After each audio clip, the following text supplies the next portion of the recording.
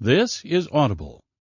Audible Studios presents The Dragon Knight, written by Gordon R. Dickson, narrated by Paul Bamer. Chapter 1.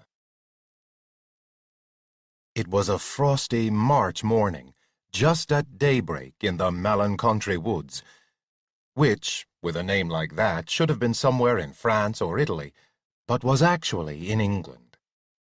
Not that anyone who had anything to do with those woods, from the three hedgehogs curled up together for warmth in their untidy, leaf-filled hollow under a nearby hedge, to Sir James Eckert, Baron de Bois de Malencontré et River-Oak, asleep with his wife, the Lady Angela, in the castle nearby, ever bothered to use that Frenchified name in ordinary conversation, mind you. The title of Malencontré had been pinned on the woods by their previous owner, who was now a landless fugitive, possibly somewhere on the continent. And serve him right. With Sir Hugh de Malencontré safely out of the way, all the local inhabitants had gone back to referring to the woods by their real name, which was that of High Bramble Forest, all of which was a matter of supreme indifference to the one individual on his feet at the moment and passing through them, not far from the aroused but happily, safely hidden hedgehogs and close enough to the castle Malencontré to see it clearly between the trees. It was a natural indifference, since the early traveller was Ara, an English wolf, who regarded not only this woods but a number of others as well as his own personal territory anyway, and so never bothered to concern himself about what others might call it. Actually, Ara very seldom bothered to concern himself about anything. For example, although the early spring morning was bitterly chill, he paid no attention to that fact, except insofar as it increased the possibility of scent trails lying closer than usual to the ground. He showed, in fact, the same sort of unconcern toward the temperature that he did to all other things: wind, rain, brambles, humans, dragons, sandmerks, ogres, and all else. He would have shown it in equal degrees to earthquakes, volcanoes, and tidal waves if he had happened to encounter them, but so far he had not. He was a descendant of dire wolves, as large as a small pony, and his philosophy was that the day anything came along that he could not handle, he would be dead, which would take care of any problems that might arise in either case.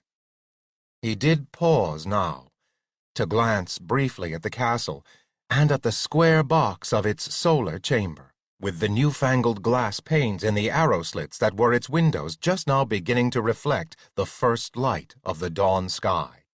But in spite of the strong opinions he had against glassed-in windows, he had a personal fondness for Sir James and Lady Angela, whom he knew to be aslumber right now in the solar, slug-a-beds though the two were to be wasting a fine crisp dawn like the present one, by spending it indoors.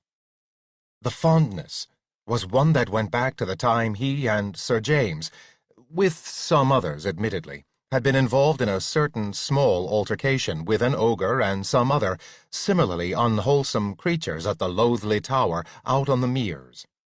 Sir James had then, through no fault of his own, been inhabiting the body of a friend of Ara's, a dragon named Gorbash. Ara allowed himself a few moments of nostalgic recollection of those past but interesting times. Having done so, however, he became unexpectedly aware of a feeling of uneasiness in his bones concerning both James and Angela, but James in particular. The feeling had not been there a second before, and he turned his full attention upon it, being a wolf who had learned to pay heed to the signals his undersenses sent him. But the uneasiness neither explained itself nor disappeared. Sniffing the air and scenting nothing amiss, he accordingly dismissed it, making only a mental note to mention it at the first opportunity to S. Carolinus, the next time he found himself passing close to that magician's cottage, up by the tinkling water. Carolinus would be able to tell if the feeling portended anything Ara might need to bestir himself personally about. though it was hard to imagine what anything like that could be.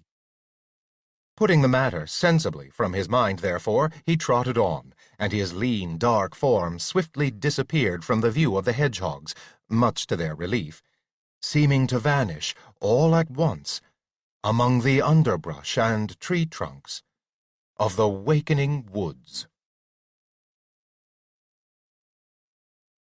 Chapter 2. James Eckert, now Sir James, Baron de Bois de Malencontrey, etc., though he seldom felt like he really was, awoke in the dawn gloom of the bedchamber he occupied with his wife, Angela, in the Castle de Bois de Malencontrey. Pale slivers of light, showing around the edges of the heavy curtains obscuring the scandalous glazed window of the room, signaled that dawn was at hand. Beside him, under the small mountain of furs and bedcovers that made the unheated, stony-walled room bearable, Angela breathed steadily, in sleep. Caught in that odd state that lies between slumber and full awakedness, Jim tried to ignore whatever it was that had woken him.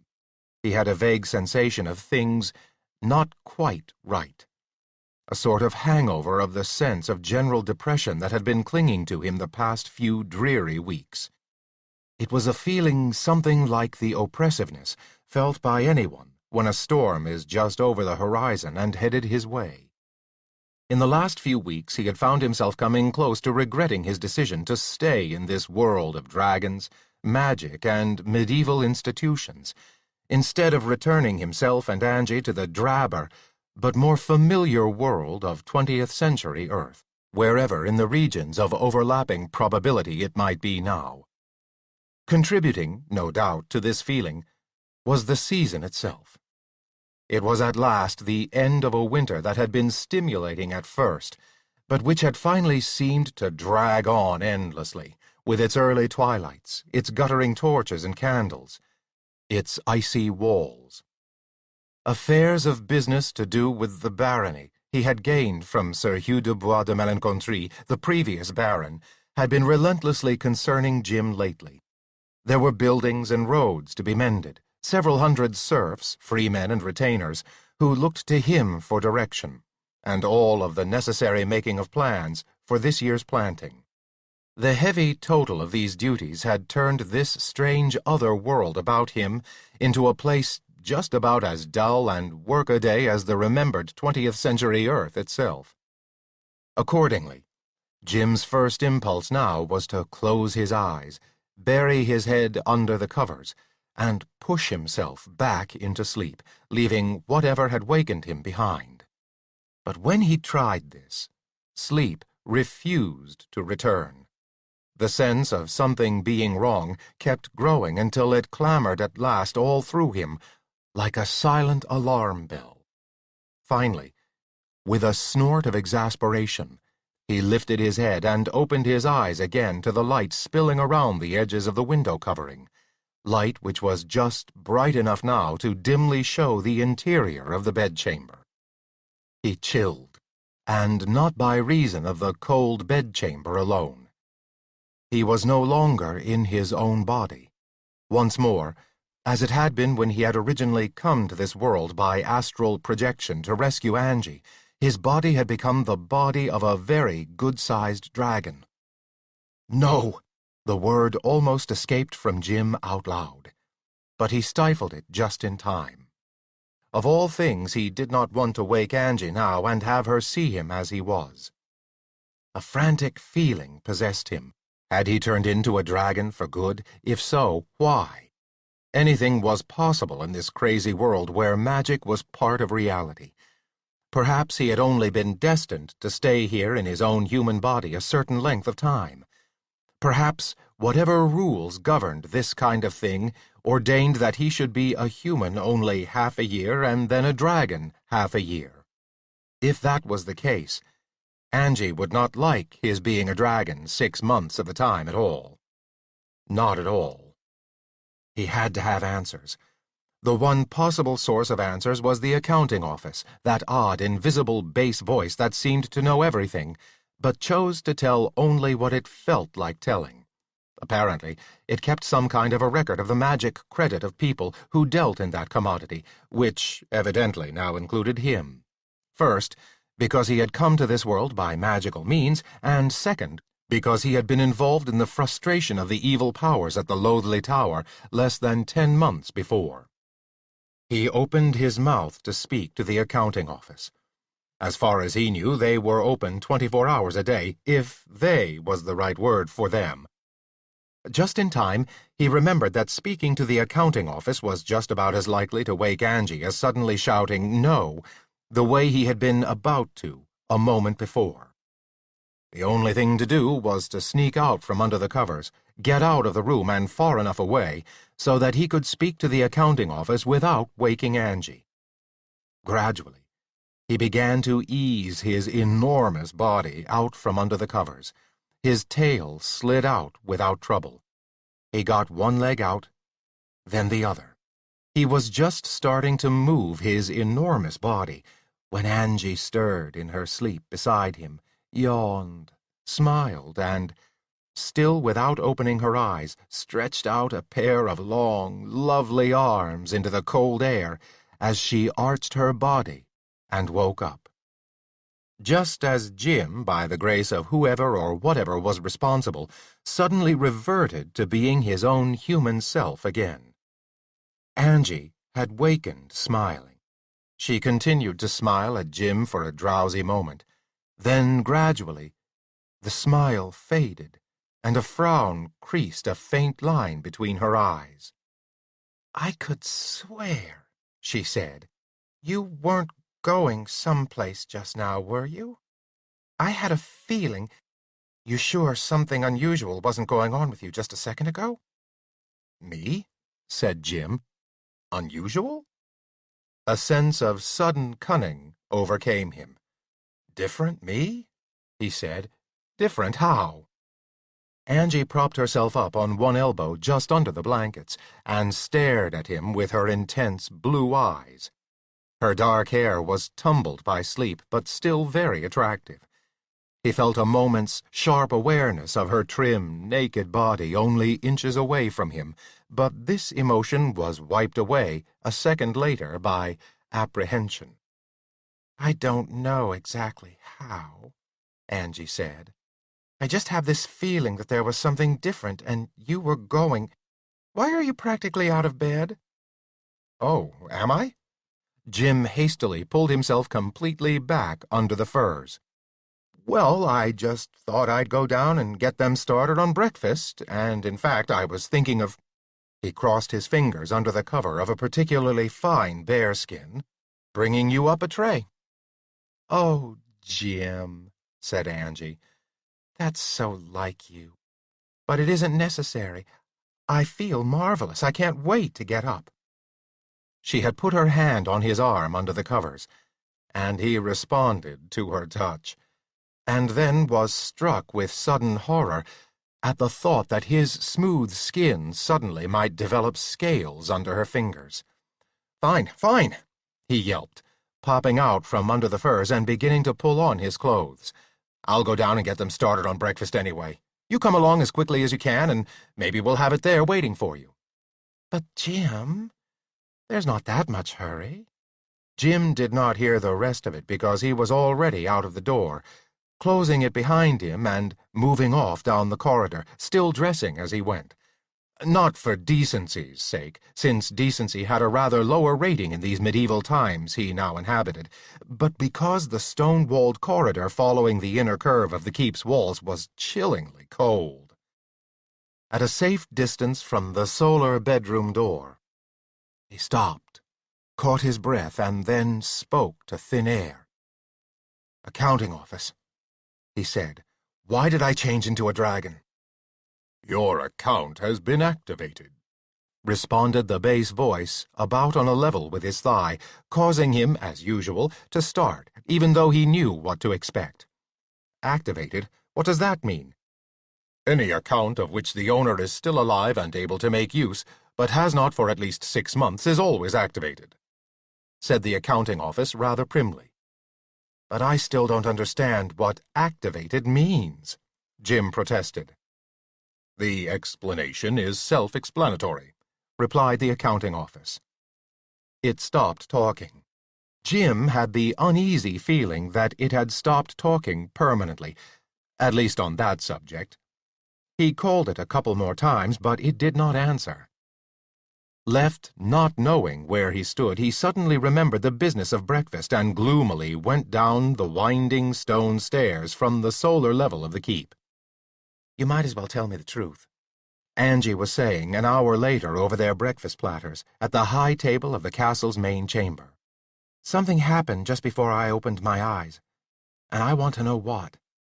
I can always tell when you're trying to hide something from me. Honestly, Angie, Jim was saying, when his answer became beside the point entirely, as he changed once more into a dragon. "Eee!" exclaimed Angie at the top of her lungs.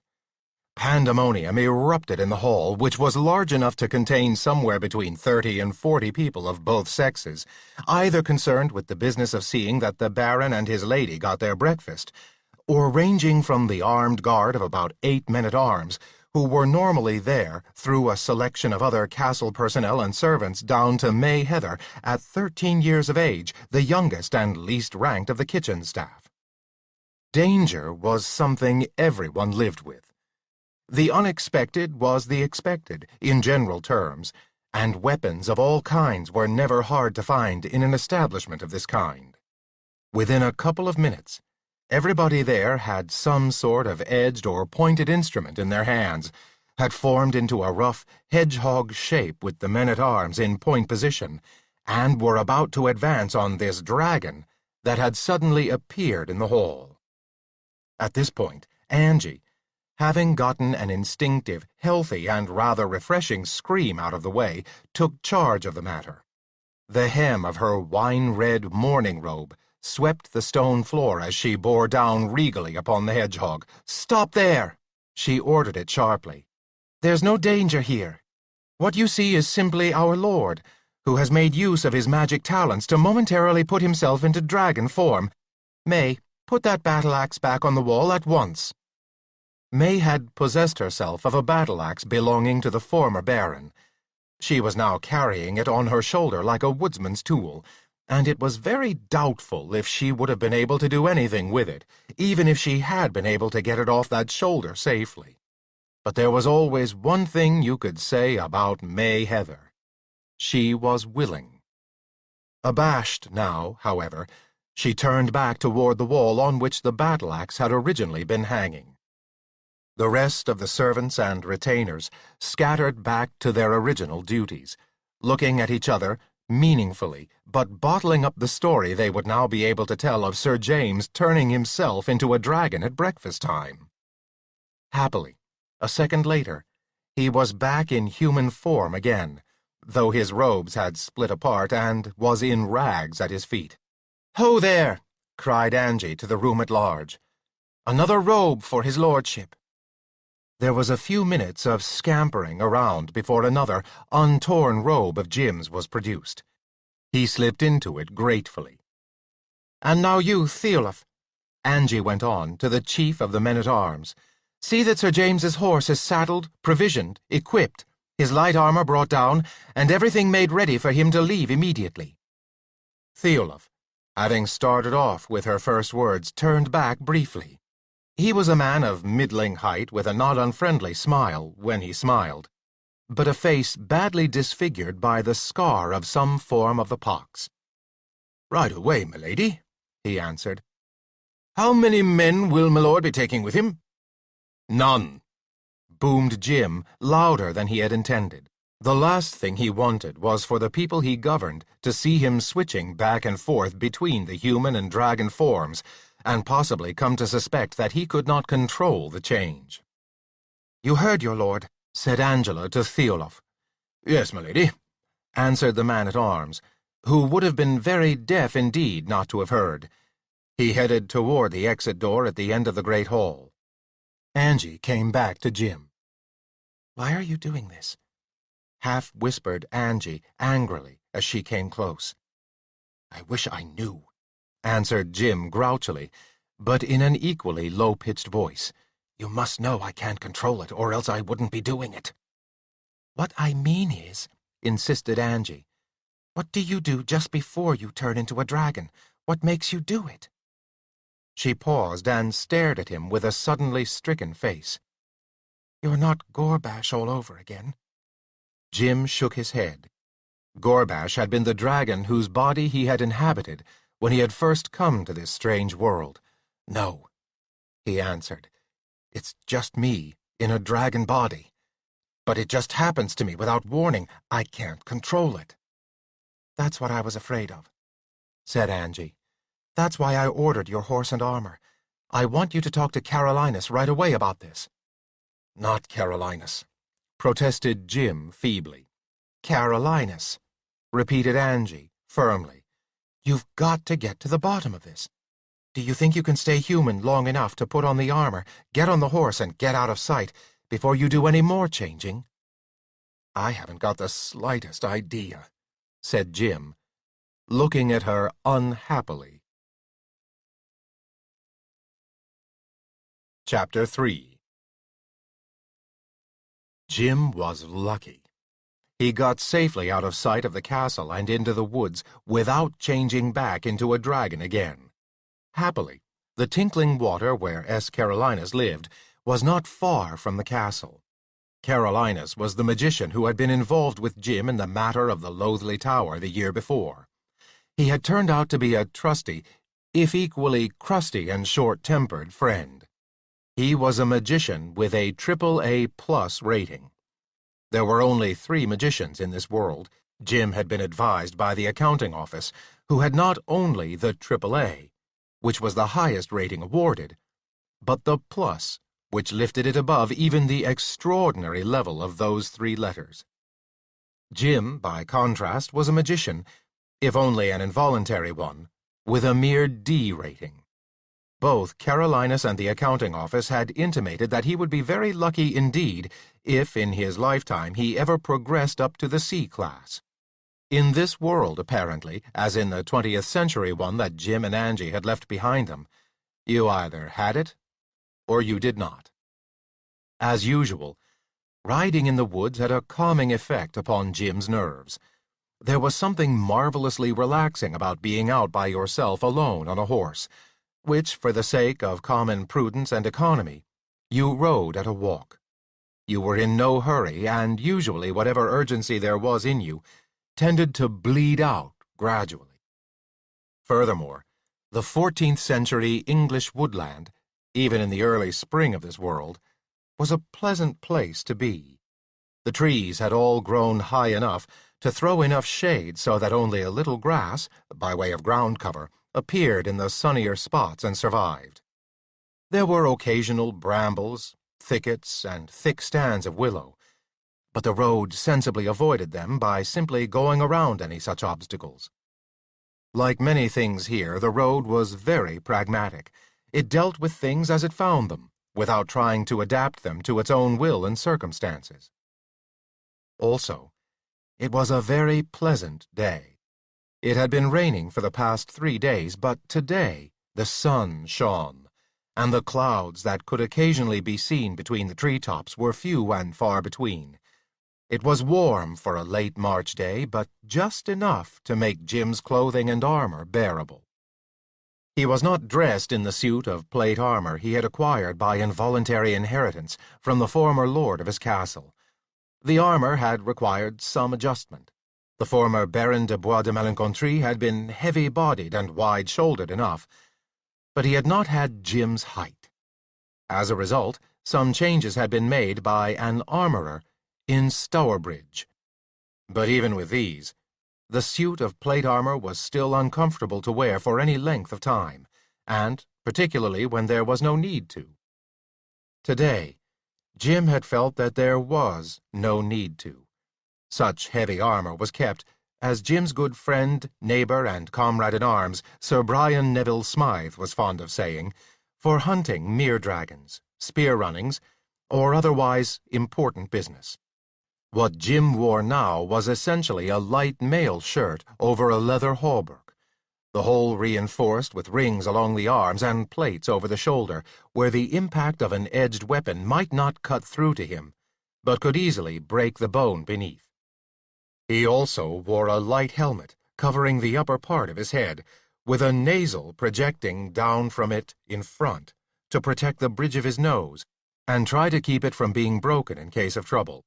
Also, a pair of equally light greaves on the tops of his thighs. The end result of all this was that, although the day might have been a little cool for Jim in the kind of clothes he would have been used to wearing in the 20th century, it was perhaps even a bit on the warm side for him under these conditions. The district was in the English Midlands, and already had more than a foot into spring. Consequently, Jim's spirits rose. What if he was indeed turning into a dragon unexpectedly from time to time? Carolinus would be able to tell him why and set the matter right.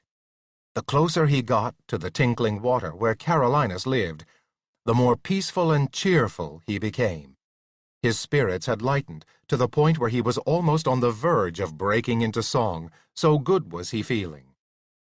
Just at that moment, however, he rounded a curve in the forest track that was the road, and saw, crossing ahead of him, a family of wild boar. The sow first, followed by half a dozen young ones. Meanwhile, facing in Jim's direction almost as if waiting for him was the father of the family, the boar himself. The thought of song vanished from Jim's mind, and he reined his horses to a halt. He was not unarmed.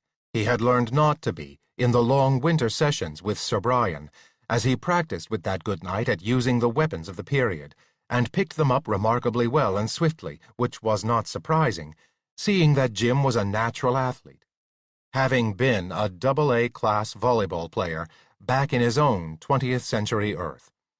But here in a 14th century world it was not wise for a single person, or even a group of persons, to go unarmed any place. Outside of wild boar, like the one confronting him right now, there were as well unknown wolves, bears, outlaws, unfriendly neighbors, and any of a number of other inimical possibilities. Consequently, Jim was wearing his regular broadsword, and the smaller of his two shields hung from his saddle. In addition to that, a long poignard in its sheath balanced the sword by hanging down on the other side of his belt, a dagger-like instrument with a blade some 11 inches long. However, none of these were ideal tools for discouraging an attack by a large and well-tusked boar, like the one he saw before him. Not that a boar like that was likely to be discouraged, even by a knight in full-plate armor, with spear. Once a boar made up his mind to charge, as Ara had once said, that was about all he would be able to think about until everything was over. There were other weapons more suited to handling a boar than those Jim wore. One was a boar spear, which was a short but stoutly built spear made mainly of metal, so that the boar could not bite its shaft in half. It had a crosspiece some 3 feet behind its wickedly tined head. The purpose of the crosspiece was to keep the boar from charging all the way up the spear, ignoring it completely, and going to work with his tusks on the man who held the spear. Even Mayheather's battle-axe would have been welcome at the moment. Jim sat and waited. He hoped that the family, consisting of the sow and the younger boars, would vanish into the woods on the far side of the road, and that the boar himself would turn to follow them. Nonetheless, Jim was conscious of feeling uneasy. His horse was definitely uneasy. Jim wished he could afford a horse like Sir Brian's, which was a highly trained war horse, with as much instinct to attack on sight as the boar had, and trained to fight anything before it with teeth and hooves.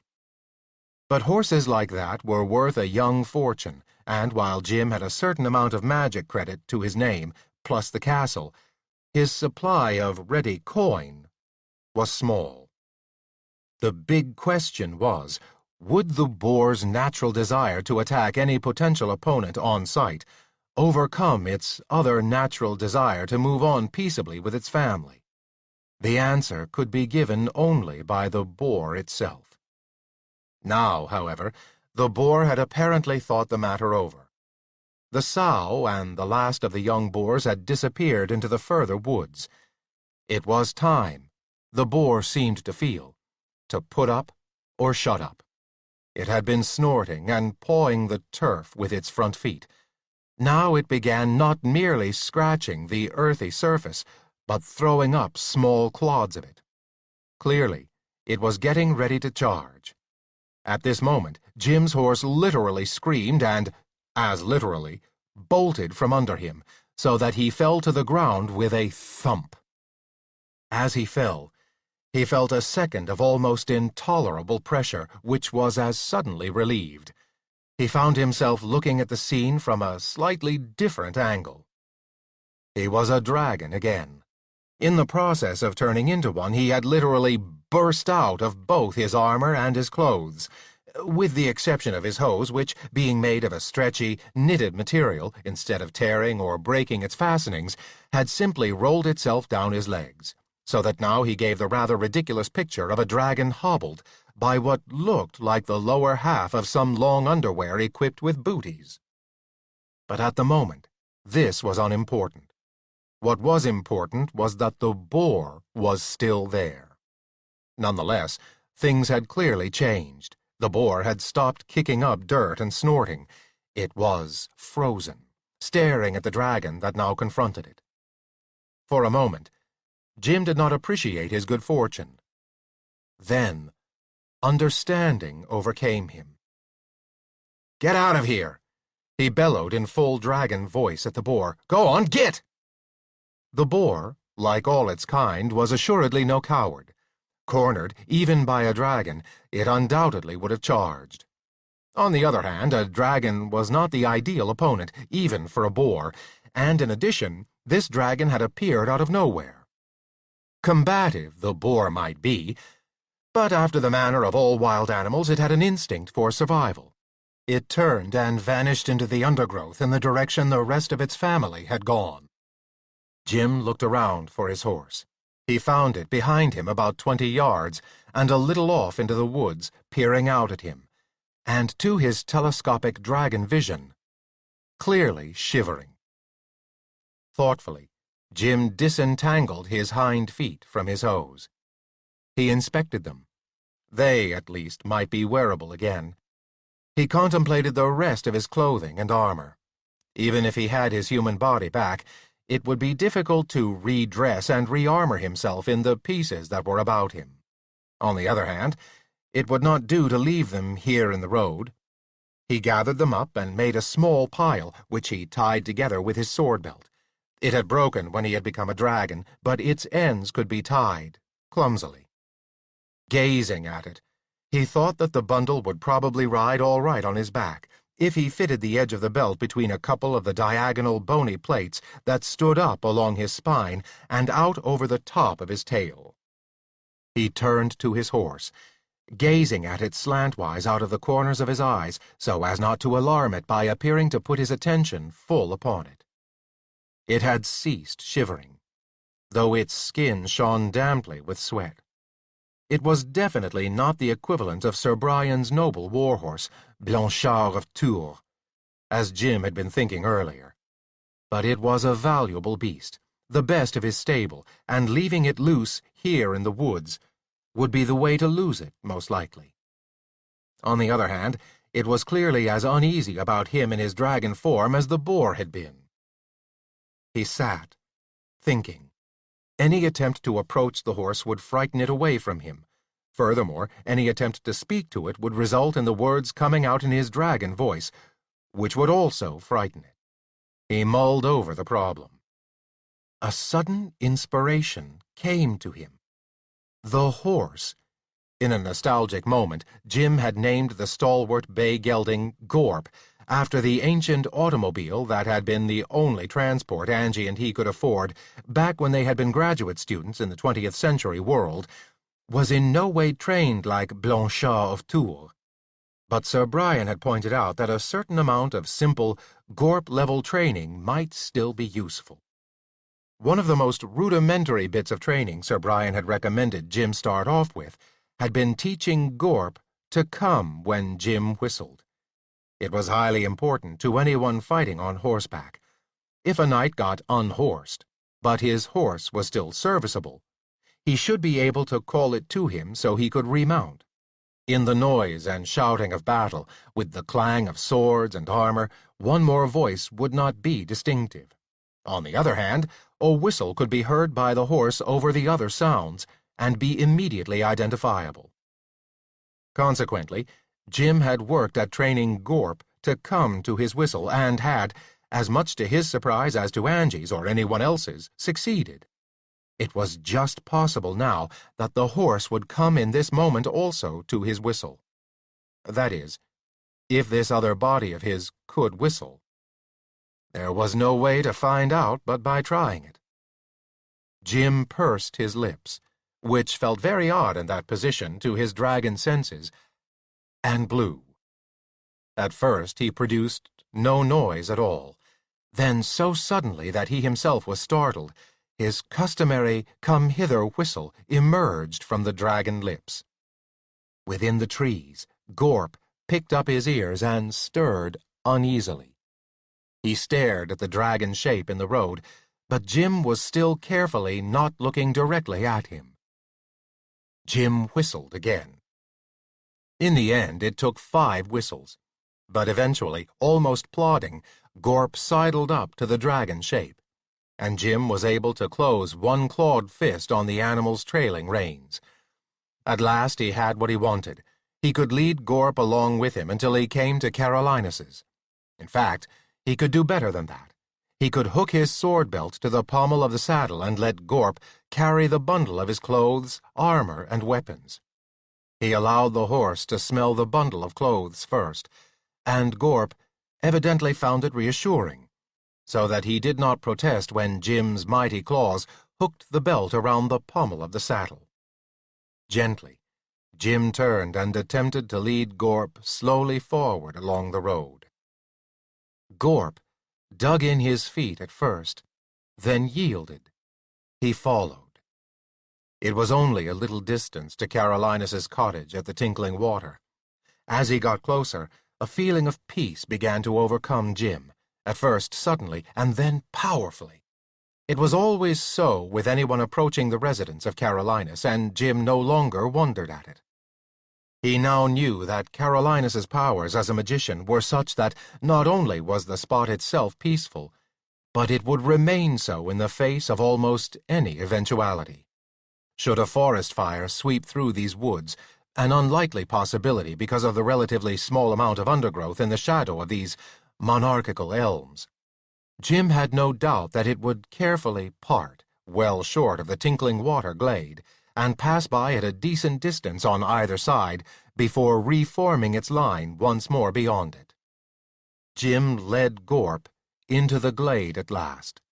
It was warming, in spite of his situation, to see the tiny clearing among the trees with the stream running through it and tumbling over a small waterfall at its upper end. Beside the stream and a little off to one side, close to the small house beyond it, was a pool with a fountain. As Jim and Gorp approached the building, a small fish leaped out of the water, made a graceful curve, and as gracefully re-entered the water head first. For a moment, Jim could have believed that what he had actually seen was a miniature mermaid, but it was probably just imagination. He put the thought aside. As usual, the tinkling water of the stream and fountain lived up to its name. It did indeed tinkle, not with the sound of tiny bells, but with the fragile sound of glass chimes stirred by a gentle breeze. Also, as usual, on either side of the immaculately raked gravel walk, though Jim had never seen anyone, let alone Carolinus, actually raking it, were 2 lines of flower beds filled with a crowded congregation of asters, tulips, zinnias, roses, and lilies of the valley, all blooming, in complete disregard for their normal seasons, to do so. In the midst of one of the flower pots rose a post, to which was attached a white painted board, on which in black, angular letters the name of S. Carolinus was elegantly imprinted. Jim smiled at it and dropped Gorp's reins, leaving the horse to crop at the thick carpet of grass which surrounded all else in the glade, and went up to the house by himself. From this spot, he knew Gorp would not stray. The house was a modest, narrow affair of 2 stories with a sharply slanting roof. The walls seemed to be made of pebble-sized stones of a uniform gray color, and the roof itself was of light blue tiles, almost the color of the sky. A red brick chimney rose out of the blue roof. Jim went on up to the front door, which was green and set above a single red-painted stone step. He had been intending to knock at the door, but as he got close, he saw that it was standing slightly ajar. From within the house came the sound of a voice, raised in exasperation and snarling away in some language Jim could not understand, but which evidently possessed a great number of words that sounded as if they had jagged edges and were anything but complimentary. The voice was that of Carolinus. The mage was evidently angry about something. Jim hesitated, suddenly doubtful. Carolinus was seldom numbered among the ranks of patient individuals. It had not occurred to Jim that he might be bringing his problem to the other at a time when Carolinus was having a difficulty of his own. But the feeling of unease which had come over Jim yielded almost immediately to the general feeling of peace in the environment. He went on up the single red step, knocked diffidently at the door, knocked again when his first knock was apparently ignored, and, at last, since Carolinus seemed determined not to pay any attention to the sound of it, pushed open the door and squeezed through it. The single cluttered room he entered took up the whole ground floor of the building, but right now it had no light coming into it through its windows at all, though no blinds or curtains appeared to have been drawn, and a fairly substantial gloom pervaded it. Only on its curved ceiling were scattered specks of light. Carolinus, a thin old man in a red robe, wearing a black skull-cap and an equally thin, rather dingy-looking white beard, was standing over what looked like a basketball-sized sphere of ivory color, which glowed with an inner light. From apertures on that sphere, some of the light was escaping to make the flecks on the ceiling. Carolinus was swearing at it in the unknown tongue Jim had heard as he came in. Said Jim, hesitantly. Carolinus stopped cursing. It could be nothing but cursing he was doing, and removed his gaze from the globe to glare at Jim. "Not my day for drag," he began fiercely, then broke off, adding in a hardly more friendly note, "So, James." "Well, yes," said Jim, diffidently. "If I've come at a bad time—" "When did anybody ever come to see me at a good time?" snapped Carolinus. "You're here because you're in trouble, aren't you? Don't deny it. That's the only reason anybody ever comes to see me. You're in trouble, aren't you?" "Well, yes," said Jim. "Can you talk without beginning every sentence with 'well'?" demanded Carolinus. "Of course," said Jim. His own temper was beginning to shorten a little bit. Carolinus sometimes had that effect on people, even normally easy-going characters like Jim. "Then pray do so," said Carolinus. "Can't you see I've got difficulties of my own?" "I rather figured you had," said Jim, "from the way you were talking. But I don't really know what it is that's bothering you." "You don't?" retorted Carolinus. "I should think any fool could see, even a master of arts." The last word came out with a definitely sarcastic edge. Jim had been incautious enough early in their acquaintance to mention to Carolinus that he had gotten a degree as Master of Arts in Medieval Studies at a Midwestern university. It had only been later that Jim had discovered that in this world, and particularly in the exclusive province of magicians, the term Master of Arts indicated a great deal more prestige and accomplishment than the academic equivalent he had picked up at Michigan State. "Can't you see my orrery isn't working right?" went on Carolinus. "It's showing me a view of the heavens that's all turned around. I can tell by one glance. But I can't put my finger on what's wrong. I'm sure the North Star shouldn't be there." He pointed to a far corner of the room. "But where should it be?" "In the north," said Jim innocently. "Of course, in the—" Ugh. Carolinus broke off suddenly, stared at Jim, and snorted. Bending over his ivory globe, he rotated it roughly a quarter turn. The lights of the ceiling flickered to a new position. Carolinus looked up at them and sighed happily. "Merely a matter of time until I found the right spot myself, of course," he said. For a moment he sounded almost genial. He looked at Jim again. "Well now," went on Carolinus in what for him was a reasonable tone, "what does bring you to see me, then?" "Do you mind if we step outside to talk about it?" asked Jim, still diffidently. The fact of the matter was that, with his size and the low ceiling of the room, plus its general darkness at the moment, he had a vision of stepping on or brushing off a table some priceless object, and sending Carolinus back into his ill temper once more. "I suppose I could do that," said Carolinus. "All right, then. After you." Jim turned and squeezed back out the door into the sunlight. Gorp raised his head momentarily from the grass he was cropping to look at the two of them as they emerged, and then went back to the more important business of feeding himself. Jim stepped down from the red step to the pathway, and Carolinus joined him there. "So," said Carolinus, "you're here in Dragon Body. Why?" "That's it," answered Jim. "What do you mean, that's it?" echoed Carolinus. "I mean," said Jim, "it's the dragon body. That's the reason I'm here. I seem to have started turning into a dragon unexpectedly from time to time. I asked the accounting office, and all they'd tell me was that my account had been activated." Said Carolinus. "That's right. Been a good bit over 6 months, hasn't it? I'm surprised they didn't do it before now." "But I didn't want my account activated," Jim said. "I don't want to keep changing into a dragon and back again without warning like this. I need your help to stop it." "Stop it?" Carolinus's white eyebrows climbed up his forehead. "There's no way I can stop an account being activated, particularly since the time limit's more than run out." "But I don't even understand what's meant by my account being activated," said Jim. "Why, my good James," said Carolinus exasperatedly, "you shouldn't need any help to reason that out. You've a certain balance with the accounting office. A balance is energy, potential magical energy, and energy is not static.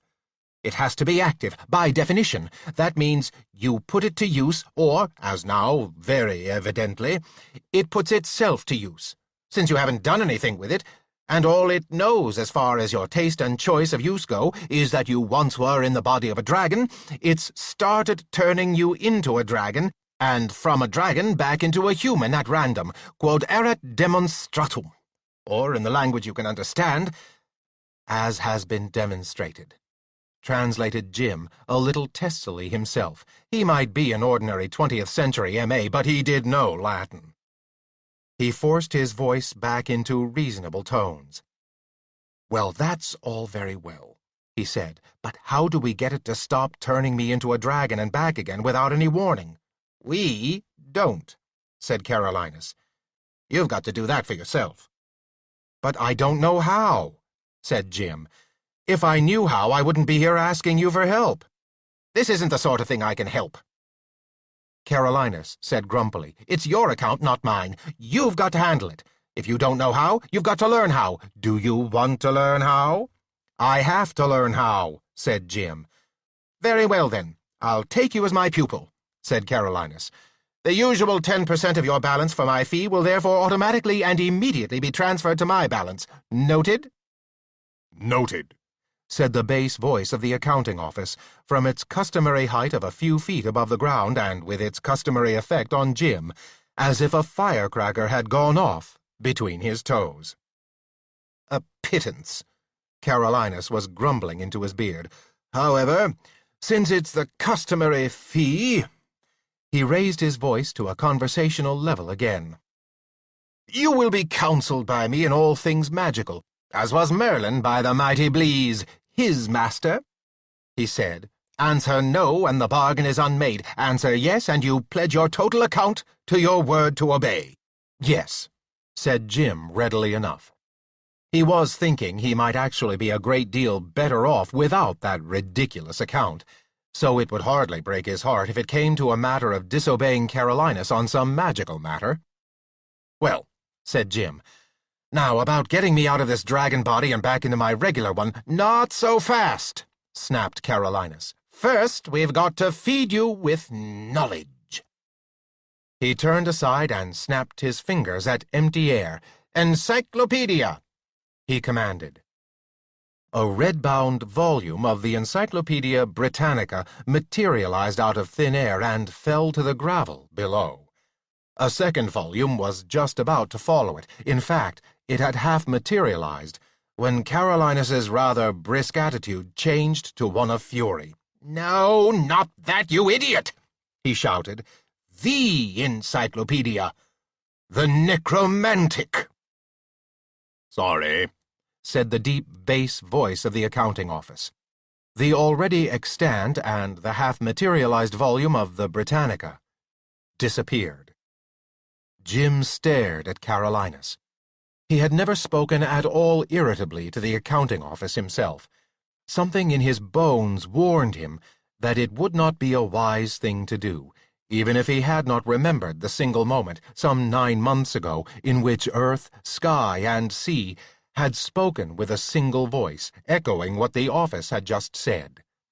He had a feeling that he would know better than to speak up to the accounting office voice.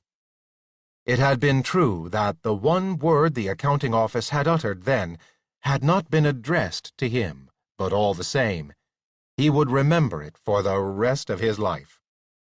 Nor had it been ineffective. The dark powers, for all their omnipotence, had been immediate in delivering Angie back to him once that command had been given. Yet, here was Carolinus, who regularly treated the accounting office voice as if it was some junior employee, and a half-witted one at that. "Ah," said Carolinus.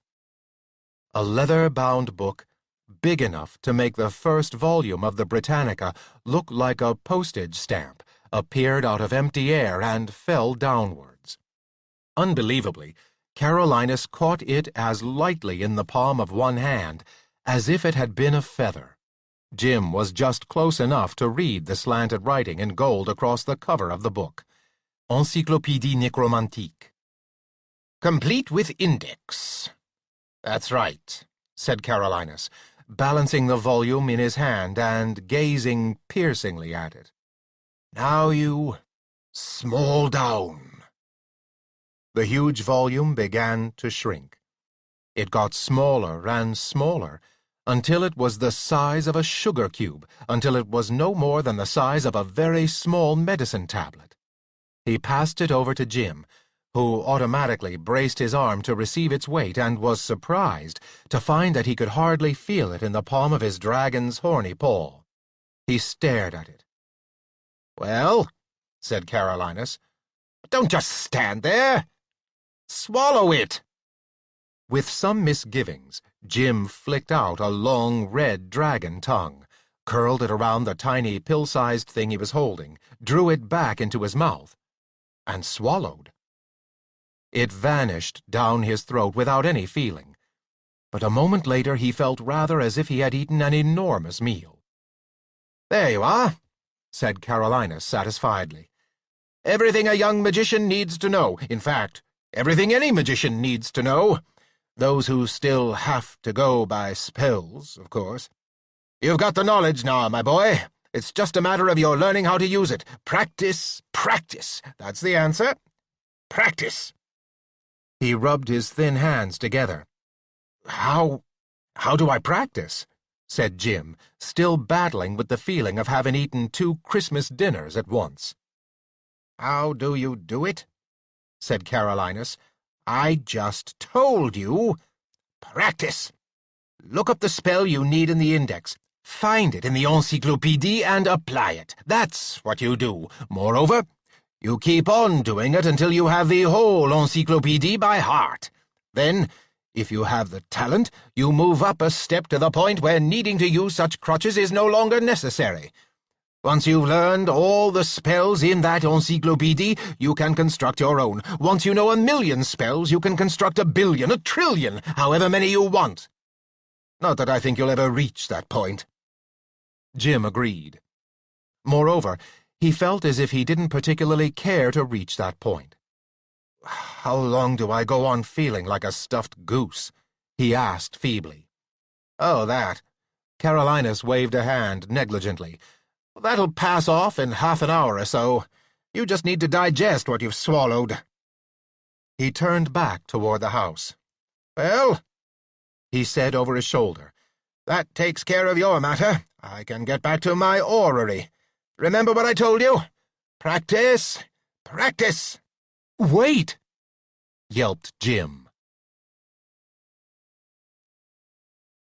Chapter 4.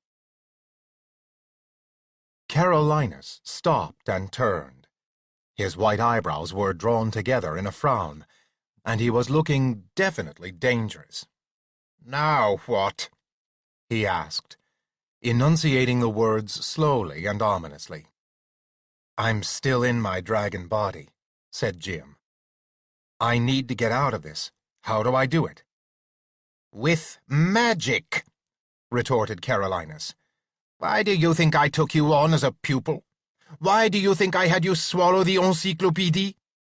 You have the means. Use them." Jim made a flash examination of his mind. He could feel knowledge there, all right, a lump as indigestible and unavailable as the weight he seemed to feel in his stomach. "You had me swallow it," said Jim desperately, "but I don't know how to use it. How do I turn myself from a dragon back into myself?"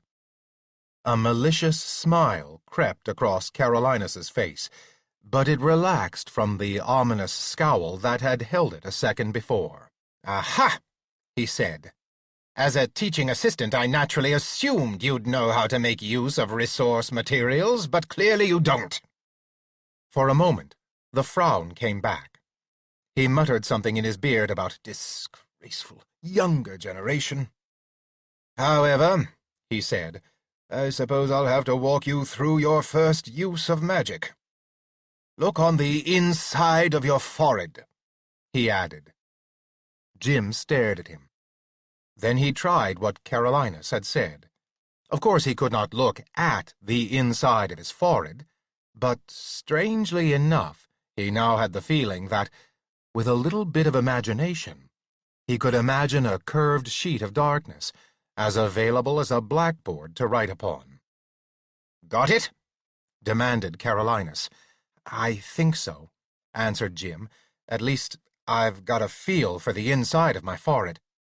"Good," said Carolinus. "Now, bring up the index." Jim concentrated on his imaginary blackboard, and with another imaginative effort, he discovered that large golden letters were forming against that dark surface, and that they read, "Index." "I think I've got that too," said Jim, squinting at the scene around him, as if that would help focus his mind on what he was trying to envision. "Very well," said Carolinus. "Now, bring up the following, one at a time. Ready?" "Ready," said Jim. "Not shape," said Carolinus. Jim made some kind of intellectual effort. There was no way he could describe it, but it was somewhat as if he was trying to remember something that he knew very well. The word index disappeared, and was replaced by a list of words that scrolled past from the bottom of his forehead, up out of sight at the top. They seemed to keep on zipping past endlessly. He caught a flash of occasional ones. Fat, thin, elsewhere. But none of them made any sense.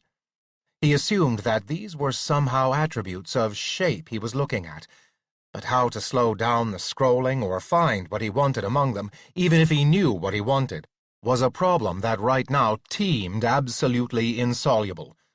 "Dragon!" He heard Carolinus's voice barking at him. Jim envisioned it. It was immediately replaced by more words scrolling, now different. Jim picked out large, British, savage. "Arrow!"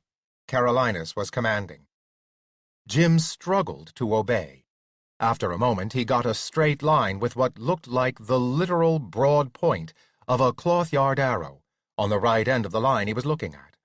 The image on the inside of his forehead now read, "Not shape, dragon, arrow."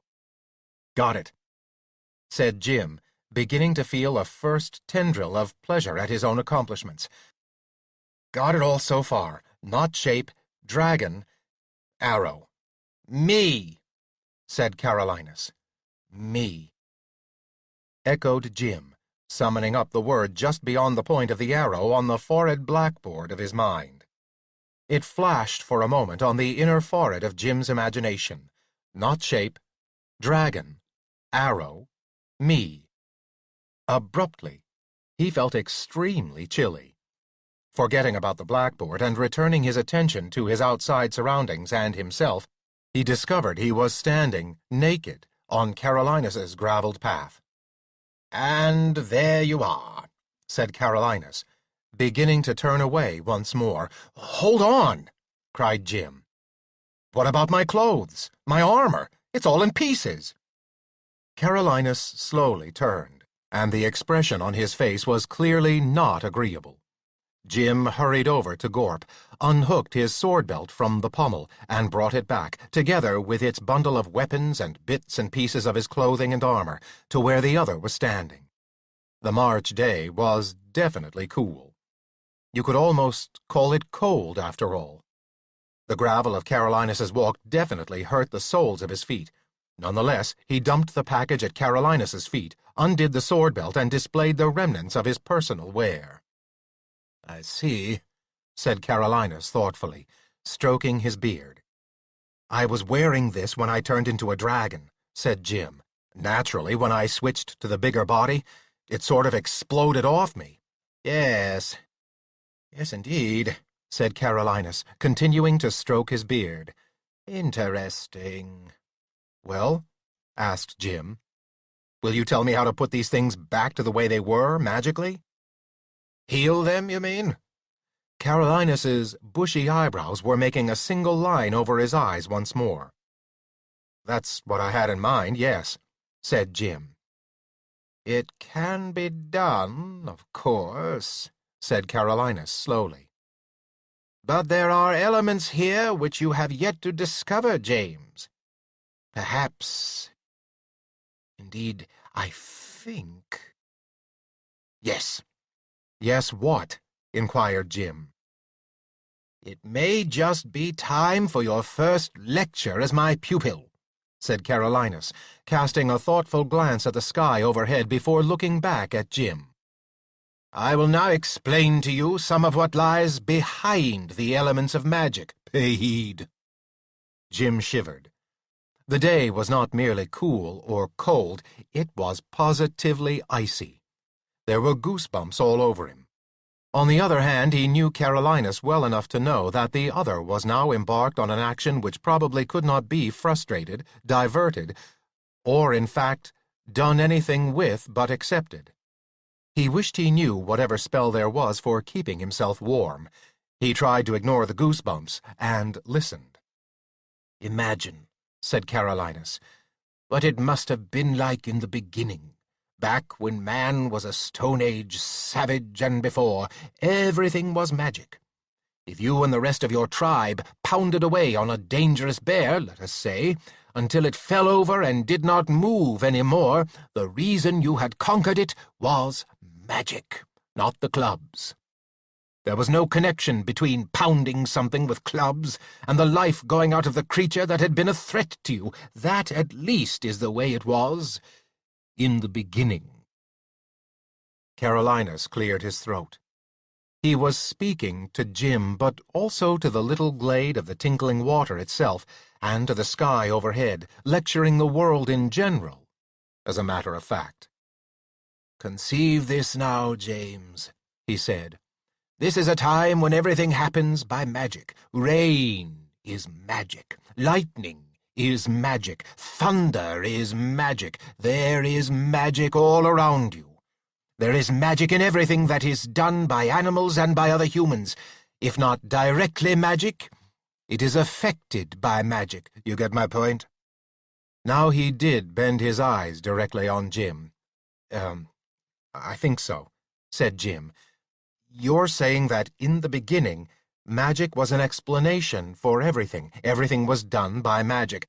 "Not an explanation," scowled Carolinus. "Everything was magical. However, as time went on, those things that were in the common area and used by everybody and about which there was no secret began to lose their aura of magic. So the idea came to be that there were things magic and things that were not magic. But they changed over from one area to the other one by one. Consider that for our purposes, you and I who deal with magic, James, everything still is magic at base." Yes," said Jim. "Very good," went on Carolinus. "Therefore, let us imagine the first time someone who was used to just draping himself with furs happened to get hold of a garment that was made of two furs, one that had been sewed together. And he wore those happily for some time until some accident or other caused the sewing to tear and the two furs to part. So he took them back to the person from whom he had gotten the joined furs, or the person he had heard of as being responsible for joining them, who turned out to be the old, wise woman of the tribe." He stopped and looked severely at Jim. "Every tribe in those days had a wise woman. It was required." Yes, said Jim, massaging his upper arms with their opposing hands. Go on. "She took the furs from him," continued Carolinus, "and said, 'Yes, I can put these back together again, but it is very secret magic. I will take them into my cave, and you must by no means try to follow or watch me. If you do, lightning will tear your skin from your bones the next storm we have.'" Jim had just recalled that his hose, which he now finally remembered, had only been stretched, not torn apart, were still essentially wearable.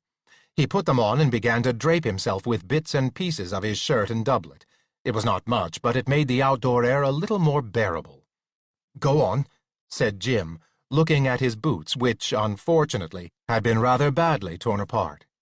He could get them on his feet all right, but there was no doubt they would not stay on the minute he tried to lift his foot to take a step. "So," said Carolinus, cheerfully ignoring him and immersed in his own lecture, "the wise woman took the skins into the cave, and after a while brought them out, and lo, they were joined together again. The man for whom she had done this paid her, and everyone was happy." Jim was still searching among the fragments of his clothing for more protection from the weather. "So what do you think had happened?" Carolinus's voice exploded like a bomb in his ear, and he jerked up to find the magician glaring at him from 6 inches away. "Well,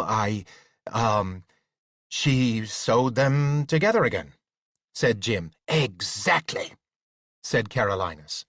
"But at that time, you now see, sewing was a magical act. What she did was to pierce holes in the skin and pull sinew through them, and this created a magic condition in which the two skins had to stay together. Do you understand?" "Yes," said Jim, shocked back into complete attention. "Now," went on Carolinus, almost sweetly, "insofar as this applies to your situation, yes. Within the Encyclopédie Nécromantique, there is the information that will allow you, or would allow me, to show you how to put your clothes back together with magic. However, the spell would have to be renewed every sunrise. It would be a problem." It would be vulnerable to any kind of counter-influence from another magic entity. In short, it is not an ideal solution, because, my dear James, the moral of what I've been telling you is that those things which have passed from the realm of magic into the realm of common everyday ways of doing things are always the best forms of magic." He stopped and frowned again at Jim. "This has ramifications far and beyond the matter of putting clothes back on your body right now," Carolinus went on. "You must always remember what you've just learned from me. Magic that has entered the common domain is the best magic. It should be used first. The best of magic that is still unknown to non-professionals is liable to mischance and destruction. I will tell you a story." He glared at Jim again. "You're listening?" "Absolutely," said Jim. "This story concerns a fellow magician who unfortunately was not the best of us. There are no bad magicians," said Carolinus. "There are only magicians gone astray. There are extenuating circumstances, of course, but I won't tell you his name. You'll find that out after you move up in the ranks, if you ever do. But even though there were extenuating circumstances, what he did was inexcusable." Carolinus paused importantly. "This magician chose to use his magical abilities for mundane ends," he said slowly and impressively. "You must never fall into that trap, James. Never." "Oh, I won't," said Jim quickly. "Good," said Carolinus. "As I was saying, he decided to use his magic for mundane ends. He thought he saw his way to control a kingdom by causing the young prince of it, who had just succeeded his father, the king, as ruler there, to fall in love with a maiden who would be completely under the magician's control.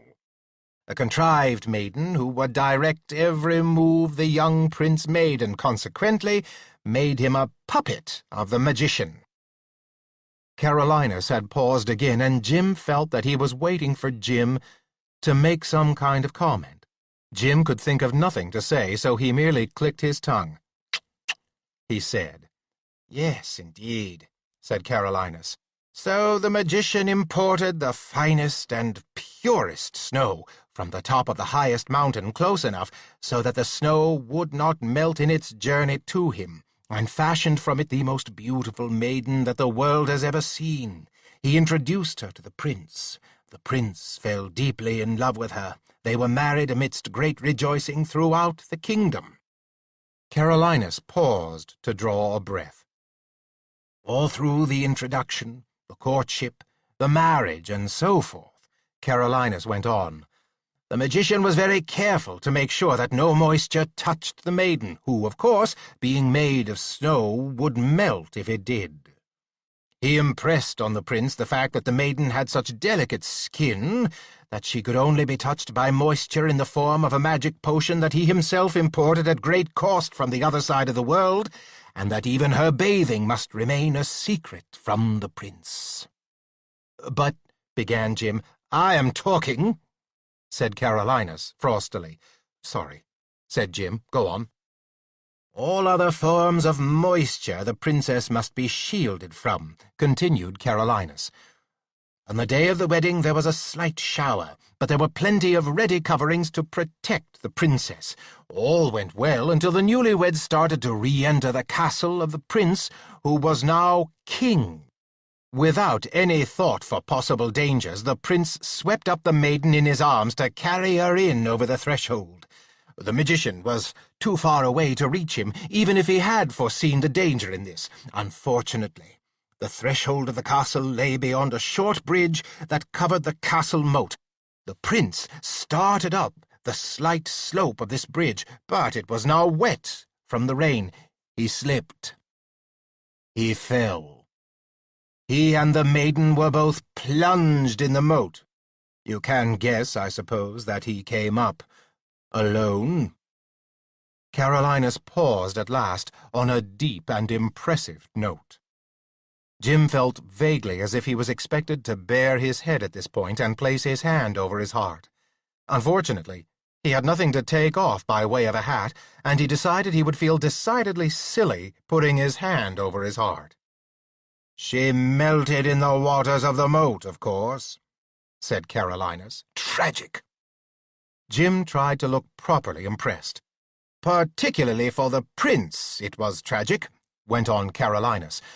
"For the plans of the magician, of course, it was ruin. For the accounting office, there was the necessity of imposing a severe fine upon the magician, for technical reasons which are somewhat beyond your reach at the moment, my dear James. The point of the whole story is, never use magic when you can better employ some mundane, if no longer recognized as such, form of magic that exists generally. Now, what I suggest, and I'll coach you through it, is that you use a spell for temporarily sticking together those parts of your apparel and armor that are now, dismembered. But when you get home, you have them properly reattached, the one to the other, or whatever else needs to be done, by purely mundane means. Do you follow?"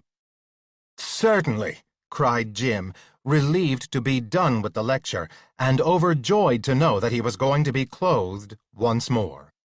He had been rather sure that Gorp would not be likely to let him mount in his present ragtag appearance, and he did not look forward to a walk all the way back to the castle.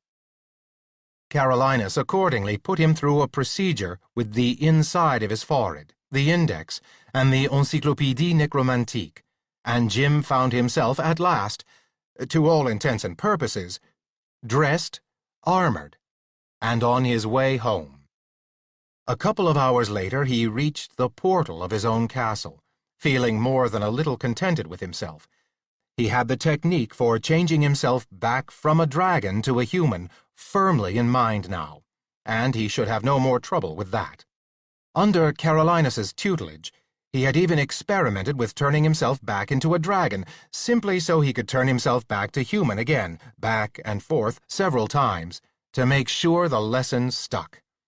It had been, all in all, a good day. "My lord," said the man-at-arms at watch on the gate, "Sir Brian Neville Smythe. He's here." "Oh?"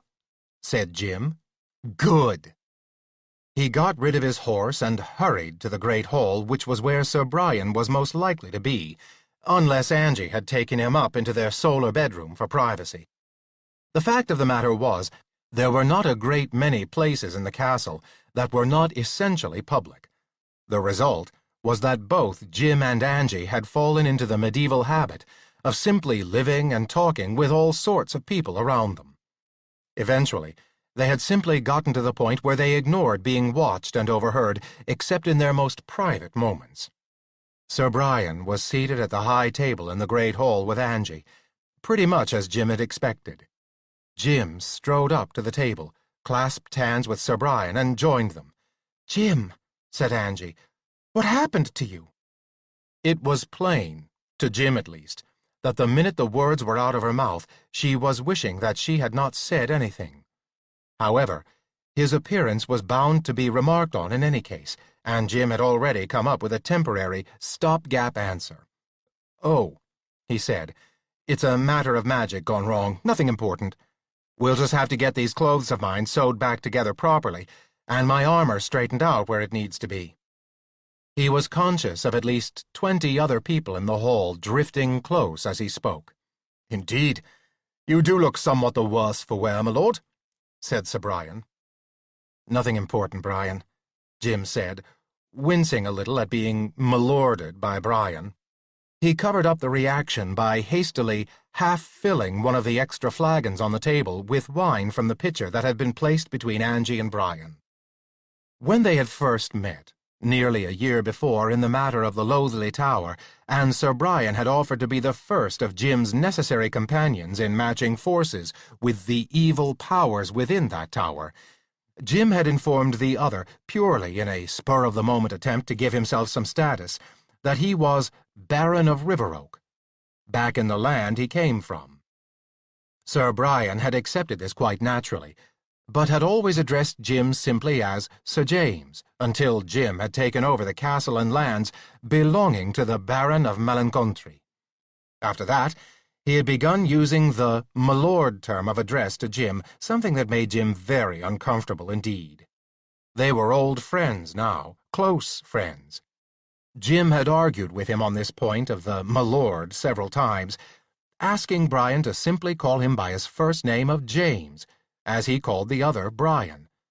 Still, Brian had a tendency to slip from time to time. Habit was strong. Sir Brian was now sitting at a 45-degree angle from Jim, since he, Jim, and Angie were clustered around one corner of the high table, with Jim along the long axis of it, and Brian on the short, with Angie in between. Of the three of them, Sir Brian would have seemed to almost any eye to stand apart from both Angie and Jim. The good knight was in his 25th year, as Jim happened to know, actually a good 3 years younger than Jim. But any observer seeing them together for the first time would have undoubtedly assumed Brian was at least 10 years older than Jim. Partly this was due to his angular, clean-shaven, sun-tanned face, which showed evidence of exposure to outside weather. But also, a great deal was simply due to the fact that Sir Brian radiated an air of confidence, self-possession, and natural authority to command, which Jim simply did not. Brian had grown up taking it for granted he would be a leader. He had always led, he was a leader now, and, a little like Ara the English wolf, the day that changed for him, he would be dead. In which case, any question about his right to his appearance would be beside the point. Compared to Jim and Angie, he was poor. He was a knight bachelor, which simply meant he was not a knight baronet. The bachelor part did not refer to his unmarried state. He awaited the return of the father of Géronde Isabelle de Chauny, another neighbor, from the Holy Land, which return might never happen, so that Brian could ask for permission to marry Géronde. His castle, Castle Smythe, was old and in poor repair. His lands were small, compared to those of Malencountry. Once married to Isabel, he would eventually, on Lord de Chauny's death, be able to add the de Chauny lands to his possessions. Then he would be more on par with Jim and Angie. But for the present, as it had been for some years now, he was more or less living on the edge of poverty. It did not, Jim had thought, ever seem to concern him a great deal. "Well?" said Angie impatiently. "What about your visit? What did you find out?" "Oh, well," said Jim. "It turns out that my magic balance with the accounting office—" He looked at Brian. "You're familiar with that, aren't you, Brian?" he said. "Assuredly, James," said Brian. "Apparently, it can't be allowed just to lie idle. I have to use it, or it'll start using me," he said. "Carolinus fixed me up with the necessary knowledge to use it. If you don't mind, I won't explain any further because it gets a little complex, but he gave me the knowledge, and what I've got to do now is practice. So that's what I'll be doing for the next 6 months, except when necessity keeps me from it. Practicing magic." "You may not have time, James," said Sir Brian, solemnly. Chapter 5. Jim merely blinked at Brian, but Angie was quicker off the mark. "What do you mean he won't have the time?" she demanded, leaning aggressively towards Sir Brian. "Why shouldn't he have the time? What's going to keep him from it?" "As a matter of fact," said Brian, "that was what I dropped by to tell you about. I wanted to wait until Jim was also here to tell you both, since it is a matter concerning you both." There was an absence of any smile on his face, and a gravity of manner generally. For a moment, Angie said nothing, and so Jim asked the direct question. "What's this you come to tell us?" "Why, there's been a great battle fought at a place called Poitiers, in France," answered Sir Brian, "by Edward, eldest son of our King Edward, and first prince of the realm. It was fought against King Jean of France, with all his knights and footmen, and, though it wrings my heart and that of every loyal Englishman to hear it, Prince Edward has been taken prisoner by that same Jean." Jim and Angie flashed a glance at each other, in which they agreed they were both at a loss as to how to respond to this. but a response was certainly expected by Brian. They turned back to him. "Shocking," said Angie, getting a real note of outrage into her voice. "Yes, indeed," added Jim hastily. "You may well say that, and a good deal more," said Sir Brian grimly. "All England is in an uproar. There is no gentleman worthy of the name who is not now readying horse, armour, and troops to recover our prince and teach that proud Frenchman a lesson." "You too, Brian?" asked Angie. "Yes, by St. Dunstan," said the knight emphatically. He directed a burning blue glance on Jim. "Knights like yourself and myself, James, will not wait for our liege, whom we all know is somewhat inattentive in matters of state." Brian meant, Jim knew of course, that the king was a confirmed alcoholic and usually in a drunken stupor. Confronted with any kind of decision, he could dither and avoid it for months, putting it off until some day he conceived to be decisive, a day which, needless to say, would never come for him. "But we'll start now to ready ourselves for the expedition," went on Sir Brian. Jim and Angie stared at each other again. "I've already heard," Brian went on, "that the Earl Marshal and a few other responsible lords about the throne will see to a proper levy being ordered. Meanwhile, there need be as little waiting as possible. We'll gather our forces as quickly as we can and embark from one or the other of the sink ports, probably Hastings."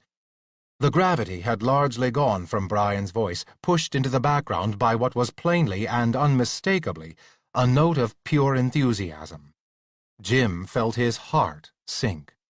This close friend of his, for all his other sterling qualities, had always shared the glee that those like him in this world and age felt for any prospect of a battle. As Jim had said to Angie once, literally, Sir Brian and those like him would rather fight than eat. "Jim," Angie appealed to him, "you surely don't need to be caught up in this." "Angela," said Brian, "your womanly concern does you credit. But you remember Jim is now bounden in duty to the king, holding these lands of Melancontry in fief directly from his majesty. As such, James's feudal duty gives him no choice but to submit himself and a certain minimum force to the king's pleasure for 120 days of service during time of war." "Yes, but—" Angie broke off, still looking appealingly at Jim. Jim hardly knew how to meet her eye. He knew that she knew that there would be many nights who would find some excuse or other for staying home. However, Brian and most of those in this particular district of medieval rural England were not of that sort. And if Jim should stay home while his neighbours all answered the call to rescue the prince, he and she would forever after be isolated and treated as outcasts by those who went, and their families. "I'll have to go," said Jim to Angie, slowly. He turned to Brian. "Forgive me for seeming less than happy to hear this than you, Brian," he said, "but you remember I just learned how to use a sword and shield and a few other weapons this last year. Gorp isn't really a war horse. My armor doesn't fit me properly. Besides, I don't know the first thing about levying the men I need to fulfill my feudal duty. How many am I supposed to provide, have you any idea?" "Melancontry can provide no less than yourself and 50 horsemen, fully weaponed and armed," answered Brian. His expression softened to one of sympathy. "What you say is all true, of course, James. I know you fear that your efforts in this endeavour might appear less than you'd like, just as, no doubt, you fear that Milady here will be ill-accustomed to keeping safe this castle in your absence." "Yes, that too," put in Angie quickly. "Jim may have learned a few things during the winter, but I don't know the first thing about defending this castle." "I hope I may be able to suggest some answers to these problems," said Brian. "First, your problem, Milady, since, you'll pardon me, it's the lesser one. You've a good friend, as you know, in Milady Geronde Isabelle du Chauny, who is no novice at maintaining and defending a castle from which the lord is gone. You've already become a good and capable mistress to all within these walls. In all but the actual matter of defence, you're well qualified. And in that other matter, Geronde will be glad to ride over and spend a week or so showing you how best to handle any attack, foray, or raid against its walls." He turned from her to Jim. "Now, as to you, James," he said. "You're too modest to admit it, but in truth, you're now a fair hand with sword, axe, and dagger. Your shield work is admittedly ragged, and, I must be truthful, I would not like to see you with lance in hand, in a charge, or horseback against a seasoned knight. Nonetheless, personally, you are not ill-equipped to do your duty in this instance. Damn me if you aren't. You've a fair knowledge of weapons. Many men have gone into battle knowing less, and, in addition, you have this magic credit, and are gaining some ability to use it. That, in itself, becomes a weapon which will be of great value to our liege in this rescue of his royal son. But the business of raising men to fight, choosing who's to go and teaching them what to do, and then leading them in the proper manner," said Jim, "I don't have the first idea." "Don't over-concern yourself, James," said Sir Brian. "I propose that the two of us join forces and make a unit of ourselves and the men we bring with us. It could be we might even raise the aid of some of those who follow Giles of the Wold as well. Outlaws they may be, but in a matter such as this, no one will inquire closely as to their lawfulness." A wistful look came into his bright blue eyes. "Would we could also get the use of that Master Bowman, Bowyer, and Fletcher, de Fither-Puel as well. But these Welshmen all have a chip on their shoulder where good Englishmen are concerned.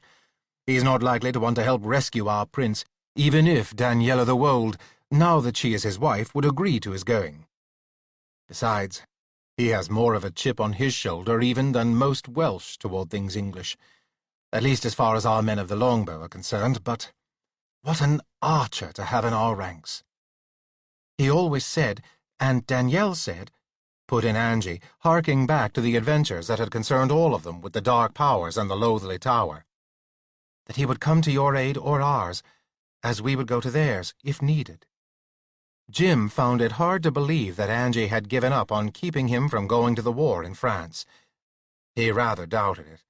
Angie did not give up things that easily, but clearly, if he had to go, she wanted him to go with as much skilled protection as possible. And what Brian had just said was the truth. De Fither-Puel was an archer who was too good to be believed, even after you had seen him in action. Going to a friend's help is one thing. Jim answered Angie himself. Going off to a war to help out the king of a country your people have been at war with for some centuries is something else again. Besides, remember, de Fither was never the kind to get involved in danger just for the adventure of it. You remember he came along with the rest of us to the Loathly Tower only because of Danielle. Angie sighed and said nothing. "You're right, James," said Brian.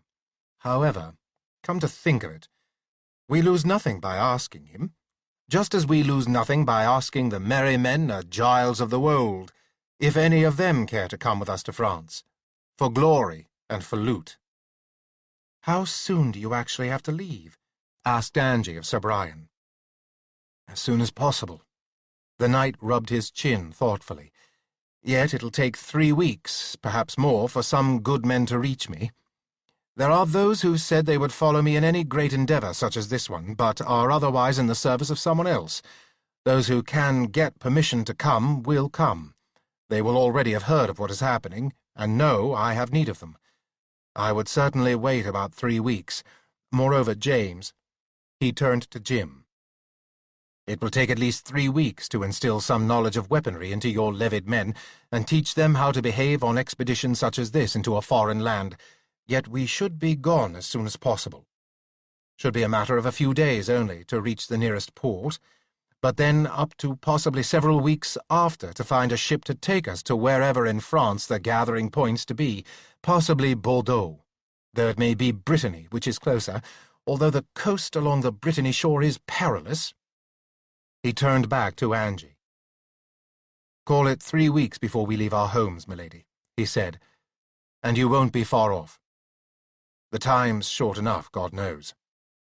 He turned to Jim once more. "Which is why you should start choosing the men you want to take with you right away, James," he said. "That's one reason I'm here, not only to bring you the news, but to help you in a few such things. Call in your steward. Jim turned to the first body he saw lounging close to the platform. It was Theolf, his chief man-at-arms. "Get John Stewart for me, Theolf," said Jim. John Stewart appeared with remarkable promptness. It would have been possible to guess that he had been no farther away from the table than Theolf, except that there was no place in the great hall where he could have been in less than 50 feet, unless he had been hidden by a screen of the bodies of the other castle servants. He was a tall, rectangular-framed, stern-looking man in his 40s, but one who had still managed to keep most of his teeth. Only 2 in front were to be seen missing when he spoke or smiled, although in fact he seldom smiled. His remaining hair was black and long and combed straight backward. He wore a hat shaped like a loaf of bread and a somewhat food-stained robe that had once been the property of the former Baron de Malencontrie. The hat, like the robe, was always on him, so that they seemed like some sort of official uniform. "Your lordship desired me," he said formally. "Yes, John," said Jim. "How many able-bodied men between the ages of 20 and 40 do we have in the castle, and in the outside dwellings beyond the castle walls?" "How many men?" echoed John slowly. He scratched his skull through the fabric of the hat. "Yes," said Jim. "How many?" "How many men between 20 and 40? said John again slowly. "Yes, John, that's what I asked," said Jim, puzzled. John Stewart was usually not this slow to understand or answer a question. Jim waited. "Well," said John thoughtfully, counting on his fingers, "there's William by the mill, William of the moat, and William—" "By your leave, James," interrupted Sir Brian. "This man obviously doesn't know his duties. A steward who can't come up immediately with the number of available men you mentioned is worse than no steward at all. I suggest you hang him and put somebody else in his place." No," said John swiftly, and in something more like his normal rate of speech. "Forgive me, my lady, noble sir. My mind was elsewhere for a moment. 38 such men, my lord, counting the men-at-arms and everybody." "Strange," snapped Sir Brian, before Jim could say anything. "Last I heard of Malencontrie, it had over 200 able-bodied men. If there are now only 38, James, even with your men-at-arms, this fief is in perilous state indeed." He turned to Jim. "My lord," he said, enunciating the words very clearly, "will you permit that I take over the questioning of this John Stewart?" "Certainly, by all means," said Jim, relieved. "Go ahead, Sir Brian." Brian turned the searchlights of his 2 piercing blue eyes back on the steward, who now appeared to have shrunk somewhat. "Now, my man," said Sir Brian, "you'll have already heard of the situation concerning England and therefore your lord. Your lord will need to raise a force of men from the estate, a levy, to meet his requirements to his liege. These will have to be drawn from men fit to march and fit to fight, men who may well fall within the years he mentioned, although there is none too old or none too young if they are able but fit. Now, you are required to produce, therefore, 120 men within the next 2 hours. Brian," began Jim, a little uncertainly, "if there's only 38— "I think Master Steward here may be somewhat mistaken about the number of available men on your estate, James. A mistake he now realizes, particularly since his neck will answer for it if he can't raise enough men to fill the necessary levy. Well, Master Steward, would you care to think again about who might be available? We would want men in good health, sound of mind and body, and in good spirits. Sir James will have no whiners or complainers on this task, by St. Dunstan. They have a bad effect on the other men. So, you will gather these for us in the courtyard within the next hour, so that your lord and I may look them over, since we are in haste. You may go." But... John Stewart turned and appealed to Jim. "My lord, is this your requirement? I hear the good knight, but what he asks is, well, not possible. Even if we had such 120 men, every one of them is needed here and cannot be spared from the castle or the lands. There is the fallow land to be ploughed. There are repairs to the castle, which have awaited the spring. There are 1,001 things that need to be done, for which we are short-handed already. James, said Brian, turning to him. May I speak to you privily? Why, of course, said Jim. He raised his voice. All of you here, including you, John. He levelled a finger at the steward. All of you, all the way out of the hall for now, but stay close so I can call you back. Sir Brian said nothing until all the various staff of the castle had vanished, then turned to Jim. But Angie spoke before the night. Brian, weren't you a little hard on him? Angie said. We've had John Stewart since we took over the castle. He's a good, honest man. We've always been able to trust him, and he's always given us the best he can. If he says he has only 38 men, that's probably all he's got. Never you think it, my lady, answered Sir Brian grimly. I've no doubt he's as you say, a good steward, a good man. That'll be the very reason he does not yield immediately in this matter of giving up whole men to a necessary levy of forces. It is his duty to protect and foster both the castle and the lands. Therefore he must try to keep close and protect the best of those beneath him for that use. He turned to Jim. But can you not both see? He said. The man only bargains with us. 100 men is more than we need, granted. It is more than the levy requires. But 38 men is a foolish number. It is far too few. Somewhere between that figure and mine of 120 we will come to agreement on the necessary number. It will be a slow process, and he will oppose us all the way, both as to numbers and as to worth of men. You will see that the first group of many parades in the courtyard will be hardly worthy of leading half a mile down the road, let alone to France and into battle. But at last we will get who we need. Now, do I have your permission to go on? Jim and Angie looked at each other. They had lived in this strange world nearly a year now, and that was long enough to know that things were not done by the methods they had been used to all their lives. Also, they knew that Brian did know the proper way of doing things. Go ahead, Brian, said Jim. Once again, as when you were training me to the use of arms, I'm your pupil. You do it, and I'll try to learn how it's done by watching you and listening. Good, said Brian. Very well, then.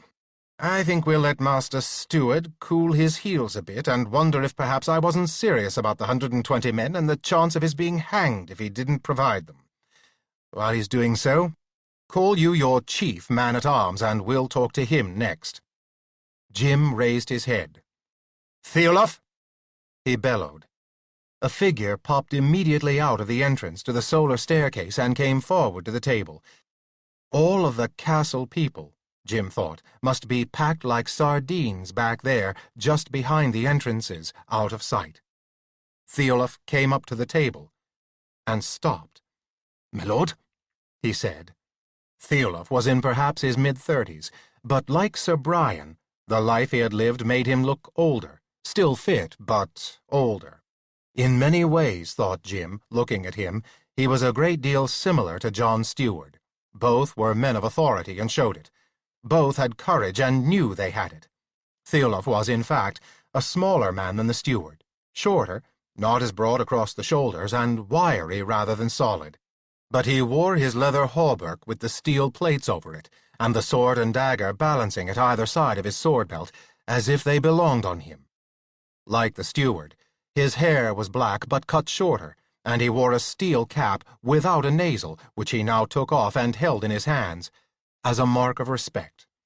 Theolof, said Jim, I want you to pay attention and give straight and honest answers to the good knight here. Aye, my lord, said Theolof. Theolof had a touch of accent that Jim could not exactly place.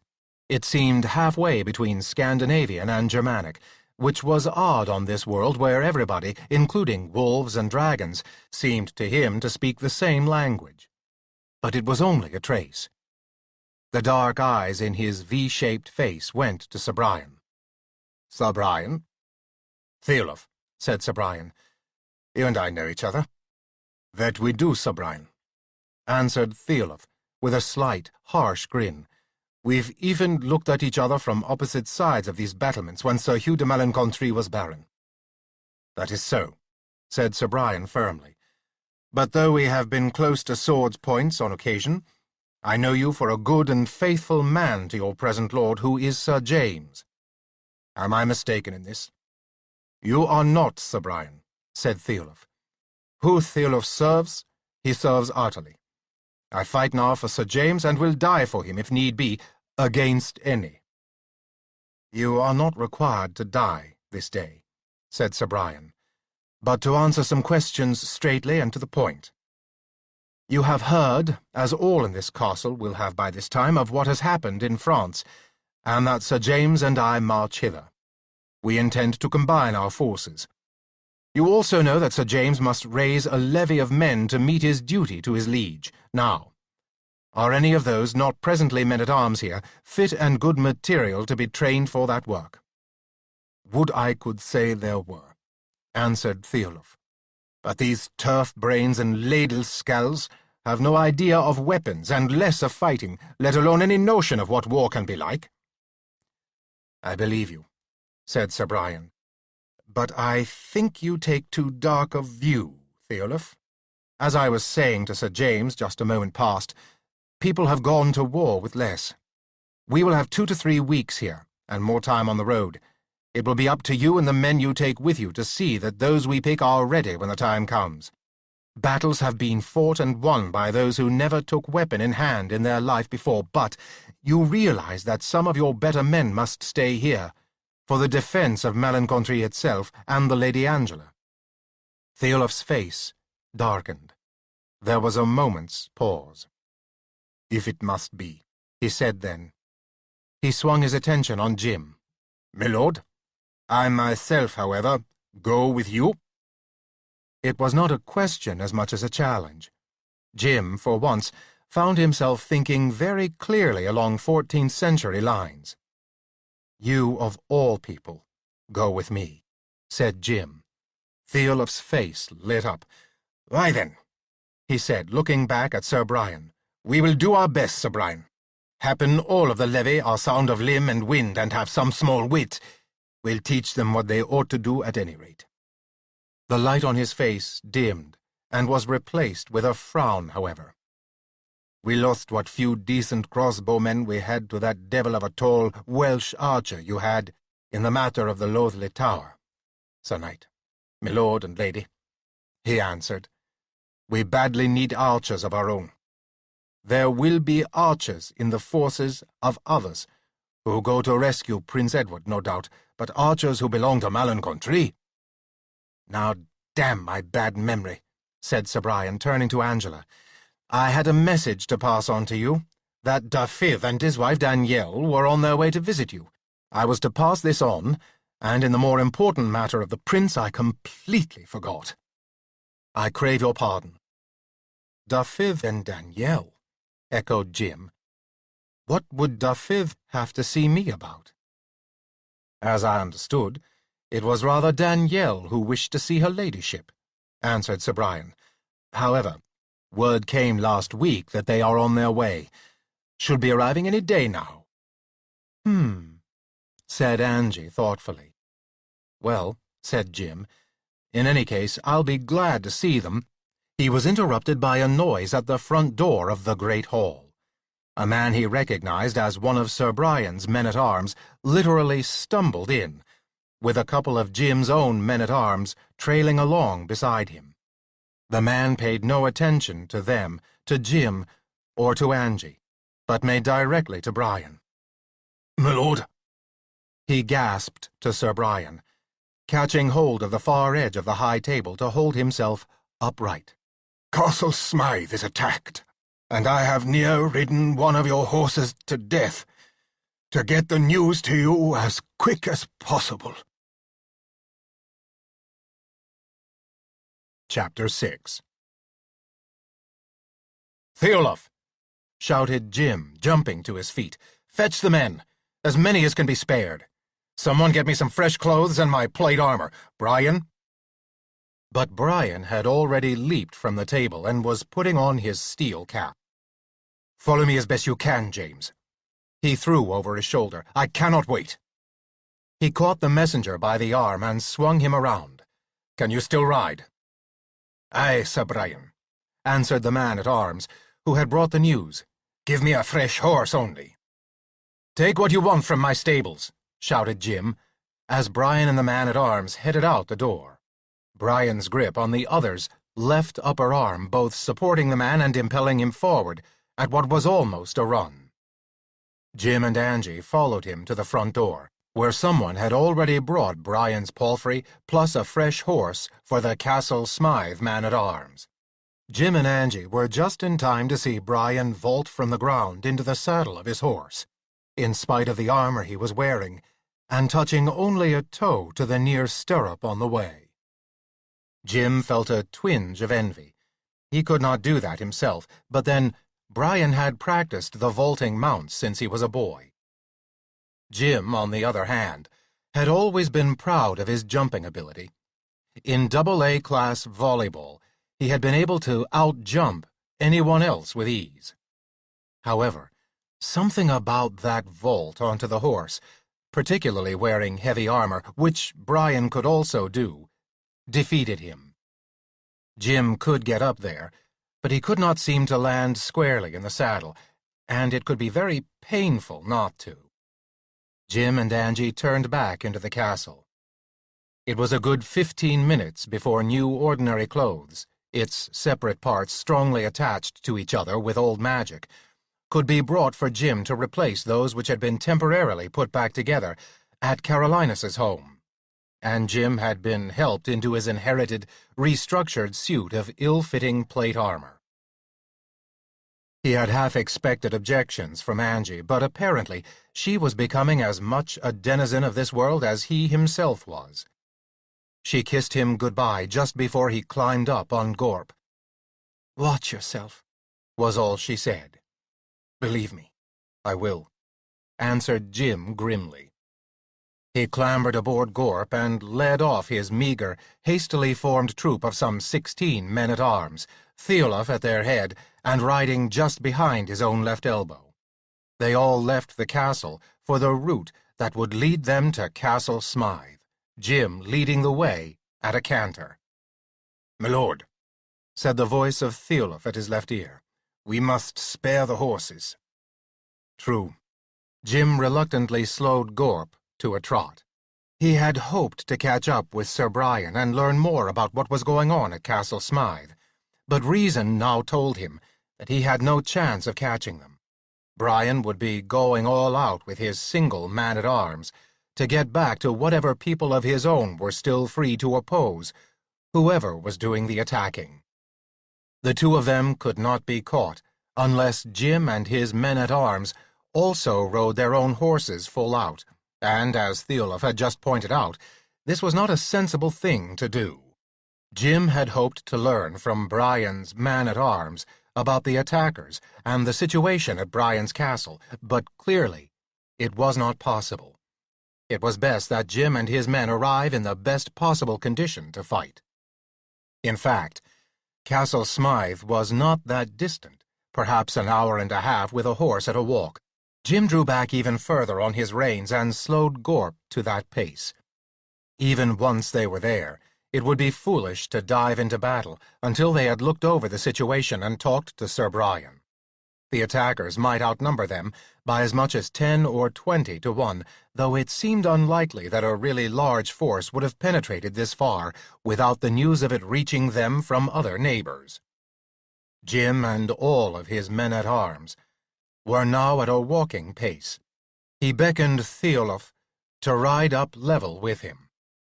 "What do you think?" he asked Theolaf. "Who could be attacking Castle Smythe? It's not as if it was the richest holding in these parts."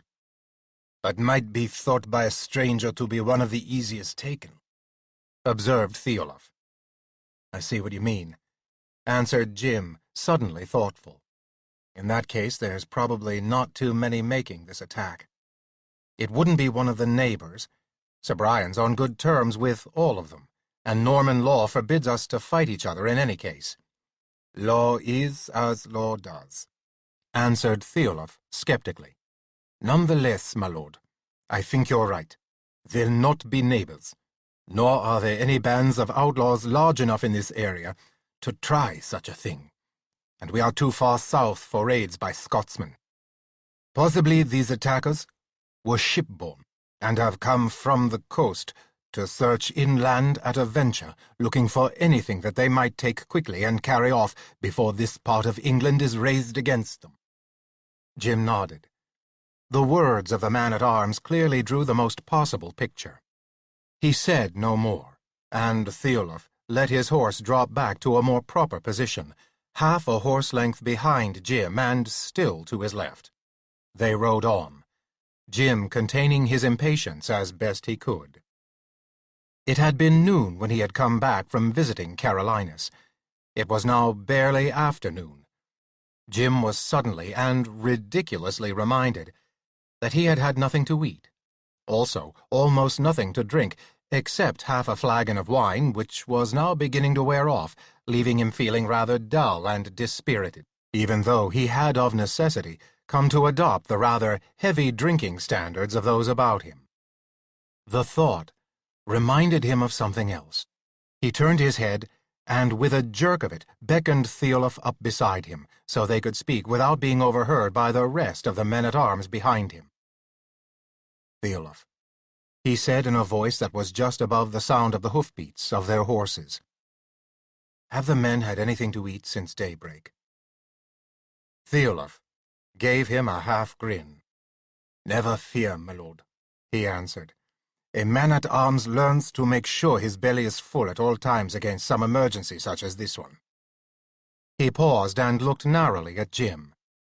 "Has my lord eaten?" "As a matter of fact, I haven't," said Jim. "Since breakfast, anyway. I forgot all about it." "If my lord will check the saddlebags on his horse," said Theolf, "he might perhaps find that they had been provisioned before we left." Jim checked his left saddlebag and found that, indeed, Theolf was correct. There were some thick slices of bread and cheese and a large flask of wine. With the wine was a cup. "Do we pass any streams fairly soon?" asked Jim. "In another couple of furlongs we cross a small stream," said Theolf. He looked at Jim questioningly. The truth of the matter was, right now the last thing Jim wanted was more straight wine, in spite of the well-known idea of the hair of the dog being the cure for even a very small hangover. This notion, which was as current in this world, if not more so than it had been in his original one, was a tribute to the long life of folk remedies. He was thirsty, and would have happily settled for plain water if it was clean. Luckily, in this area, the streams were generally safe to drink from. It occurred to him now that something like perhaps a half-and-half combination of the wine in his flask and some stream water would both slake his thirst and help him wash down the bread and cheese. The cheese, particularly, would be pretty dry to swallow, unless it was washed down. When they reached the stream, he sent the troop on ahead and stopped long enough, with Theolf beside him, to drink his wine and water and eat some of the cheese and bread. Feeling much more optimistic, with something in his stomach, he put away the rest of the food, the flask and cup, and they rode on to catch up with the troop. As they got closer to Castle Smythe, they went more slowly, moving off the trail entirely into the woods and spreading out, just in case the attackers were encamped in the vicinity, or had someone on watch.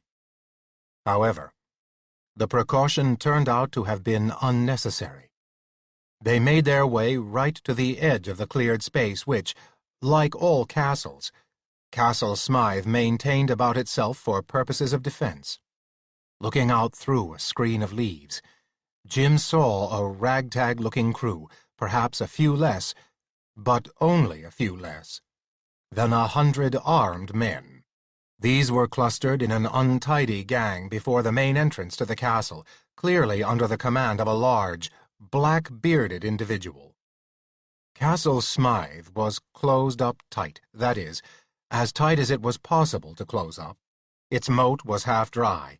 There had evidently not been time to draw up the portcullis, or else the machinery that allowed it to be drawn up was not working, and the metal grille that should have defended the pair of heavy main gates was rusted to the point where it clearly would offer little resistance to a determined attack.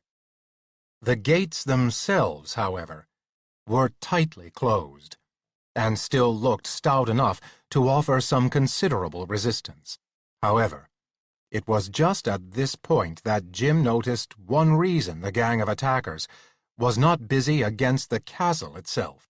They had felled a large tree and dragged it up before the gate, and were busy lopping off the last of its branches to form a makeshift battering ram. "Where do you suppose Sir Brian and that one man-at-arms of his have gone to?" Jim asked Theolaf. The other was beside him, peering through the same screen of leaves at the scene before them. Jim had lowered his voice instinctively. They were actually far enough from those assaulting the castle not to be overheard by them, but it was the kind of situation in which lowered voices seemed called for. "I hope those people out there didn't capture the two of them," Jim said. "Never fear that, James," said a harsh voice right behind Jim. "They're in the woods just like you, around the other side of the castle, watching." Jim turned and saw Ara, the English wolf. Ara had appeared, noiselessly as usual for all of his size, behind the two of them. He stood on 4 legs, his mouth open, his tongue lolling out, and grinned at Jim. "Ara," said Jim, happily and more loudly, "I'm glad to see you." "Why?" said Ara. "Were you expecting me to help you?" Since this was exactly the first thought that had crossed Jim's mind, he found himself momentarily at a loss for words. "Well, I'm not," said Ara. "I'm here to help the knight Brian.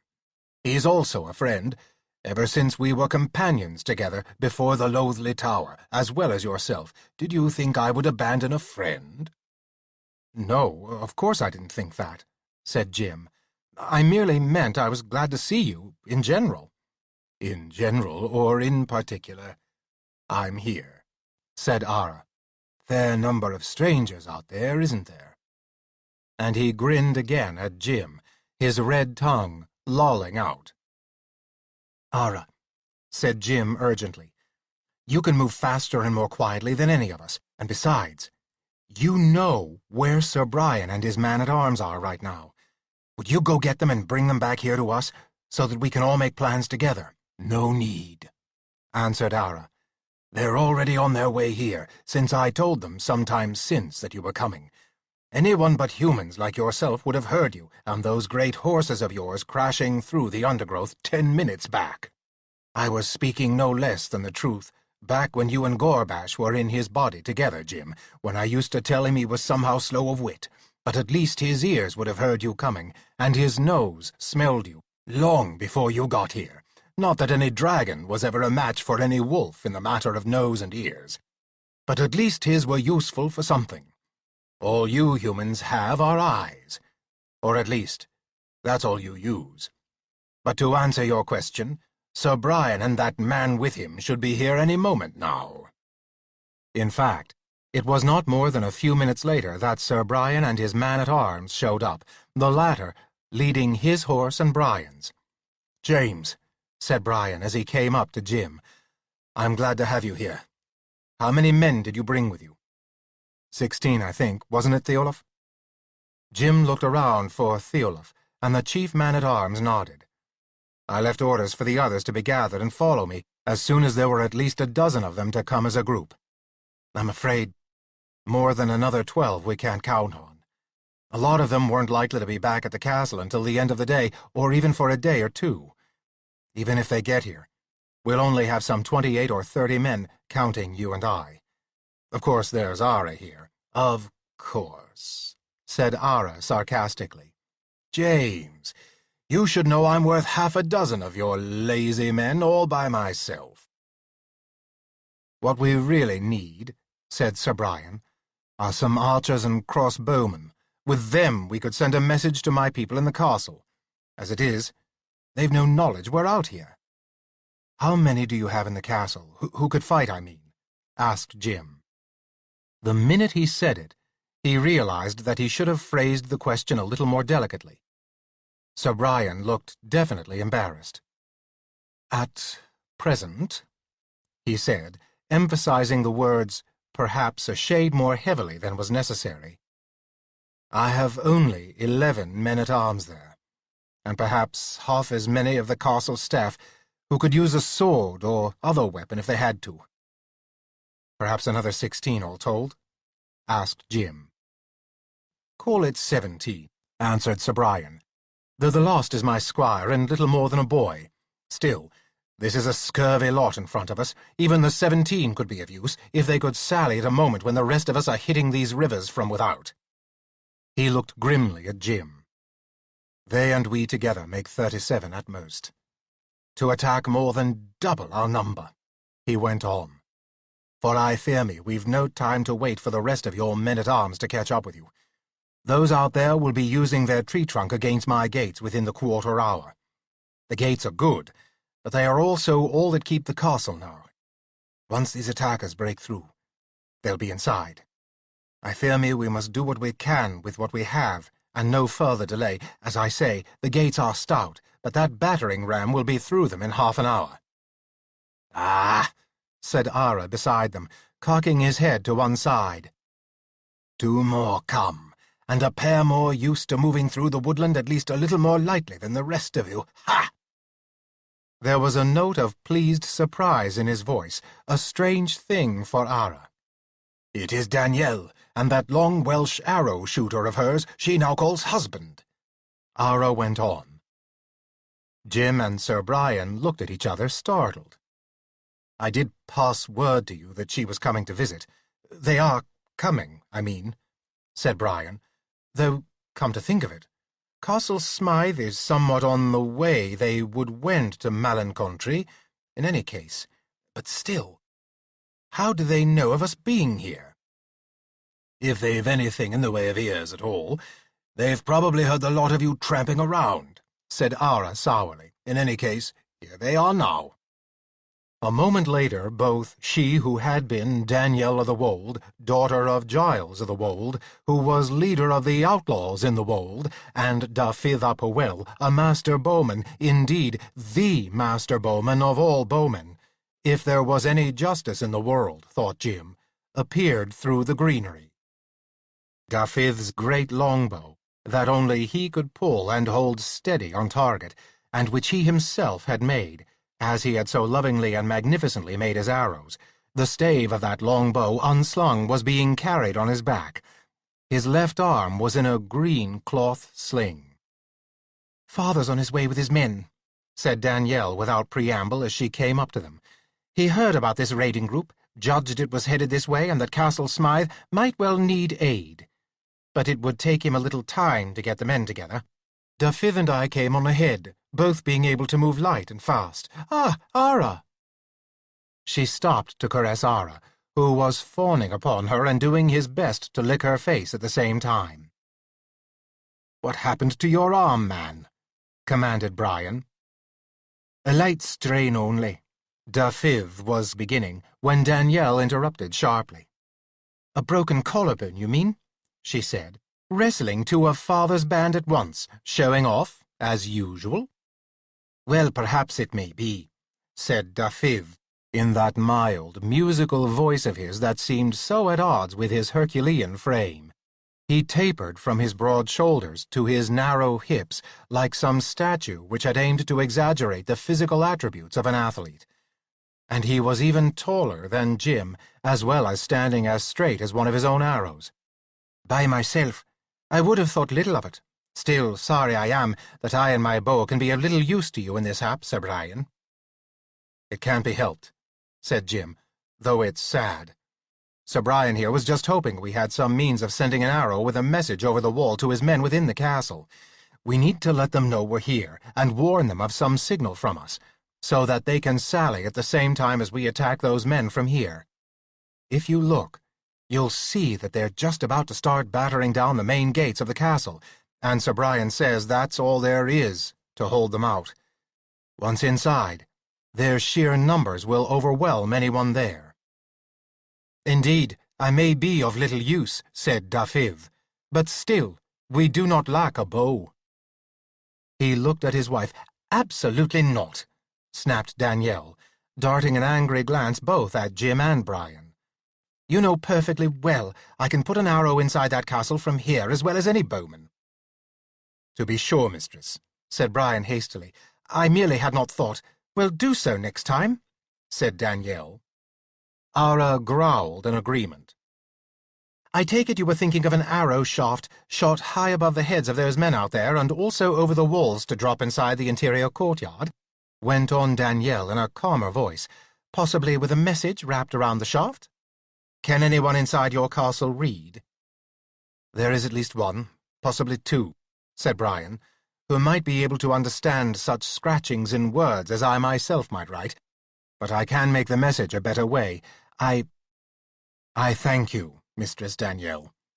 You make all the difference in the world if you make it possible for those inside to know when to sally. We are so small in number that we and they must hit these people at the same time to be of any use. Sir James has more men on the way, but in no case can we wait for them." "Well, make your message, then," said Danielle, taking her own bow off her shoulder and stringing it. "I've got thread and needle with me. The thread can be used to tie the writing around the bow shaft. Do you have wherewith and whereon to write?" Jim had been rummaging in his saddlebags. If those who put in the bread and cheese and wine had not taken out other things at the same time— they had not. "I have," he announced. He had taken a charcoal stick and a piece of thin white cloth along with him to Carolinus's, just to be better prepared in case Carolinus should give him some kind of directions that he had felt would be better not trusted to memory alone. He pulled these out of the saddlebag now. Sir Brian, he knew, although the good knight would be embarrassed, if only slightly, to admit it, was hardly able to write. Jim, on the other hand, was a product of 20th-century schools and universities, on his own native world. "What do you want written?" he asked Brian. "Indeed, I will do it," answered the knight. Jim recognized the figure underneath the horns as a rough representation of Brian's family arms. Gules, a saltire sable differenced by a heart-lodged sable, which showed his family to be of cadet stock to that of the Nevilles of Raby, Earls of Worcester. With the point of his dagger, Brian neatly and economically cut off the corner of cloth on which he had drawn and handed it, together with the unmarked cloth and charcoal, back to Jim. "This," he said, "they will understand immediately. 3 notes from my horn." He indicated the cow horn made into an instrument and hanging from a leather loop around the pommel of his saddle. "And they will sally." "And just how are they going to know it's a true message they can trust?" asked Danielle. "Ha!" said Sir Brian, suddenly brought up short. He thought for a moment. "I have put my arms at the end of the message," he said, "as you can see." "Anyone who knew your arms could do the same," said Jim. "Assuming there's someone there in the courtyard to see the fall of the arrow—" "There will be," interrupted Brian fiercely. "None of my people would be far behind those gates, with the enemy before them." Well, even if they see the arrow fall and pick it up, open the message and read it," Jim went on, "they'd still have a right to question whether it actually comes from you. Is there anything we could also attach to the arrow that would make them know that it came from you and nobody else?" Sir Brian looked unhappy. "I might once have slid my father's ring upon the shaft," he said. Truthfully, he extended his 10 bare brown fingers before them. "Once it was never off my hand. Unfortunately, it was, left with the merchant in Coventry 3 years ago, last Shrovetide, less a day." Jim felt a sudden surge of sympathy for the other man. Pawnbroking was illegal in England, as almost everywhere on the continent, because of the rulings against usury by the Church. But it flourished nonetheless, and many of its patrons were of the gentle class who found themselves hard up for one reason or another. Jim made a secret mental note to see what he could do about getting Sir Brian's ring back. It would not be hard, provided the pawnbroker had not already sold it. The real problem would be to find a way of giving it back to Sir Brian without offending the other knight, by something that looked like an act of charity. "I have it," said Jim suddenly. The kerchief of the Lady Gironde's that she gave you for a favor, Brian. All of your men would recognize that at a glance, and nobody could have such a thing but you." Sir Brian looked at him, suddenly pale and fierce. "Never," he said. "That favor will never leave me while I live." "Indeed," said Dafydd, "it would only be for a little while, Sir Brian. Then you will have it back. Surely one of your men will put it in a safe place in the castle, while they await the sound of your horn. It will be as safe there as with you." "Never," repeated Brian. "I will see my castle in ashes first." "Come, Sir Brian," said Danielle in a gentle voice. "It's as Dafydd says. The favor will be quite safe, both on my arrow and with your men. And it is the only sure sign that the message comes from you alone." "I cannot." Brian flung himself half aside from them. "I have said I will never let it from me, and I shall not." "All this fuss over a rag of cloth," growled Ara. "Ara," said Danielle, rounding upon him, "there are some times that wolves should be seen and not heard."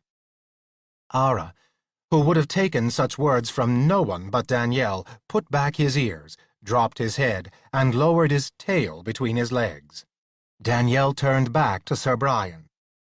"Nevertheless, Sir Brian," she was beginning, when he burst out suddenly. "You comprehend nothing, any of you," he said. "It is all I have of her. Do you understand? It is all I have." "We know," said Danielle, still in that unusually gentle voice. "But do you think the Lady Isabel would want you to lose your patrimony for want of letting go of her favor for, at most, an hour? If she were here, would she not rather command you that you attach it to my arrow as a signal to your men?" She stopped talking. The silence stretched out. Gradually, the tension leaked out of Sir Brian. He sighed unhappily, and fished inside his hauberk with one hand, at last pulling up into view a flimsy, saffron-tinted square of cloth with G.D.C. sewn into one corner of it. He kissed it. Then, wordlessly, not looking at any of them, he passed the kerchief to Danielle. "A brave decision, Sir Brian," said Danielle. "Your lady will be proud of you. We will bind it most carefully with the thread to the shaft of my arrow, so that no harm can come to it in flight, nor from the shock of the moment when the arrow strikes point down into the ground inside the courtyard. And I am sure that all your men will handle it with due respect and gentleness." "Indeed, that much is so," said Brian in a low voice. He shook his head, and regained his composure by an obvious effort of will. He stood up straight and looked back at all of them. "We will do what we have to do," he said. "But I promise you this, no enemies, were they double in number what we see yonder, will be able to keep me from my own courtyard within the hour." "This also is so," growled Ara, his tail untucking a bit and his head coming up. "I said a while back that I could reach their leader even through those around him and snap his neck. Shall I do that now?" Brian shook his head. "Do it you might well, I doubt not," said Brian. "But come back out alive again, that is not so sure, and we may have need for you in the general fighting. Let justice come to Blackbeard yonder when the time shall be. For that matter, it is I who should have first chance at him." He checked himself. "Forgive me," he went on. "In a melee, who can choose who his opponent will be? Let anyone who has a chance at Blackbeard then take him. I will only hope it is myself." Even as he talked, Danielle had been busy using thread to bind both the message and the kerchief firmly to the shaft of the arrow. Now she bit off the thread. "Ready," she said. "Shall I shoot the arrow now, or are there arrangements you want to make first?" "Let us to horse," said Brian. "Other than that, there should be no preparation needed. We will hold ourselves in line just within these woods." He swept his arm forward to demonstrate what he meant, and Jim's men-at-arms, who were already mounting, began to guide their horses into line just inside the first screen of trees. And once the arrow disappears from sight behind the battlements, "We will charge," said Brian. He was again in command of himself and everyone else. "No signal is necessary other than that. When I see the last of the arrow, I will ride. And all the rest of you, do likewise. We must come upon those out there as unexpectedly as possible, not only take them by surprise, but that they may think we are merely the advance guard of more to come." Jim had mounted with the rest. Behind him, he heard the twang of Danielle's released bowstring. The arrow came into sight overhead, climbing in a high arc into the sky. It dwindled with height and distance, until it was the size of a matchstick, until it seemed it would shrink to a dot and go out of sight entirely. Then it began to lengthen and grow in size once more, dropping earthward. It fell so rapidly that Jim had the illusion that it was going to fall short and land among the men before the gate, but it did not. A fraction of a second later it disappeared behind the grey stone walls of Castle Smythe.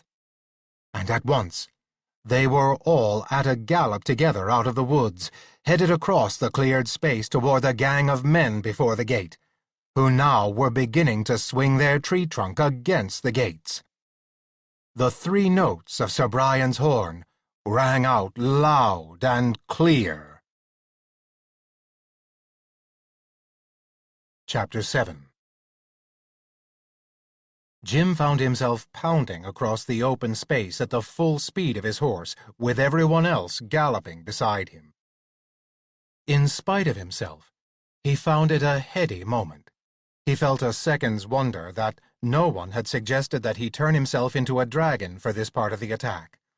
Then it came to him that, in any case, he would have to learn this human method of fighting also, and the sooner he got started, the better. The fierce burst of joy he had felt as Gorbash, flying into the men who had been ravaging the village outside the Castle du Chauny, was not there. Only his human adrenaline-triggered excitement. So the other had been purely the dragon fury identified by the old dragon, who was the grand-uncle of Gorbash's body. But at least he was not afraid, and that much was good. Their approach was anything but noiseless. Not only was there the thunder of their horses' hooves, but most of the men-at-arms were also shouting war cries of one kind or another, as was Sir Brian himself. Jim had a glimpse of startled faces as the mob before the gate turned to face them, and those that had been drawing back the battering ram for another swing at the gates dropped it and fumbled at their belts for swords or other weapons. Then the 2 groups came together. Certainly, it was an advantage being on horseback. Jim had the impression that he rode down at least 3 or 4 opponents before his horse was brought to a standstill so abruptly that he slid forward out of the saddle. Sheer instinct, backed by his athletic training, caused him to land on his feet rather than his nose, and the lessons with Sir Brian automatically put him in a position with his shield up and his sword ready. For the moment, he had his horse at his back, which protected him from that direction, and, taking advantage of that protected position, he waded into the 2 men with swords in front of him. Both clearly knew how to handle their weapons, but neither had been a student of Brian's, nor did either of them have their shields. They were simply hewing away at him. Jim simply fended off the one on his shield side and thrust at the one on his right, and was almost surprised to see him disappear going down before him. He turned toward the one on his left, but that man had already moved off, and he found himself facing another opponent, who was whirling an axe around his head. Jim dodged aside, and the axe missed him. He thrust, but did not see the result. The fight was becoming a blur in which he merely reacted automatically. He caught a momentary glimpse of Ara, who was not wasting his time on any one opponent, but gliding between them, snapping right and left at whatever was within reach of his jaws. The power of those jaws was clearly awesome, for Jim saw them close, apparently fully shut, on the arms and legs they seized, which must have meant that Ara's long teeth were penetrating right to, and even into, the bones of those he bit. Certainly, he left behind him men with an arm or leg suddenly become useless. Then, all at once, strangely, Jim found himself in a small open area of the general fighting. The invaders and his men-at-arms, plus some men dressed and armored like men-at-arms whom he did not recognize and who he assumed must be part of those who had sallied from Castle Smythe, were fighting with the raiders all around him. But for some reason, at this moment, there seemed no one left over to attack him. It was almost ridiculous. A bass bellow of rage jarred him abruptly out of his moment of inaction. He turned just in time to get his shield up, as a huge axe in the hands of the black-bearded leader of the group himself crashed its edge down the shield's outer face.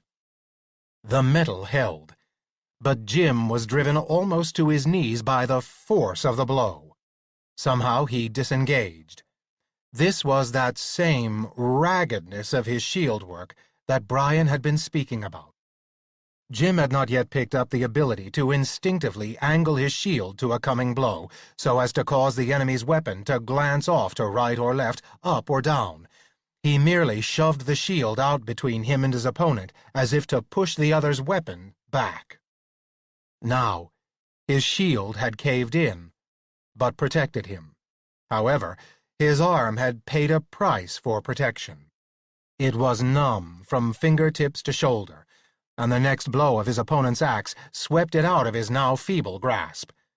Jim suddenly found himself facing a man as large as himself, and weighing at least 50 pounds more, with a much heavier weapon to oppose the broadsword that was now Jim's only defense, as well as means of offense. The axe swept down again, appearing to aim for his head, then, at the last moment, changing to a cut at his legs. Jim reacted instinctively. He jumped. For once, he could be as proud of the ability of his leg muscles as he had used to be. He went up in the air well over the axe, which whistled below him. The black-bearded man kept after him. He was evidently skilled with his heavy weapon, but equally plainly, he had never encountered someone dressed in a knight's armor who acted like a jumping jack. Jim dodged, ducked, and leaped, and the other continued to miss him. Meanwhile, Jim searched for an opening through which he could put the point of his own broadsword, but the other was too skillful to give him one. Jim was too busy to pay attention to what was going on in the battle around him, but his real worry was not whether he would be able to stop his present evasive tactics and continue to search for an opening, but that eventually someone from the other side would come up and bury a blade in his back. Blackbeard, having apparently tried all the blows in his repertoire, once more tried the cut for the head that was merely a feint preliminary to a slice at Jim's legs. Whether he had forgotten what had happened the first time, or thought that Jim was beginning to get tired and more likely to be caught by the axe's sharp edge, Jim never knew. What Jim did know was that he could keep this jumping up all day. He had often used jumping jack exercises, in which he leaped into the air and, while up, touched the toes of his extended feet with his fingertips, to psych out the members of an opposing team. And now he had gone up until his legs were level with the head of his opponent. For once, inspiration struck. He kicked out hard, with both legs. His opponent was momentarily lucky in that the suit of armor Jim had inherited did not include steel over and around Jim's feet. Nonetheless, both the heels of Jim's boots caught him, one on each side of the jaw, with all the kicking power of Jim's legs behind them. A second after, Jim landed lightly on the ground again. Blackbeard would not have been human if that blow had not dazed him. When Jim faced him again, the man was standing with the axe down, on his feet, but staring at Jim with unfocused eyes. Jim, however, was too geared up to notice details. He only knew that he had been fighting for his life, and that his enemy was still standing before him with a weapon that could destroy him with a single blow. Without even stopping to think, almost by reflex action, he drove the point of his broadsword through the leather jerkin that was the only protection the other wore, into the thick body. The blade went in with what seemed surprising ease, and the leader of the attackers tottered and fell. Jim stood, staring down at him. He had slain men when he was in the body of Gorbash the dragon, but this was the first time when, as a man, he had killed another man. And Blackbeard was undeniably dead. He came out of his daze in the nick of time to dodge a sword blade coming at him from his left. Once more, by reflex rather than by conscious thought, he spun away from the line of its blow and struck back. He missed the body of the tall, thin, almost white-haired swordsman who was now engaging him, but his blade came down on the other's arm and half cut it off. The man, not killed, but badly wounded, fell to his knees, trying to stop the flow of blood from his wounded arm. For a brief few seconds, Jim had a chance to look about him. The fight was still on, but it was not going well for his side. Neither Sir Brian nor Ara were to be seen, but those whom he assumed to be Castle Smythe's people were hotly engaged, some of them with 2 or more defenders at once.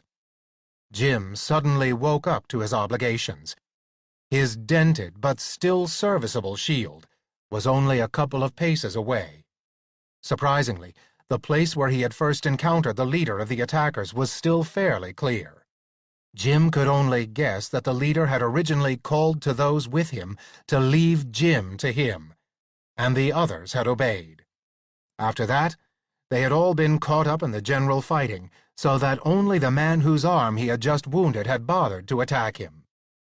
He picked up the shield and took on one of the 2 men nearby who were attacking one of his own men-at-arms. The opponent began to back off almost immediately, sliding away through the press. Jim had encountered someone almost as agile as himself, not necessarily in the sense that he could jump as Jim could, but that he could twist and dodge as well, if not better. Jim, heady now from the fight, pressed after him with only one thought: to destroy him. Jim was in full armor, and the other man had nothing but a leather jerkin and a sword. No wonder the other was running, thought Jim. Jim was still thinking this when his opponent, having dodged one of his sword blows, suddenly reversed directions, stopped, came forward, and kneed Jim cruelly in the crotch. Jim fell to the ground in agony. His opponent fell on top of him, his sword now shortened so that its point glimmered a few inches above Jim's face. "Surrender!" the man yelled. "Yield, or I'll cut your throat!" Even through the haze of pain that enveloped him at the moment, Jim belatedly recognized that, wearing armor as he was, he would of course be taken for somebody worth holding to ransom. Come to think of it, with Malin country in his holding, he probably was. However, before he could answer, the matter was settled for him. There was an audible thud, and the broad head of a cloth-yard shaft suddenly emerged from the man's chest, sticking out several inches. The man choked, fell off Jim, and lay still. Jim's first thought was that somehow, miraculously, Dafydd had overcome his broken collarbone and was pumping arrows into the fight with almost the rapidity of bullets from a fully automatic weapon of Jim's time, something only Dafydd would be able to do. Then, Jim became aware of 2 other things. The attackers had broken off the fight and were now running for the security of the forest behind Castle Smythe.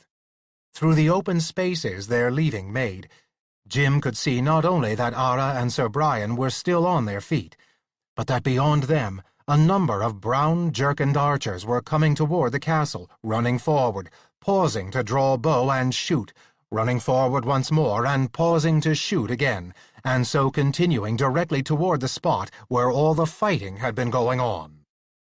Brian loomed suddenly over him, took one of Jim's hands in the firm grip of his own, and helped him to his feet. "Are you wounded, James?" queried the knight. "Not wounded, exactly," grunted Jim, still bent over like an old man. He was making a mental note now, as he had once made a mental note after discovering that even a dragon could not fly with impunity into an armored knight on horseback charging with a lance at rest, never to make the same mistake again. As long as he lived, he would never assume, simply because an opponent was unarmed and lightly weaponed, that it would be safe to get close to him simply because Jim himself was in armor. "Who's helping us?" "I believe," said Sir Brian, "it is Giles of the Wold and his men, come to meet his daughter in Dafydd, and also offering me his help in this time of need." Now, Dafydd and Danielle had also emerged from the woods and were coming toward them, Dafydd still with his sling and Danielle carrying her bow down, but with an arrow still notched to the string. Jim was walking around in circles, trying to straighten up. "You're sure you're not wounded, James?" asked Brian concernedly, following him along. Jim shook his head. "In that case, what has happened to you?" Jim told him in simple, plain, Anglo-Saxon words. Sir Brian broke into a roar of hearty laughter. Jim glared at the knight in very unfriendly fashion.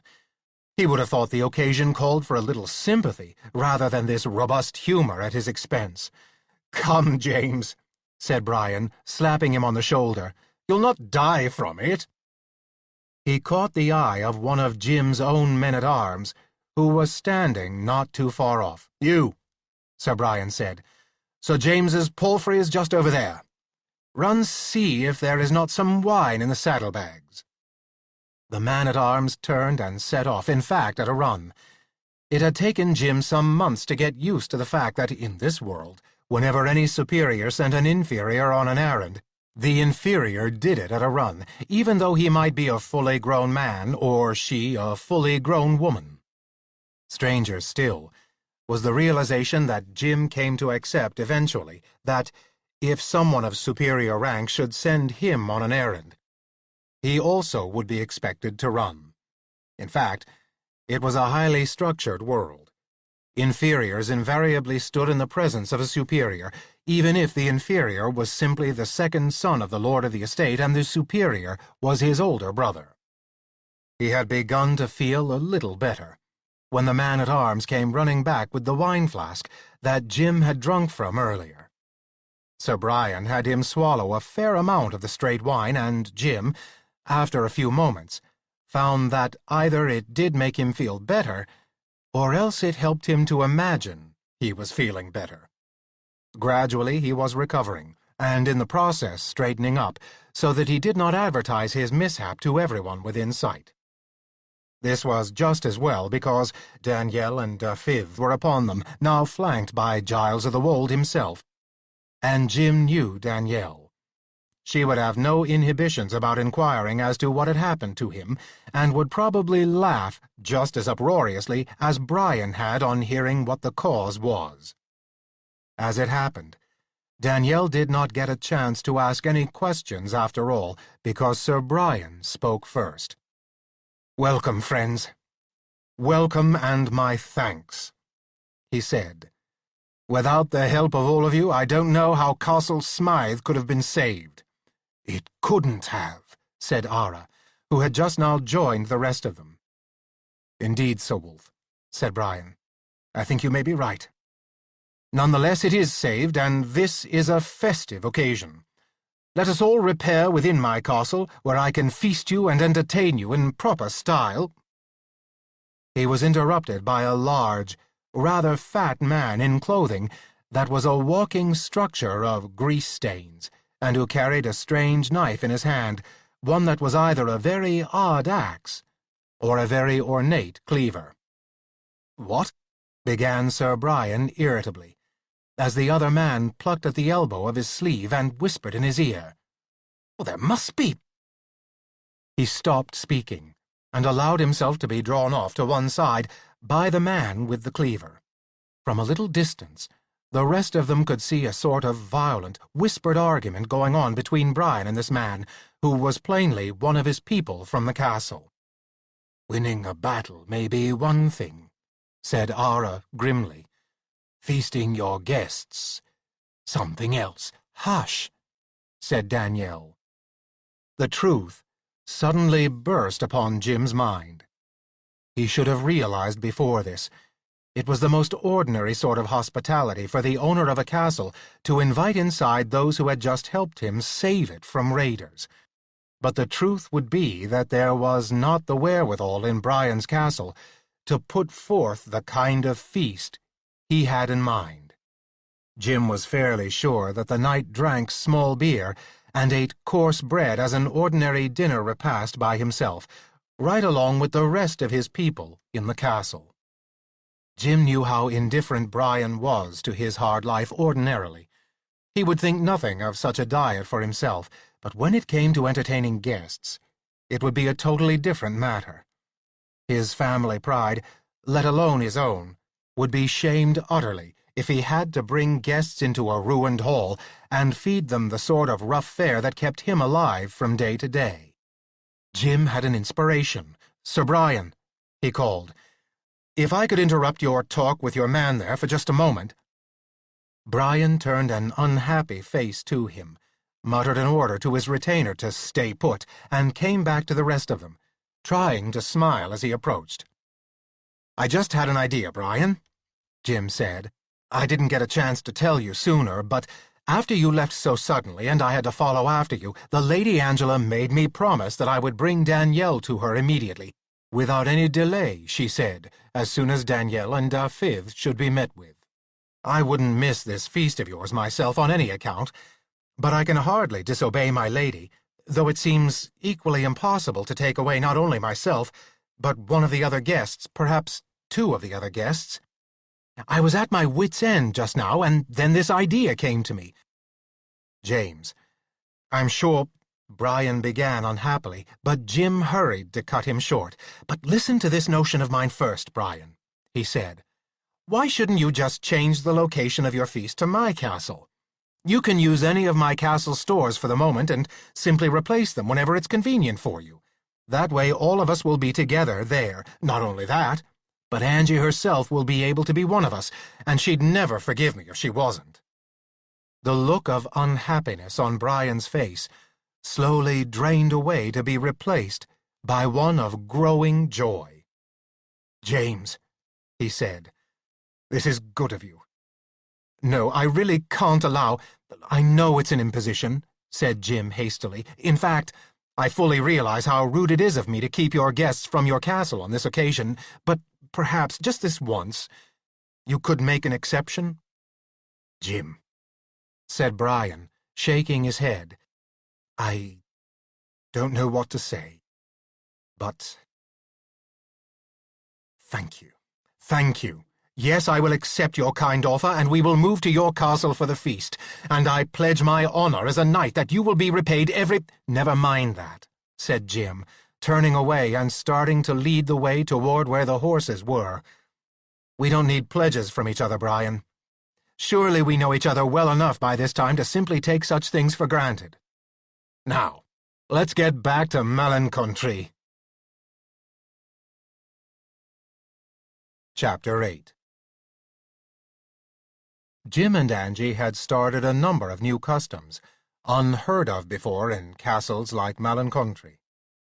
One of them had to do with seating small parties around one end of the high table so that everybody could talk to everybody else comfortably, something not easily possible when they all sat side by side along one long edge.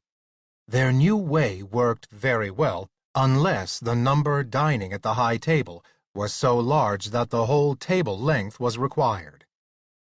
In this case, happily, it was not. Jim, Angie, and Sir Brian, in that order, were seated along the upper edge of the table, with Jim next to the table end. Across from them sat, again in order from the table end, Dafiv, Danielle, and Giles of the Wold. Occupying the end table itself, on a bench which was allowed him to lie at length, but at the same time have his head and shoulders above the table, was Ara. Down below them was the low table that stretched the length of the hall, at right angles to the high table. Its upper end was just below the center of the high table, so that together they had the shape of a very large T. Along both sides of the low table sat the men-at-arms of both Malencontri and Castle Smythe, as well as the members of Giles's band who were participating in the victory feast. In either case, at low table or high, Jim's kitchen, with Angie in company with Danielle making frequent excursions to keep an eagle eye on its work, had done both Malencontri and Sir Brian's honour proud. Now, those at the high table, after a good 2 hours of eating and drinking, had finally reached the stuffed stage, a point where any physical activity was out of the question, and serious talking could begin. Ara, who had gulped down above 12 pounds of boneless meat in what Jim estimated to be the first 30 seconds of his presence at the table, had been merely lying, lazily watching the rest of them during most of this time, only interjecting an occasional acid comment. Now, as the men loosened their belts and the ladies their waistbands, and all leaned back against the newfangled seat-backs that Jim had caused to be attached to the benches that served not only the high table but the low, Brian worked the conversation around to the matter of the coming expedition to France.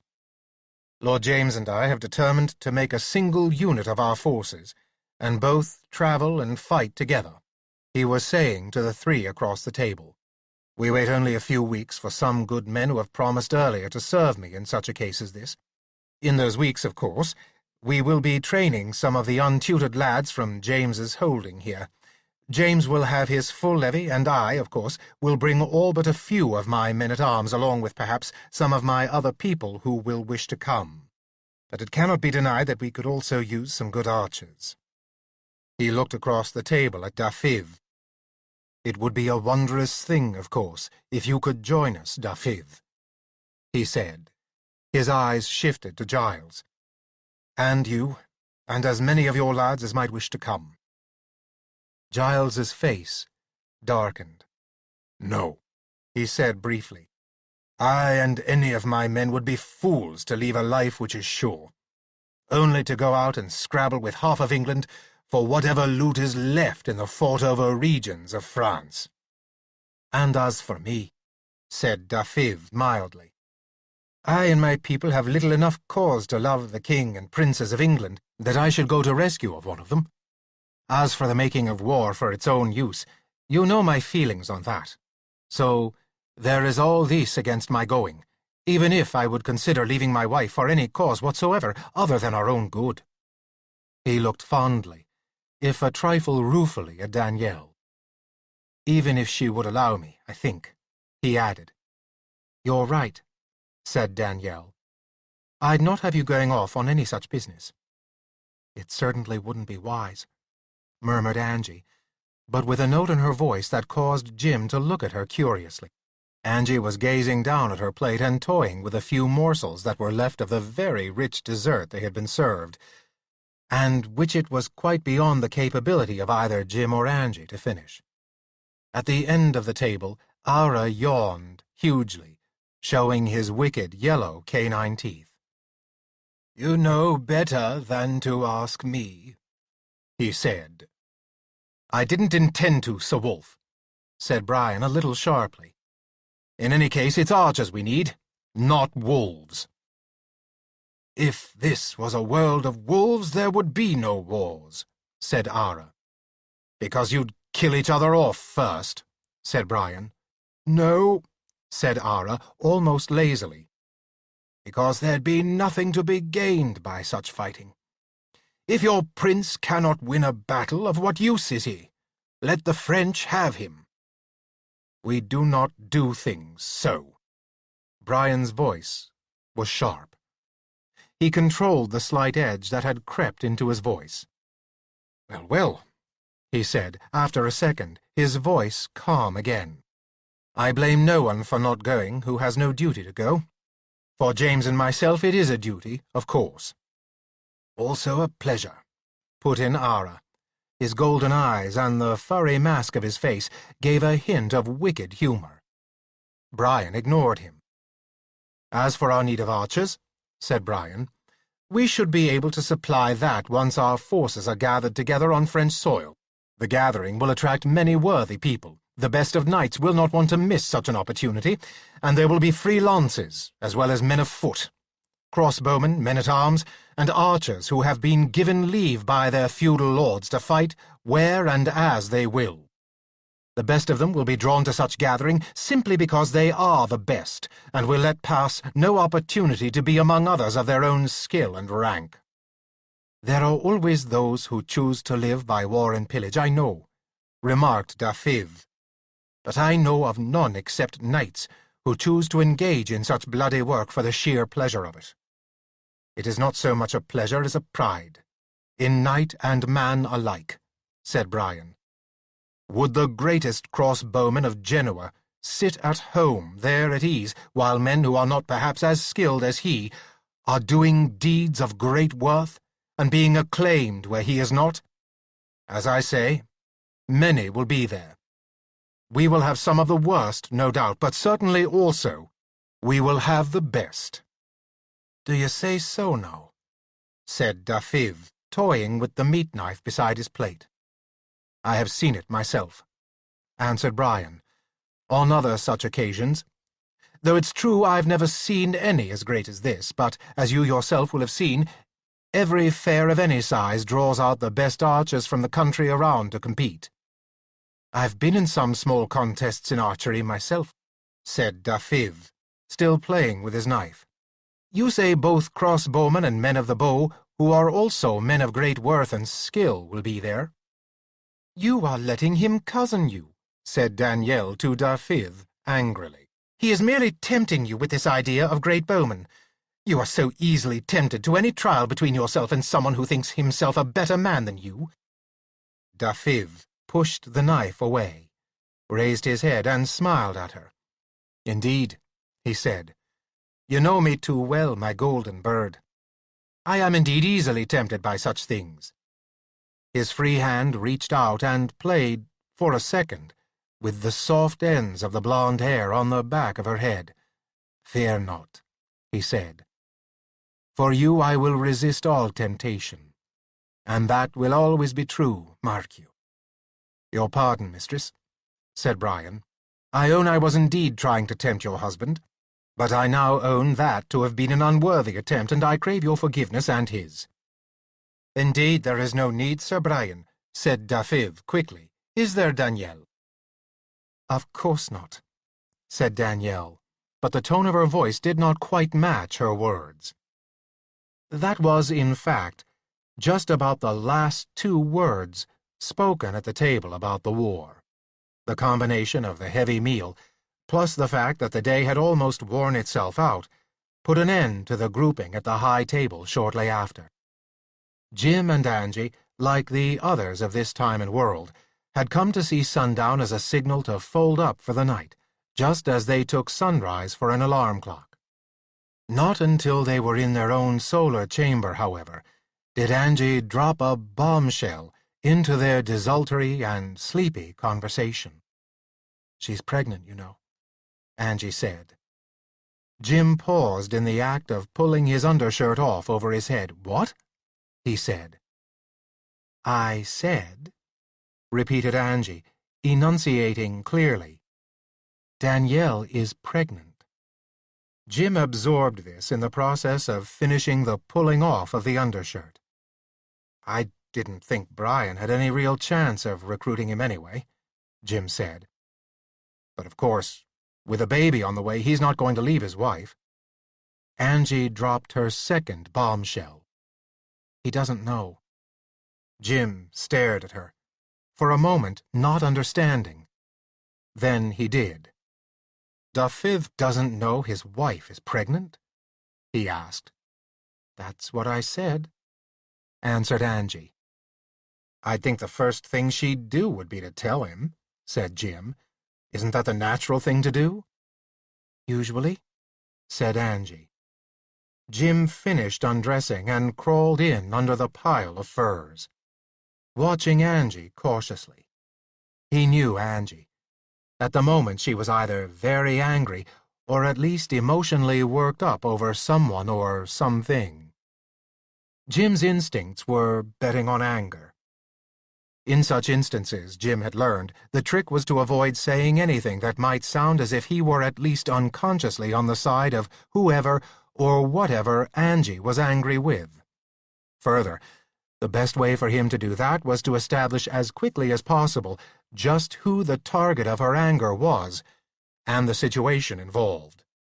This was best done by judicious questioning, but even that was like walking through a minefield. Very often a question could turn out to be the wrong question. "Why hasn't it happened in this case, then?" asked Jim. "Because she hasn't told him, of course," snapped Angie. She seemed in no hurry to come to bed, and to have suddenly decided that her hair needed brushing. One of the few luxuries that the former Baron of Malencontri had possessed was a mirror. It was set up now in their solar, with a chair before it. Angie sat looking into it, brushing out her hair with short, angry strokes. "But, I mean," said Jim. "Why hasn't she told him?" "I'd think that would be obvious," answered Angie to the mirror. "Well, you know how observant I am," said Jim with a little laugh. "I didn't see any change in her, and of course it never occurred to me that she was." "But you say she told you?" "Who else could she tell?" said Angie. "She's got no close women friends, and besides, I'm an old, wise, married woman." "Old?" said Jim in honest astonishment. He had never thought of himself as anything else but a very young man, and Angie was 3 years younger than he was. "You? Old?" "On this world, and to someone Danielle's age, yes, I'm old," said Angie. "A middle-aged, wedded woman." "I see," said Jim, although he did not really see at all. There was nothing for it but to ask a direct question. "Then," he asked, "why hasn't she told him?" "Because she thinks he won't love her any more," snapped Angie. "Why not?" "Because she'll swell up with the baby and turn ugly, and he'll fall out of love with her, just like that." "Dafydd?" Jim was honestly bewildered. "Even the little time I've had with him, I can tell Dafydd's not the kind to change like that. How can she know that he'd suddenly fall out of love with her just because she's carrying a baby?" "Oh, for pity's sake," said Angie to the mirror. "Because she believes it was her looks, and her looks only, he fell in love with. If she loses those, she'll lose him." "But that's ridiculous," said Jim. "Why?" retorted Angie. "You were there when it happened. We all came through the door of the inn. He took one look at her and said, 'I'm going to marry you.'" "It wasn't quite that fast," protested Jim. "No," said Angie, with sarcastic edge to her voice. "First he had the landlord bring a lantern so he could look her over closely."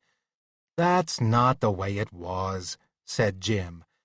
"If I remember rightly, it wasn't until the next day that he gave any signs of being in love with her." "What's the difference?" said Angie. "She knows she's beautiful. She is beautiful and attractive to men, isn't she?" Angie swung around in the chair and looked at him directly. A prickly question. "Well, yes, I guess so," said Jim. "Well, then," Angie swung back to the mirror. "Knowing how she attracts men and having him fall in love with her at first sight, what else was she to think except that it was her looks he'd fallen in love with?" "But why should she still think it now?" asked Jim. "After all, they've been married nearly a year. In that length of time she must have gotten to know him better than that." "Of course she has," said Angie. "But she can't help how she feels, can she?" Another prickly question. It was Jim's opinion that in many cases, people could help how they felt if they realized that what they were feeling was incorrect. But maybe he was wrong about that. In any case, something told him it would not be a wise point of argument to raise with Angie right now. "You saw her face a little while ago downstairs, when he called her his golden bird?" said Angie. "Didn't you see how that made her feel? It was written all over her."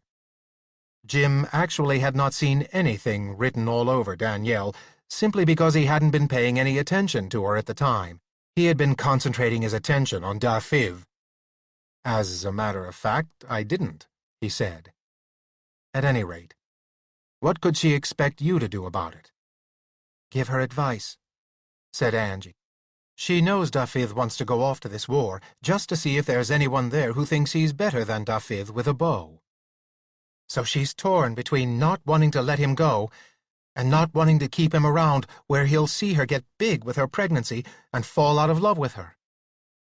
She expected me to have an answer." "Have you?" asked Jim. "Well, have you?" said Angie. "No," said Jim. He was tempted to add that he was not a woman, and these were waters where he was out of his depth, but thought better of it. "Nobody can answer that question but her," said Angie. She put down the brush and blew out the candle by which she had been brushing her hair. The room was plunged into a dimness, barely relieved by the last light of sunset beyond its windows. Jim felt, rather than saw, her climb into bed beside him.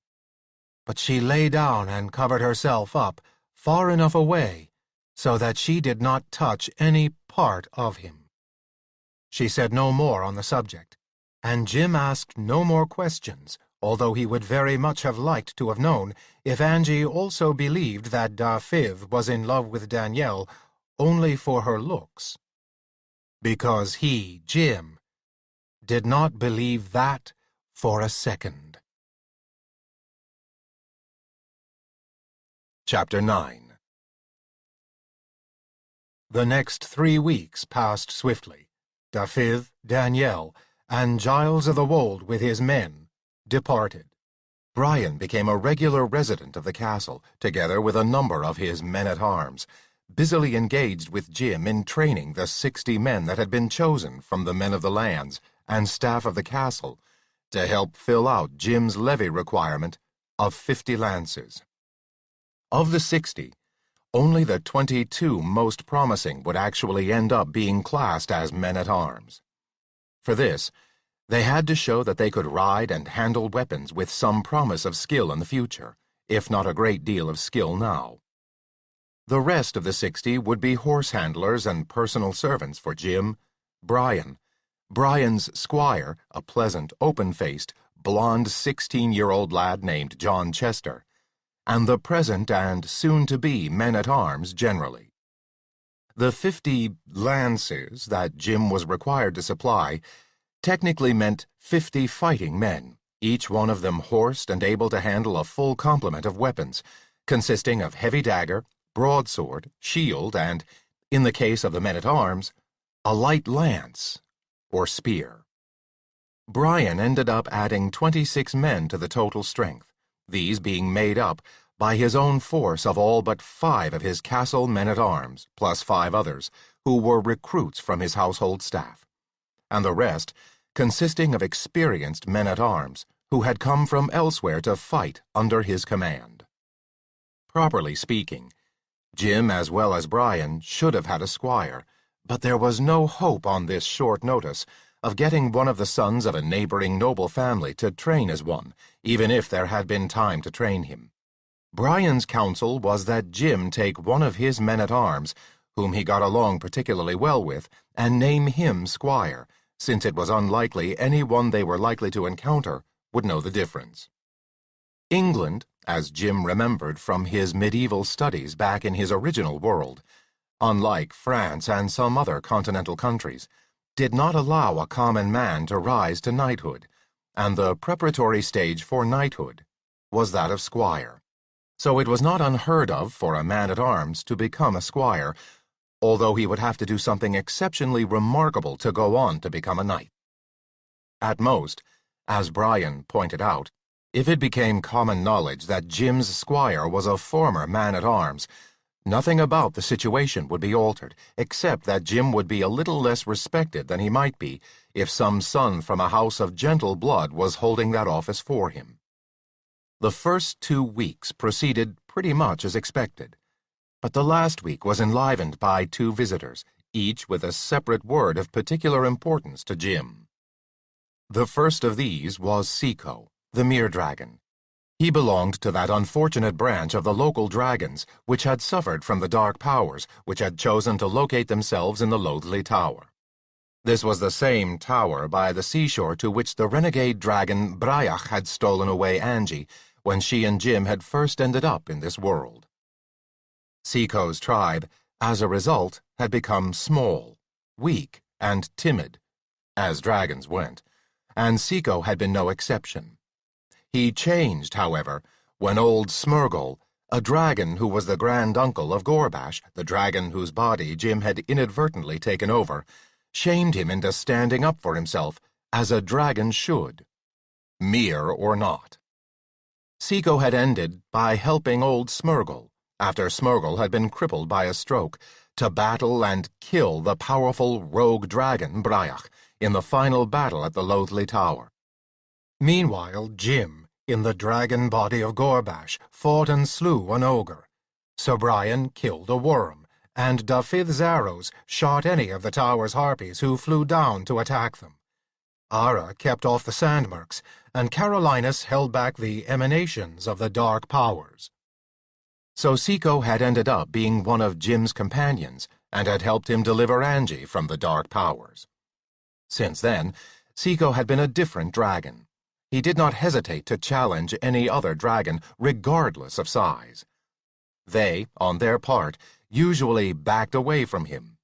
Physically, they were almost certain to win a fight with him, but winning would not be worth the certainty of being badly torn up in the process by a mere dragon who did not acknowledge the words surrender or retreat. Seco landed outside in the courtyard one afternoon, and, without asking around, stumped into the main hall on his hind legs, looking for Jim. Undersized by usual dragon standards as he was, he had to duck his head to get through the great main door, and the people in the hall, quite naturally, ran for all the other exits. Disappointed at not finding Jim and having everybody else run from him, Seco merely raised his voice. This, again for a dragon, was a rather light voice, but, by human standards, would have put the foghorn of a good-sized ship to shame. "Sir James!" roared Seco. "Our Lord James, I mean, where are you? It's Seco! I need to talk to you!" Confident of having more or less spread the word, Seco stumped forward to the high table, where his nose told him that a pitcher left there was about half full of wine. He picked this up and poured it down his throat, smacking his lips. Wine, for a mere dragon, was more than an unusual luxury.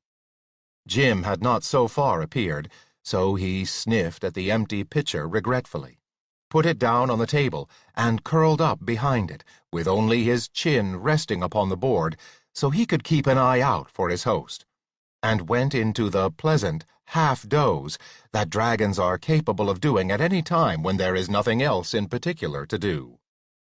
It was about 5 minutes before Jim and Sir Brian, hastily summoned from the exercise ground outside, where the new recruits were being trained, came at a run into the hall, backed up by about a dozen of their veteran men-at-arms. Seco sat up suddenly, behind the high table. "Lord!" he boomed. Then remembered that Jim, in his human body, did not have a dragon's capacity for listening to another dragon's voice. He made an effort to lower his tones to only a bass rumble. "A matter of high importance brings me to you, my lord." "It's Seco," said Jim. He turned to the men-at-arms behind him. "The rest of you can get back to the exercise yard." He watched them go. Then, he and Sir Brian came up to the high table. "It is you, Seco, isn't it?" said Jim, as the two of them came around the end of the high table and halted before the dragon. He was aware, out of the corner of his eye, of Sir Brian looking at him a little admiringly. The knight's hand was firmly on his sword hilt. Jim felt a little guilty. Sir Brian either had not realized or did not recollect that Jim should be able to change himself into a dragon a good deal larger than Seco on a moment's notice. Actually, thought Jim to himself a little ashamedly, even a couple of weeks ago, he would not have been that sure of his ability to make the change so quickly. But in between he had, as Carolinus had suggested, been practicing all sorts of small magics, and in particular, since it was something he was already familiar with, he had turned himself into a dragon and back to human again several dozen times over, when nobody else was looking, of course. "The same, my lord," whispered Seco. "There's something you need to know right away, James." "Lord James, dragon," corrected Brian automatically. "That's all right, Brian," said Jim. "Anyone who was with us at the Loathly Tower can speak to me as an equal. You know how I feel about this." Well, have it your own way," said the knight. "Seems a damn lack of manners when a dragon does it, though." "I apologize, Lord James," whispered Seco. "No apology needed, Seco," said Jim. "You want to talk? Brian, pull up a chair." Jim grabbed a chair from the table, turned it to face Seco, and sat down himself. Brian followed suit, and Seco sat back on his haunches. "Is there anything I can offer you, Seco?" said Jim. "Half a cow? A small keg of wine, perhaps?" "If you don't mind." Seco's eyes almost visibly lit up like lamps. "A drop of wine." Jim shouted for his castle servants. They came, after a little delay, but slowly, and approached gingerly, stopping a good dozen feet from Seco. "Know you," said Jim sternly to the closest servant. "This good dragon is Seco, who was one of my companions at the Loathly Tower. He is classed among the most favored of my guests. Give him anything he wishes. Right now, a small keg of Burgundy will do." "A keg, my lord," stammered the servant. "That's what I said," said Jim. "Just take the top off and bring it in." The servant went off, and a little after the wine was delivered. Seco sipped daintily at the open keg, no more than a quart or so. A sip. Clearly, he meant to make the wine last, under the impression that there would be no more forthcoming. He put the keg down. "My lord," he began. "James," Jim corrected him. Seco bobbed his head. "Sir James," he began again. "You're going to France, I understand, to fight in a war there. There's something that you should understand and do something about right away." "What's that?" asked Jim. "As far as I know—" He broke off. "Angela," he said. "Look who's come to see us. Seco!" Angie had just swept in wearing her third best royal blue dress. Clearly the word had reached her as well.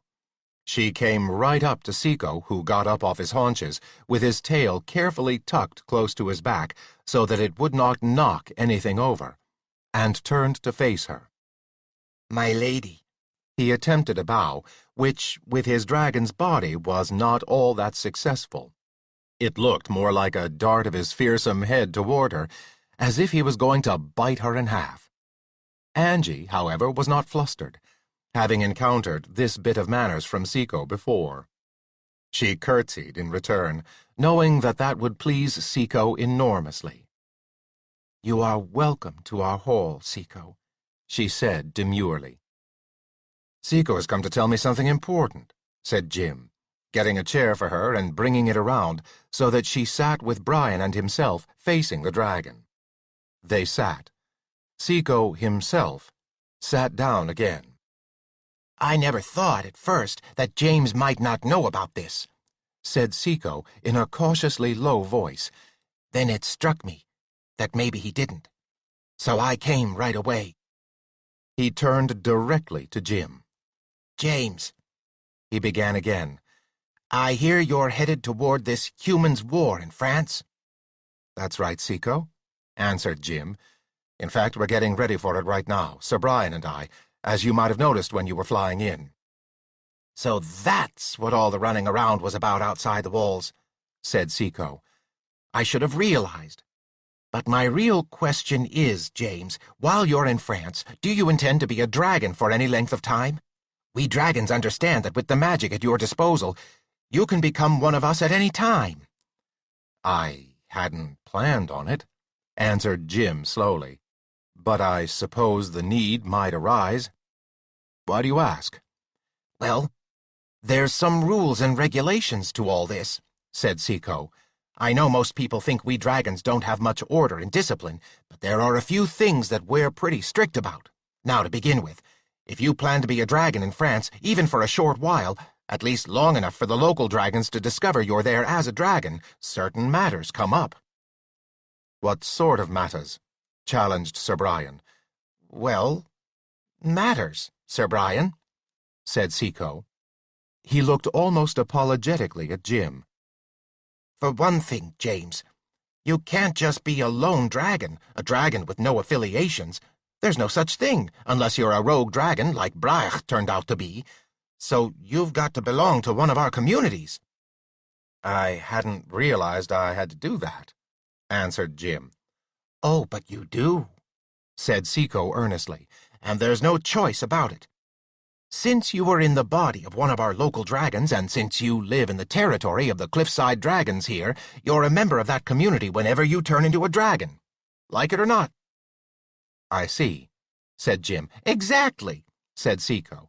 Naturally, we'd love to have you be one of us mere dragons, but aside from the fact that you're really, too large, the rules won't allow it.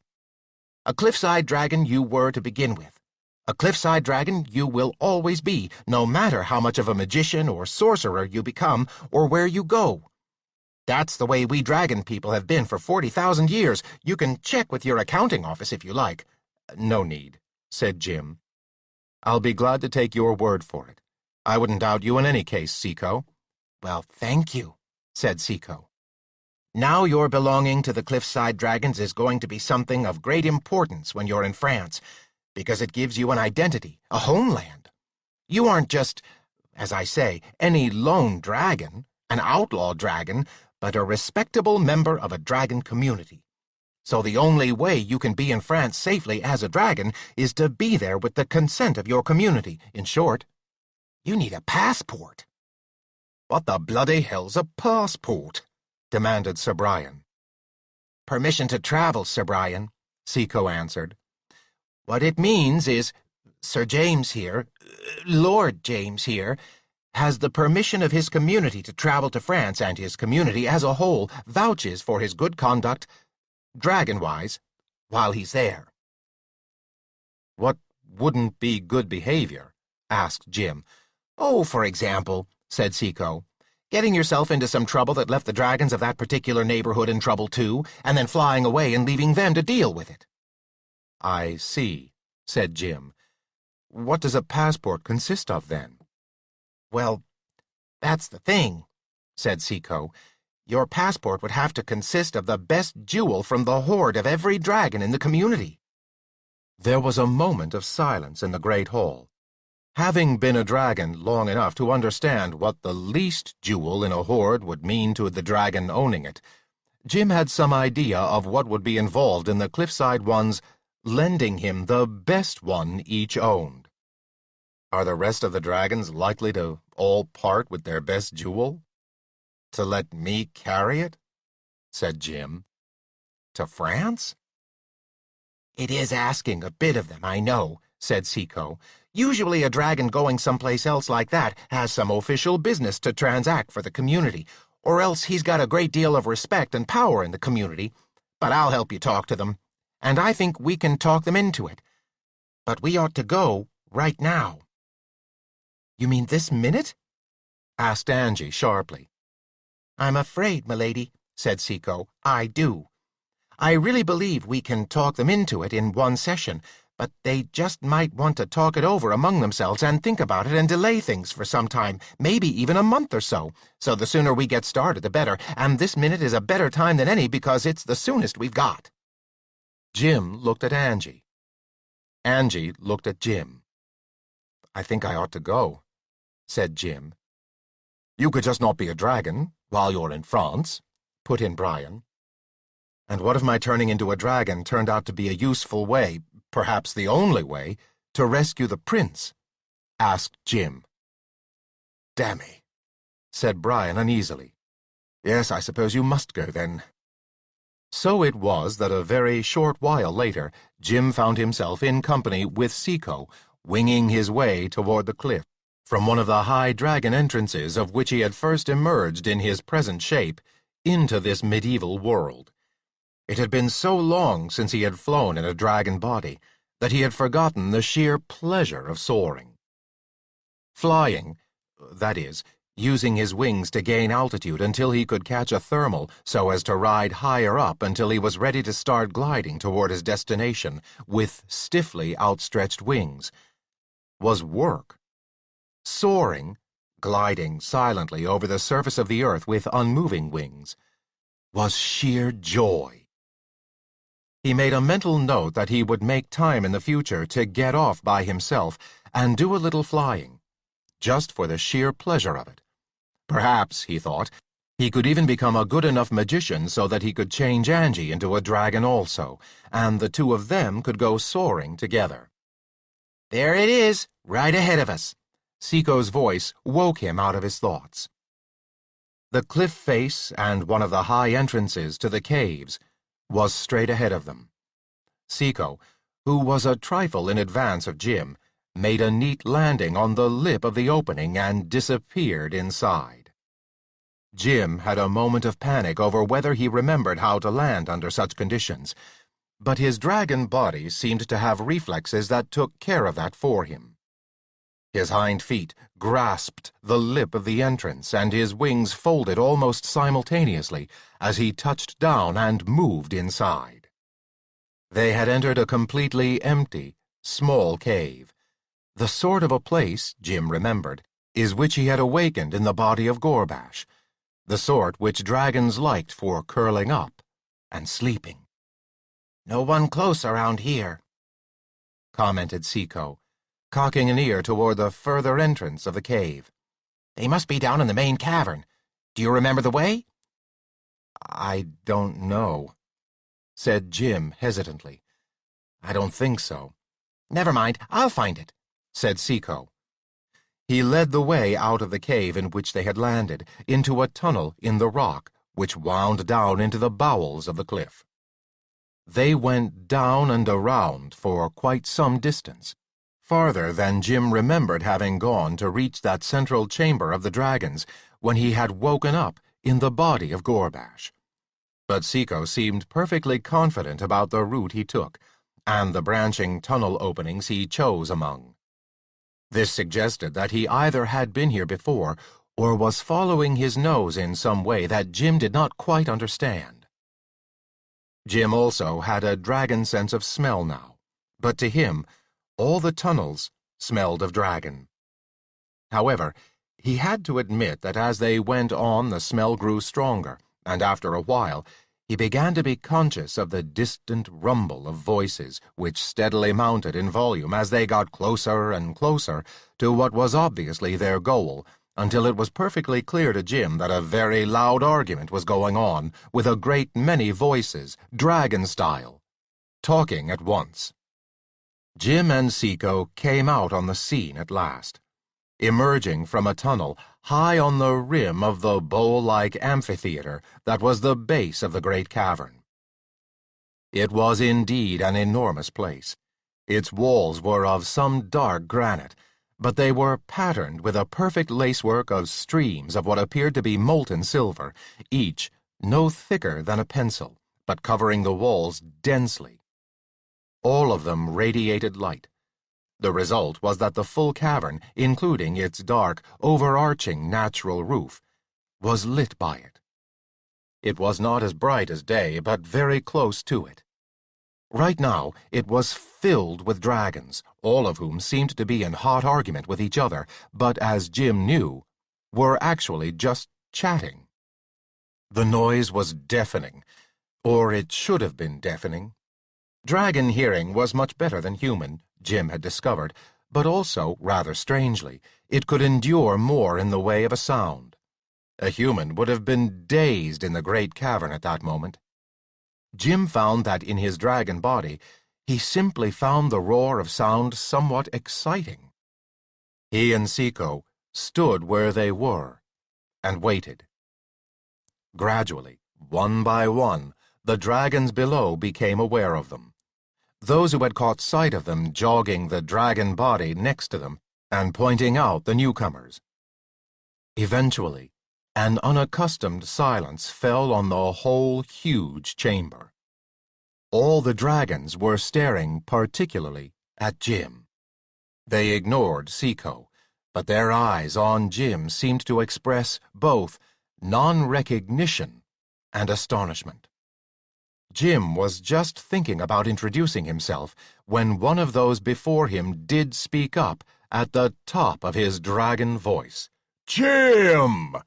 cried a dragon halfway up the opposite wall of the amphitheater, and as large as Jim himself.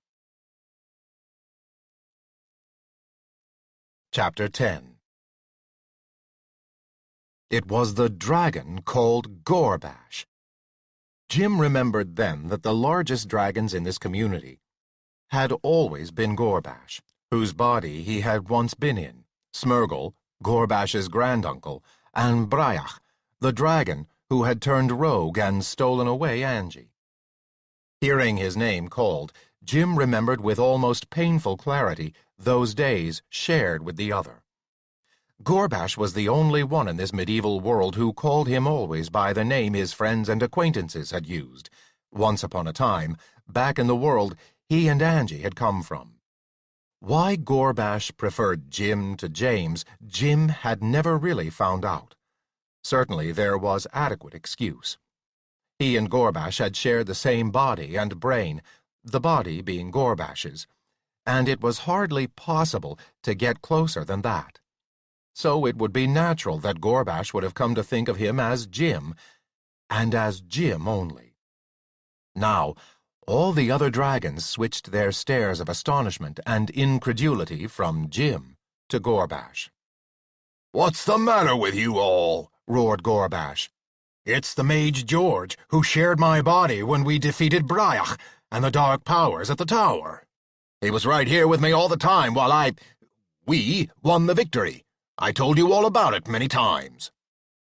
As one, the dragons of the amphitheater craned their necks around to look at Jim once more. "It's good to see you, Jim," boomed Gorbash. "The dragons of Cliffside welcome you back among us. Don't just stand there. Come on down." Jim felt Seiko nudging him forward and downward. He realized he was being invited to take center stage, to go down and stand in the very center of the amphitheater, where all the rest could examine him in comfort. He picked his way down between the bodies of the dragons before him. Seiko followed demurely, if a dragon could ever be said to do anything in a demure manner, and they both descended until they were at the lowest point in the center of the cavern. Jim stopped and looked around him. He suspected that a few words from him were called for. "It's good to see you again too, Gorbash," he roared back. "And good to be back among the rest of you."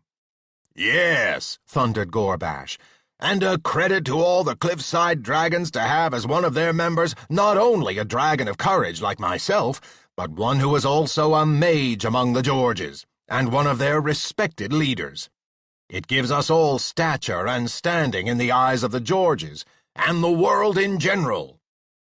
There was quite a difference here, Jim thought. Seiko had predicted after the fight at the tower, and after Jim had finally separated from the body of Gorbash, that the large dragon would make good use of his share of the glory resulting from his body being present in the fight up there. Up until then, Jim had come to understand from Gorbash's granduncle, Gorbash had not been much looked up to by his fellow cliffside dragons. In fact, just the opposite. Gorbash was generally regarded, correctly, as somewhat slow of wit, and also something of an unnatural dragon in that he spent a great deal of time out of the caves, above ground, as the dragons referred to it, with non-dragons, characters such as Ara the wolf. Jim had consequently expected some improvement in Gorbash's position among his fellow dragons, particularly since his granduncle, who had been the acknowledged leader, was now dead. But he had never expected anything like this. Gorbash was clearly respected and apparently listened to. Jim was beginning to conclude that dragons had a tendency to believe in what they wanted to believe in, whether it was obviously true or not. Gorbash had evidently convinced most of these there that he was at least one of, if not the greatest of the heroes to be involved in the Battle of the Tower. Most, but not all, evidently. "That's right," Seiko interrupted him now. "Only not just because you say it, Gorbash. It may have been your body, but it was James who made it fight and win. I know, remember? I was there, and I did fight." He suddenly whirled about in a circle, scorching all the other dragons there with his gaze. "You all know me," he said. "I'm Seiko, and I'm a mere dragon, and proud of it. Any of you got anything to say about that or about me? If so, you know what you can do about it." There was a rumble of muttering and an uneasy stirring among the cliffside dragons, but nobody moved forward to take up Seiko's challenge, and none of them spoke up. Not, Jim noticed, even Gorbash. "Now," went on Seiko after a moment, "I'll tell you why James is here. He's going to France, and that means he'll need a passport from Cliffside, from all of you." This announcement was certainly enough to stir the cliffside dragons out of their silence. A babble of cries exploded all around Jim and Seiko, shouts of, "Wait! Just a minute here! Who does he think he is? Why's he got to go to France?" arose. These and a few score other questions and comments reverberated from the rocky, rough-cut walls of the great cave. For a good 4 or 5 minutes there was pandemonium. Then, Gorbash's voice managed to rise above the rest of them, by sheer lung power dominating the uproar. One by one, the other dragons sank into silence, and Gorbash was left, the only one talking. "Hold on now, hold on," he boomed into the new silence. "Are we the cliffside dragons or a bunch of an unruly bunch of other dragons?" "That's better," muttered Seiko audibly. Gorbash chose not to hear the comment. "Seiko here has some right to speak," announced Gorbash. "After all, as he says, he was indeed there at the Loathly Tower. I saw him myself, helping my granduncle, the great Smurgle of revered memory, destroy the traitor Bryach. Don't forget that we, all of us, every dragon here, every George in this area, everyone gained by that fight. If we hadn't won, then the Dark Powers would have reached out and touched many more things, possibly including us right here in the cliff. We might have ended up like Seiko's people." There was an uneasy movement among the other dragons, but none of them spoke. "So what it amounts to," said Gorbash, "is that Jim and, of course, Seiko deserve to be heard. What we decide, of course, is something else again, but first we all ought to listen. Perhaps the Dark Powers are trying to make a move toward us from the direction of France. Ever think of that?" Not only an uneasy movement, but an uneasy murmuring agitated the cliffside dragons now. "That's right," said Seiko, "and we all know we've got no defenses personally against the Dark Powers. Only the Georges and the magicians among them have ever had any luck meeting them head-on. But here we are, lucky enough to have one among us who is not only a dragon, but a George, and not only a George, but a mage." He coughed, a little self-consciously. A mage in training, that is. He stuck in rather hurriedly. But nonetheless, someone who can handle magic. He turned to Jim. Show them, James. Turn yourself into a George and then back into a dragon again. Jim thanked his lucky stars that Seiko had happened to choose the one thing he had practiced the most. He had had no warning about this. What if Seiko had asked him to suddenly produce a ton of gold or something impossible like that? Very well, Jim said, in his most slow and solemn dragon voice. He paused a few moments for effect, and then turned himself back into his normal shape. He was able, but barely able, to repress a start, because one of the immediate effects of the change was that all the dragons around him suddenly seemed to jump into being 4 times the size they had been before. He was abruptly aware of being a very lone and eminently eatable human, surrounded by somewhere between 50 and 100 dragons, any of which could snap him in half with one snap of his or her jaws. He had been trying to think of something trenchant he could say to impress the dragons while he was in his human form, but now he suddenly recognized how unimpressive his relatively high-pitched voice would be in this particular place and time. So he only waited a few more, hopefully still impressive, moments before turning back into his comfortably large dragon shape, where he was physically at least a match for the largest dragon there. There was a babble of excited comment in sub-basso profundo voices. There was no doubt, thought Jim. He had impressed them. The babble finally died down. "Mage," inquired a respectful dragon voice halfway up the slope to Jim's left. "How did you first discover that the dark powers were attempting to attack us from France?" "Yes," put in another voice before he could answer. "Is there some reason they were headed directly for us cliffside dragons?" "Don't be foolish," snapped a voice from Jim's far right. "What do you suppose they're after? Our hordes."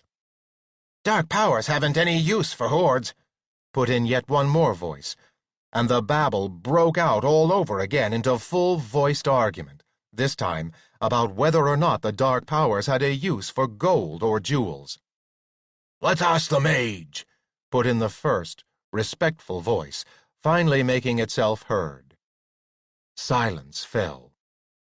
"Well?" demanded a dragon voice after a second. "Are they after our hordes or not, mage?" Jim realized 2 things almost simultaneously. 1, it would probably make things infinitely easier for them if he should tell them yes. The truth of the matter was he did not know, but he strongly suspected, in fact he was just about sure, that they didn't. "I don't think they do," he said. There was another babble, of triumph this time, from those who had never believed that the dark powers would be interested in dragons' hordes. It was quelled by Gorbash's strong voice. "James," he roared, "maybe you'd better tell us then exactly why you do want to go to France." Actually, Jim would have cleared his throat at this point, but apparently dragons never needed to. He went on rather lamely. "To rescue a prince. An English prince. Of the Georges." "Nothing to do with us," roared someone immediately, and Gorbash got a new outburst of voices quelled just in time to get his own next question in. "James," he said, "do you actually mean to tell us that you want us to give you the best jewel each one of us has, just so you can go rescue a George prince?" "That's right," cried Seiko. "Why don't you learn? Why don't any of you ever learn? What affects the Georges affects us dragons, too. Smeargle knew that. Just before that last fight, he was talking to one of the Georges who lives right around here, a George called Sir Brian, that's hunted a lot of us mere dragons in his day. Smeargle thought Georges and dragons should work together." "But to give Jim my best jewel," mumbled Gorbash, finally aghast. "You wouldn't be giving it to him," said Seiko. "You'd just be lending him these jewels, all of you. just so that he can deposit them with the French dragons as proof that he won't do anything that will cause them harm." With a flourish, he produced from among his scales a pearl the size of a robin's egg, and handed it to the astonished Jim. "Here, James," he announced grandly, "just to show these others the way. Here's my best jewel." Jim stared in astonishment at the pearl. He had been under the impression that Seco was so poor that he did not know where his next meal was coming from. There was a sighing, grumbling mutter from the crowd. Seco's gesture had impressed them all right, but, Jim noted, more with horror than with admiration. "Crazy mere dragon," Jim heard one grumble.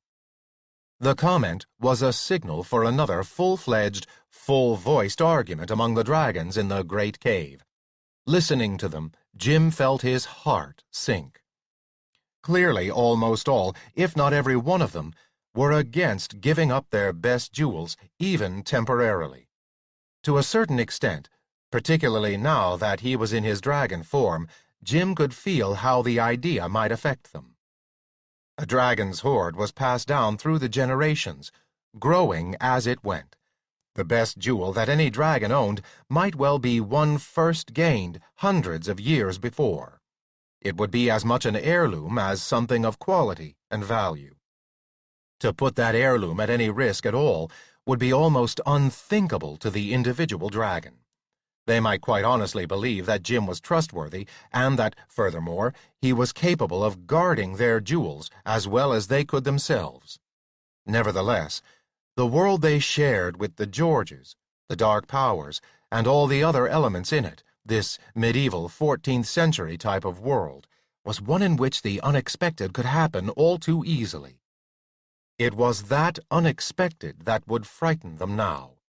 With all Jim's trustworthiness, with all his capabilities, they still had to take into account the fact that somehow, somewhere, something could go wrong, and none of them would ever see his or her prize jewel again. In a sense, and he knew it, he was asking too much of them. On the other hand, in that same chancy world, they knew as well as he that sometimes it was necessary to take a desperate risk. The mere fact of existence forced such risks upon you. If only there was some way he could point out to all of them that his having the passport when he went to France involved one of these necessary and unavoidable risks. It was at this point that his thoughts were interrupted, as he noticed that the argument around him had taken a rather ugly turn. Certain dragons of definitely anti-passport persuasion were developing their arguments, not so much against the purpose of the trip for which Jim needed the passport, as against Jim himself, his first defiance of the Dark Powers, and his involving dragons in that, also, not to put too fine a point on it, his personal character. This argument Gorbash was not so much supporting or opposing as cautiously hanging back from. His voice was not being heard. "It never had anything to do with us anyway," one dragon halfway up the amphitheater on Jim's left was bellowing. The individual was fat rather than large, but his or her voice had almost as much resonance and carrying power as that of Gorbash. "All right, so Brayach was a cliffside dragon before he went rogue and stole the female George away," this dragon went on, to an increasing crowd of listeners. "All right, so Gorbash just happened to be invaded by the mage here. He couldn't help it.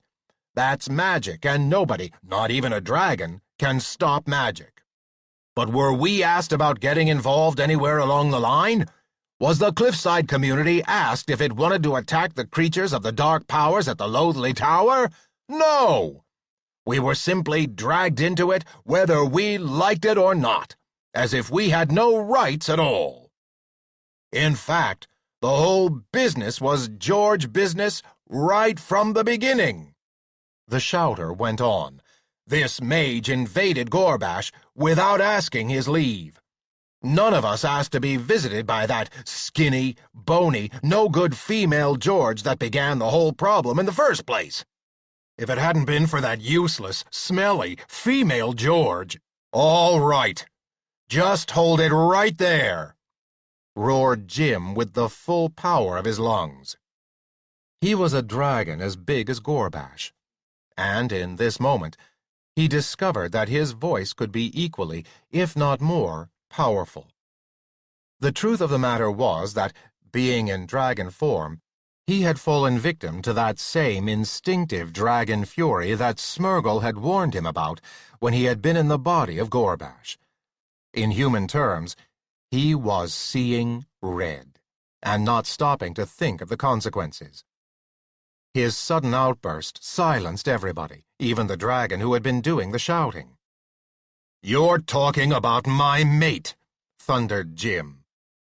He felt a definite warmness in the region of his stomach, as if the fires of a boiler down there were stoking up.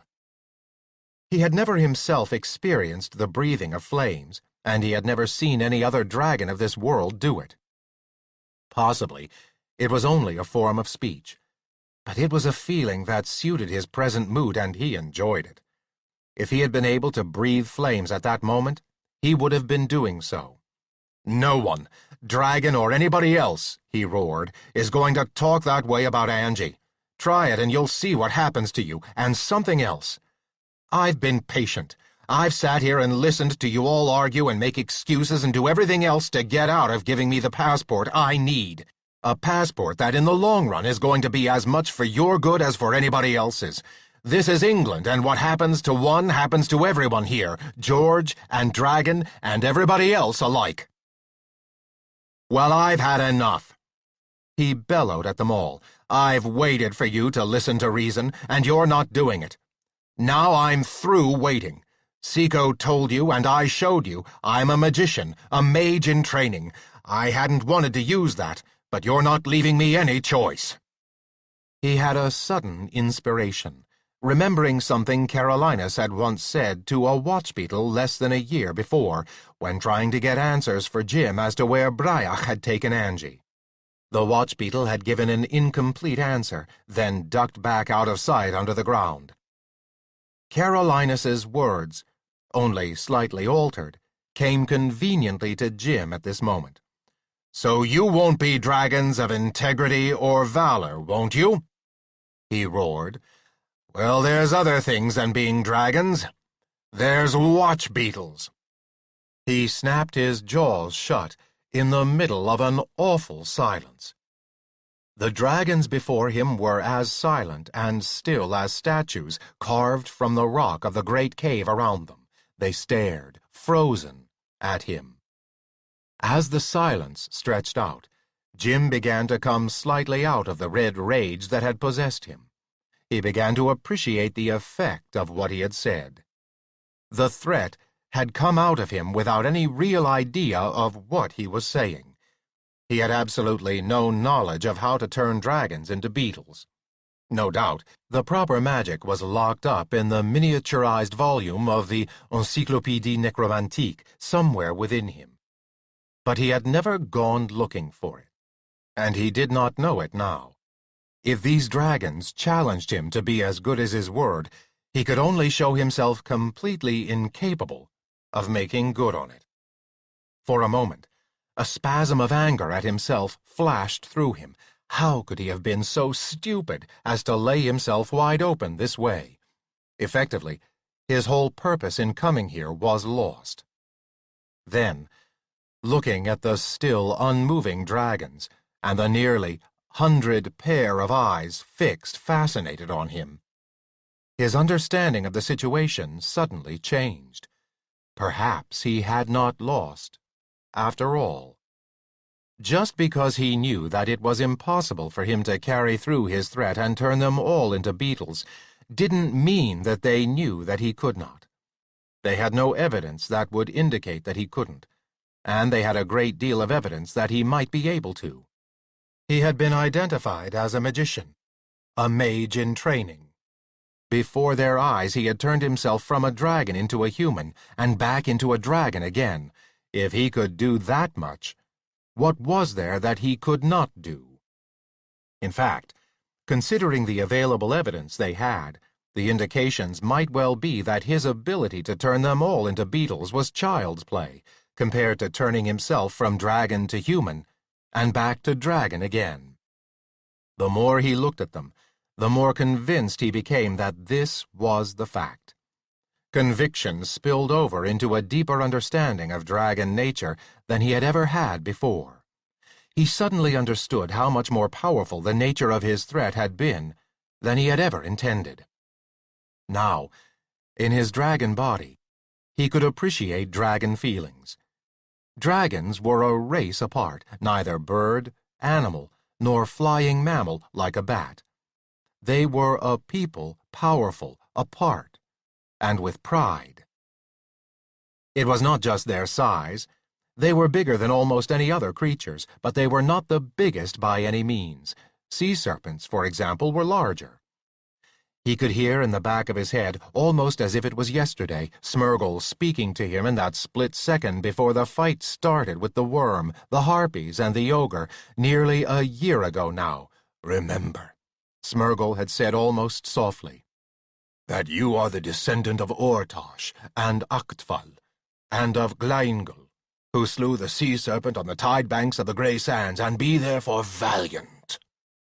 Under their avariciousness, their laziness, their self-centeredness, and a great many of the other unprepossessing things about them, the dragons had pride in themselves. Sea serpents were larger, but Gleingel had slain one.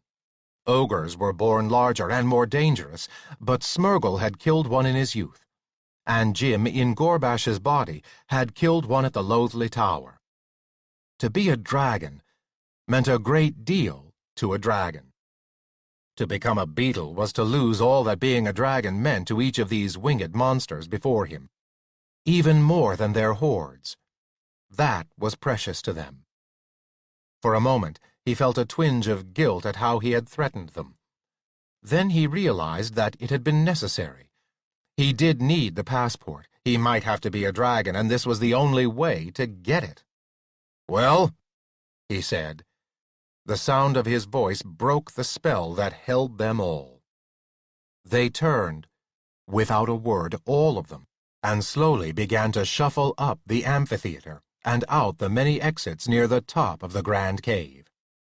There was not a word from them. In fact, Jim's one-syllable question was about the last thing said until they were all back, and the favorite jewel of each had been gathered and put into a sack before Jim. The jewels were not small ones, and to Jim's surprise the sack gave the appearance of being somewhat larger than a sack bulging with 100 pounds of potatoes. After the last jewel had been added, by the last cliffside dragon, Seiko reached out and took his own large pearl back to Jim's hand and put it delicately on top of the rest, then closed and tied the top of the sack. "Well," said Jim, feeling something ought to be said. "Thank you, cliffside dragons, one and all. I'll take good care of these jewels and get them all back safely to you." The only answer from the assemblage before him was a general, heavy sigh. The dragons there, including Gorbash, watched him somberly, and with Seiko at his side, he mounted the side of the amphitheater down which he had come and went out, directed by Seiko, through the doorway by which he had entered. A few moments later, he was on wing, with the sack clutched to his scaly chest with one clawed hand, headed back toward Malencontri. The voice of Seiko roused him out of his thoughts. "Jim!" Jim turned his head to see Seiko soaring beside him. "I'll peel off here," said Seiko. "You've got your passport now. I knew you would. You were magnificent there, threatening to turn them all into beetles. Serve them right, too, if you had. Anyway, good luck, James, while in France."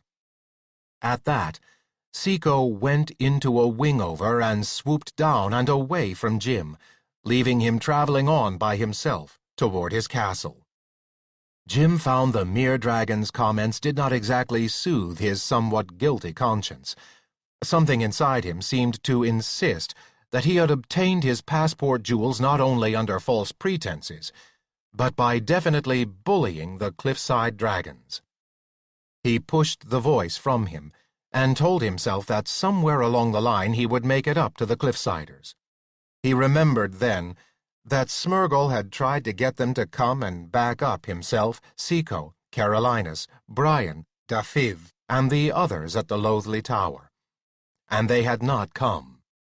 In a sense, his borrowing their jewels this way might be regarded as just retribution for that refusal to help.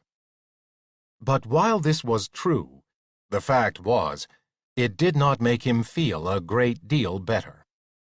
It was only a matter of minutes before he swooped down to land on the top of the tower above the great hall, just over the solar that was his bedroom and Angie's.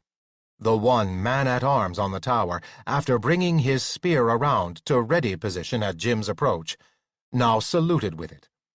He, like everyone else in the castle, was aware that Jim was wearing his dragon shape, and was determined not to show alarm at a large, fanged monster landing within feet of him. "Good," said Jim. "You can leave me alone up here now." The man-at-arms immediately disappeared down the stairs, on his way through the solar and farther down into the great hall. The reason for his being ordered to leave would probably not make much sense to the castle people, but then it did not have to. The fact of the matter was, Jim thought, as he turned back from a dragon into his own body and carefully picked up the sack of jewels, that he was simply not used to appearing naked before even the people of his own castle. The medieval attitude towards something like this was very indifferent. Clothes, people seemed to feel, were for warmth and convenience, and all very well for that. But modesty was a notion that had yet to take root among them. It would have meant nothing to them if Jim had made a habit of not wearing clothes most of the time. It would be merely one of their lord's eccentricities. But Jim himself felt differently. He carried the jewels down into the solar, put them in a corner, and covered them up with some of the furs, though he was quite sure that they would be absolutely safe in this room in any case.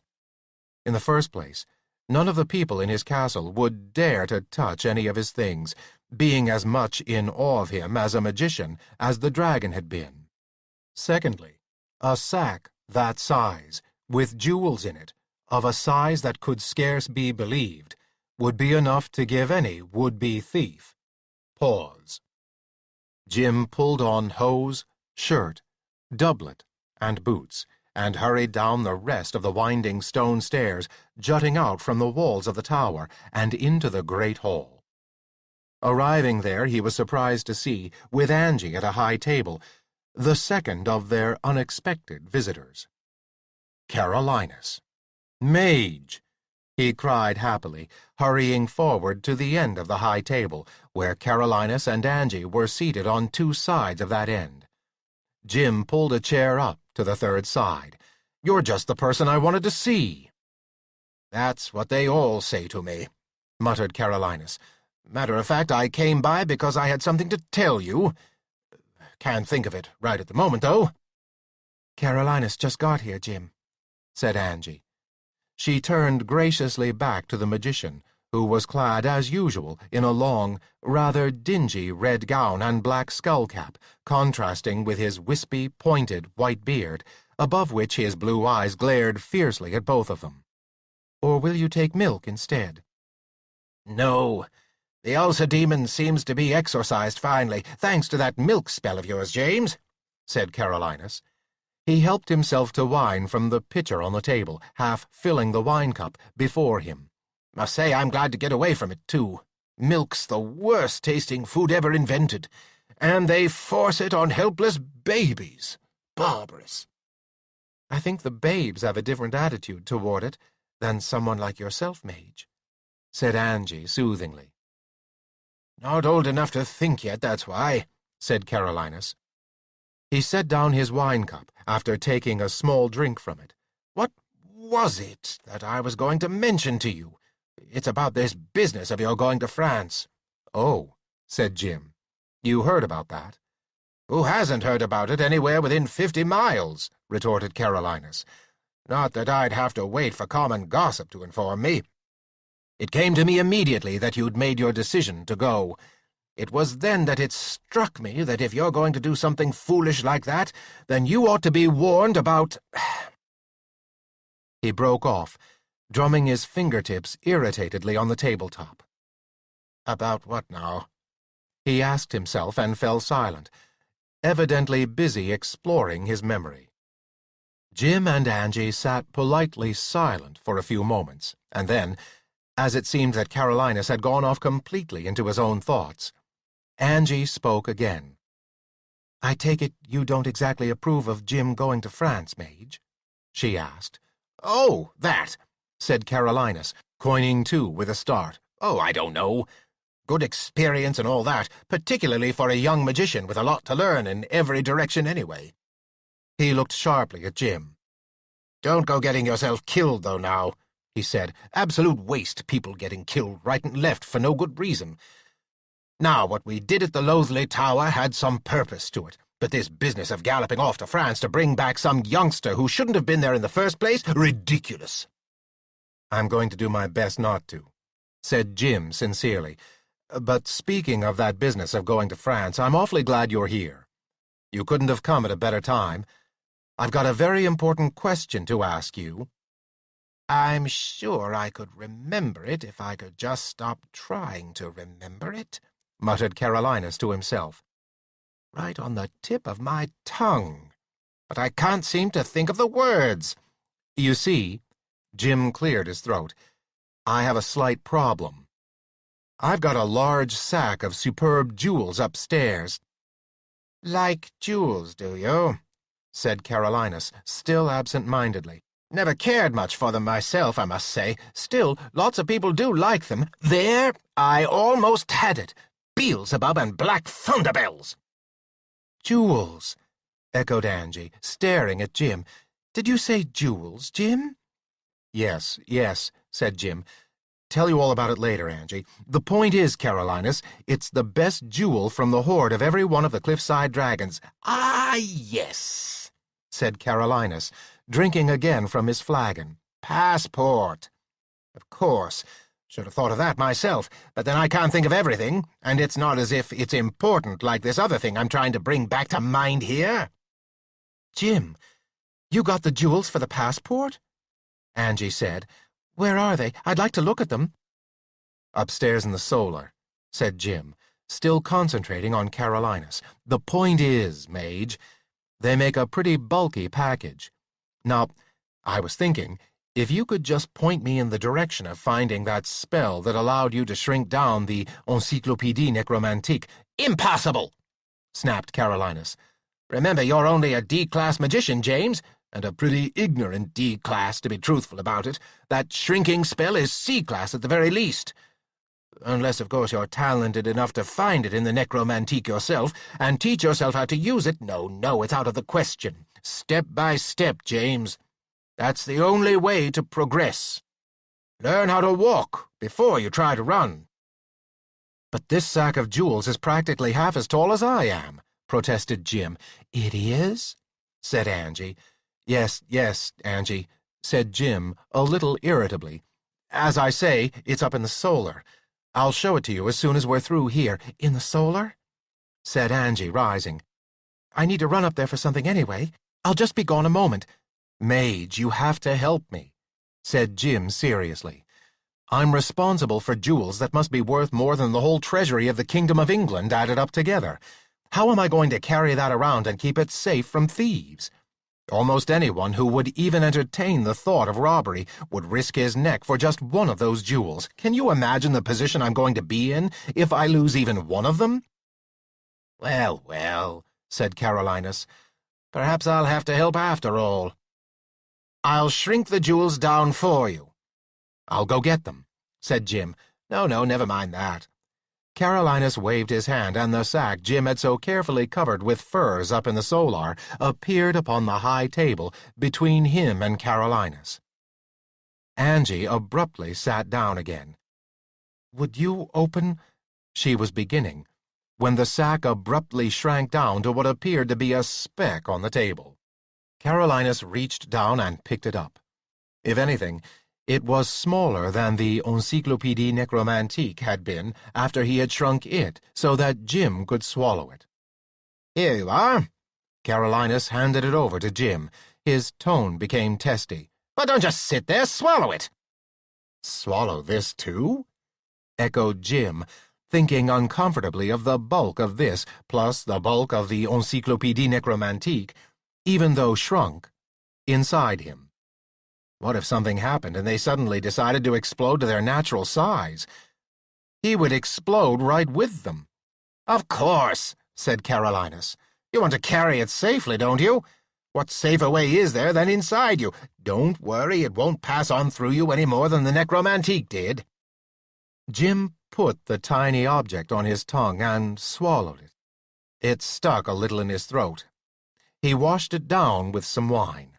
Angie sighed, a little bitterly. "But," continued Carolinus to Jim, "that's the last time I smole anything down for you. You've got to learn to stand on your own feet. Study, study, practice, practice." He stood abruptly. "Well, I must be going," he said. "By the way, James, if you want to produce those jewels, simply cough twice, sneeze once, and then cough once again. To small them down, cough once. If you should ever need to produce the Necromantique, it's 3 coughs to start off with, 2 sneezes, and then a single sneeze." Jim fumbled in his doublet pouch for a charcoal stick and hastily noted this information on the tabletop. "But actually, the Necromantique should stay with you for life, however long you choose that to be," Carolinus concluded. "Farewell, then." He turned about and started stalking toward the distant entrance to the great hall. Both Jim and Angie got up and hurried after him. They caught up with him halfway to the front door. For someone of his age and apparent fragility, Carolinus could move with surprising briskness. He took long strides, and he covered ground. "Ah, spring," he said to them as they appeared, one on each side of him. "Always been my favorite season. For a little while my flowers and the season match better than any other time, by Sagittarius." He slapped his forehead without breaking stride. "Edelweiss!" he ejaculated. "Why didn't I ever think of Edelweiss? The one thing that's missing from among the rest of my flowers. Edelweiss. Yes, I must have it by all means. Edelweiss, Edelweiss." Carolinus sang the last 2 words in a hoarse and incredibly tuneless voice. "Beautiful flower, beautiful," he went on. They had reached the front door. Jim pushed the right-hand half of it open to let the 3 of them out onto the courtyard.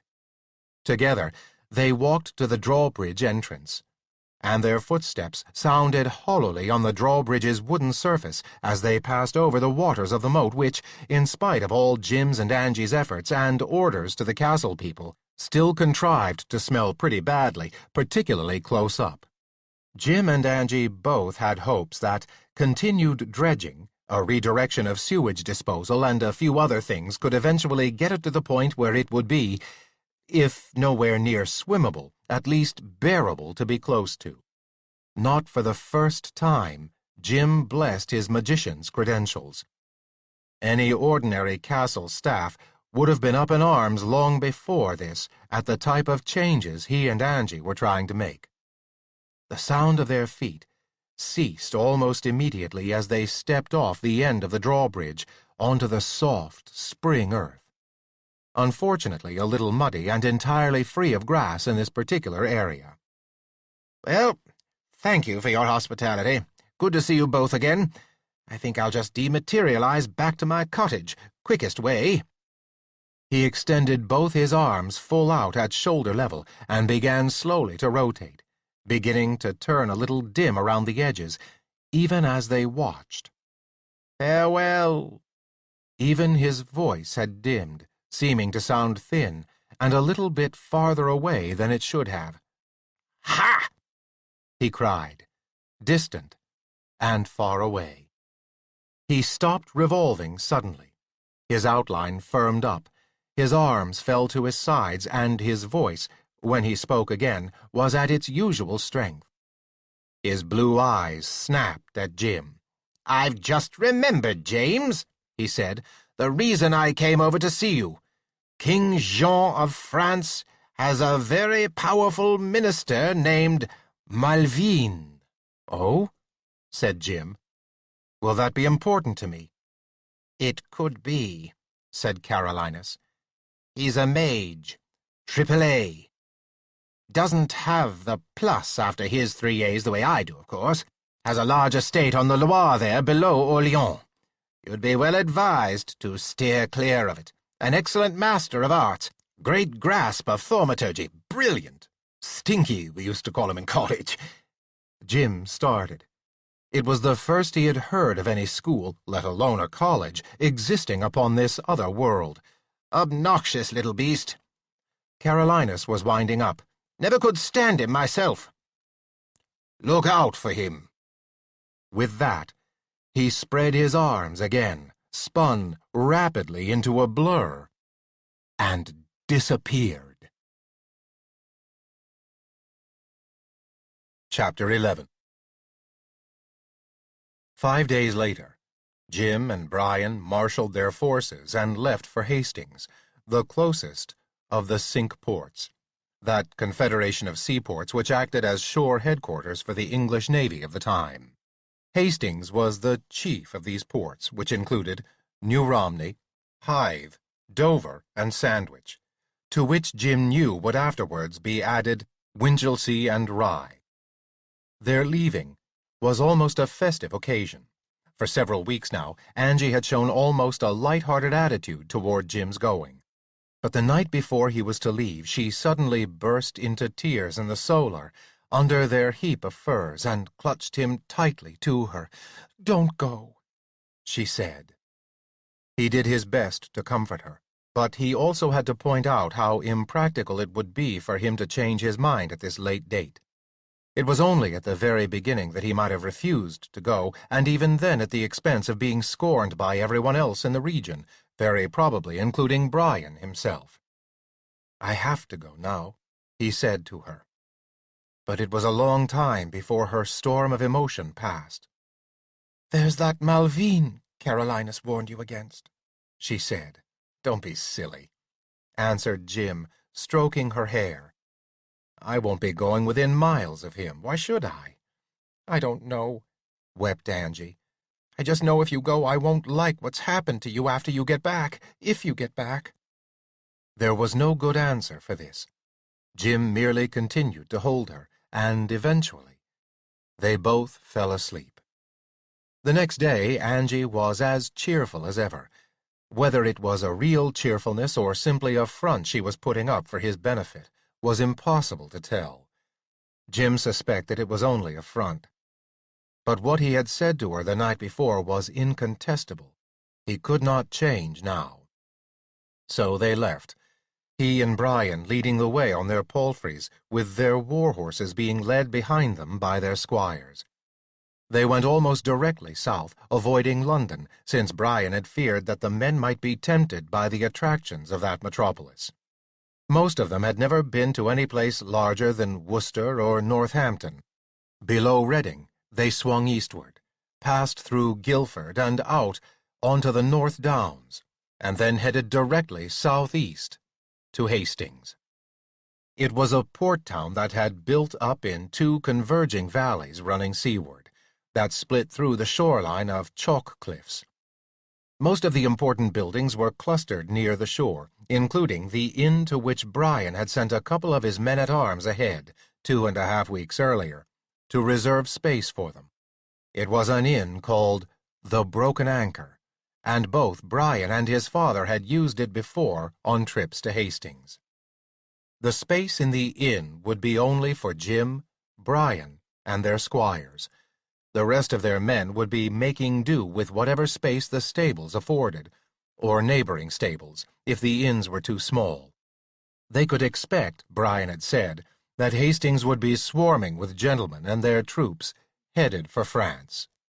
The landlord was a powerful, genial, but shrewd-looking man in his mid-40s. His hair was already growing thin, but the muscles on his half-bare arms swelled like cords as he stood with those same arms folded to welcome them to his inn. "Well pleased am I," Brian greeted him, "that you had room for us, Master Sill. As we foresaw, the town is overloaded with visitors." "Indeed so, Sir Brian," answered the landlord. "But if room there was, it would be yours for your father's sake, if not your own. He was a worthy gentleman, and much respected by my own father, who had this inn before me." He turned to Jim. "And this will be Lord James of Melancontry," he said, ducking his head in the shadow of a bough. "Welcome, my lord. If you will just follow me, Sir Brian and my lord, I'll take you to your quarters upstairs." Their quarters turned out, Jim thought, to be nothing special. They consisted of one fairly large, almost empty room, with a rather small bed in one corner. But they did have two casement windows that opened on the street below. "You'll not be disturbed here, Sir Brian, my lord," said the landlord. "The bed, of course, is for your noble selves, and there is plenty of floor space for your squires and any belongings you might wish to bring up. As for stable space, I can take care of a good half of your men. I have made arrangements for several of my neighbours to make stable room for the rest." "You do us well, Master Landlord," said Brian. "We are not only housed, but well housed. This inn has always taken good care of its guests," answered the landlord modestly, and bowed his way out of the room. The door, Jim noted, had neither lock nor latch.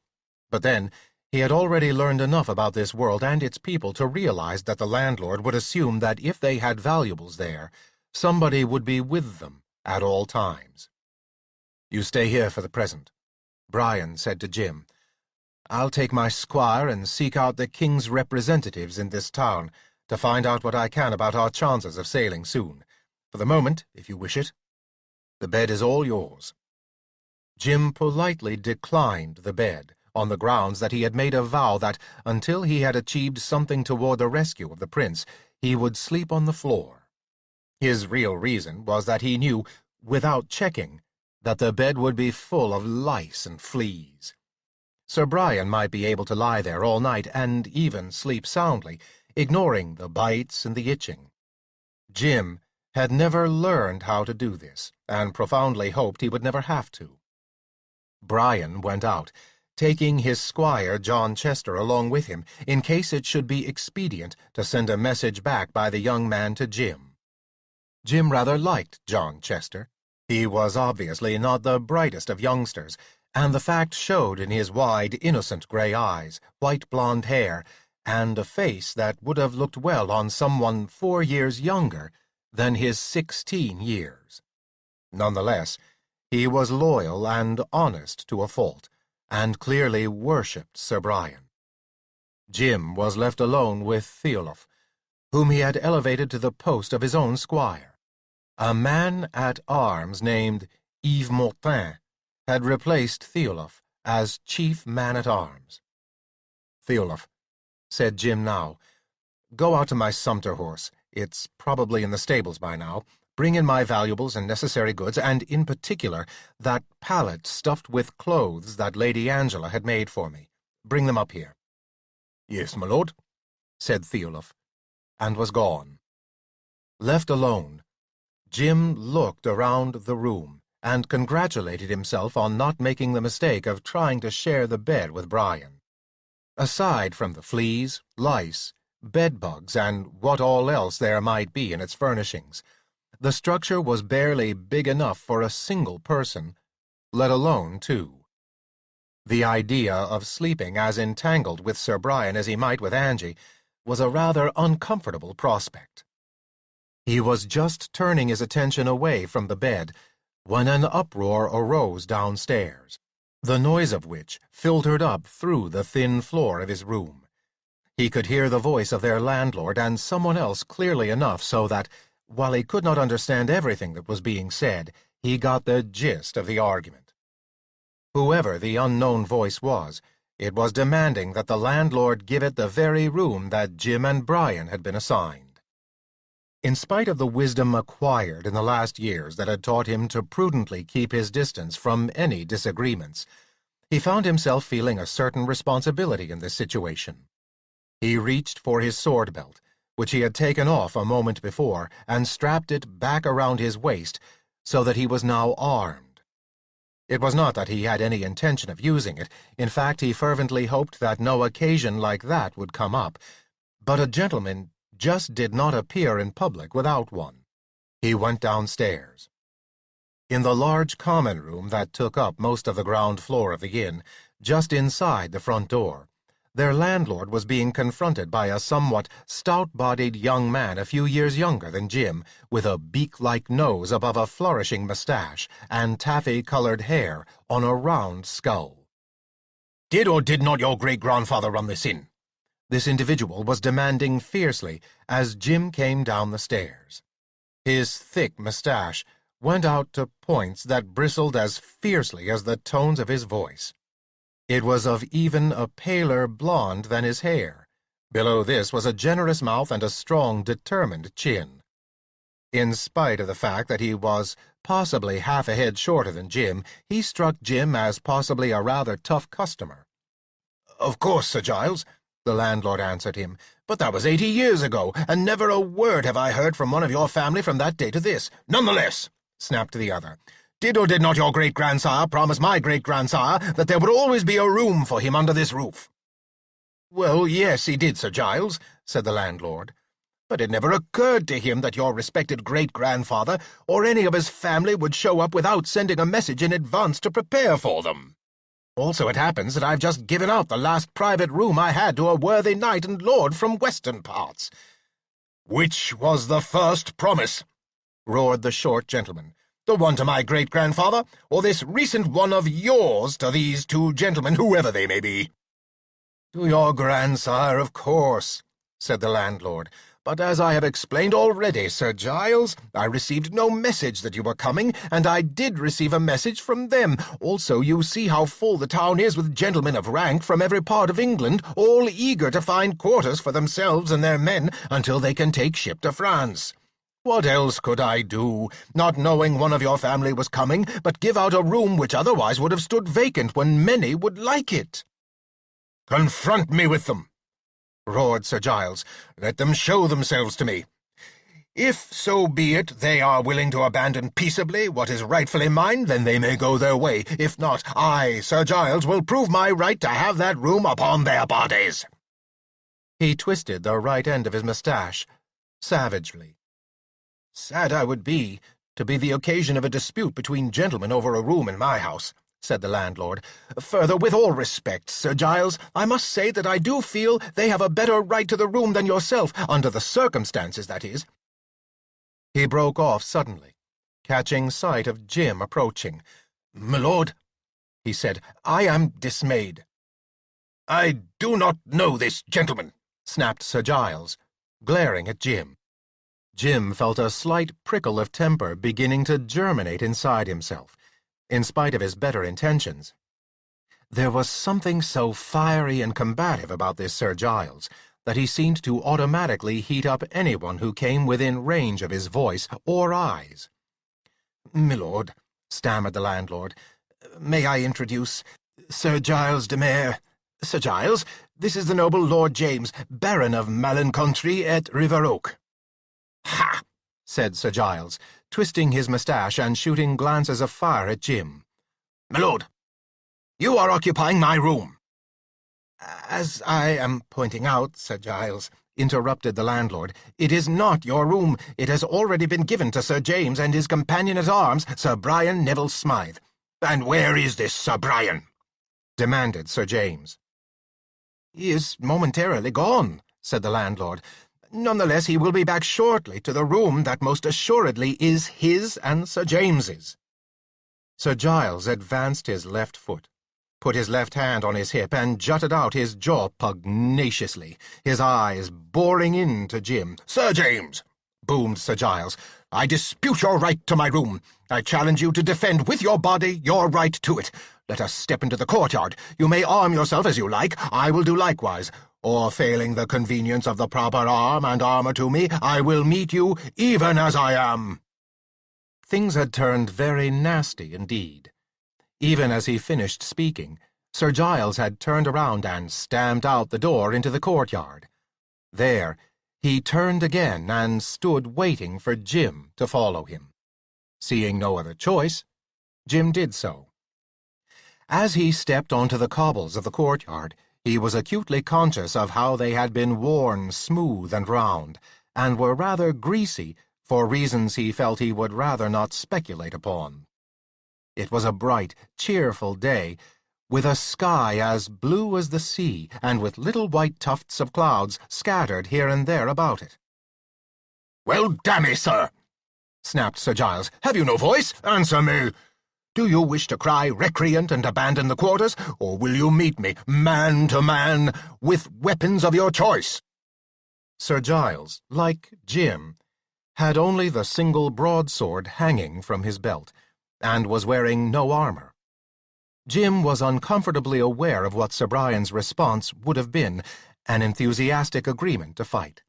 At the same time, his memory was uncomfortably reminding him of Sir Brian's voice tactfully referring to Jim's shield work as ragged, and in no way really praising what skills Jim had learned during this last year in the use of the weapons of this world and time. Could he stand a chance against someone as explosive as this Sir Giles, who had probably been trained from the time he could toddle in the use of those same weapons? Jim rather thought not. But answer he must, or fight. His mind galloped. "I have been somewhat laggard in answering you, Sir Giles," said Jim at last, slowly, "because I was thinking of a way to explain the matter to you without giving offence to such a knight as yourself." "Ha!" interrupted Sir Giles, his hand, which had dropped from his hip, going back to it and perching there as a fist. "The fact is," said Jim, "I'm under a vow. I've vowed never to draw my blade until it first crosses the blade of a French knight." The minute the words were out of his mouth, Jim felt how weak and silly they must sound, particularly to such a martial figure as this Sir Giles. It was the poorest sort of excuse, but the first he could think of at the moment. He braced himself for having to draw the sword and fight after all, but was abruptly astonished by the sudden change in the attitude of the man facing him. It was as if all the fire and fury in Sir Giles had suddenly run out of him, to be replaced by overwhelming understanding and sympathy. Tears literally shone in Sir Giles's eyes. "A noble vow, by all the saints!" exclaimed Sir Giles, staring at him. He took a step forward toward Jim. "Would I had but the faith in myself to merely attempt such a vow! Give me your hand, sir. A gentleman who can endure all provocations, any and all slights and shames, in order to keep his eyes fixed firmly on that goal toward which all good Englishmen are now set, is a brave man indeed." He grasped Jim's automatically extended hand and wrung it gratefully. "You could never have given me offence, Sir James, by telling me such a vow. I would give my right hand to have thought of such a vow myself, and to have faith in myself to keep it, eternal damnation a penalty for failure notwithstanding." Jim was stunned. He had completely forgotten how men of the class of Brian and Sir Giles in this world literally idolized courage in any form. In fact, with most of them, it was almost a reflex. His sudden relief was almost enough to make him shaky, but not enough to rob him entirely of the opportunity he saw now flickering before him. "Perhaps then, Sir Giles," he said, "you'd be agreeable to resolving this difficulty by sharing the room with Sir Brian and myself. Indeed, you can share the room's bed with Sir Brian if you wish, for I've taken another vow that restricts me to sleeping only on the floor." "Why, damn me," replied Sir Giles, grinding Jim's fingers almost to powder in the excess of his emotion. "Noble and generous. So should a knight be always. I'd be honoured, my lord. I'd be happy and honoured to share with both of you, as you suggest." "Then perhaps you'd have someone bring your things up to it now," said Jim. "I'll tell our landlord." He was turning around as he talked and broke off to discover not merely the landlord, but what must be nearly everyone else in the inn, either right behind him or peering out through the doorways or windows at Sir Giles and himself. "I trust you have no objections to Sir Giles joining us in the room, Master Landlord," he said. "None in the least, my lord, none at all. I myself will send someone for Sir Giles's things, if he will only tell me where they may be found."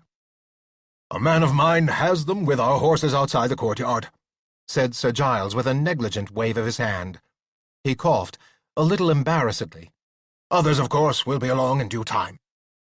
"Then let me take you upstairs, Sir Giles," said Jim, "and perhaps the landlord can send us up some wine." He led the way upstairs, and the wine was quick to follow them. Deftly avoiding the bed, he sat down on one of the piles of clothes and saddle-cloths that were on the floor. Sir Giles, quick to take cue that Jim was restricted in all things to floor level, chose another pile close to him. "Your pardon, my lord," said Sir Giles, as they embarked on their first brimming cups of the rough red wine with which the landlord had supplied them. Jim winced inside, as he saw most of the contents of the other's cup disappear within his companion at the first gulp. Sir Giles, clearly, like most of the knights of this time, appeared to drink like someone lost in the desert who has at last stumbled across a water-hole. "But I fear I do not know where your family home may be. Also, it shames me to say, I do not recognize either— what was that— Mallon-country, nor does my memory recall the name of River Oak." "Mallon-country lies in the Malvern Hills," answered Jim, "not far, in fact, from Worcester. Actually, it lies within the lands of the Malvern Chase, most of which is in the holding of the Earl of Gloucester. But I myself hold Mallon-country directly from the king." "I am indebted to you for your gentle courtesy in telling me," answered Sir Giles. "Myself, I am a knight of Northumberland. Our family for many generations has lived on the coast of the German Sea, what some call the North Sea, but a little ways south of Berwick. And your companion is the good knight Sir Brian Neville Smythe. I do not know of his holding either." "Actually, Castle Smythe, his home," said Jim, watching Sir Giles refill his cup absently for the third time, "is quite close to mine of Mallon-country, and also in the Malvern area. We first became companions in a small matter having to do with a place of the dark powers, called the Loathly Towers." "By St. Dunstan!" Sir Giles leaned toward him eagerly, spilling a little wine in his excitement. "Are you then that dragon knight of whom the story before the Loathly Tower is told? It is said you killed an ogre in single combat." "As a matter of fact, that did happen," said Jim. "Of course, I was in dragon body at that time, if you happened to have heard the story." "Heard it, my lord," said Sir Giles. "All England and Scotland have heard of it. A most honourable endeavour." "It's good of you to say so," said Jim. "Actually, it was a matter of necessity. My wife, the Lady Angela—" He broke off at the sound of a familiar voice filtering up through the thin floor beneath them. "But unless I mistake myself," he said, "Sir Brian is just about to join us now." He got hastily to his feet. "Will you excuse me for a few moments while I speak to him privately?" "Privately?" echoed Sir Giles with a puzzled look. "Privily, I should have said," answered Jim. "It'll just take a minute or two, then we'll both be back. I'm sure he'll be glad to find you here." "Ha!" said Sir Giles, kindling for a moment. However, he evidently thought better of gearing up to any objection by Brian to his presence, and merely sat back with his wine-cup. "By all means, my lord. I will await you here." Jim was already halfway out of the room. He met Brian coming up the stairs and stopped him. In as few words as possible, he explained what had happened, and why somebody else was now sharing their chamber at the inn.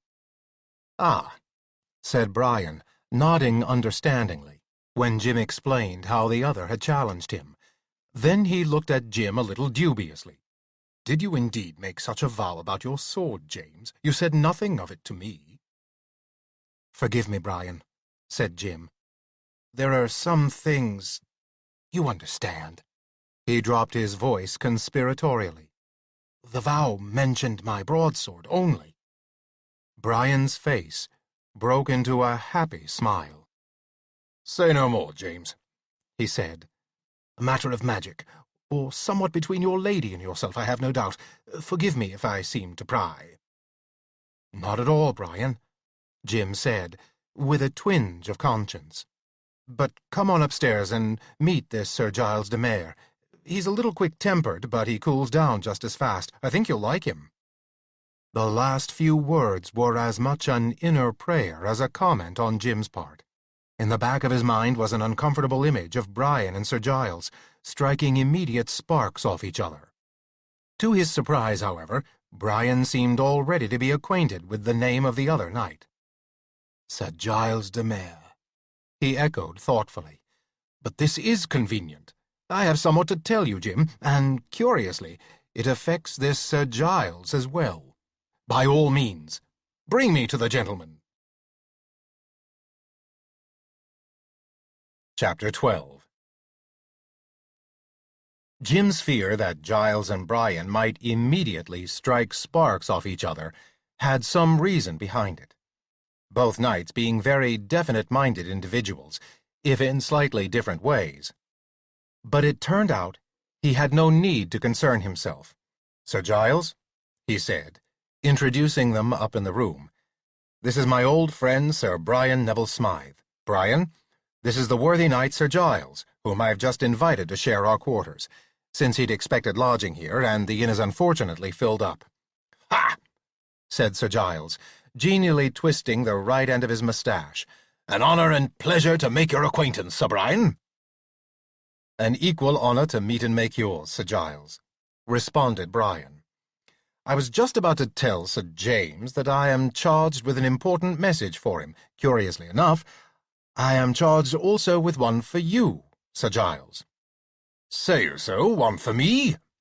Giles's face showed a mixture of puzzlement and mild belligerence. "That's passing strange. No one in Hastings at this moment would know I was here, I should think, let alone send a message to me." "It may seem less strange when you hear who the message is from," said Sir Brian. "The messages to both of you are from the noble knight, Sir John Chandos." The name produced a reaction not only in Sir Giles, but in Jim as well. Sir John Chandos, he remembered from his historical studies of the 14th century in his own world, had been a brilliant military captain and a close friend of the Black Prince, as the Crown Prince of England had been known. He had been among the founding members of the Order of the Garter, which knightly order the Black Prince had established in Jim's world somewhat in imitation of King Arthur's Round Table. Chandos was also spoken of as the flower of chivalry.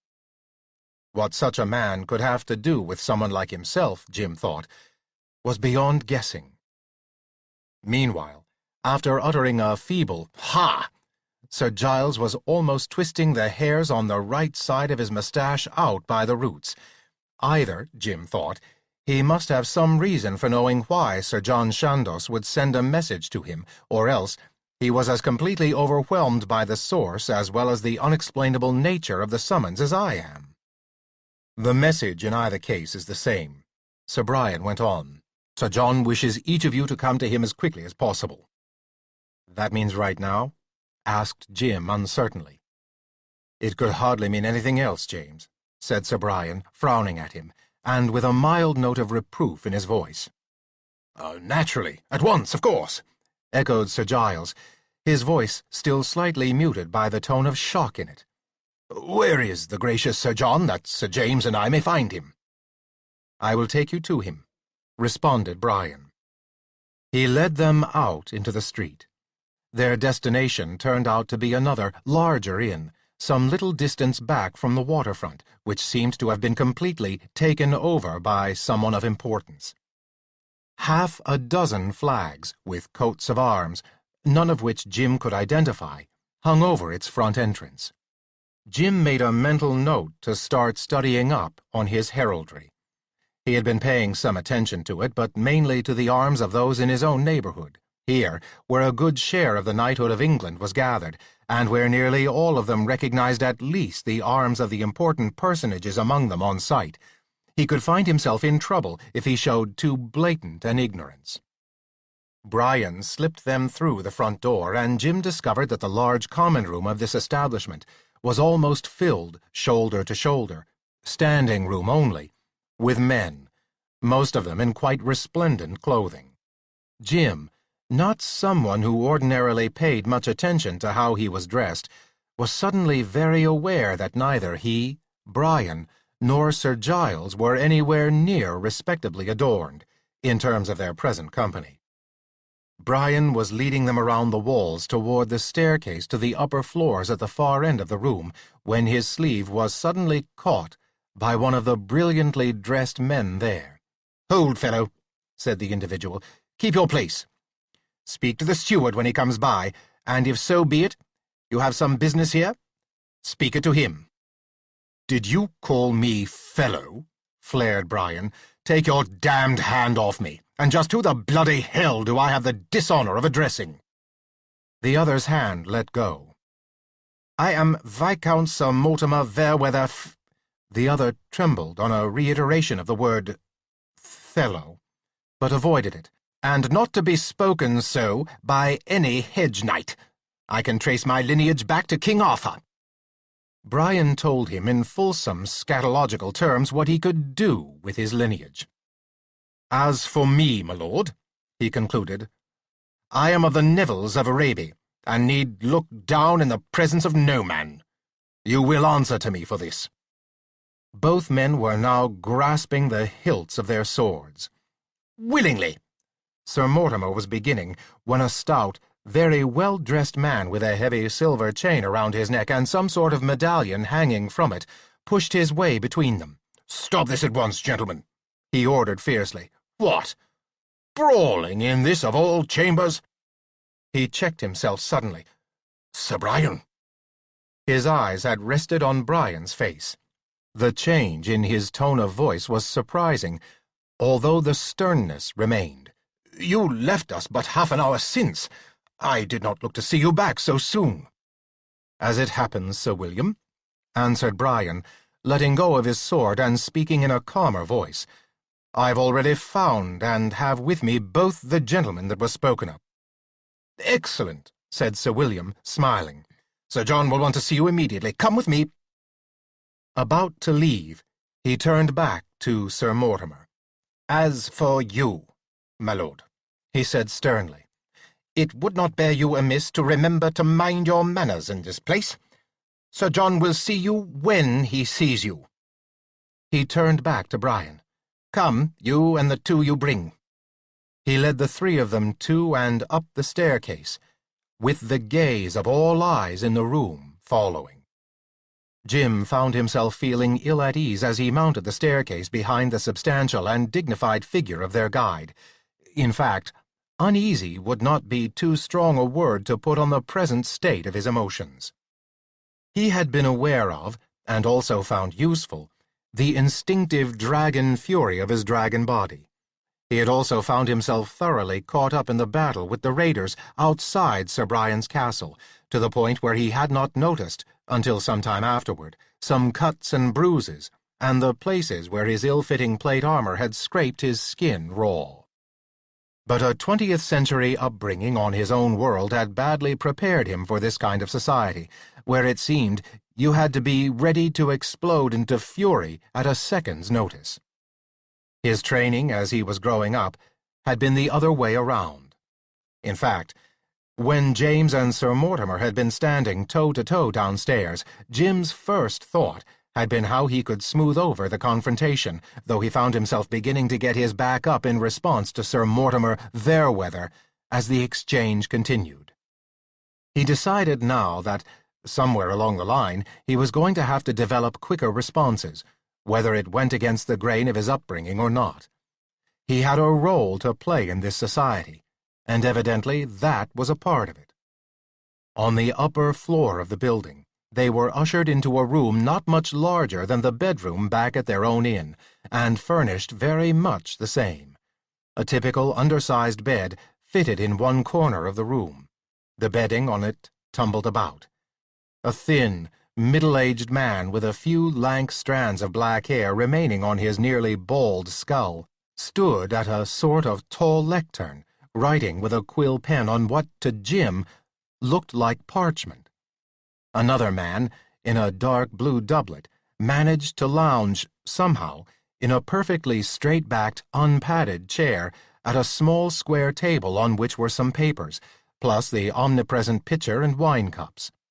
The man in the blue doublet was drinking from one of these cups and set it down as they came in. A stool, of a height to make convenient sitting at the table, was pulled up to an adjacent side of that table, and 4 more stools like it stood around the room against the walls. "Sir John," said Sir William, as the 3 with him halted just in front of the desk. "Here at your pleasure is Sir Brian Neville Smythe, back again with the 2 you mentioned." The man behind the table, who could only be Sir John Chandos himself, thought Jim, straightened up a trifle and leaned forward, with his forearms on the table. "Good, William," he said. "Leave me with them." He looked across at the man busily writing. "Cedric," he said. The man put down his quill pen with care and followed Sir William out of the room. Sir John's eyes left the door as it closed, and came back to the 3 men before him. He had the lean body of a teenager in good shape, though Jim would have guessed him to be at least in his middle 30s, if not into his early 40s.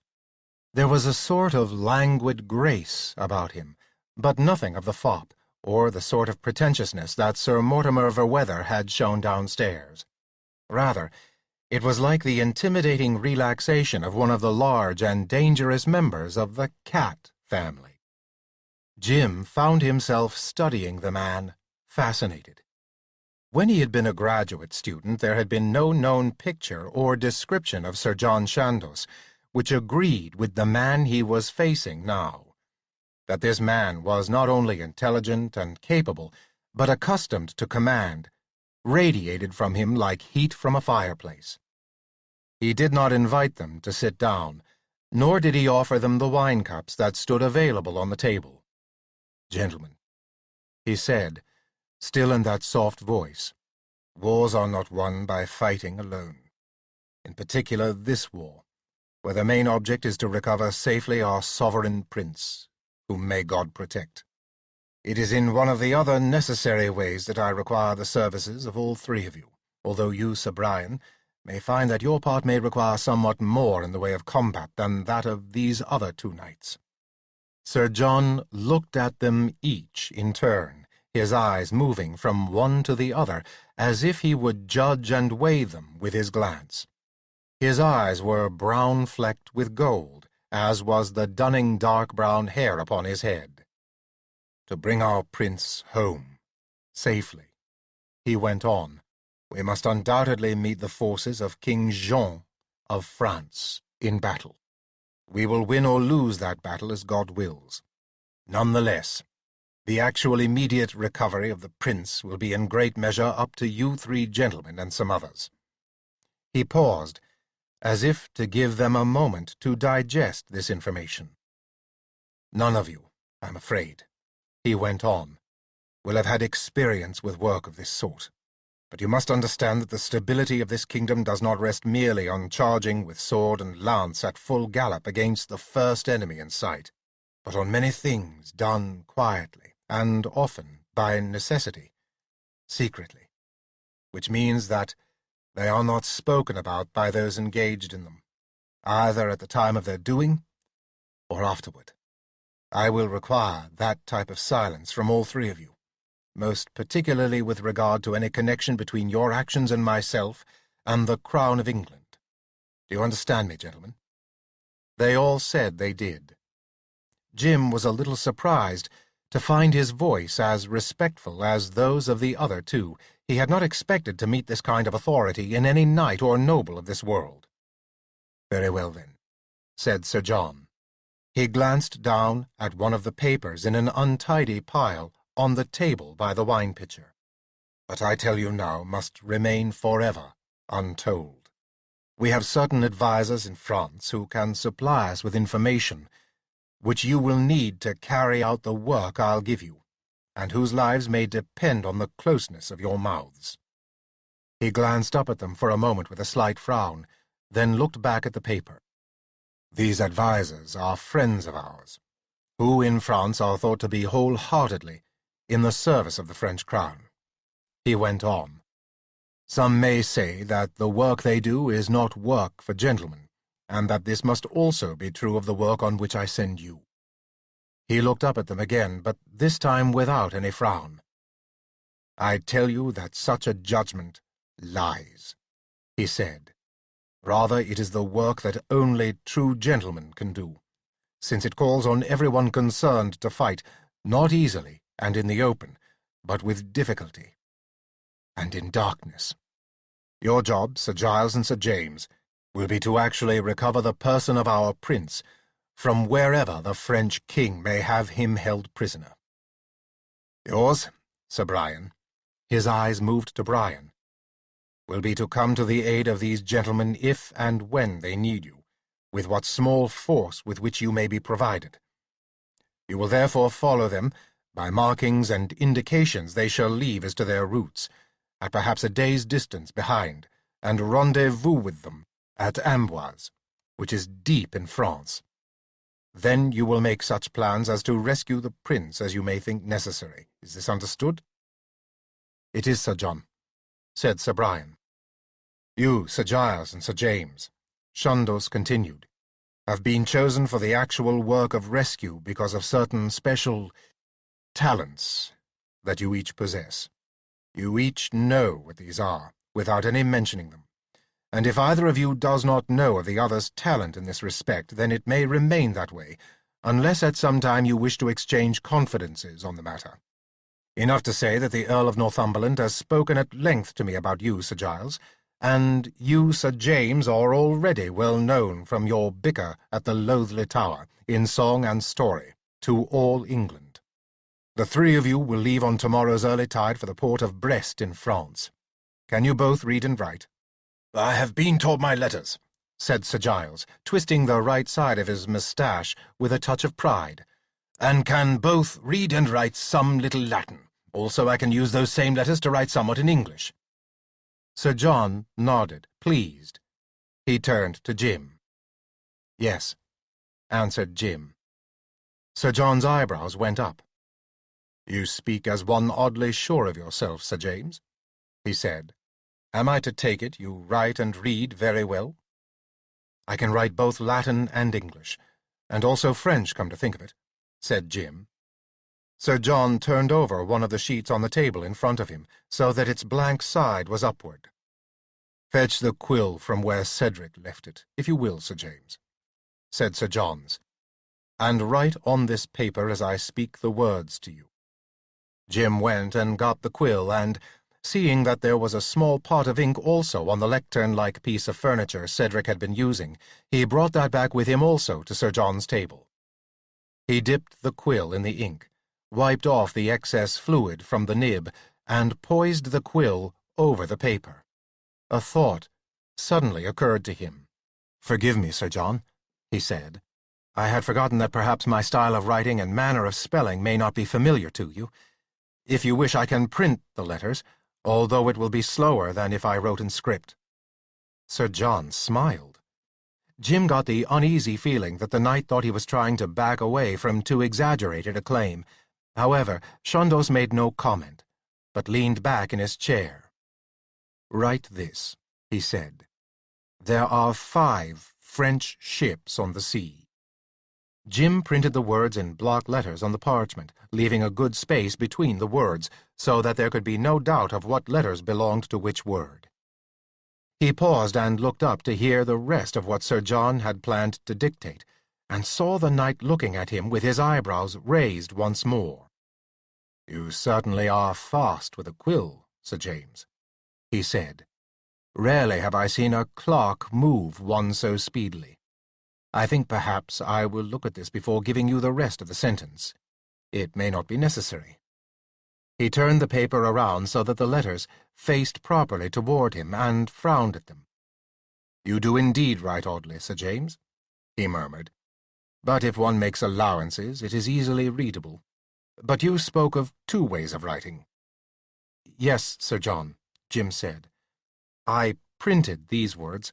Commonly, however, I and the people where I come from write rather than print when they wish to put information on paper, or parchment, as in this case." "I would see this other way of writing. You called it script, Sir John," said Jim. "By your leave, I'll write the same words again in script below the ones I printed, so you can see the difference." "By all means, do so," said Sir John, watching him narrowly. Jim turned the piece of parchment around and wrote the same words in as clear a flowing hand as he could manage. Then he turned the paper about so that it faced properly for Chandos, who looked at it.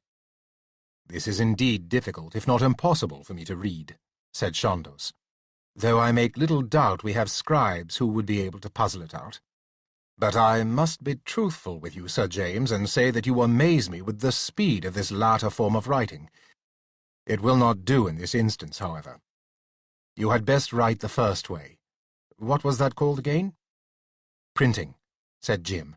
"I printed the words out the first time I wrote them for you. The more I look at them, the more they seem marvellously clear, if a little oddly made," said Sir John. "Certainly it will be excellent for our purpose, which may require the passing back and forth of short, written messages. But for my own pleasure, would you also demonstrate your writing in Latin and in French?" "Gladly, Sir John," said Jim. He did so, using the same words.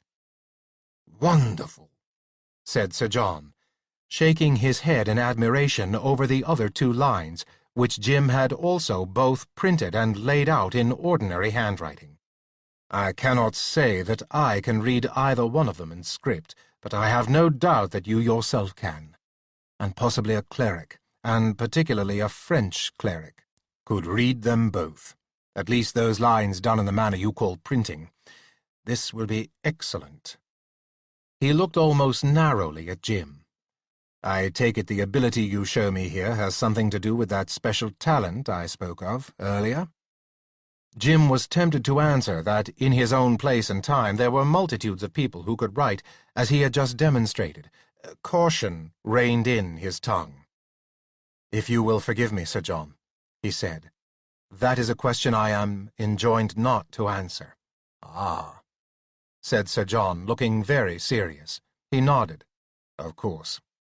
It will have to do with that talent of yours. I understand. We will say no more. There remains only a couple of other matters." He took from one finger one of the several rings that he wore on his hand and handed it over to Jim. "Sir James," he said, "you, as the gentleman of rank here, will wear this ring. When you get to Brest, you and Sir Giles will both take quarters at an inn with a green door. In fact, it is referred to as the Inn of the Green Door in the French tongue. You will find there is space available. Wait there until you are contacted by someone who can show you the like of this ring. I would suggest you wear it on entering the inn, then keep it visible until you see someone wearing its fellow. That man will have word for you on what your next move should be. Now, the only other matter is that of your device." "Device?" echoed Jim, bewildered. But Sir John had already turned toward the door and lifted his voice. He had spoken so softly until now that it had not fully registered on Jim that he was a tenor. Now that he chose to shout, he was revealed to have vocal equipment capable of a remarkable carrying quality. Jim was suddenly reminded of the fact that, up through something like the 19th century, infantry officers benefited from being tenors, since their higher-pitched voices could be heard by their men more clearly over the noise of battle and gunfire. Sir John had a tenor with the penetration of an operatic singer. "Cedric!" he called. The door opened almost immediately, and the thin, balding man whose pen Jim had borrowed appeared in the opening. "Sir John," he said, "fetch Sir James's shield and the painter," said Sir John. Cedric went out, closing the door behind him. "The Earl of Northumberland," said Sir John, turning back to Jim, "on consultation with His Majesty, was pleased to tears that His Majesty had granted you a coat of arms. No doubt you have arms of your own in the land from which you came. None the less, it was felt that while you are one of us, and in our England, you should by right have English arms. These are to some extent prescribed by law. In any case, a man of experience in the painting of arms has been sent down with the necessary information from London, and has just finished displaying those arms on your shield." "My shield?" Jim echoed. The last he had known of his shield, it had been back at the inn under the surveillance of Theolth, along with all the rest of the baggage belonging to the three men. "I sent Sir John Chester back for it, after I spoke to Sir John," explained Sir Brian. "He told me that you were in conversation in the courtyard with Sir Giles at that moment, so not wishing to interrupt, he merely went upstairs, spoke to Theolth, and took away the shield to bring it back here." "Oh," said Jim. The fact of the matter was, he had been carrying his shield cased ever since they had left Malin-Contrie, that is, with a linen cover over it. He had never gotten around to putting any kind of arms on its blank metal surface before, though Sir Brian had assured him that, probably, he could put any arms he wanted on them without objection from others, unless he happened to duplicate somebody else's arms. The fact was, Sir Brian seemed a little bit puzzled that Jim had not immediately put onto his shield the arms he had undoubtedly possessed in that far-off land of River Oak from which he had come. Jim's hesitation in this matter had been due to a sense of guilt over claiming both a non-existent rank and a false coat of arms that he had made up on the spur of the moment when he had first met Sir Brian. While he had been thinking, the door had opened again and Cedric had returned, followed by a little man, arthritically bent-backed, who may have only been in his 40s because his hair was just beginning to turn grey, and he still had most of his teeth, but who, in his general actions and the leatheriness of his skin, looked 70. The little man was carrying Jim's shield, no longer cased, but with its face turned away from Jim. Cedric went to the table, silently recaptured his quill pen and returned it to his desk. The little man came forward, bobbed his head at Sir John, and then at the other three, and rested the shield on its point, with its face still turned away. "Well, Master Arms Painter," asked Sir John, "are you finished?" "Finished indeed, Sir John," answered the little man in a creaky voice, "though the paint is still wet, so that I would caution any of you gentles not to touch it for another hour or so. Shall I show the device?" "That's what you're here for, man," said Sir John, a little testily. The man did not seem either intimidated or offended by Sir John's reaction. He merely turned the shield around to display its front side to them all. Jim stared. What he saw on the metal surface was a dragon, rampant, surrounded by a border. A very thin border, of gold, which looked like the actual metal rather than paint, for it did not glisten with the wetness that the other colors showed. The rest of the shield was a uniform dark red.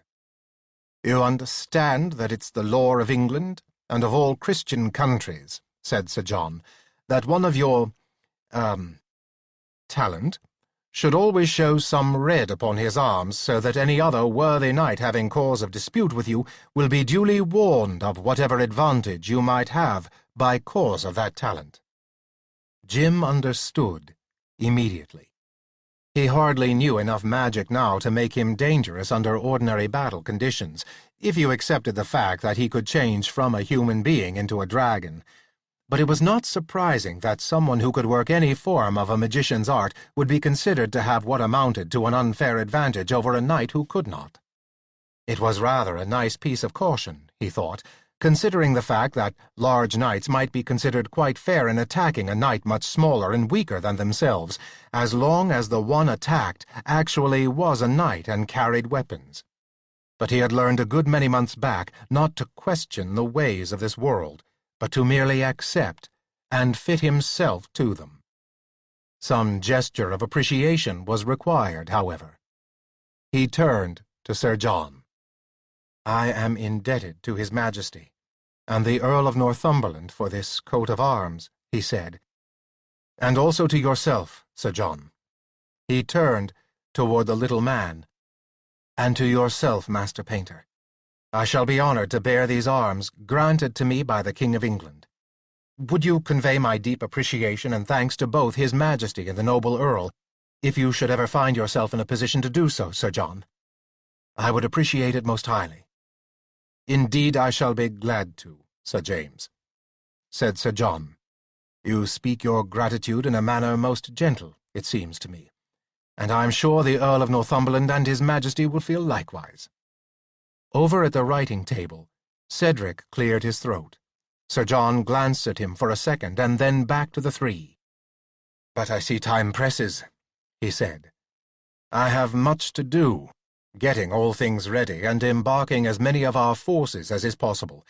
So you may go, gentlemen. With God's help, we will all be reunited in France." Jim, Brian, and Sir Giles bowed themselves out of the room. Chapter 13. Dawn was just breaking. Jim stood by the port gunwale of the very small, definitely tub-shaped vessel on which they had labored through the night down the English Channel and along the coast of France. The shipmaster, in contrast to what Sir John had said about traveling on tomorrow's tide, had insisted that they take off instead on the late night tide that same day on which they had had their interview with Sir John Chandos. His reasons were very definite. On both sides of the Channel, between England and France, shipowners and shipmasters were aware that England and France were about to be actively at war again. That meant that there would be a good deal of shipping passing southward. Apparently, on the high seas, every ship was a pirate ship if it saw another vessel which was smaller or looked to be easily taken, and this shipmaster, like most, was the sole owner of his ship. If he lost it, he lost his livelihood. Knight, the shipowner and master had insisted, swearing by a number of saints to witness that his words were true, would be the only safe and sensible time to take 3 such men as themselves to Brest. In bad weather, this would not be so, but both wind and a near full moon favored them. The construction of the ship and the waters they were traversing, however, in spite of these good conditions, combined to make for a very choppy voyage. Sir Brian was sick almost from the moment they left Hastings Harbor, though Sir Giles was fine. Jim had discovered at an early age that, for some strange reason, he was immune to seasickness, so he was merely concerned over how such a cockleshell as this could survive if any kind of a storm blew up. Luckily, the weather during the night continued to be, as the shipmaster had claimed it would, almost too good to be true. They had passed the Channel Islands during the latter part of the night. After that, the shipmaster had kept his vessel well out from land, although he was obviously one of those navigators, for all Jim knew, all navigators at this time were that way, who preferred to see a coastline on the horizon at all times. But with the lightening of the sky, he was moving in closer toward a dark line that Jim finally identified beyond any doubt as land, rather than a bank of low-lying, dark clouds. Now, as the day broke cloudless and clear, Jim saw that they were quite close to a coast that seemed to stretch to the horizon on either side. He walked down the side of the boat until he came to the square, powerful shape of the shipmaster, who was standing with legs apart in the bow, staring ahead of him. "Where are we now?" he asked. "Entering the Raid of Brest," answered the shipmaster, without taking his eyes off the water and land ahead. "God be with us now." He crossed himself. But this water is full of rock, and I must—" He did not finish his sentence. There was a sudden, grating shock that ran all through the vessel, and it stopped abruptly. "What is it?" demanded Jim. "Saints preserve us!" cried the shipmaster, literally wringing his hands. "We are caught, as I feared! We are held fast!" Jim stared at the man, for he made no move to do anything, simply stood where he was, twisting his hands together, with tears starting in his eyes. Behind Jim there was a quick thunder of feet, and the half-dozen men who made up the ship's crew came running, crowding up to the bow to stand with the shipmaster, staring down into the water ahead. It was true that now the ship stood, solidly unmoving, in spite of the taut single sail overhead. "Can you see anything?" Jim heard one saying. "Nothing," replied the man beside him, still staring into the water. "What's the matter?" Jim demanded of the shipmaster. "Why aren't you doing anything?" "There's nothing to be done, Sir Knight," answered the shipmaster, still not looking at him. "These rocks are like iron. We are stuck fast here until we perish from lack of food and drink, or a wind finally blows us off and we sink through the hole surely torn in our bottom." "There must be something you can do," said Jim. "You've got that small boat on deck. Why don't you put it overside, tie a rope between it and this ship, and see if you can't row it loose?" But the shipmaster merely shook his head wordlessly, the tears now streaming down his face. "What's amiss?" said the voice of Sir Brian in Jim's ear. Jim turned to find the other knight at his elbow. "We seem to have run onto a rock, Brian, an underwater rock," Jim said. "I've been trying to get the shipmaster to do something, but he seems to think it's no use." "Land no more than 2 or 3 miles away, and he thinks it's no use," snorted Sir Brian. "What sort of poltroon is he, to give up so easily?" He raised his voice. "Here, you!" He punched the shipmaster on the shoulder hard enough to rock the man on his feet, but the other still did not respond. He seemed lost in a frenzy of sorrow and despair. Brian continued to shout at him, but the seaman paid him no attention. Jim looked back over his shoulder. He put a hand on Brian's arm to attract his attention. "Where's Sir Giles?"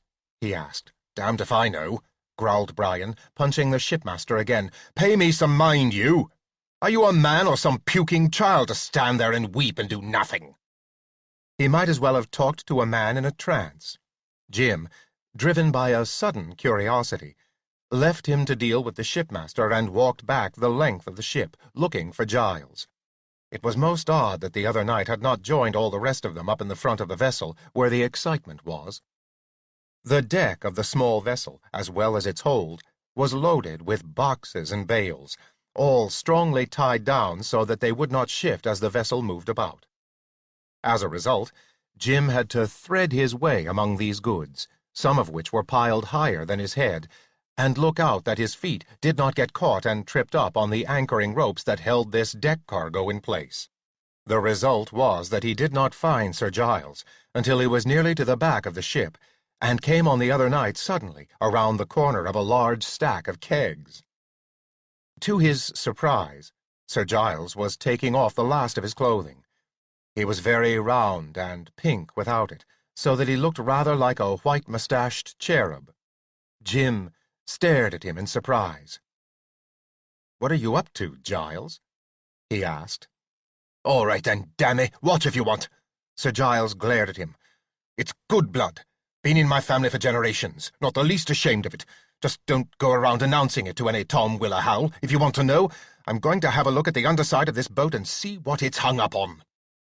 Completely naked, he ran to the near side of the ship, clambered up on it, poised outwardly there for a minute, and then flopped off it to land with a resounding splash in the water below. Jim, who had followed him automatically in his dash, reached the side just in time to see Giles turn, on contact with the sea, into the sleek gray shape of a harbor seal.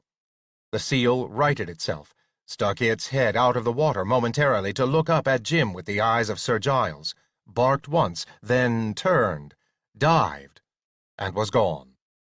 Jim stood staring at the dark sea surface for a long moment. So That was Sir Giles's particular virtue or talent. He was what was known as a selkie, someone who was, to quote the old definition, a man upon the land, a seal upon the sea. Jim turned and hurried back up front to find Brian literally cuffing the poor shipmaster about. The rest of the crew stood back and showed no inclination to interfere. There were 6 of them, and a long knife hung in a scabbard from the belt of each, but because of either the sword at Sir Brian's side or merely the fact that he was a knight, or possibly even the fact that they blamed the shipmaster for their running aground, so that they were not amiss to seeing him take a certain amount of punishment, they were being nothing more than spectators. Jim winced. In some ways, Sir Brian was the gentlest and kindest of men, but he also lived by a hard set of rules that both Jim and Angie had had their greatest difficulty in adjusting to. Coming up to Brian, Jim caught the other's arm to stop him. "Brian," he said urgently, "what are you doing?" Brian's head jerked around sternly, but his face relaxed when he saw it was Jim. "Why, James," he said, "this fellow has lost his wits. I'm merely trying to knock some sense back into him." "That won't do it," said Jim. "He's in deep emotional shock." "Deep?" Brian stared at him. James, is this something magical, you mean?" Jim had used the words that had come naturally to his tongue, without thinking how they would translate into whatever language he spoke on this world, or if, even if they did translate properly, they would convey any real meaning to Brian. For a moment, he was tempted to explain, and then a number of occasions before this in which he had tried, and failed, to bridge the gap between a medieval society and a 20th century technological one, laid the finger of caution on his tongue. The chances were that nothing he could say would make Brian understand. From Brian's point of view, it made perfectly good sense to knock a disturbed head around until its parts were jarred back into proper working order, the same way someone in Jim's original world might hit or kick a piece of machinery in the hope of jarring it out of a non-working state back into a working one. Also, there were more important matters to discuss. Unreasonable as it seemed, this was one more case where it was simpler simply to lie. "You could call it that, Brian," said Jim, "but there's nothing more important at the moment. We must talk about it privately." "Quite right," said Brian, turning from the still unresponding shipmaster. "Let us step aside to a back part of the ship. Hold!" This last word was a shout that came from him with all the authority of someone in command over troops. "The first man who touches that small boat without orders from Sir James or myself will have his arm cut off," snapped Brian. Some 4 of the crew members, who had begun to move in the direction of the little boat, which was designed to carry no more than 3 bodies ordinarily, but could possibly have accommodated 1 more, checked immediately. "All of you, into the point of the deck, with your shipmaster," ordered Brian. "If I look back and see one of you not as close there as herring in a dish, the one I see shall be dealt with." "Now, James," said Brian, turning back to him, "let us step aside." They headed back among the bundles and bales, Brian glancing once or twice over his shoulder to make sure none of the crew had moved away from the position to which he had sent them. He let himself be led by Jim around the pile of kegs to the spot where Sir Giles's clothes lay on the deck. "What's this?" said Brian, seeing them and bending over to pick up a doublet. "Where's Giles? And what are his garments doing here without him?" "That's what I want to tell you," said Jim. "He dived overboard to swim under the ship and see how stuck it is on the rock or whatever is holding it." "Has he?" said Sir Brian, dropping the doublet and gazing over the near side of the ship. "Indeed. I had no idea the gentleman could swim so, almost like a fish to go down beneath the water to the depth to which this ship's bottom must lie." "That's what I wanted to tell you, Brian," said Jim. "Normally I'd respect Giles's confidence. However, you'll see for yourself, since I think—" He was interrupted by Brian turning and sticking his head around the edge of the kegs and shouting toward the bow of the boat. "Ah!" He stood staring where he was for a second, then turned back to Jim. One of them looked as if he were trying to slip away toward the small boat after all. It will be a sauve-qui-peut with them. And once several are in that boat and headed for the coast, it is not likely they will come back, as gentlemen might, to ferry the rest of us to safety. Now, what were you saying, James? I was about to tell you something about Giles, said Jim. A sort of family secret of his. As I say, normally I wouldn't breach his confidence, but it'll take the two of us to throw him a rope and help him back board when he comes back. So you'll see for yourself anyway. Brian, Sir Giles can turn into a seal when he dives into the sea. Ah, replied Brian thoughtfully. A selkie. When he mentioned the Northumberland seashore home, I half suspected it. James. He had turned and stuck his head around the corner of the kegs again. Jim could not see the expression on his face, but he kept looking forward for a long moment, before turning back again. James, those rascally fellows up there will be in that little boat and away unless we keep our eyes almost always on them, he said. If we are both to be needed here at the rail, they may well have time to get it into the water and some of them get away, and we may need that boat. I can hold them where they are as long as I keep looking at them from moment to moment, but the minute they think I've forgotten them for longer than that, they'll bestir themselves and away. Yes, said Jim. What do you suppose we can do? I could simply stand over them, said Brian, but as you say, I'm needed here. It's you can put them in such fear that they will not dare stir. Show them your shield. Tell them you are a sorcerer, and will put some spell upon them that will turn them into toads, or somewhat, if they move. Then we can turn our backs on them with safety. None will dare shift from where he is to save his soul. Jim felt a touch of inner chagrin. Brian's innocent faith in Jim's ability to work magic of any degree desired had made small troubles for him on previous occasions. Apparently, from Brian's point of view, you were either not a magician or you were a magician. If you were a magician, you ought to be able to do all the things a magician could do. This in spite of the fact that Sir Brian had been fully informed that Jim had only a D rating with the accounting office, whereas someone like Carolinus was one of the 3 AAA+ magicians in the world. Jim had not the first idea of how to turn people into toads, whether they moved or not to trigger off the change. On second thought, it occurred to him, if Brian so thoroughly believed in what he could do, the seamen would probably believe no less. Excellent idea, Brian, he said. I'll do just that. Meanwhile, do you want to watch for Giles over the side of the boat there? He pointed. Gladly, said Brian, hurrying to the ship's side and leaning over it to look at the water. Jim went back around the barrels, seeing a sudden uneasy shift of the fairly loose group in the bow back into a tighter one, located his own belongings on the deck, and dug out his shield. He uncased it and carried it forward to the seamen. The master was still weeping, still in shock. "Do you see this shield?" said Jim, giving the seamen his best scowl. They stared. "Do you know what the red on it means?" demanded Jim. "Answer me, one of you." You are a magician, my lord," stammered one of them after a long pause. "Good," said Jim. "I see you have some common understanding. Very well." He let go of the shield with his right hand and made several elaborate passes in the air between himself and them. They shrank away from him. "Erte, into te ode stay," he intoned solemnly. "Now, the first one of you who stirs so much as one step from the bow in which you now stand will be turned forever into a toad. It shall remain thus until I come back and lift the enchantment from you." Terror was obvious among the seamen.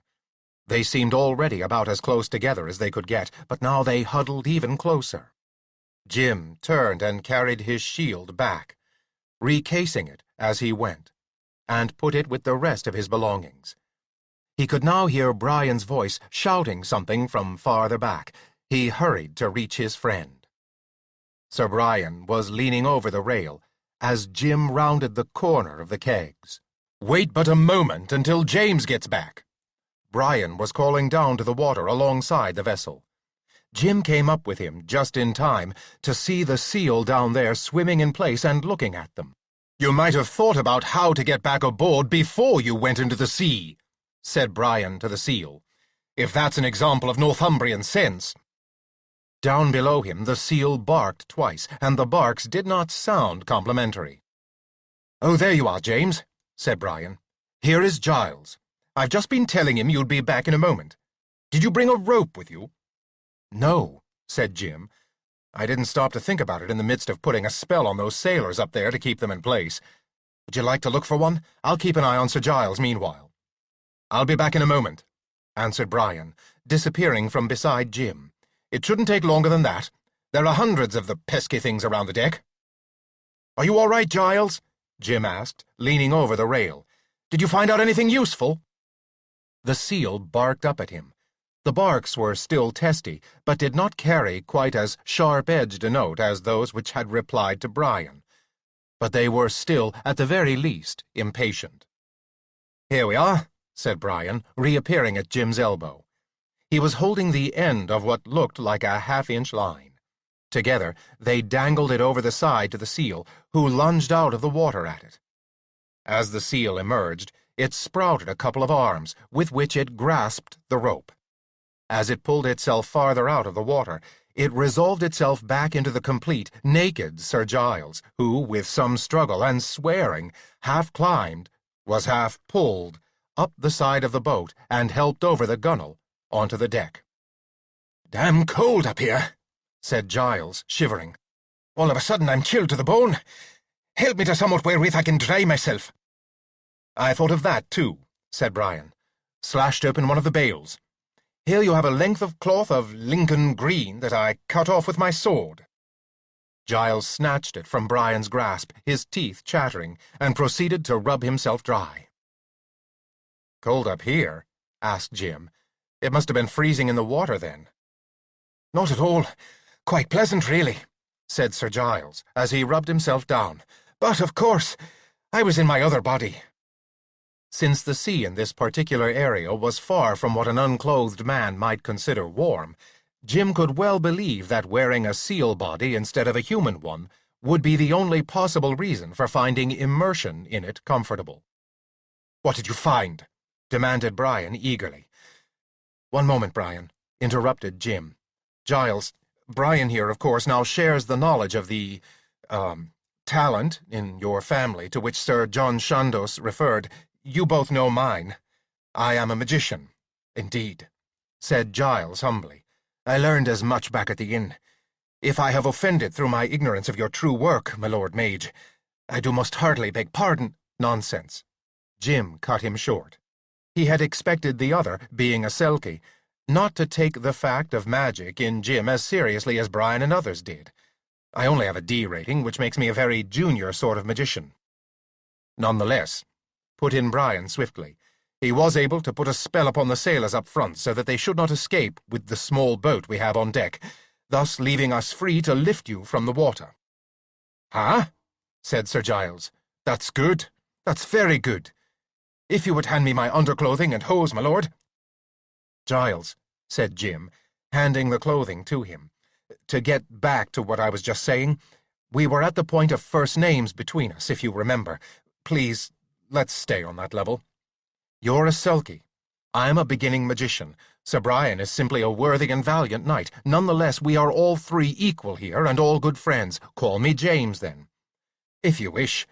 Very kind of you, James," said Sir Giles, rapidly dressing. "Very good indeed, considering that I was merely born a Selkie, whereas to understand magic, so I understand, takes great and terrible study. But if you wish, James—" He hastened to stop Jim, who was about to speak again. "So it shall be. And, Brian, if my language was a little over-rough just now when I was in the sea and you were above me—" "Balked a couple of times," said Brian. "I had nothing to be offended at." "Good of you too, Brian," said Giles, completing his process of dressing. "Now, about the ship. It is really not badly aground at all, and it is not holed in the least." "The shipmaster will be overjoyed to hear that," said Jim. "But go on. What's the situation down there, then?" "Why, We have simply run our bow up on one small spire of rock, as we might on a sandy shore," answered Giles. "It is an outward piece of a larger rock that goes down to the sea bottom, but we are not strongly fixed, for all that the ship seems solidly set. Still, a rising tide will not lift us off it, because of the way we are held. The only way we can get free is to back the ship up. But that can be done if we are men enough. If the shipmaster and his lads will give me a longer rope, I can swim out with it from the stem and tie it around another spur of rock not too far off, and by using this apparatus they have on board for lifting weights and such—" "Block and tackle," supplied Jim. "No matter, whatever the name. The sail will have to be lowered, for with the wind in this quarter it would work against our effort, pressing us further on the rock. But if they will take it down and use the block and tackle to multiply their strength and pull against the rope which is tied to the other rock, I am sure we can pull the ship loose." "Then that we shall do," said Brian decisively. "Let us be about it immediately." The crew was moved from the bow of the boat to its stern. The sail was dropped, and a long, stout, hawser-like length of rope firmly attached to the stern, it having been explained to the shipmaster, who had returned to life on hearing that there was hope for his ship, what they intended to do. The 3 knights carried the other end of the rope far enough forward so that Giles could enter the sea once more and be turned into a seal again in privacy. The stout young knight once more disrobed. "But how are you going to tie something like this to the other rock with no hands?" asked Jim. "I see no difficulty," answered Giles. "I will carry the end of the rope out in me teeth, beyond the farther rock, then around it, over it, and around that part of the rope which stretches from the ship, until I have made a knot, then simply pull the knot tight. It should slide up the other length of the rope, and fasten itself firmly to the anchoring rock. You will see," said Sir Giles. "There will be no trouble to it. It remains only for the seamen to put their backs in it and do their part of the work." "Over you go, then," said Brian, for Giles was now once more unclothed. "We will wait for your return, and see you dried and dressed after it. Then we will all return to the stern of the ship and give the shipmaster his orders." It all went as Giles had explained. Jim had suggested, as they were returning, that they could help the crew pull on the loose end of the shorter, anchoring rope that was attached to the block and tackle, which was in turn attached to the cable Giles had tied around the other underwater rock. But this suggestion was brushed aside airily by Sir Brian. "We are knights and men of rank," said Sir Brian. "Were it necessary, we could help, but let them first bend their backs to it with a will. Surely they can do some such small thing as pulling a ship like this off a place as Giles had described." Jim reserved his opinion, but let it go at that. The seamen were already attaching a block and tackle and a shorter rope to the line. The block and tackle line they would be hauling on went around a sort of narrow drum, with a brake that could be operated by a foot pedal by the most forward man on the line, to lock in position any gain on the hawser they might make. The shipmaster was busy questioning Sir Giles. "And how exactly did you say the stem of the ship lies on the rock?" he was asking. Giles described it in an almost kindly voice. It occurred to Jim that, living close to the sea as Giles had all his life, he had probably had something to do with ships and the men who sailed them before this. "It is merely a speck of rock," he answered, "with a little trough in it, slanting upward, and it is in this trough that the stem of your vessel has pushed itself, but only by a matter of inches. The sides of the trough hold the keel in an upright position, but pinch it only on the end. Therefore the ship seems fixed, but it is barely so. A short pull backward will bring her off." "Praise God and all saints," said the shipmaster. "Do you hear that, lads? A strong haul, but a short one. One good effort and we're afloat again. So, put your backs into it, if all is ready, and heave." Apparently all was ready, for the men spat on their hands, took up the rope, and all together moved back half a step, straining against the rope they held. The drum gave a half-turn as the hawser straightened, lifting higher out of the water, so that it was closer to a straight line than the sagging curve it had held originally. Twice more they gained some distance on it this way. Still the ship itself had not moved. On, the shipmaster encouraged them. Heave and haul, my lads. The men heaved and grunted. A few more inches were gained, but still the ship had not moved, and the line, stretching out until its farther end disappeared in the water, seemed as immovable as if it were a rigid rather than flexible thing. Perhaps we should beat them, and so get more effort from them, suggested Sir Brian thoughtfully. Perhaps we might, agreed Giles. No, cried Jim, and the shipmaster turned to face the two knights, as if he would interpose his own broad body between the two of them and any attempt by them to reach the men. Nay, nay, messire, he said, my lads do not lack for willingness, no offence, but you, who are always on land, have no idea of what it takes to move a ship this size even inches, were it caught only on the point of a needle, but we will do it. We can do it, lads, he cried, turning to his sailors and snatching up the loose end of the rope on which they strained. Come on, all together, with me now. Hoarsely, he began to chant. No sea serpent hath a master. 6 other voices roughly joined in with him, so that they chanted all together. But ye sea lads hath. So ye sea lads hold him fast there. Haul him in at last. Heave and haul, ye sea lads all. Heave and haul him in. Heave and haul, ye brave lads all. Bring ye serpent in. Nothing had happened during the earlier part of the chanting and heaving, but with the last line the boat gave a sharp jerk and shudder. It did not seem to have moved backward at all, however, but merely to have shaken itself in place. But the chant was infectious. Jim found himself snatching up a length of the line behind the shipmaster's thick body and heaving with the rest, chanting with the rest. Then, behind him, Brian was heaving on the line, and then behind him, Giles. The effort, the joined, musically roaring male voices, bound them together and seemed to give them a strength they had not realized they had. No sea serpent hath a master, but ye sea lads hath. So ye sea lads hold him fast there, haul him in at last. Heave and haul, ye sea lads all, heave and haul him in. Heave and haul, ye brave lads all, bring ye serpent in. Somewhere, among all that sweat and effort beyond effort, the ship suddenly shuddered and moved a little backward. A second later, it floated to the motion of the waves, and they all dropped the line exhaustedly, lapsing into silence. "We are afloat!" cried the shipmaster.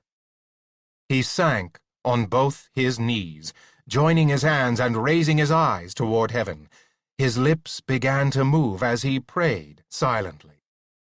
One by one, the sailors followed his example, and, looking around, Jim saw that both Brian and Giles were now also on their knees behind him. Awkward, bemused, not really sure why he was doing it, Jim went down on his own knees, joined his hands, and stayed kneeling, although there was no prayer in him. Yet, somehow, he could not bring himself to simply go on standing. After a while, the shipmaster rose, and they all rose. The master's voice was lifted, and the men scurried about their duties. A little over 2 hours later, the vessel was docked in Brest, and Jim, with Brian and Giles and certain of the seamen, went down the gangplank into the city. Chapter 14. The shipmaster had told them where to find the Inn of the Green Door, and sent 3 sailors along to carry their belongings. It was pushing past mid-morning here in Brest, and it was warm. The sun beamed down out of a bright sky, and the heat did not improve the stench either of the harbor or of the main streets through which they slogged. The streets of medieval cities, Jim thought, had taken some getting used to, on his part and Angie's. On second thought, he was not used to them yet. His thoughts went off on a tangent. The sailors carrying their possessions behind them were all very well, but they would be leaving once those possessions had been delivered to a room at the Inn of the Green Door. Jim found himself wishing that his new squire, Theolof, was with him, But that had been impossible. Both his men and Sir Brian's, in a single group, had had to wait for a later and bigger ship. Meanwhile, someone had to take command of them, and in this world, the command was always given to the person with the highest social rank, or, if there were two of equal rank, the one with the greatest seniority. Unfortunately, the only one they could leave behind with any rank at all was Brian's squire, John Chester. When Jim had first understood this, he had felt definitely uneasy at the thought of that innocent-eyed 16-year-old being in sole command of 83 men-at-arms, all older than he, some in their late 30s, with years of experience in warfare and savage living behind them. His protesting would have done no good, and in any case there was no one else to take over if he, Brian, and Giles were to travel by themselves, as Sir John Chandos wanted. It was the only way for them to be as inconspicuous as possible. He had been tempted to protest John Chester's appointment, but nearly a year of living here had taught him that there were many things he simply had to accept. John Chester was a gentleman, a very young and inexperienced gentleman, but a gentleman nonetheless. It was not right that he should be put under the command of a common man-at-arms, no matter how experienced the commoner was. Ergo, John Chester would have to learn to command, whether he was capable of it or not. Jim had mentally chewed his nails over the situation, until he had seen Brian talking urgently with his own chief man-at-arms in a low voice, at some distance from everybody else in the common room of the inn back at Hastings. Suddenly understanding how these things might be worked, he looked around for Theolf, and, not seeing him, went up to the room he shared with Giles and Sir Brian. The former man-at-arms was there. Theolf got to his feet as Jim entered. "Theolf," said Jim, "I take it you're going to be second in command to young John Chester." "Indeed, my lord," said Theolf. "I am a squire now, and outrank any ordinary man-at-arms such as Tom Seaver, who commands the men of Castle Smythe. And, as I know," Jim went on, "you know how to keep a group of men like this in line and how to get them where you want them to go. You're not likely to let them get out of hand and start drinking too much, or fighting, or stray." "No, my lord," said Theolf, with a grim smile. "Was my lord afeard that the men might not get wherever they're supposed to be going, with all their weapons and ready to fight?" "Well, not exactly afeard, Theolf," Jim had said. "I like John Chester, as you probably know, but he hasn't seen as much of the world as you and most of the men you and Tom will be taking with him overseas. He will face some decisions which may be a bit difficult." Jim's voice had trailed off. He had not known really how to approach this subject with Theolf, in the terms it should be made according to the social rules, but the other man was already well ahead of him. "I take my lord's meaning," said Theolf. He gave another of his grim smiles. "Is a good young gentleman, Master John Chester. Let my lord rest assured that he will see John Chester and all the men at whatever appointed place is set, when the time comes. I and Tom Seaver will give you our heads on it, if it be not so." "Thanks, Theolf," Jim had said. "I trust you." "No lord or master of mine," said Theolf, "has ever found that trust misplaced, my lord. It will not be now." Jim had returned to the common room below with a much lighter heart. The thought returned to him now as they tramped along toward the Inn of the Green Door. His own position here was not unlike John Chester's with the men-at-arms. Here he was, wearing the ring that would identify them all to whatever English spy was due to contact them in this place, and he was doing so only because he had the word Baron before his name. Both Sir Brian, who knew him so well by this time, and Sir Giles must surely have seen through Jim's ineptness at being a 14th-century man of rank, to say nothing of a fighting knight. Yet they had both seemed to accept his being so with no trouble. Possibly it was that sort of double-valued thinking that allowed Brian to see his king as a drunkard and a thoroughly indecisive man, and at the same time give him credit for all the virtues a monarch could traditionally command. It struck Jim suddenly that possibly Brian was able to do this simply because the king was his king, and therefore special allowances, not to say arrangements, could be made mentally. Certainly, it was a fact in the case of the Lady Geronde Isabelle du Chauny, who was Brian's love. He could speak of her in one breath, as if she was as unreal and super-perfect as the best product of a troubadour's imagination, and a moment later talk of her as a very real and earthy woman indeed. He apparently saw no argument between these two points of view, held side by side. Isabelle was his lady. Possibly, just possibly, it was the fact that Sir James Eckert, knight and Baron de Malencontrie, and the half-magical, thoroughly untrained in all things James, was Brian's friend, that made a special view of Jim possible. Jim also wondered whether, by this time, Brian and Giles, who looked to be on their way to becoming friends themselves, had possibly done what Theolaf and Tom Seaver had done about John Chester.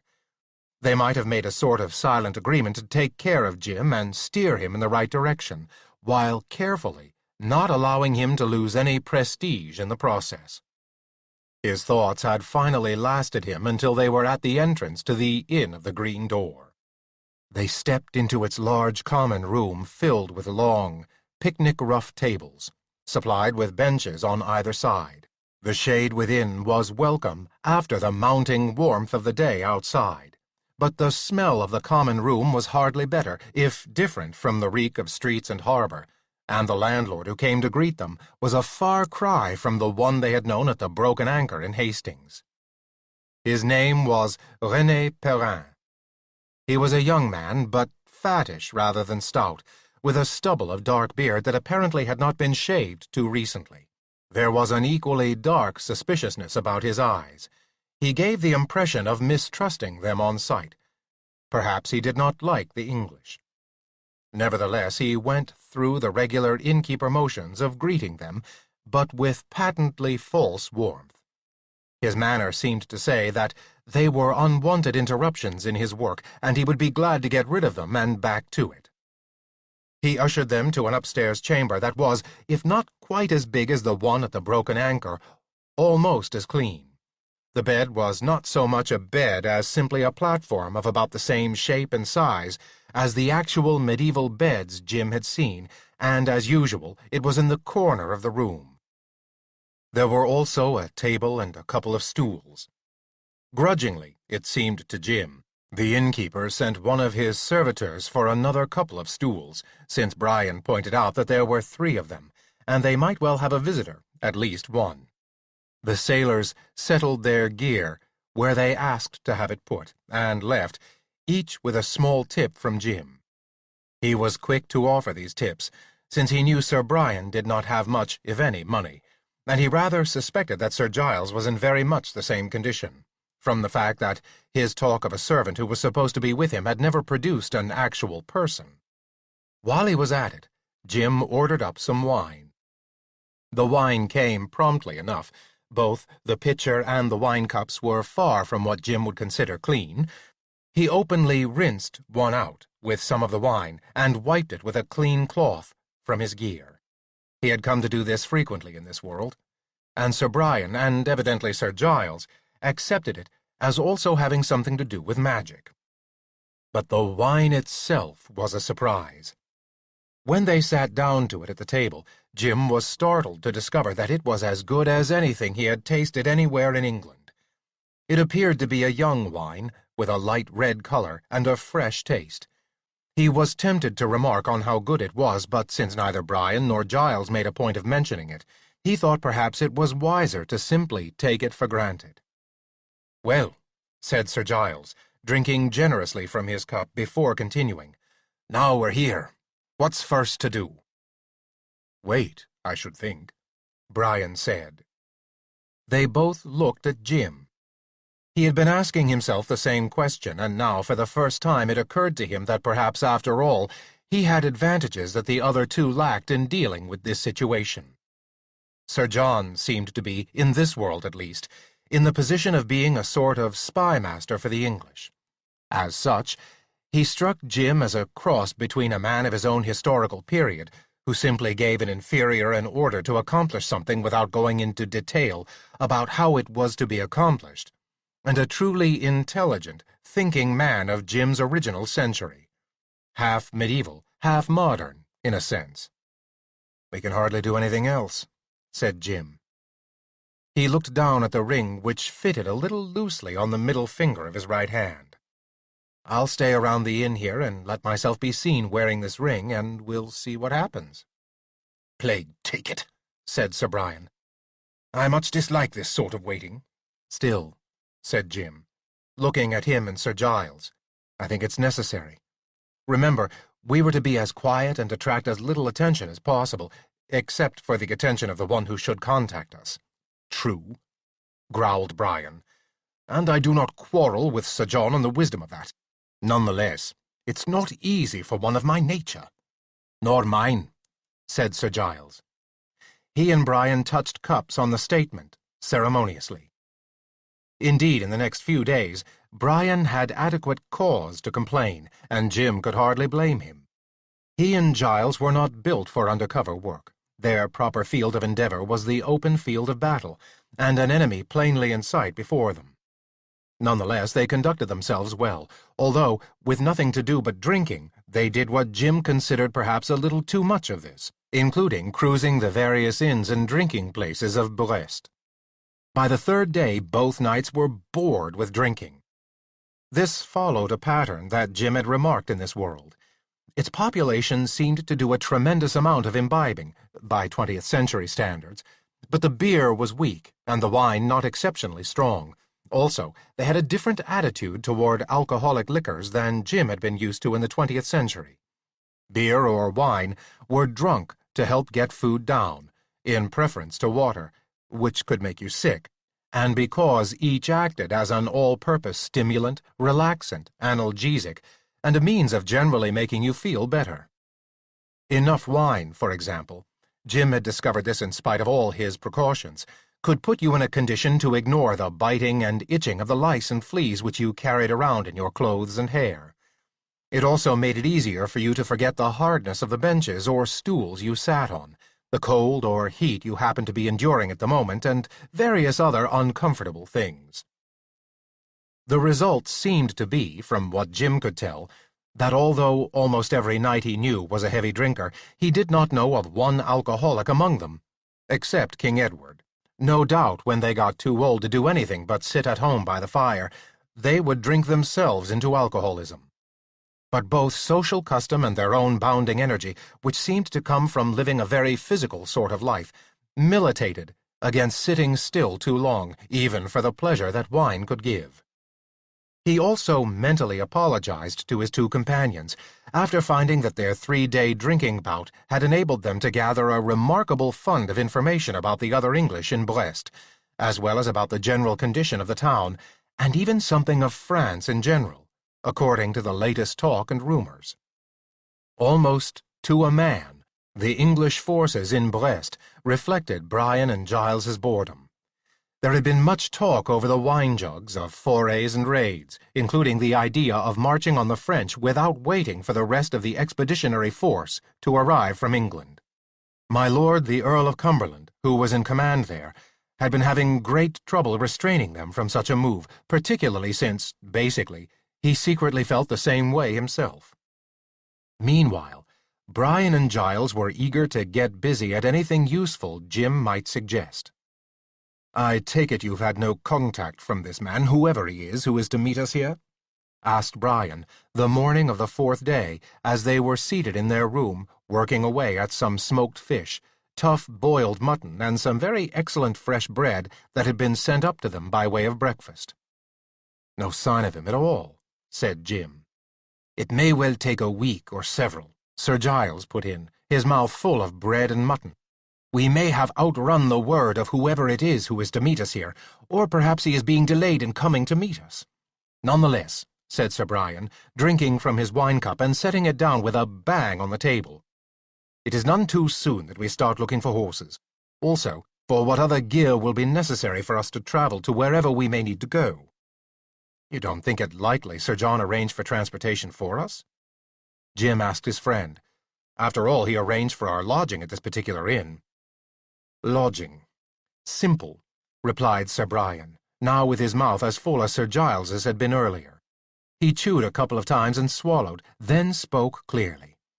For such things as the means of getting wherever we may need to go, someone such as Sir John would trust us to find them for ourselves, even as he would trust himself to find such things were he in our position. He looked meaningfully at Jim. It means, then, that we must buy at least 3 horses, he said. 6 would be better, so that we may use the others as sumpter animals to carry our belongings, but the price will be high for anything on 4 legs worth taking.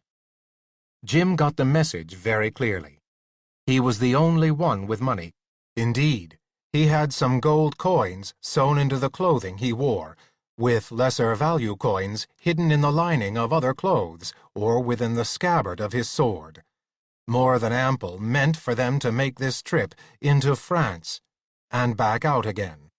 He himself was no great shakes as a landowner in the sense of making his holdings pay him well. On the other hand, Sir Hugh de Bois de Melancontrie, the knight who had fled France, leaving Melancontrie for Jim to take, had taking ways, to say the least. The castle was well supplied with a number of valuable items, some of which looked suspiciously like the sort of silver vessels that would have been used by some church in its celebration of divine services. In preparation for this trip, Jim had had some of these objects sold for coin in Worcester. The coins came in various denominations, copper, silver, and gold, and were French as well as English, with even some German and Italian ones. But in this age, coins were assessed and accepted for their weight of precious metal, whatever their source. What Brian was hinting, none too delicately, was that it was time for Jim to produce funds for the shopping that Brian had suggested. This was not, Jim had come to understand, necessarily mercenary on Sir Brian's part. If the other knight had had money with which to buy, he probably would have simply gone ahead and bought, and never thought about how much wealth remained to him until his purse was empty, at which point he would have turned to his companion or companions, if they were of gentlemanly rank, and simply accepted the fact that they would supply his needs. It was the way things seemed to be done by many people of his class, just as one knight might pay a visit to another and spend 6 months as a guest, helping himself while there to whatever he needed without giving a moment's thought to what he might be costing his host. His host would pay no attention to the expense of keeping his guest in return. Accordingly, the 3 of them discussed the horse-buying situation. The news, Jim discovered, was not good. There were 2 possible markets in which horses might be had. One, a source of potentially good horses, was to buy from their fellow Englishmen already in Brest, who had brought in their own horses from England. The other was the local horse market. The imported English horses were owned by knights or others who would be very reluctant to part with them, since they could not be replaced. Therefore, their prices would be high. An awareness on the part of the other English in residence that such horses were hard to come by would have a tendency to put the prices even higher. The local market, on the other hand, in the opinion of both Sir Brian and Sir Giles, could supply horses, but these would be generally in poor condition, barely fit to act even as baggage animals. The natural conclusion was to buy 3 good horses, if they could be got, from other English, and buy 3 baggage animals from the local market. It appeared that Brian and Giles had been thinking ahead and exploring the possibilities of these particular purchases. They had concluded on a possible price for both of them. Jim was somewhat jarred when he heard it, since even at his worst he had not imagined that horses could cost so much. It was true he had money and to spare to pay for this, but he had no way of gauging how many other expenses lay ahead of them. Nevertheless, he produced the necessary coins and handed them to Sir Brian, who, as his older friend, had a sort of seniority in this kind of situation over Sir Giles. The 2 went out.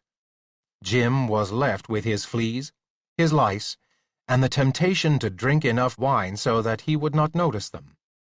What held him back was a lifetime of training, and the fact that it was still barely mid-morning. Though the other 2 could not suspect it, his waiting was a good deal more wearying than theirs, partly because he could not take solace in alcohol the way they could, and also because he was tied to the inn with a landlord that he found more sour and repulsive every day. Nonetheless, he went downstairs to the common room, where he would be more visible to anyone who might be looking for someone like himself, wearing a certain ring. He found a seat at one of the empty tables and ordered another pitcher of wine and a cup, meanwhile passing the word that the remnants of the breakfast should be cleared out of their room. In doing this, he was necessarily taking a chance. Their baggage was up there, unprotected and open to pilfering, not only by the inn staff, but by some outside source. However, he had taken a position where he could watch the stairway and know if anyone other than one of the inn's people went up.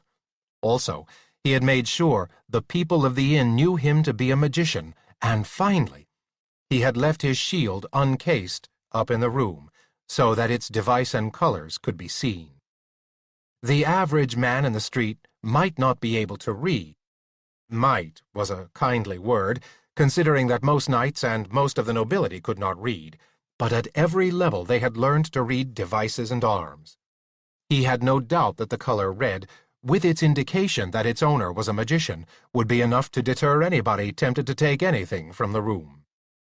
From the evidence on the shield that one of the 3 knights had magical powers, it would be natural for any thief to deduce that the goods were protected by some kind of spell, or, if there was no spell, that the magician himself had some way of knowing if anyone attempted to take what was there. So all in all, Jim felt fairly safe about their goods, which was a bonus, since there were only the 3 of them, and one could not always be on watch in the room. Nor was there anyone in this French port that they could safely hire to guard the goods. The chances were that they would be simply hiring someone who would help himself to whatever he was supposed to guard. The threat of magic was much more potent, much more real, and much more reliable. Not only that, but people had a tendency to fear more what they did not know and could not see than something they could see and know. He settled down with his pitcher of wine, prepared to put in another day pretending to drink, while simply being available for whatever English spy should come seeking him. Jim had developed the habit of practicing his magic during these long days of waiting. He confined his practice to small magics, moving an inconspicuous bench slightly from across the room, or slightly changing the color of a piece of woodwork. He had also practiced and finally become fairly successful at causing the wine in his pitcher to vanish, by small amounts. Since he could not sit drinking all day without getting incapably drunk, something like this was a necessity. He found that it was not simply a matter of making the wine vanish. He had to send it someplace. Accordingly, he would send the equivalent of a cupful of wine out into the waters of the harbor, some 300 yards away. This neatly disposed of it, and gave him an excuse to order a refill of his pitcher from time to time, so that the servants and the innkeeper would not think it remarkable that he simply sat there all day killing time, obviously waiting. His 20th-century academic training automatically impelled him to look for principles behind what he was learning to do, principles on which the magic operated. Carolinus, in directing him how to turn himself from a human into a dragon shape, and back from the dragon shape into his human one, had actually given him very little information as to how to make use of the powers contained in the huge Encyclopédie Necromantique he had swallowed. He was beginning now to suspect that this lack of information had been deliberate. For some reason, Carolinus had wanted him to find his own way to use the Encyclopédie. This pointed to magic being an art, rather than a science, in which no 2 practitioners did things exactly the same way. What Carolinus had given Jim had been the end product of a magical operation, not the operation itself. That left it up to Jim to find the means of doing these things himself. He had discovered further evidence of the fact that that was what he was intended to do. For one thing, the business of simply writing the command, as Carolinus had suggested, on the blackboard that was imagined inside of his forehead, worked perfectly well with certain pieces of magic, and not at all with others. For example, he had found he could change into dragon shape and back again. He could also move a bench, here in the central room of the inn, as long as he was looking at it. The minute he looked away, he did not seem to be able to move it. His attempts to dispose of wine from his pitcher did not work at all unless he visualized the harbor in the moment when he had looked outside at it, just as the ship docked. It was as if there had to be a receptor at the far end in his mind, or else a clear image of one, as well as a clear image of what he wished to send, or change, or move. He began to test this theory now by seeing if he could memorize a particular bench across the room, and the particular position it was in relation to the table it was at, and the rest of the room around it. After working at this for some 20 or 30 minutes, he finally succeeded in moving it, while not watching it. He had become thoroughly wrapped up in his magical practice. It was more by chance than otherwise that, at the moment following that in which he had finally moved the bench unseen, he noticed a man entering the common room of the inn, which at this hour was almost deserted. Only 2 other people besides Jim being seated there, at good distances from each other. The newcomer caught and held Jim's attention at once. There was something unlikely about him. Unlikely, at least, in the sense that he did not seem like the kind of person who might choose such an inn as this for a destination.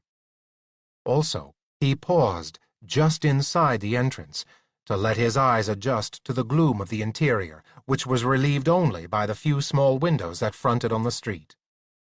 This was a common enough thing for anyone who entered the inn to do, a customary thing. However, in the case of this individual, the pause lasted a little longer than Jim would have expected, and, because he was watching closely, he saw that the man was also examining the people who were in the room. Jim had been sitting these last few days, with his right hand laid out on the table, the ring visible upon his 3rd finger. Its top was a seal cut into a blood-red stone, and the stone picked up what little light there was from the nearest window, so that it was clearly visible across the room, even in the reduced light within. The newcomer's eyes touched on it, moved on, then, almost casually, he turned and moved in Jim's direction. He was a tall, slim man in his middle 30s, but with the skin of his face somewhat tanned and aged. A scar several inches long puckered his left cheek. He would have been remarkably handsome, except for the fact that his nose was hooked like Sir Giles's, but it was nowhere near as flashy as Giles's. In fact, all the bones of his face seemed thin and sharp. There was an air of authority about him that the ordinary clothes could not disguise, and he moved with a looseness and sureness that gave evidence of someone in excellent physical condition. He was wide-shouldered and very erect. He reached Jim's table and, without invitation, dropped onto the bench on the other side of it, across from Jim. Without a word, he turned his left hand palm upward to reveal that what had apparently merely a circlet of gold from the top carried a stone on the palm side with the same crest engraved in it that Jim had in his. After exposing it to Jim's gaze for a moment, he closed his hand into a fist again, hiding it. "You will be the Dragon Knight," he said in a low, clear baritone, "from Sir John Chandos." "That's right," said Jim. He had not moved. "But I'm afraid I don't know your name, monsieur." "My name has no importance in this," said the other. "You have a private place where we can talk?" "Certainly," said Jim. "Upstairs." Jim had started to rise, but the other shook his head sharply, and Jim sat down again. "Not now," the other said. "This evening I'll be back. A private room, I take it." His eyes flicked toward the stairway. Jim nodded. "This evening, then," said the man, rising, "when there are more people around, so that not so much attention will be paid to my coming and going. Wait for me upstairs, then." He turned, made his way to the door, and went out. For a moment, he stood outlined in the bright rectangle of the doorway, a dark outline without further features. Then he was gone.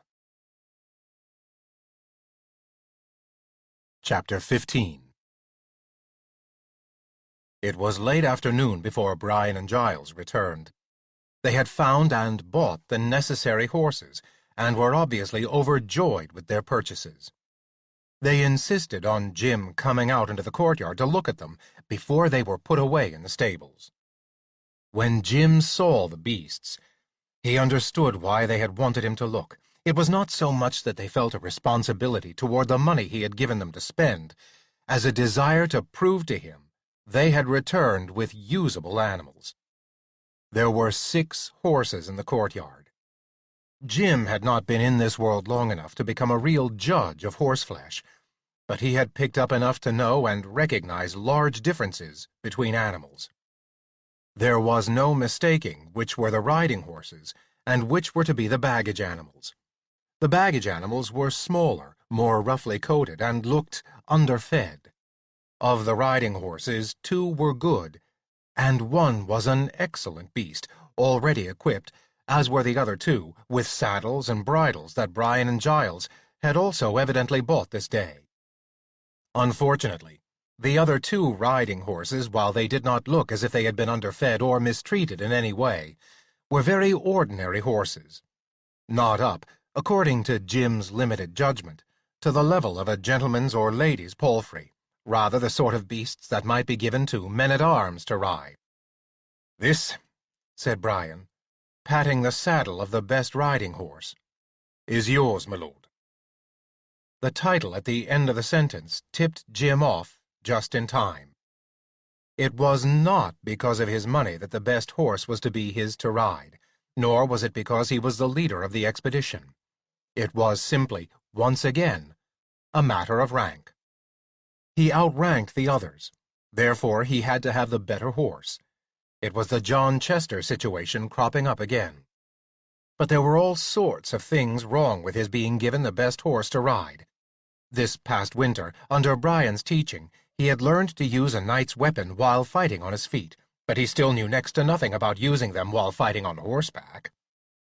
If the 3 of them ran into trouble, which was more than likely under the conditions of the time and place of their journey, that one good horse should be between the knees of someone like Sir Brian or Sir Giles, who could be useful with it.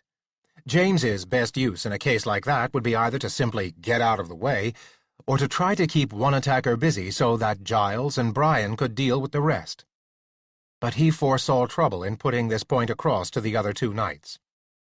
Since there were more important things to be talked about, such as the spy having finally made his connection with Jim, he decided to let the matter go for the present.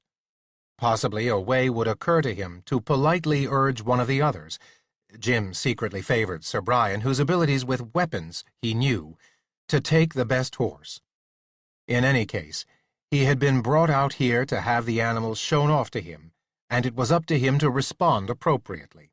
"Excellent," he said. "Excellent. You did much better than I'd expected, especially the first horse."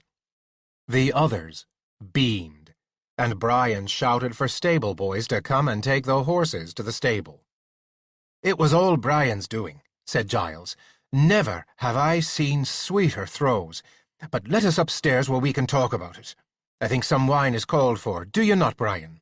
"I do, Giles, I do," said Brian. The stable boys having arrived at a run, Brian turned over the lead reins of the horses to them, with a few fierce admonitions to be sure they were all taken care of. The 3 went inside, crossed the common room, and mounted the stair. The other 2 were evidently in high good spirits, Jim noted, and both his congratulations outside and their cheerful spirits were certainly justified. In this strange town, and with his limited knowledge of all things medieval, including the bargaining that must go into the buying of horseflesh, Jim had to admit to himself that, left alone, he would have been lucky to buy the equivalent of one of the baggage horses, and probably he would have ended up spending all of his money to purchase that one animal.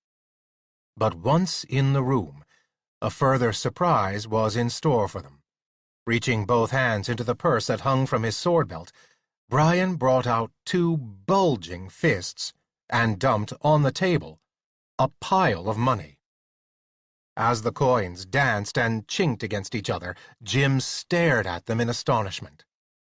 "But there's more here than I gave you when you left," he said. The other two burst into uproarious laughter, slapping each other on the back, delighted with his surprise. At this moment, the woman bringing the wine knocked at the door and immediately walked in, as was apparently the custom on both sides of the English Channel. Quickly turning his back on her to hide the money, Brian hastily swept it off the table and back into his purse again. She looked at them strangely as she put the wine on the table, then lit up as Brian gave her what was clearly more money than she had been expecting. She curtsied and went out. The two knights seated themselves at the table and poured wine cups full. Jim joined them and imitated their example. "Tell me what happened," said Jim. They laughed again, slapping each other on the back in further exultation. "As I said below," said Giles to Jim, "was all Brian's doing. Tell him, Brian." "Why, none of the English here with horses worthy of sale, and since Stephen knows that the local people have none," said Brian, "would sell 4 legs of anything to us." He paused to drink deeply from his wine-cup. "As is not surprising," he went on, "seeing such horses are not replaceable, except by ship from home. We tried hither, we tried thither, but not a seller could we find." He paused, obviously for dramatic effect. "Go on," Giles urged him impatiently. "Then a stroke of luck came upon us," went on Brian to Jim. "We found Percy, the younger son of Lord Belmont, who had a full string of horses just by ship from England, which he was about to take with him to his father and his father's retinue. My Lord Belmont has already taken a small but comfortable holding for his entourage, some 5 miles beyond the town. Sir Percy and the beasts were fresh off the boat, and we met him before his father had had a chance to see him, or them." Once more he paused, obviously, again for dramatic effect. Once more, Giles urged him on. They were acting, thought Jim, with inward amusement, like a pair of well-rehearsed amateur comedians. "Well," began Brian, drawing the word out with malicious humor. The delay was too much for Giles. "You see, James," Giles put in hastily, "Sir Percy had certain debts of which his father would disapprove." "I will tell it, Giles," broke in Brian hurriedly. "Sir Percy had private debts that Lord Belmont would have been exceeding wroth about. In short, he needed money." "So you bought the horses from him?" asked Jim. "That was my first thought," said Giles, "but Brian here had a better idea. Sir Percy's debts were from the dice." "He was a gambler?" Jim asked. "A greater one, I vow, there never was," said Sir Brian. "The mere touch of the dice in his hand made his eyes light up, though I did not see that until after I had suggested to him that we dice for the horses, their price against the beasts themselves, and the winner to take both." Jim blinked and hoped that that was all the expression he had shown. The sudden realization that Brian had been cheerfully ready to lose the relatively large amount of cash Jim had given him in an attempt to win the horses they needed by gambling hit him like one of Brian's blows on his helm during their practice bouts of the winter before. "At first," said Brian, "I lost. It seemed. On every throw of the dice I made, Percy was overjoyed." Jim's heart sank. In spite of his having guessed the outcome of this matter, the thought of his money being cheerfully gambled away when there was no possible means of replenishing it until they were back in England left him with a cold feeling. But Brian went on. "In fact, finally, the moneys I still held had gotten so low that I told Percy that I would cease gambling unless he was willing to wager double the amount against what I put forward, so as to give me a chance to recoup my losses." "Brian," said Jim, "that was taking a chance. All he had to do was sit tight, and you would not only not have horses, you'd be left without enough money to buy some anyplace else." "Not at all, James," answered Brian. "As I told you, the mere feel of the dice in his hand made his eyes light up. I had the measure of the man. He could no more stop gambling than most men could pass up a lusty tourney to sit idle in the stands watching, whilst others traded good blows before the eyes of all. Oh, he complained that this was not the way things were done, but when I pointed out that he had no choice in the matter, he gave in. And then you began winning? Jim asked. Well, no. At first, on every pass, I continued to lose, said Brian. Indeed, put in Giles. I was thinking it had become a most serious matter, but, ha! I had faith in Brian, and that faith was justified, said Brian quickly. In short, James, at the last I began to win. Percy sweated, and finally, when our funds on the table were equal again, in decency, I had to go back to even stakes with him. But I had his measure now. A man who needs to win never does. He was desperate to win, therefore he lost. And lost, and lost, and lost, until I had won back not only all my money, but all that he had with him as well. Whereupon, with our regrets that his fortune had been so ill, said Giles, we told him we must take our leave together with our winnings. And he let you take his horses, too? Jim said. What else could he do? Said Brian. Being a gentleman. I did him some small favour by buying the saddles and bridle from him, and paying him back in money for these. Still, it is not to be denied that it was an unhappy man we left. In fact, Jim was feeling a good deal of sympathy, and a certain amount of guilt toward the hapless Sir Percy, who now had to face his irate father without either horses or money. Obviously, however, his two companions did not share these feelings of his at all. "Is it not a day of great luck for us, James?" beamed Sir Brian. "I cannot at the moment remember, and Giles likewise, which saint's day this is, but I shall find out and mark it down for future notice when I have things of risk to consider, since obviously the good saint aids me, whoever he may be, at this particular time. We should order up some more wine, I think, but first—" He dived into his purse again, once more spilled the money from it on the table, and pushed it in Jim's direction. "My lord," he said grandly, "the money you entrusted to me, and a trifle more, as witness that your true and loyal servant, Sir Brian, has fulfilled his duty." Jim looked at the pile of money almost with dismay. There should be some way he could take advantage of this moment, he thought, and then he had it. "Since this has been handled so well," he replied in roughly the same formal tone Brian had used, "I can see no better use for it than to leave it in such able hands." He reached out and, roughly, with the side of his hand, divided the coins into two groups. "Do each of you take half," he said, "and keep or use it as necessary to our common need." Inside, he felt a private glee. For once he had been able to take a social custom of the upper classes in this world and use it to gain his own end. One of the strongly ingrained elements of this society was generosity on the part of the superiors toward inferiors. Not only were the recipients inclined to be grateful, but it would be almost an insult for them to refuse such gifts. He had judged rightly. With happiness and properly expressed thanks, Brian and Giles took their individual piles of the money, making no attempt to count the coins to see if one pile's worth equaled that of the other, and stuffed the coins into their purses. Jim was thoroughly pleased. He had succeeded in doing what he had wanted to do for some time, which was to find an acceptable way of supplying the other two with pocket cash to get around in this strange country. "And now for the wine," said Giles. Jim's two companions were clearly in the mood for a celebration. It was not exactly what Jim wanted, to meet the spy with two half-drunken companions. The spy would be giving them information they would need to remember. Also, Jim wanted them to hear what he heard so that he could check his own memory against them.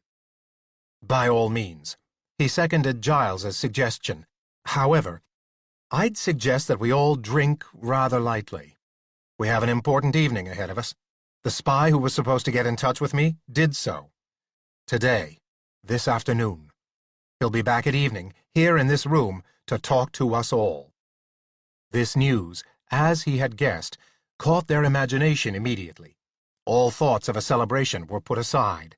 The time until evening passed in impatient waiting, particularly on the part of Brian and Giles, and discussion of what might be involved in the rescue of the prince.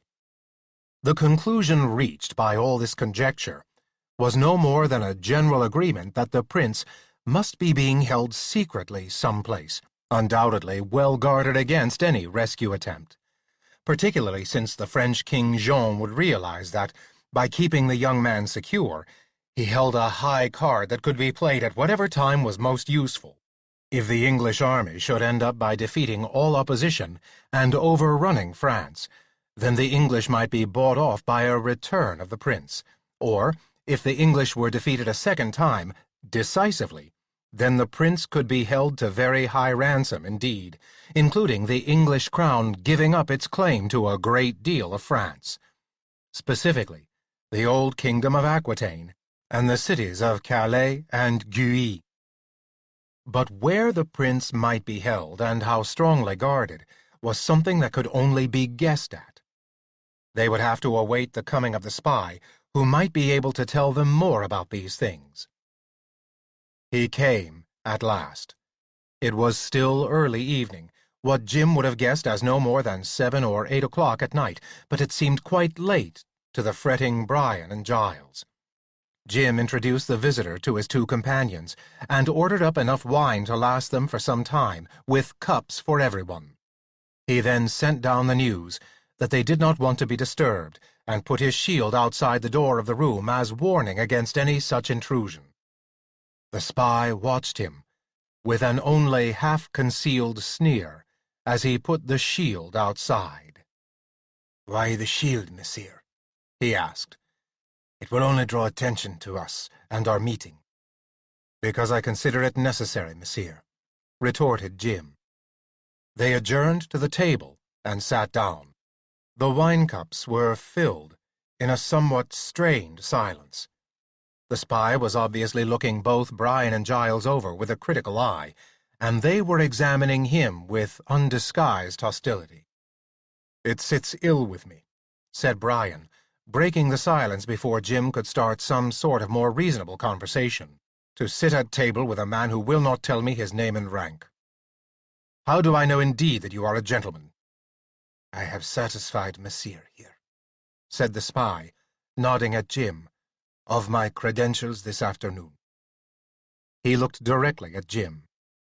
"Are you satisfied, monsieur, that I am what I claim to be, and at least a gentleman, since Sir John would employ none other in such an instance?" "Yes," said Jim. "Certainly. Brian, I'm sure our visitor here is a gentleman, and I know him to be the one who was sent to meet us. It only remains for us to hear what he has to tell us." The spy looked back at Brian. "Satisfied, monsieur?" he asked. "I see I must be," said Brian grimly. "But considering your activities, you can understand how one like myself might doubt it." The half-sneer was now in Brian's tone. It was a tone of voice rare on Brian's part. But when roused, he could be as rough and deliberately offensive as any other medieval knight. Nonetheless, the implication was underplayed enough so their visitor could have ignored it. He did no such thing. He was suddenly on his feet on his side of the table, and his fists crashed down on it as he glared at them all. "Before God," he swore, "I will be treated as a man of honor, which I am. Were it not for special circumstances, I would not be here at this moment. I am a loyal servant to King John, and would see all Englishmen like yourselves dead or in the sea before you ever set foot in France. If it were not for special circumstances, I vow I would rather have you English at the point of my sword than across the table from me. You have been a plague and a disaster upon our France. I would see you dead in the sea before any one of you set foot in this fair country. It is that snake, that magician Malvine, who puts me into this moment's unhappy alliance with you. He and he alone is the only thing worse than the English, and has been the destruction of my family and the death of my father. It is my father's blood that calls for this confounding, and his death, could I but encompass it." Therefore I will do this much for you English, but that is all. I have no love for you, nor for that worthless stripling you call a prince, which you are here to take back safely to the cradle where he belongs." Now both Sir Giles and Sir Brian were on their feet. "No one speaks so of our crown prince to my face," snarled Brian, with his hand on his sword hilt, leaning across the table toward the other man. "Before heaven, you will apologize now and here to him for having uttered such words." The visitor was still as a dancer about to leap, his hands also on his sword. His face was completely expressionless, and his eyes never moved from Brian's face. Chapter 16. "Sit down, all three of you," said Jim, who was now the only one not standing. The sound of his own voice startled him. It had a ring of authority that he would never have believed was in him. It did more than command, it took for granted the command would be obeyed. Slowly, after a moment, all three men sat down, wordless and still staring at each other, but seated again. "We are here," said Jim, "to see what can be done about a certain matter. Brian, Giles, we need this gentleman here, and you, Monsieur." He changed his gaze to match eyes with the visitor. "You need us, or you would not have had to deal with we English in the first place. What we are up against does not require that we have any great affection for each other or for what any of us are or may be. It requires only an exchange of information." His palm slapped the table. "For that reason, we are met, and for that reason we will set about doing what we are met for, now." His eyes were still on the visitor. "Your likes and dislikes, and your reasons for being here, are yours, Monsieur," he said. "The same likewise is true for the three of us. Such things are not for discussion.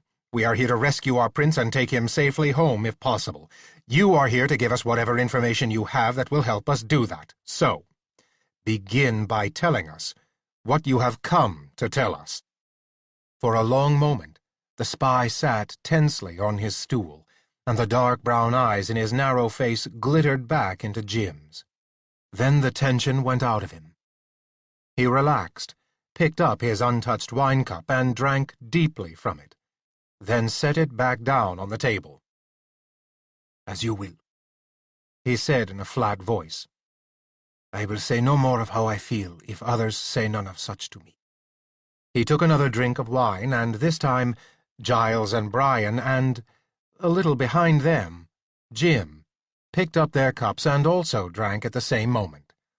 Their movement became a kind of silent pledge around the table. "You may call me Sir Raoul, if that will make our conversation easier," said the visitor. He shifted a little on his stool to extend his long legs to one side of the table leg, and leaned his elbows on the table's surface, holding his cup thoughtfully between his two hands. He spoke over the rim of it. "I have found your prince, though that was little enough to do since he was exactly where I expected him to be. The difficult part has been since in trying to discover some way to get you to him and give you all a chance of getting away again with your lives." He put down the cup and reached inside his doublet to pull out a small folded piece of white cloth. "I have here a map." He unfolded the cloth on the tabletop as they all craned forward to get a look at it. From Jim's point of view, it was hardly more than the sort of map a third grader might have drawn in the classroom, back in the world he came from. It showed a rough scribble that obviously was the coast, with the upper half of some sort of fish sticking its head out of the sea portion. Inland from that, up a V-shaped indentation that Jim took to be the estuary, up which they had sailed, was the name of the town itself, Brest, printed in ink in curiously drawn block letters, but readable. The lines drawn on it all ran directly from point to point. From the ink dot below the name of Brest, a line led around the southern coastal plain of Brittany and inland to another ink dot named Angers, on the Loire River. Then, following the Loire all the way, it led eastward to another dot called Tours. From there it ran still eastward, but a little northward, once more following the Loire, past a dot marked Amboise, to one close to it named Blois. From Blois, a line ran to a further dot, some distance up, marked Orléans. Some 3/4 of the distance from Blois to Orléans was a dot with a capital M, and a very rough sketch of some kind of tree beside it. Beyond this, on the river, was a square building with towers and turrets sketched in. Sir Raoul tapped a slim forefinger on the large letter M, the tree, and the towered representation of the building. The château, what you English would call castle, of Malvine the sorcerer, he said. You'll find it in outward appearance a very pretty place, surrounded by arbours, walks, and pleasances. Beyond these, you'll come upon the château itself, which is as stoutly built as any strong point in Christendom, strong enough to repel an army. Within are great, rich rooms, but also dungeons, terrible beyond describing, and other things no man knows. He paused to look at them for a moment, a little sardonically. But you are all paladins, are you not? He said, then caught himself up short. Nay, forgive me. I have a bitter tongue, and it runs away before I can rein it in sometimes. But in truth, the château of Malvine is no place such as any good soul would wish to visit willingly. He paused, looking at them. No offence taken, muttered Sir Brian. I am in debt to you for your courtesy, monsieur, said Sir Raoul. I will try to speak more gently from now on. The fact of the matter is, though, that you will be lucky to reach the pretty grounds of the château. First, you must penetrate a wood that Malvine has caused to be grown all about that place, a wood of tangled trees, wherein you may be caught and held by branches until you starve to death, unless you are wary. Also, through that wood roam at all times some of the hundreds of armed servants that he has created about himself, beings half animal, half human, that once were men and women. Good God, said Jim, jolted entirely out of his ordinary caution, so that he spoke without thinking to the empty air beside him. A counting office. Is that sort of use of magic allowed? It is not forbidden, though not approved, to magicians of AA class and higher, replied the invisible bass voice some 3 feet above the floor to Jim's left. Saints defend us, said Sir Raoul. His eyes stared at Jim, with the pupils enlarged, and he quickly crossed himself. I have delivered myself into Malvine's hands after all. Jim looked guiltily at the other two. Of them, Sir Brian was not affected, having heard that voice several times before in the company of either Jim or Carolinus. But Sir Giles was almost as badly shaken as Sir Raoul. It was the latter, however, whom Jim hurried to reassure first. That's just the voice of an accounting office that all magicians have to report to, and can ask questions of, he said to Sir Raoul. Malvine undoubtedly uses it too, but he couldn't use it to find us any more than we could use it to find him. It simply keeps track of how much magic each one of us has. Besides, I told you, I was just an apprentice magician. All the angels defend me from such an apprentice, said Sir Raoul. But the colour was coming back into his face, and the pupils of his eyes had dwindled back to normal size. He filled his wine-cup again, with a hand that shook slightly, and drank off the contents at a gulp.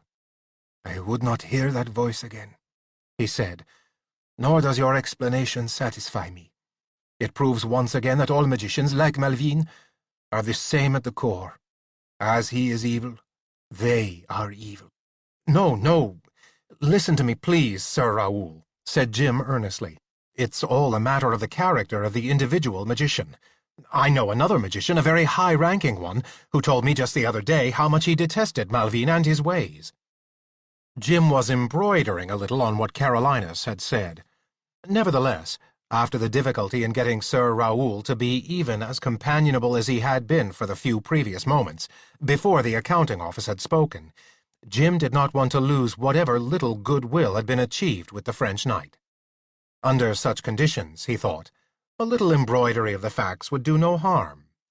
Besides, Carolinus probably felt the way Jim had reported him feeling, judging by his last words to Jim on the subject. "You'll not convince me," said Sir Raoul grimly. "All magicians are creatures of evil. How could they not be, and deal with what goes beyond all ordinary belief and understanding?" "Oh, come now," said Jim. "There have been good magicians." "Indeed," put in Sir Brian. "How about the mighty Merlin and Carolinus, men who did great good and were always on the side of those who served the right?" "Ha! Yes," answered Sir Raoul, glancing aside at him. "Always I am quoted the names of magicians who are but memories and fables."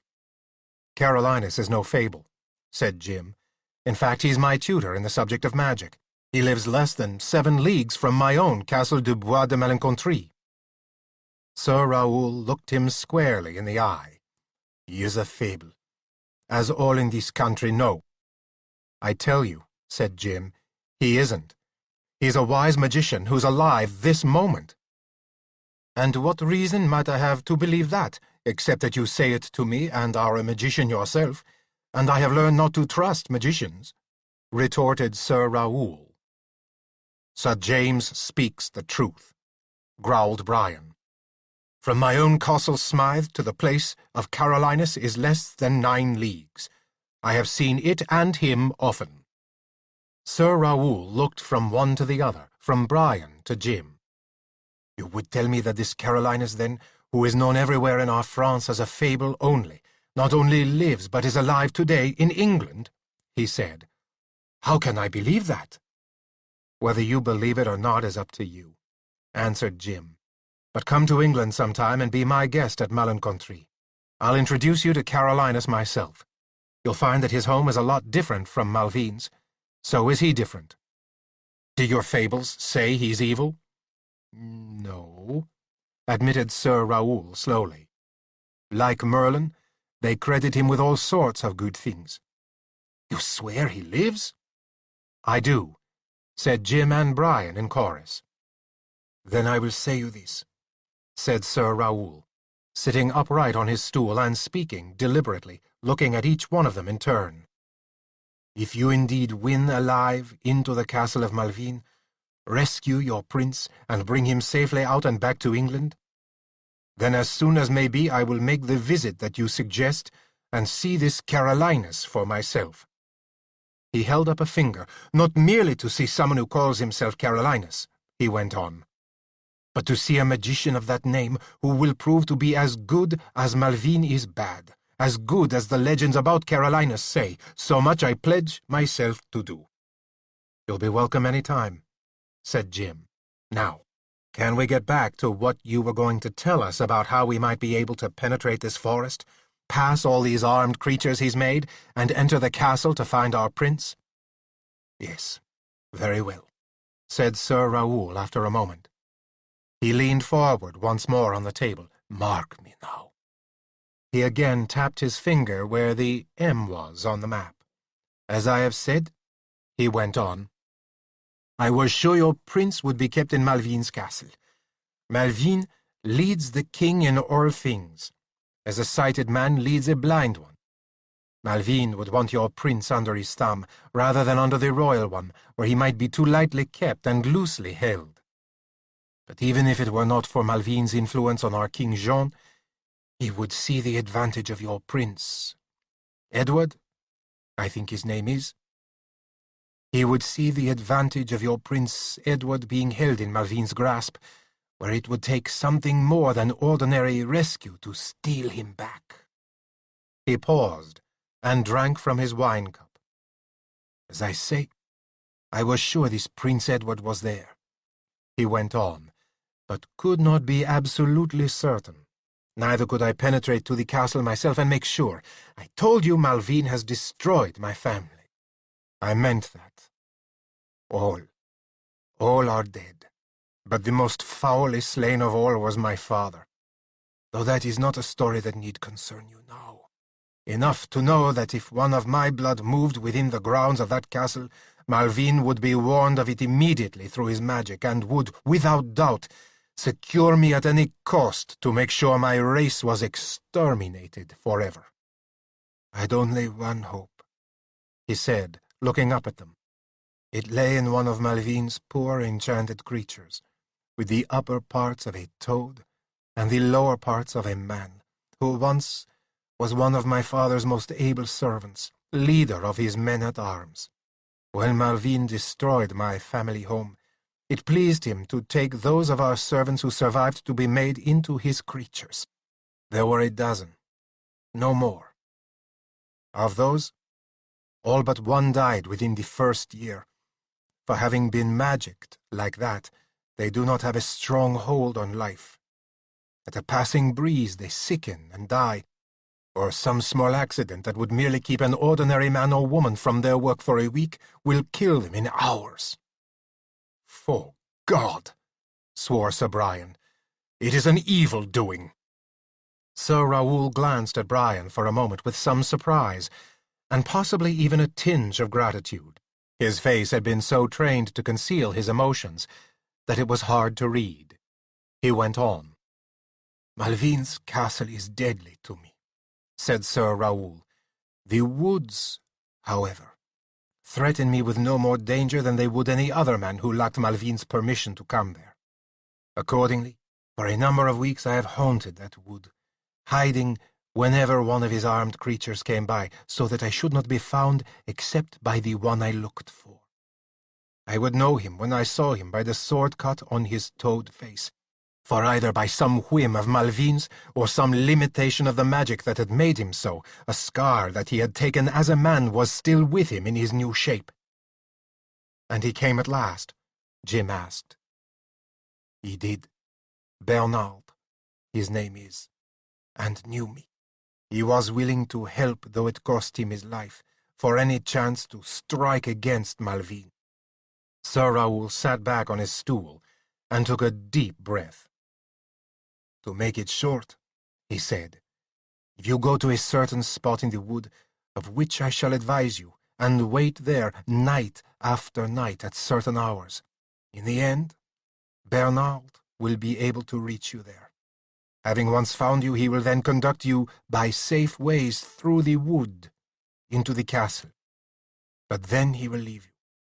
He dare go no farther with you, for part of his enchantment makes it that he shall be someone who guards the wood outside and the exterior of the castle, and he would be able to give no good reason for being in the tower itself. From there, you must depend upon yourselves."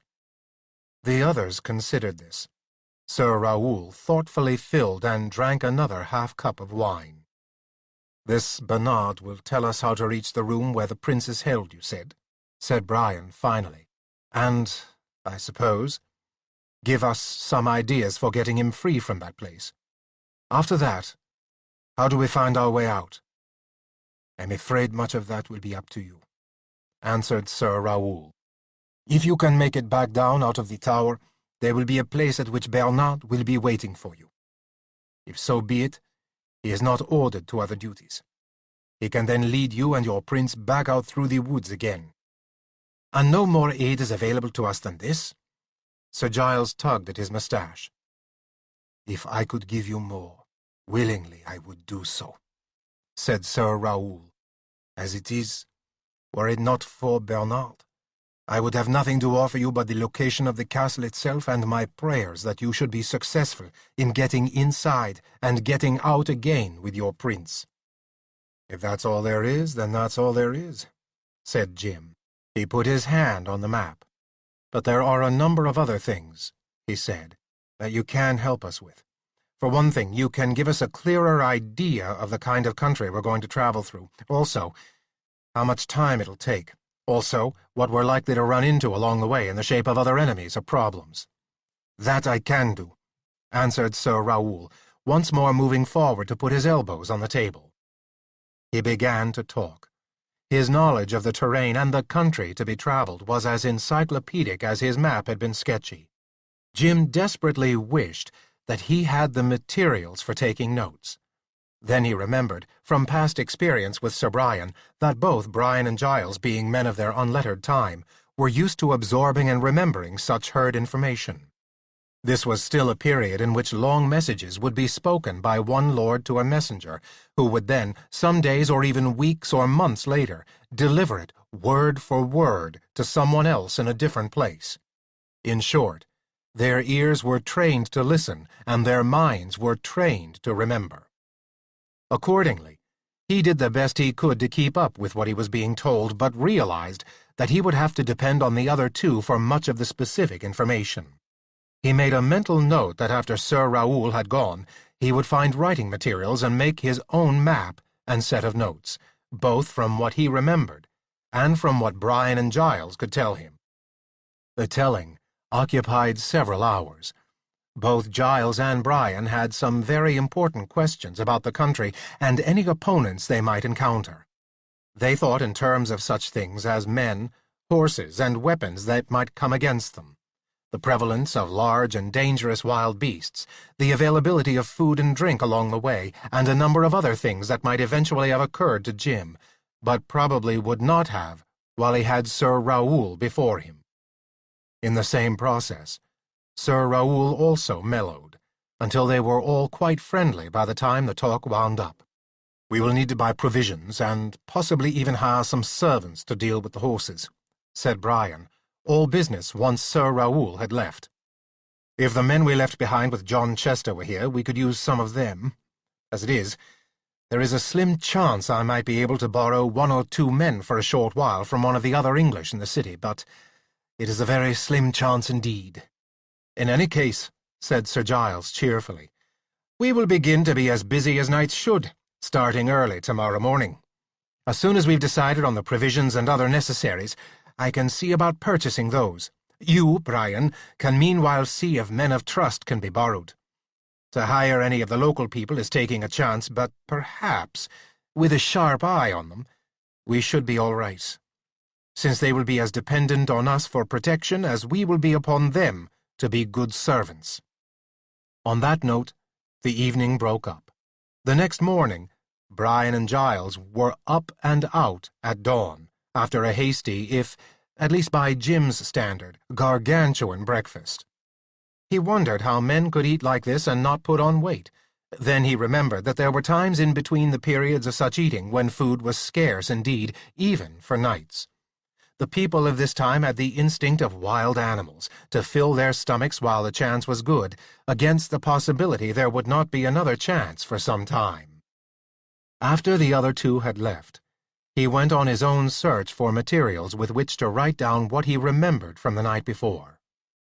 Searching about Brest, he had hardly been out of the inn since he had arrived, he finally found a shop that boasted not only someone with a clerkly ability to write letters on dictation, but who could be brought to part with pen, ink, and charcoal sticks, as well as thin sheets of parchment, for what Jim considered to be a rather extravagant sum. Jim bargained him down to a certain extent, but he was painfully conscious that he was nowhere near the class of Giles or Brian at this. He returned to the inn and spent the rest of the morning with the table pushed against the one window of their room to get adequate light, putting down everything he could remember Raoul saying in as good an order as was possible. He left spaces between his lines so that he would be able to write in whatever extra information Brian and Giles would be able to give him later on. He also made a stab at drawing a map, putting down what geographical features he could remember Raoul mentioning. It was an improvement over Raoul's map, but not to any great extent, since Jim had never been much of a draftsman. But it would help. And on this particular sheet of parchment, there was plenty of room to write in extra information gleaned from his two companions. He made 3 copies of the information and the map. Over dinner that night, the 3 made their final plans. Only Giles and Jim were to leave immediately. Brian, as Sir John had ordered, would stay in Brest to take charge of their men when they arrived on a later ship, before following in their path. It was arranged that Sir Giles and Jim would leave signs by which Brian would be able to check that he was indeed on their trail, since he would have to travel relatively fast to catch up with them, at least at first. So it was that their last dinner turned into a celebration after all, even though no servants had been found to help Giles and Jim along their way. Men to be hired in town, there certainly were, but they were all locals, and none that Jim's two companions trusted. Nonetheless, both Giles and Brian were in high spirits. Jim could not have changed this if he had wanted to. The other two were built for action, and finally, after sitting on their hands for several days, they were about to engage in some, or at least Jim and Giles were, and Brian hoped to be within the next few days. "I can't think," said Brian, as they sat over the remnants of their meal, the other 2 nights still cheerfully drinking wine, "but that Sir John will see them sent to us just as quickly as possible. Clearly, this matter of the rescue of the prince was of first importance to him. I think the 2 of you can leave without fearing that I will be far behind you in starting out." For the first time, the whole storybook unreality of the adventure of rescuing a prince began to assume the hard structure of reality in Jim's mind. For some reason he could not name, he felt suddenly chilled. Chapter 17. The route that Jim and Sir Giles took, following Jim's improved version of Sir Raoul's map, led them across the Aulne River, southeast to Quimper, and along the southern coast, through Lorient, Annebon, Vannes, and at last inland to Redon. The coastal areas were fairly cheerful grounds to traverse, but Jim was a little shocked when they began to move into the interior of France. Here, the devastation of warring armies was too visible for comfort. They passed more ruins than were pleasant to see. The populace, generally, hid from them in the open country and were inclined to be distant, if not cool, with them when they stopped in the towns. This situation continued as they went on toward Angers, where they at last came up to the Loire River. For 2 weeks they had been completely alone. This did not seem to bother Giles at all. Like Brian, he seemed to regard the world simply as a stage for one huge, continuous adventure. Even more than Brian, he seemed to get enormous pleasure simply out of being alive. Jim, however, worried about whether Brian had managed to join up with their men and follow behind, as Sir John had ordered. But he had an even larger, secret worry on his mind. In all this distance he had neither seen, smelt, nor felt the presence of any French dragons. To say that this was peculiar was the least of it. Jim had been conscious, every time he had been in his dragon body at home, of the fact that other dragons were in the vicinity. How exactly he could not say, but the feeling was a real one. Seco had assured him that when he got to France he would feel the presence of local dragons, and he was to contact the first ones he ran across. Each night, when they had been in open country, Jim had left Sir Giles by the campfire and gone off into the woods far enough to safely change into his dragon form. In this, he had made every possible effort to feel the nearby presence of other dragons, but he had felt nothing. It puzzled him. He could think of only 2 possible explanations. Either the dragons were clustered elsewhere, continual warfare in this area might well have led them to move out, or they were somehow managing to hide so well from him that he could not even feel their presence. The latter explanation he doubted. There would be no point in dragons being able to sense that others of their own kind were nearby. If that sense could in any way be blocked out, certainly earth and stone could not do it. Every time he had been in his dragon body at Malencontri, he had been as conscious of Cliffside, with its community of dragons within it, as he might have been of thunderclouds on the horizon on an otherwise bright summer day. This, in spite of the fact that Malencontri was a good 5 leagues, or 15 English miles, from Cliffside's upthrust of heavy rock. However, on the first day's ride he and Giles made beyond Tours, toward Amboise, on the direct road to Orléans and Malvine's castle, Jim, on turning into his dragon shape in the darkness away from the fire, got a strong feeling of dragon presence. It was almost directly north of where they had set up camp for the night. He changed back into his human form, put his clothes back on, and, thinking deeply, rejoined Sir Giles by the fire. "Giles," he said, "there's something that I had to keep to myself up until this point, and still need to keep mostly a secret. But I'm going to have to separate from you for a little while. Why don't you go on to Amboise and take a room big enough for two of us at the best inn there? It may take a few days, but I'll join you there. If I haven't joined you in 3 days, go on to Blois and wait for me there. Sorry about having to keep this secret from you, but it's part of my part of this matter." "Ha!" said Sir Giles, sipping genially at the wine cup he had filled from one of the bottles of wine they had supplied themselves with in Tours, their supply having grown low by the time they got there. "Indeed." He did not, Jim thought with relief, sound in the least offended at not being taken into the secret. "Yes," said Jim. "In Blois, do the same thing. Take a room and wait. If for some reason I never catch up with you at all, then stay put until Brian shows up. If I haven't shown up by that time, it'll be up to you and Brian to do what you can to rescue the prince. You remember the directions Sir Raoul gave us for finding the spot in the forest where we're to meet this Bernard, that former man-at-arms of Sir Raoul's father, who was changed by Malvine's magic?" "Ha! Yes," said Giles, twisting his moustache. "But you mean Brian and I should make no effort to find you?"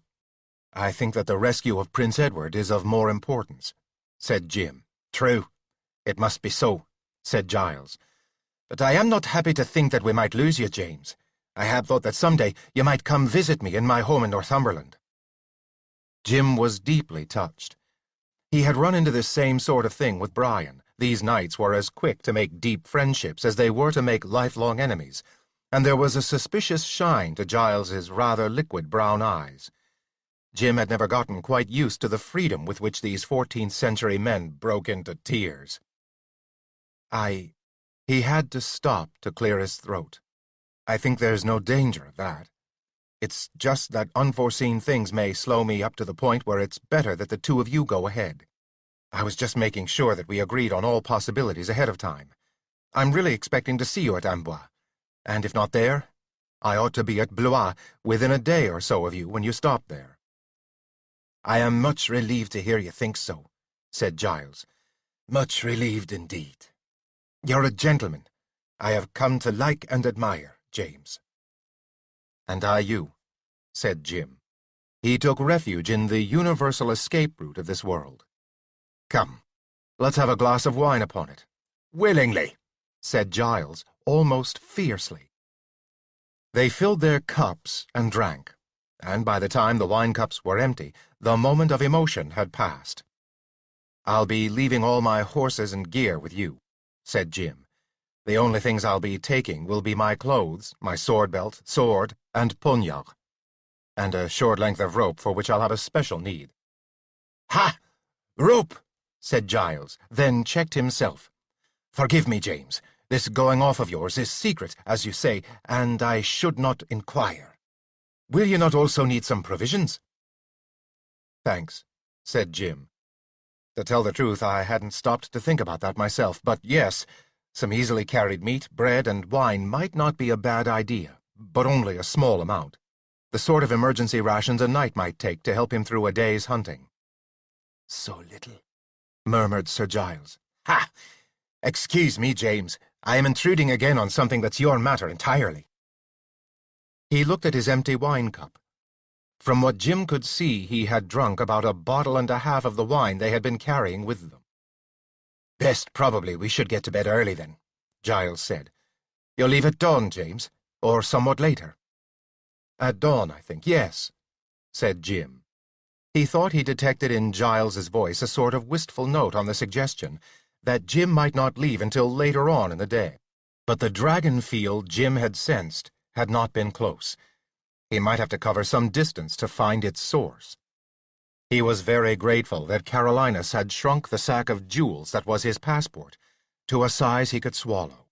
He could make a bundle with his clothes, his sword, his poignard, and whatever food and drink he was carrying, and tie it all about his neck so that it would be fairly secure while he was flying. But to carry the jewels as well was more than he liked to contemplate. He settled down on the opposite side of the fire from Sir Giles, bundled up in several spare cloaks. To such an extent had he accustomed himself to the rough living of this world and century that he was asleep shortly after the other man was. They both woke at dawn and had breakfast, and Jim agreed to have Giles accompany him to the parting point. The suggestion provided a happy solution to a problem he had not thought of until he was ready to leave.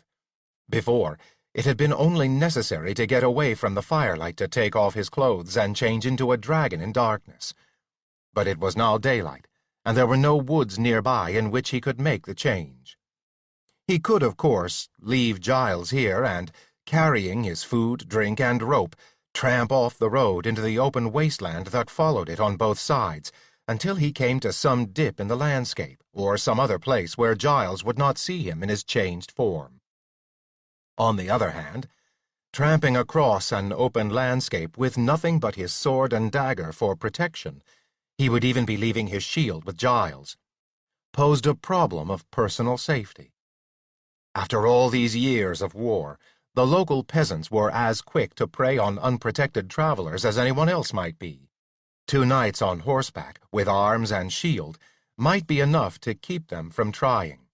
But a man, alone, on foot, would be in danger. There was no reason why Giles should not accompany him to a place where he was hidden from the road, leave him there, and go back.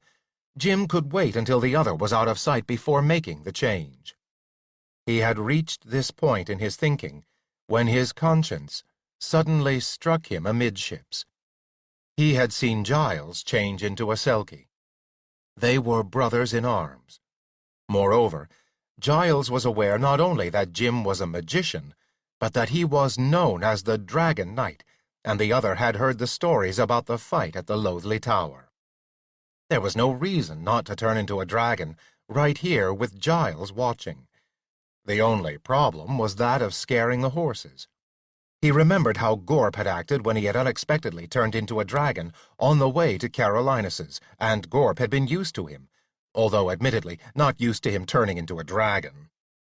"Giles," said Jim, as he tied up the bundle that would hold his food and drink, "for what I have to do now, I need to change myself into a dragon.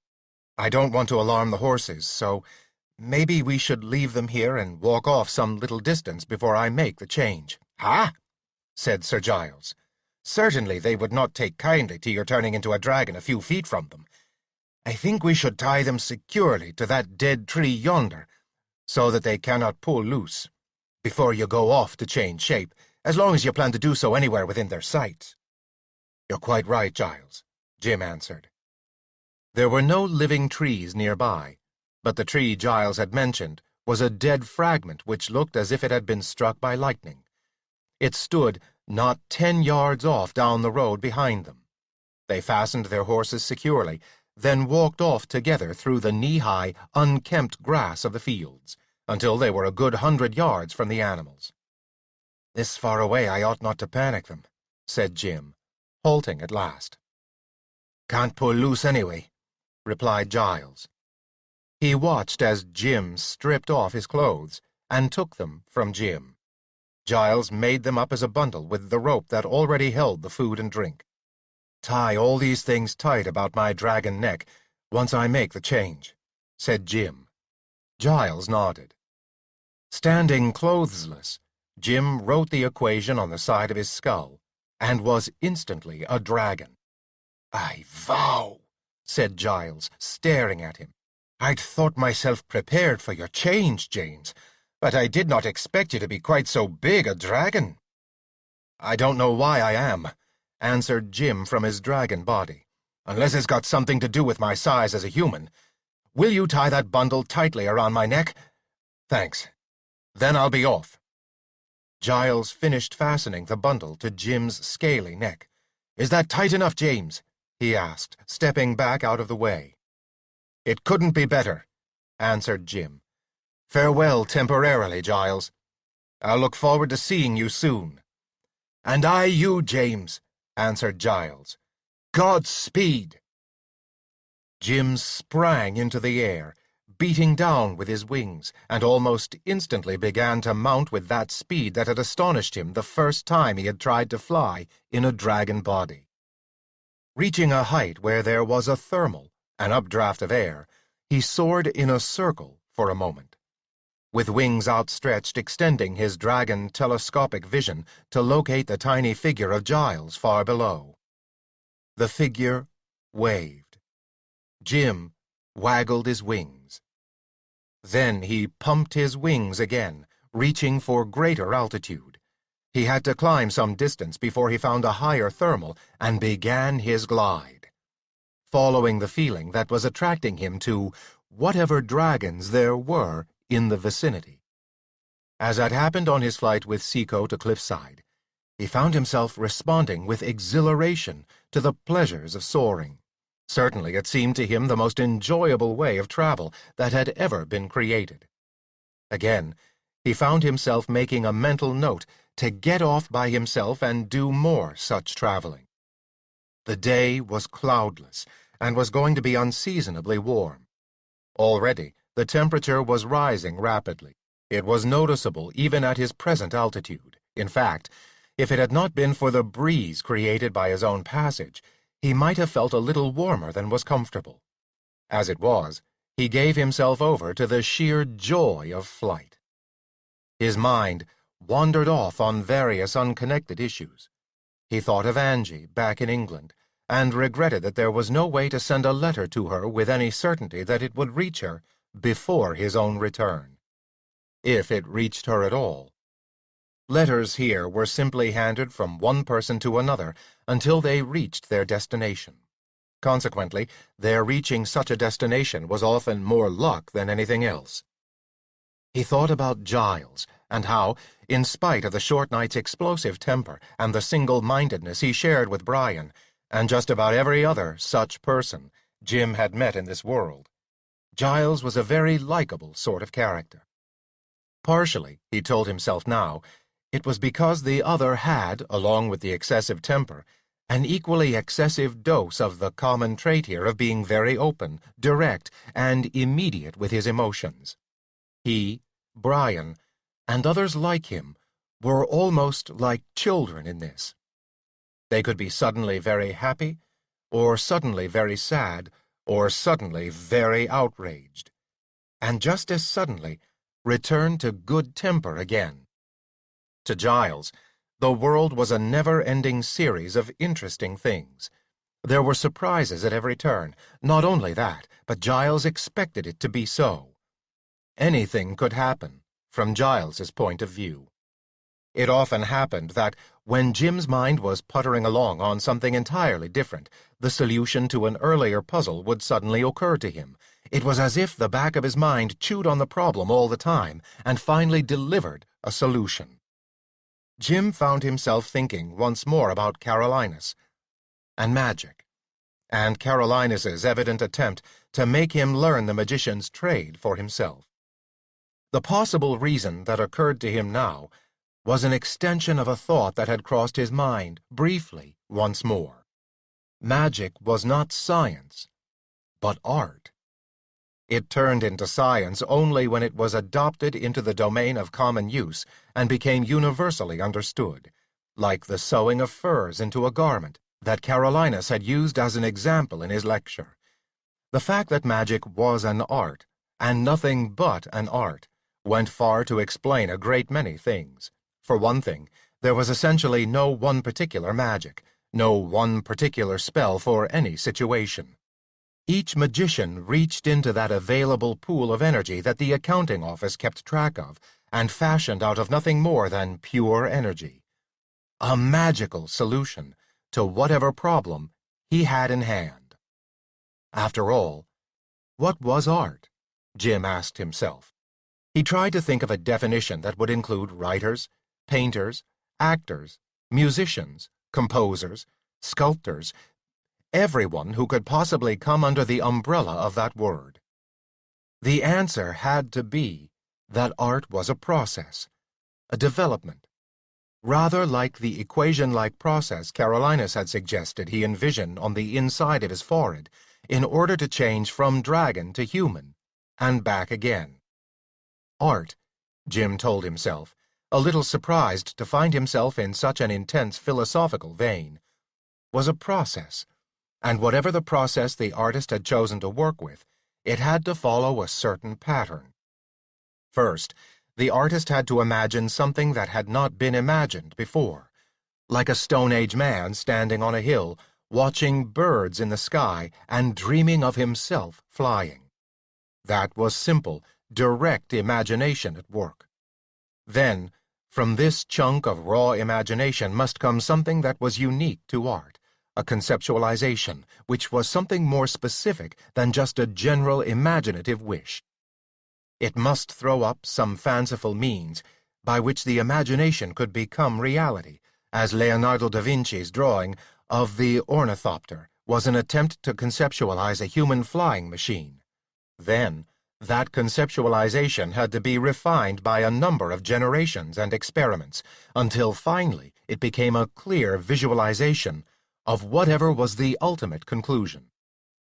It suddenly occurred to Jim that these three steps, imagination, conceptualization, and the envisioning of a working solution, celebrated the very faculties that medieval life taught people like Brian and Giles to avoid. Medieval people were not supposed to think of altering the environment around them, but rather accept and put up with it. The better they were at simply accepting and reacting to things as they saw them, the more they tended to be a success within the structure and terms of their own society. No wonder the road of learning down which Carolinus had pointed Jim was called magic. And no wonder, being a product of civilization in which much of this magic had become scientific and technological reality, he was in a better position to travel down it than someone like his two friends, with all their courage and other good points. He woke, out of his thoughts, to realize that he was getting very close to the source of the feeling that had drawn him in this direction. In fact, that feeling now pointed him only a little ways ahead and back down to the surface of the earth.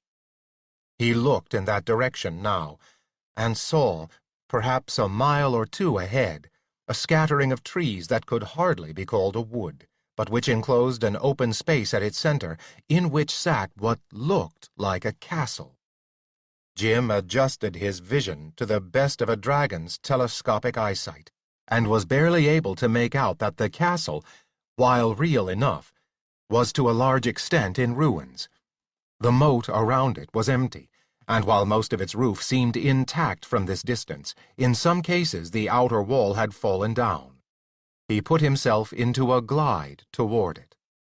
The day had fulfilled its promise by becoming hot. As he neared the ground, what air was moving tended to die away, so that he planed down merely on the spread of his wings and the speed of his descent. He pulled up with a jerk just above the earth and landed with a thump just outside the dry moat of the ruined castle. A drawbridge, in surprisingly good repair, spanned the moat and pointed the way to a large pair of double doors, one of which stood a little ajar, revealing a narrow, vertical gap of darkness beyond. Here, at ground level, the air was absolutely still, so that the day seemed breathless. In spite of the bright sun beaming down on everything, and the small blades of grass trying here and there to sprout through the bare earth, the stillness and the ruined aspect of the castle had an ominous feel to it, but it was from inside the building that the dragon feeling was reaching out to Jim. He stumped ahead. A dragon walking on his hind legs could hardly do anything else but stump when he walked, and the sound of his feet, with all his weight upon them, boomed heavily in the utter silence about him. He reached the two tall doors and knocked. They were large enough to reach half again his own height above his head. Either one of them, opened, could let him pass through. He thumped with his knuckles on the door and waited. After a bit, he knocked again, but there was still no response. He pushed the door all the way open and stepped into a space that turned out not to be entirely lightless, after all. It was a dimly lit, large hall, illuminated only by a couple of slit-like windows, one beyond the hinge side of each of the doors through which he had entered. "Anybody home?" he shouted, although he knew very well that somebody was home. He could feel him, her, or them there. After a moment, still with no response, he grew tired of waiting. "I know you're here," he called. "You didn't expect to fool another dragon, did you? Come out wherever you are." In spite of himself, the last 3 words ended up in the sing-song in which he had spoken them in his childhood. There was a second more of silence, and then a long length of white cloth. It must be 40 or more feet, Jim thought, to reach up to wherever it was attached, out of sight in the darkness at the top of the hall, fell down before him and began to ripple as it was waved back and forth. "Go away!" boomed an enormous, hollow dragon voice. "If you value your life, go away!" The crude attempt of exaggerated voice and the rippling white cloth, which plainly was being made to move from above, reminded Jim of his Halloween party days as a child. He almost laughed. "Don't be ridiculous," Jim shouted back. "I'm not going away." He had upped his own voice a notch. It did not match what he was hearing, but it came fairly close. "You're an English dragon," boomed the voice. "You've got no business here. Go away!" "I'm an English dragon, all right," Jim roared back, "but I've got a passport to turn over to a responsible French dragon." There was a second's pause. Then the voice he was listening to spoke again, on another note. "Passport," the voice said. "Stay there." The white cloth was whisked upward, and there was a scrabbling sound, at first overhead, then moving toward the back of the hall, and at last descending toward Jim. He waited. After a moment there was the sound of heavy dragon footsteps approaching, and there appeared not one, but 2 dragons, one noticeably smaller than the other. They both looked underfed. The larger dragon must once have been as big as Jim, but he was now showing signs of age, and his body had shrunken on his great bones. "What's your name?" he demanded of Jim in a rusty, deep bass voice.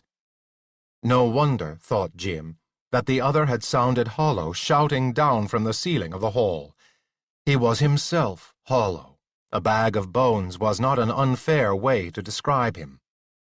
He must be older than Smurgle had been. This, however, was no such kindly old dragon as Smurgle. He looked old and wicked. "James," said Jim shortly. The bigger dragon looked at the lesser. "Crazy English name," he said to his companion. The smaller dragon nodded her wickedly narrow head, for Jim could now see that she was a female, in agreement. It struck Jim suddenly that he had run across something that was an oddity among the English dragons, a mated pair who lived apart from any dragon community. But the larger dragon's eyes were gleaming avariciously. "Where's the passport?" he demanded. Jim felt a sense of caution. "Outside," he answered. "I'll get it. But you 2 stay here while I do." The larger dragon grunted unwillingly, but neither stirred when Jim turned about, went out the door again, crossed the moat, and ended up on the bare earth and sparse grass before the castle. He turned his back on the doorway. He was trying desperately to remember just what Carolinus's directions had been for his getting the passport up out of him and back to proper size again. If only Carolinus hadn't complicated the matter by telling him in the same breath the routine for getting up the Encyclopédie Necromantique. His mind scrambled, and found it. To produce the bag of passport jewels, Jim was to cough twice, sneeze once, and then cough once again. He had not stopped to think that he might be in his dragon body at the time he did this. Of course, he could always change back to his human form, But after seeing the two inside, he held a strong inclination not to give up, even temporarily, the protection of his strong, young, dragon body. Well, there was nothing to be lost by trying. He attempted to cough. To his joy, dragons could cough. He coughed very well, in fact. Having done it once, he did it again. What was next? Oh yes, the sneeze. However, it seemed a legitimate sneeze was not easy to produce on demand. Jim began to feel uncomfortable, in spite of the fact that the other two dragons had not moved as he went out the door. He was now almost certain he could feel their eyes on him through the door that still stood ajar. In fact, Jim had found that it would not close any further. "Achoo!" he said hopefully. Nothing happened. No sack of jewels began to bulk inside him. Jim began to feel a bit frantic. What if Carolinus, absent-minded as he seemed to be from time to time, had simply not taken into account the fact that dragons were incapable of sneezing? In fact, who had ever heard of a dragon sneezing? In desperation, Jim reached out, plucked one of the sparse blades of grass, and attempted to tickle the inside of one of his nostrils with it. But he could scarcely feel the grass within the capacious nostril. That was no answer. Perhaps if he had something a little longer and firmer. His eyes searched the ground and finally spotted, about 15 feet away, a dry and ancient twig which had the virtue of being at least 12 inches long. He walked over to it, trying to do so as casually as he could while still keeping his back to the open slit in the doorway. Having reached it, he looked around at the landscape and up at the sky before, as casually as possible, reaching down to scoop up the stick. Keeping it hidden by the bulk of his body, he tried tickling the inside of his nostril with it. This his nostril could feel, but it produced no sneeze.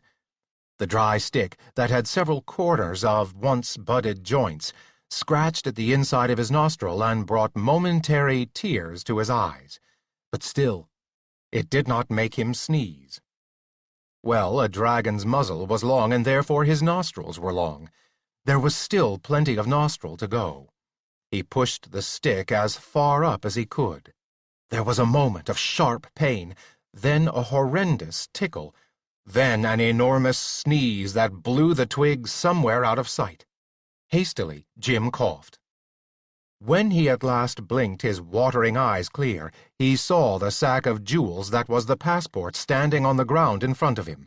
He snatched it up, turned, and went back into the castle.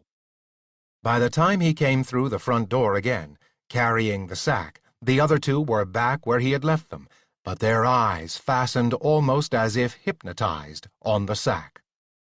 "Look!" cried the smaller dragon. Her voice was as rusty as that of her companion. They also looked to be about the same age.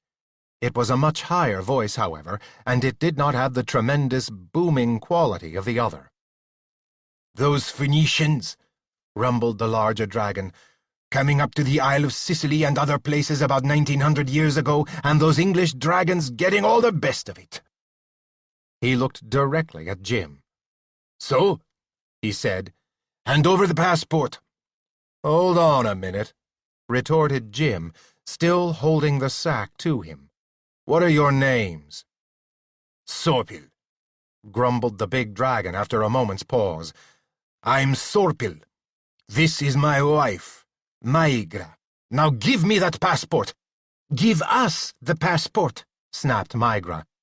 "Not just yet," said Jim. He was suddenly grateful that on their flight back from the cliffside dragon community to Malencontri, Seco had briefed him on both the obligations he would have toward his French hosts and the corresponding obligations they were supposed to have toward him. "Do you assure me that the two of you are in good standing with your fellow dragons, and that you are qualified to accept this passport on their behalf?" Of course, grumbled Sorpil. "Now hand it over."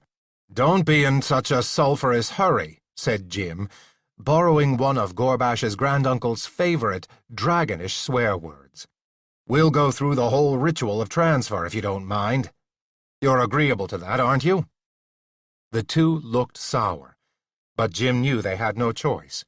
If they wanted to get their claws on his passport, it was incumbent upon them not only to give Jim the right answers, but even to feed and house him in a supposedly friendly gesture overnight. It was a way of sealing the bargain. "Now, you've assured me you're in good standing with your fellow dragons," Jim said. "You understand that I'll be checking this statement of yours with the next French dragon I meet." "Yes, yes," shrilled Migra, or at least her voice was shrill by dragon standards. She was almost jumping up and down in excitement, with her eyes on the passport. "I do," growled Sorpil. "We both do." "Yes, yes," said Migra again. "On my part," said Jim, now well into the ritual, "I give my word not to do anything that will cause difficulties or trouble for the dragons of France, and if accidentally I should do so, I will undertake to correct or dispose of this difficulty or problem before I leave France and without imposing upon the dragons of France for help. You have heard and noted this declaration from me?" "We have," said Sorpil disgustedly. "On the other hand," said Jim, "in case I should run into mistreatment in France as a result of attitudes or actions by French Georges or other natives to this land, I can, if need be, call for help upon all French dragons, and will be given the courtesy of that help." This time there was no immediate answer. Sorpil and Migra looked at each other, then looked at the passport, then looked at each other again. The moments stretched out without a response from them. "Well?" demanded Jim at last. "Is the answer yes or not? Perhaps I should just go back to England." "No, no," said Migra quickly. "Now you don't be in such a sulphurous hurry," muttered Sorpil. He turned to Migra. "Do you think the others—" "We'd have to pay, of course," said Migra. They looked at each other for a long moment, then back at the passport, then at each other again. Finally their eyes came once more to Jim's. "We accept," said Sorpil heavily. "We agree." "Fine," said Jim. "Just what are you planning to do here?" asked Sorpil. Jim, who had been about to hand over the passport, held on to it instead. "I don't have to tell you that," he said. Sorpil swore, in a manner rather more George-like than dragon-like. "Just thought we might be able to be of some use to you, that's all," he said disgruntledly. "Well, thanks anyway," said Jim. "But what I do here is my own affair, and I expect not to be followed or spied upon by any local French dragons. Is that understood?" "Yes," shrilled Migra. "Then I hereby give you this passport to hold until I leave," Jim said, "at which time, providing I have not violated the terms of our accord, you will return it to me exactly as it is. You understand that it is merely security for my good conduct while I am here." "Of course," said Sorpil. "Now hand it over, and we'll take you in and feed you. Isn't that what you want?" "As I understood, it was customary," said Jim, passing over the passport. "Oh, it is," said Migra, in no particularly inviting voice. "Come along, then." Jim followed them, and they went back through the dim hall into the even dimmer recesses of the rest of the castle. Chapter 18. Over dinner, Sorpil and Migra made a belated attempt to play the genial hosts. It was not largely successful because, as Jim discovered while the meal, the wine-drinking, and the talk went on, the two were about as sour-mouthed toward each other as they were toward anybody and anything else, except their guest of the moment. Small, cutting remarks aimed at each other had a tendency to creep into their conversations, even while they were trying to pour conversational syrup over the social situation. In addition, they were obviously both very interested in enticing or tricking Jim into revealing why he was in France and what he intended to do here. However, they were exceedingly clumsy at it, probably as a result of not having had much practice. In fact, Jim suspected them of having gone without any kind of contact, even with other dragons, for a very long time. Migra, the faster talker, had a tendency to slip into the middle of sentences being slowly enunciated by her husband. Sorpil would occasionally take time off to rebuke her for this. The result was that their efforts to worm Jim's secrets from him were sadly hampered because they could not act as a team. In fact, they had rather a tendency to act at cross purposes. Meanwhile, Jim learned something about them. "This chateau?" Sorpil responded in answer to one of Jim's questions. "It belonged to George's, originally, of course. I took it from them, about 120 years ago. I'd had about enough of them sitting and milking the peasants dry, leaving nothing for a couple of dragons to live on but a few scrawny goats. So, actually, by the time Sorpil made his attack on the Georges in the chateau," Migra cut in, "they'd already taken a rather bad beating from a group of your English Georges. That's why the chateau's so damaged." "I was speaking, Migra, if you don't mind," came in Sorpil, heavily. "As I was saying, the minute these Georges Migra mentioned had left, I waited for a time when everybody in the chateau should be asleep, and entering through the part of the chateau that had been broken into, I alone—" "I was with him," said Migra, "but it doesn't count that, naturally. The fact of the matter is—" "It was at night," said Sorpil, "and most of their little lights—what do they call those things now? Candles!" snapped Migra. "Their candles were all out," said Sorpil, "and of course they're practically blind unless they've got some light to see by." Jim and the other two were dining in a hall almost as large as the one he had entered through the front door, lit only by the moonlight coming through some tall windows along one side of the room. This, of course, did not bother Jim in his dragon body, dragons being quite comfortable in near darkness, or even in complete darkness, although it was a little more convenient to get around with a small amount of light. The amount of moonlight coming in the windows was ideal. "So I caught them, most of them, one by one, in their rooms and corridors, and had no trouble killing them off. There were one or two who gave me some trouble, but of course they were on foot and not wearing their shells, so—" "So actually, he almost had no trouble at all," sneered Migra. Sorpil turned his head briefly to scowl at her, before turning back to Jim. "So we took over this chateau over 100 years ago," he went on, "and since then the peasants bring their taxes to us instead of to the Georges. The result is the fine food and drink we're able to offer you tonight." The statement about food and drink was something of an exaggeration, Jim thought. It was true, the 3 sheep that Migra had brought freshly slaughtered to the table, hide, bones, and innards intact, had been relatively fat and quite tasty from a dragon's point of view. The wine was not bad, and Jim would actually have never thought to look at it otherwise than with approval if he had not already had some weeks of experience with what was actually available in the way of wines here in France itself. The large keg, the top of which Sorpil had stove in with something of a ceremonial flourish, so that they could each dip into it with the human-made pitchers they used as drinking cups, contained a wine that was a bit better than some of the worst Jim had tasted since he had stepped ashore in Brest. It was also a long way from being the best that Jim had tasted since that moment. Jim suspected that he was being given the type of wine they kept for their ordinary dining, figuring that an English dragon wouldn't know the difference. This was cutting very close to the line of insulting their guest.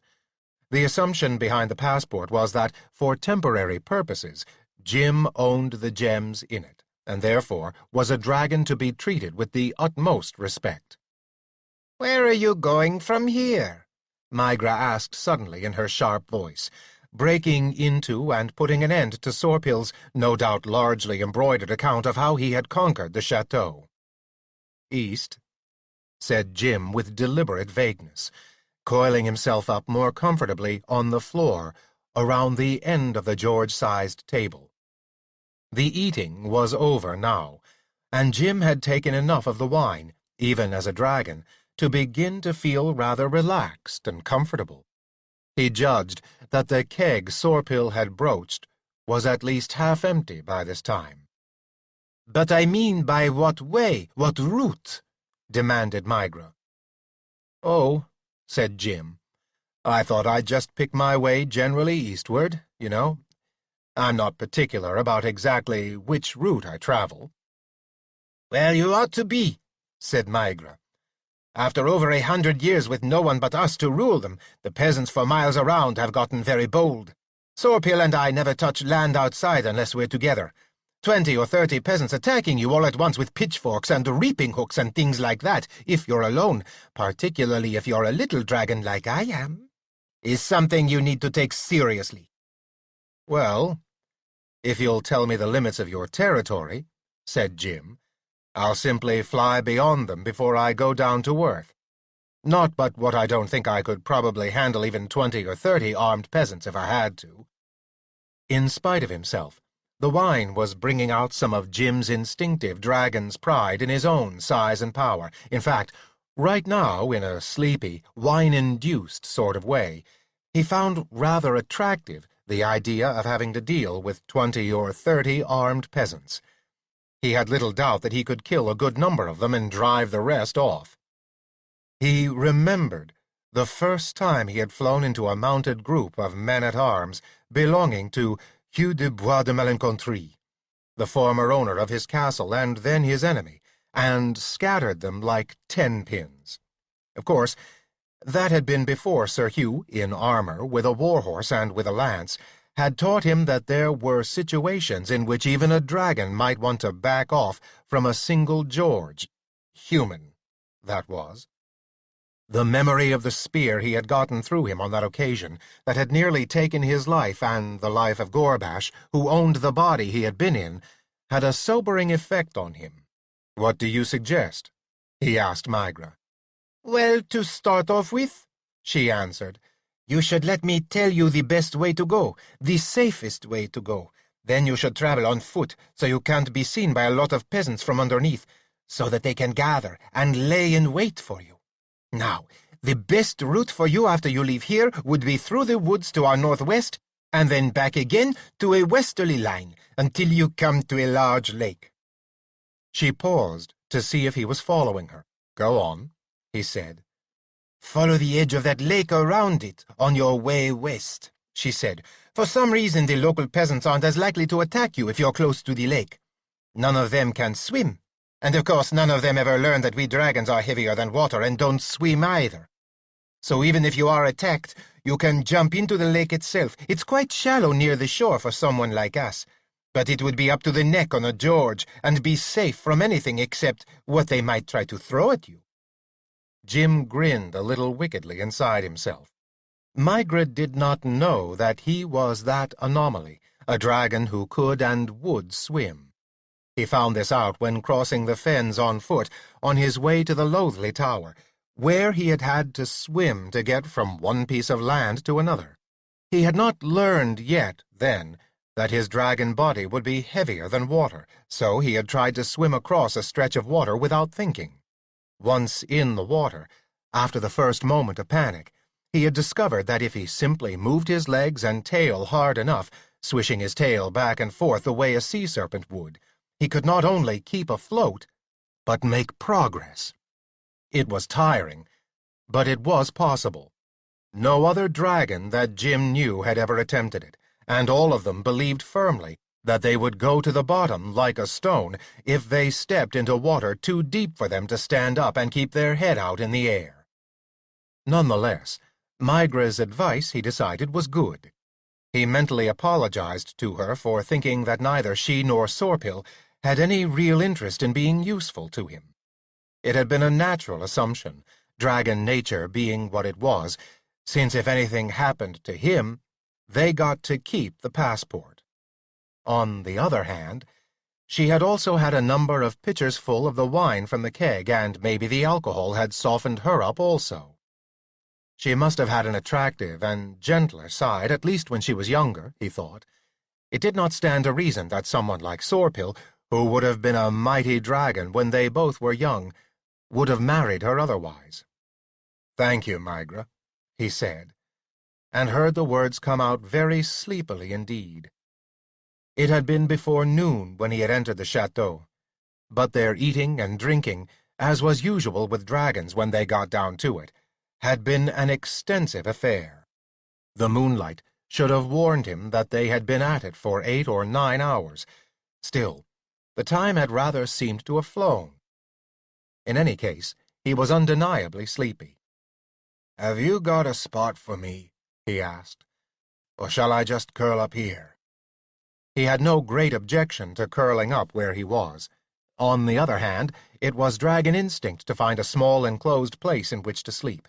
It would be only hostly of Sorpil and Migra to find him such a place, possibly one of the smaller original rooms of the castle, no matter in what condition it was now. "I'll show you a spot," said Migra, getting to her feet rather spryly. Sorpil stayed where he was, merely rumbling something that sounded like "good night," intermixed with a dragon-sized belch. Jim followed Migra off. She led him through a number of corridors and up and down several staircases, all in almost complete darkness. But with his nose and ears telling him where she was, Jim followed her without any worry of making a misstep or going astray. She brought him at last to what Jim had expected, a bedroom of one of the original inhabitants of the castle. She left him there, and he curled up among the ruins of its original, rather sparse furniture. His last thoughts before falling asleep was that castles in France seemed to have more individual rooms than castles in England. He slept, as all dragons normally did, dreamlessly and soundly. When he awoke, the room was bright with daylight. It had only one slit of a window, but the sun seemed to be beating directly through it, so that the room was probably as bright as it ever got. The difference from the darkness of the night before was a little startling to Jim, to whom the hours between the moment when he fell asleep and this moment of waking seemed hardly more than an instant. He yawned, his long red tongue flickering out in the dusty air of the room as his great jaws gaped. Then he uncoiled himself, stretched, all but his wings. There wasn't room enough to stretch them. And by using his nose and memory together, followed back down the path he had been brought up the night before. He found his way back to the room where they had eaten, drunk, and talked. Neither Migra nor Sorpil was around. There was nothing left of the sheep except a few bones cracked open, the marrow licked out of them. The keg Sorpil had opened the night before was 4/5 empty. Jim treated himself to a pitcher of the wine, poured down at a gulp, and found it wonderfully revivifying. He had another, just on general principles. It was probably time he got started. There would be nothing more to gain from his two hosts. Migra, under the mellowing influence of the wine, had evidently given him the best advice he was likely to get from either one of them. About to go out the double front doors, he turned for a last time and shouted a farewell to his hosts, since neither had bothered to show up to see him off. "This is James," Jim shouted. "I'm leaving now. Thanks for your hospitality, and I'll be back to pick up the passport before too long. Farewell." His voice went off, echoing and re-echoing from distant, and more distant yet, corners of the castle. No sound came back in return. He turned and went out. It was another hot, cloudless day. He started off on foot according to the directions that Migra had given him. He was getting started at a later hour today, due to the food and wine of the previous evening. He had slept well into mid-morning. 2 hours later, he sighted a patch of blue that was evidently one end of the lake Migra had mentioned. He paused to concentrate on his panting. He had been panting so heavily that anyone within 50 feet would have been able to hear him sounding like a steam locomotive on its way uphill. His jaws were wide open, and his red tongue lolled limply from between his front teeth like a dispirited flag. He had forgotten the plain and simple fact that dragons were not really built for foot travel. By nature, they were creatures of the air if traveling had to be done. And the day was hot. Something Jim had never had to consider before was the fact that dragons, with their nearly impenetrable hide, had no sweat glands over the outer surfaces of their body, like a human or some animals. They got rid of excess heat by panting, the way a dog does. Unfortunately, they had a great deal more size and body weight than a dog, and therefore more mass. Movement like this on foot accumulated heat in the body rather quickly, and this particular day was not one in which heat dissipated easily. Jim had simply not encountered this problem before. The 2 previous foot trips he had made as a dragon had been in a cooler climate, and both times it had been under conditions in which he was emotionally wrought up and not paying much attention to the effort of his travel. The first time he had been frantic with worry over what might be happening to Angie as a prisoner in the Loathly Tower. The other had been in the abortive march to retake the castle of Malencontre from Sir Hugh. On that occasion, he had been full of bitterness and self-hate. But the big difference between those trips and this one had been the temperature of the day. The march to Malencontre, in fact, had ended in a fairly heavy rain, which had kept him cool. In this case, however, there was nothing to take his attention off how extraordinarily hot, bothered, and uncomfortable he was feeling. In fact, he thought, standing there and panting, he was damned if he would put up with it any more. Migra had naturally assumed that he had only 2 choices, to fly or to travel on foot, on his hind legs specifically. She had not, of course, recognized that she was talking to a magician who was just temporarily wearing a dragon body and therefore had a third option, to turn back into his human form. Jim wrote the necessary magical equation on the inside of his forehead, and a second later stood there, blessedly naked and radiating heat from all over his body, with the rope that had secured his belongings now hanging loosely from his much smaller neck and shoulders. He took the burden off and dressed, retying one end of the rope around the cloth that held the wine flask and the food, and then making the rest of the rope into a loose sling that he slung over his head and off one shoulder, so that it hung off his opposite hip like a baldric above the handle of his poignard. He might not now be in as good a shape to face the attack of half a dozen or more armed French peasants, but on the other hand, he was nowhere near as conspicuous now as he had been walking along as a dragon. Also, in case he really got attacked, there was always the option of turning back into his dragon form again for self-protection. If the local people were as ready to believe in magic as everybody else he had met in this world so far, the very feat of his turning into a dragon before their eyes would be enough to send them scattering. He felt much better, except for a tremendous thirst engendered not only by last night's wine, but the pitchers full he had drunk this morning.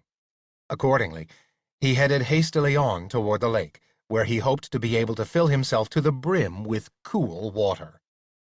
The closer he got to the lake, the more achingly clear and beautiful the taste of that cool water grew in his imagination. Finally, he could hardly stop himself from breaking into a run. He did not because he was afraid of building up too much body heat once more. He was cooling off rather nicely, as a matter of fact, in his human shape, but because a certain sense of pride stopped him. Would Brian have burst into a run simply to cover the last few yards to water he would reach in a second or two anyway? No, thought Jim. His friend would disdain any such human weakness. In learning to be the 14th century equivalent of a wartime officer, Jim should be capable of showing no less restraint. After all, it was not as if he were dying of thirst. He was simply parched from having drunk too much wine. So, he managed to walk sedately to a point on the lake edge where he could lie on the bank and reach over and drink from the surface. The water was just as attractively blue and beautiful as he had imagined, and the first few swallows were so delicious that he lost control after all and began to gulp the water up as quickly as he could. Pausing at last for breath, he had time, finally, to notice how the water, once it had ceased being disturbed by his drinking, showed his own image staring back at him, it seemed, from just below the surface. He gazed at it, bemused, then suddenly stared at it in something much more than bemusement. The face staring up at him was not his. It was the face of a beautiful girl with long blonde hair. She was smiling up at him, or rather, her face was smiling up at him, from what seemed only inches below the surface of the water. The image was far too sharp to be any kind of a hallucination. "Wait a minute," Jim said out loud, scrabbling up onto his hands and knees, but still staring into the water. The face came out of the water, proving to be attached to a head and, as it emerged further, the complete rest of the beautiful girl. She smiled at him, and his head swam. "There you are, my love," she breathed. "Finally you are here at last. Come with me." Her voice tinkled softly in his ears. She reached out and wrapped one of her little hands around Jim's, and the next thing Jim knew, he had no clear idea of how it happened, he was being towed down into the lake itself. He had time to notice that the underwater banks of the lake were nowhere near as shallow as Migra had said. They fell precipitously to an unknown depth, in feet, so far that he could not at this moment see the bottom below them. A dragon, who believed he couldn't swim, feeling or being pulled into this water, would sink immediately and drown without a hope. But he had no time to dwell upon the perfidiousness of Migra's directions, and the possibly unhappy end that he had avoided only because the warmth of the day had spurred him to change into a human being. He was too concerned with the fact that he was being steadily pulled deeper into the lake. He could swim passably well in his human body. He had even been snorkeling in water 15 or 20 feet deep.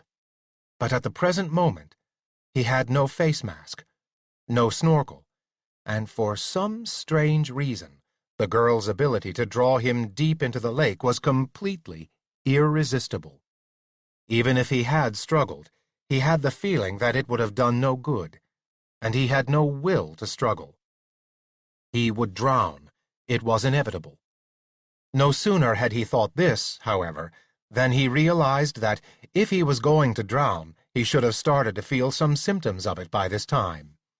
He had assumed he was holding his breath, but he was not. He was breathing quite normally, here, underwater. This made no sense at all. Either the water had been replaced by some sort of bubble of air around him, which was impossible, or else he was breathing water as if it was air, which was even more impossible.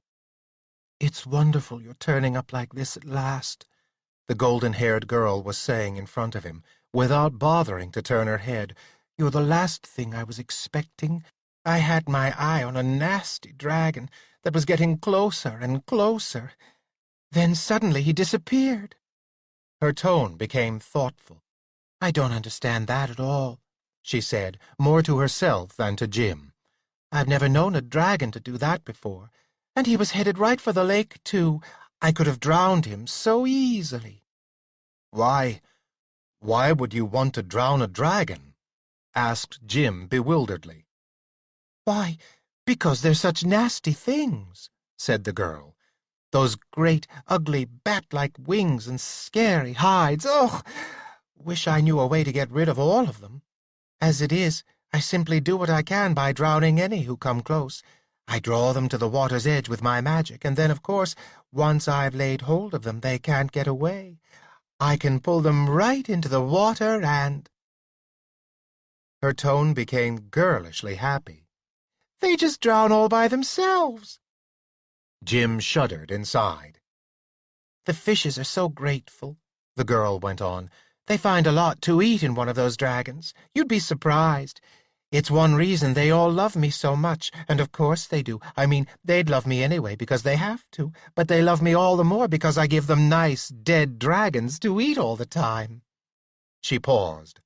"Well, perhaps not all the time, but every so often I give them a dragon." They had reached the bottom of the lake, and were descending into a sort of underwater castle, which, however, was wide rather than high. Its walls seemed made of shells and shiny gem-like stones, and many panels of what seemed to be pure mother-of-pearl that gleamed iridescently under water. A school of small blue fish shot toward them through the water, or air, or whatever it was that surrounded them, and went into a sort of elaborate dance around the golden-haired girl. "Oh, you," said the girl to them playfully. "You knew I'd be right back. I've brought the most beautiful man in the world, and he's going to stay with us forever and ever. Won't that be wonderful?" It occurred to Jim that it might have been nice if she had stopped to consult him about staying down where he was now, forever and ever. He could see drawbacks that could make this far from the most wonderful thing to happen to him. Aside from everything else, he had things to do up on land. Not that the girl wasn't breathtakingly lovely. Jim had thought, once upon a time, that Danielle was possibly the most beautiful woman he had ever seen in his life, but this little creature radiated something beyond ordinary beauty. He could no more keep himself from being attracted to her than he could release her grip on his wrist that had brought him down here. The girl was still talking to her small fish. "I would never leave you for any real length of time, you know that," she was telling them. "Leave my dear little ones? Never. You know I love you and everything in this lake and the lake itself. It's just that I couldn't resist this magnificent man I found up on the bank. You can't blame me for that, can you?" By this time they were well within the palace-like structure, entering a room walled with mother-of-pearl and draped, padded, and furnished with gossamer-like fabrics in all shades of blue and green that seemed to shimmer in the underwater light. The chairs were not chairs, so much as large, soft, multicolored lounging platforms. But the central piece of furniture in the room, if it could be called furniture, was a great, opulent structure, like a round bed with no head or footboard, but with mounds of fluffy pillows piled high at one point on the edge of it. It was to these pillows that the girl towed Jim. He could not be sure whether they were actually walking now, or floating, swimming, or simply skimming through this strange, water-colored, breathable atmosphere.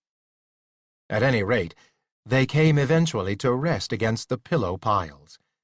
Here she released Jim, so that he sank into the pillows. They were softer than anything he had ever touched before, so that he went half out of sight into them, in a semi-propped-up, stretched-out position. "Now," said the golden-haired girl, sitting down cross-legged on the surface of the bed, or perhaps just a few inches above it. It was hard for Jim to tell. Although the water-air atmosphere that surrounded them seemed transparent, there was a sort of shimmer to everything that made exact details uncertain. "What would my dearest love like first?" "Well, if you don't mind," said Jim. "Some explanations." She looked at him, her mouth in a perfect O of astonishment. "Explanations?" "Yes," said Jim. "I mean, it's nice of you to call me the handsomest man in the world, but anybody knows I'm not. In fact, if anything, I'm one of the—" He searched for a word. "One of the most unhandsomest you're likely to meet." "Why, you are not," said the girl. "But even if you were, I'd still love you just the same, with the same great passion. I am a person of great passions, you know." I see, said Jim. "Indeed, yes," said the girl earnestly. "All we elementals, actually there's only just a few of us, but all of us in any case, are beings of great, great passion." "Oh, I believe you," said Jim. "Yes," she sighed softly. "Foolish people call us water fairies, but that's just because they don't understand the difference between a mere water fairy and an elemental. An elemental is something far, far finer than a mere water fairy. Water fairies are merely fairies that live in the water. They have a little magic, it's true. They are immortal, that's true. But they have no great capacities. They have no ability to have the great passions elementals have. And of all elementals, if I do say it myself, I'm capable of the greatest passion. I always have been, and I always will be." She looked at Jim curiously. "What's your name, my beloved?" "Well, it's James," said Jim. "James." She tried the name out on her tongue. "An odd name, but it has its charm. James. It does not sing the way some names do, but nonetheless it's a good name. James." "If you don't mind, I'd like to know your name, too," said Jim. "My name?"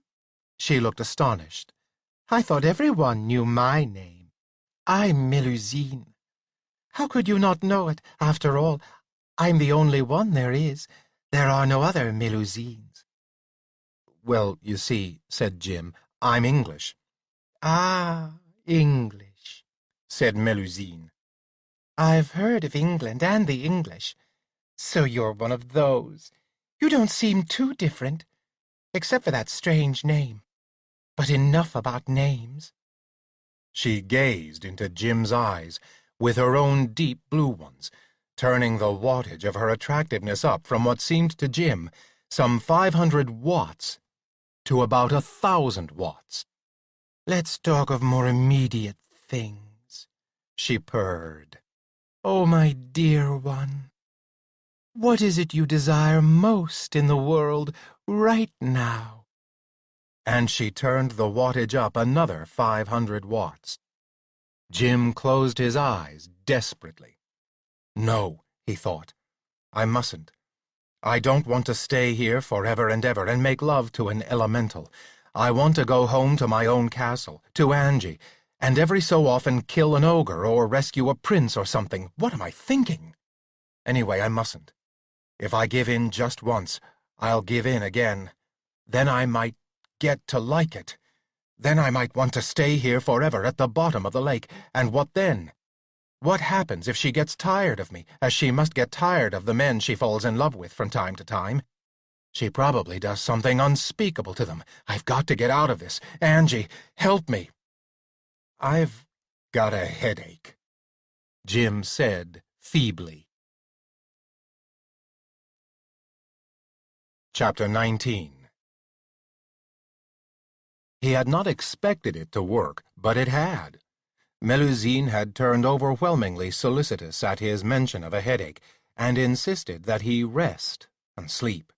There would be all the time in the world for other things later on.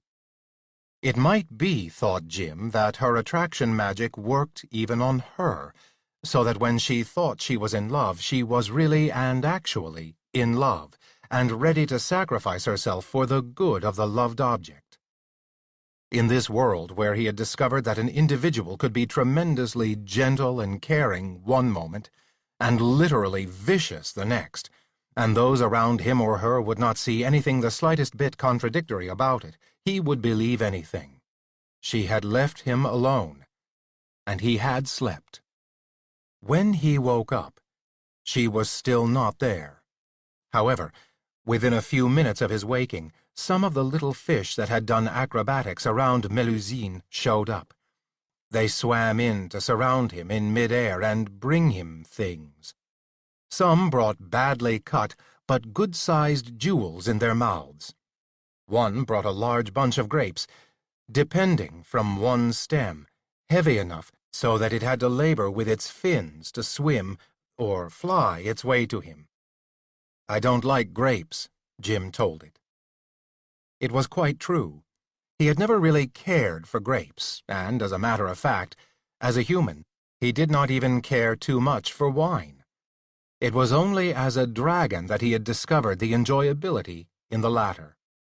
The fish dropped the grapes on the bed, as if in exhaustion, and swam off. But it returned a moment later with a second bunch. The same determination seemed to operate with all the rest of the fish. They might listen to Melusine, but they certainly did not listen to him. They only kept piling unwanted gifts on him. Eventually, a whole school of them labored toward him with flailing fins, carrying some iridescent green clothing.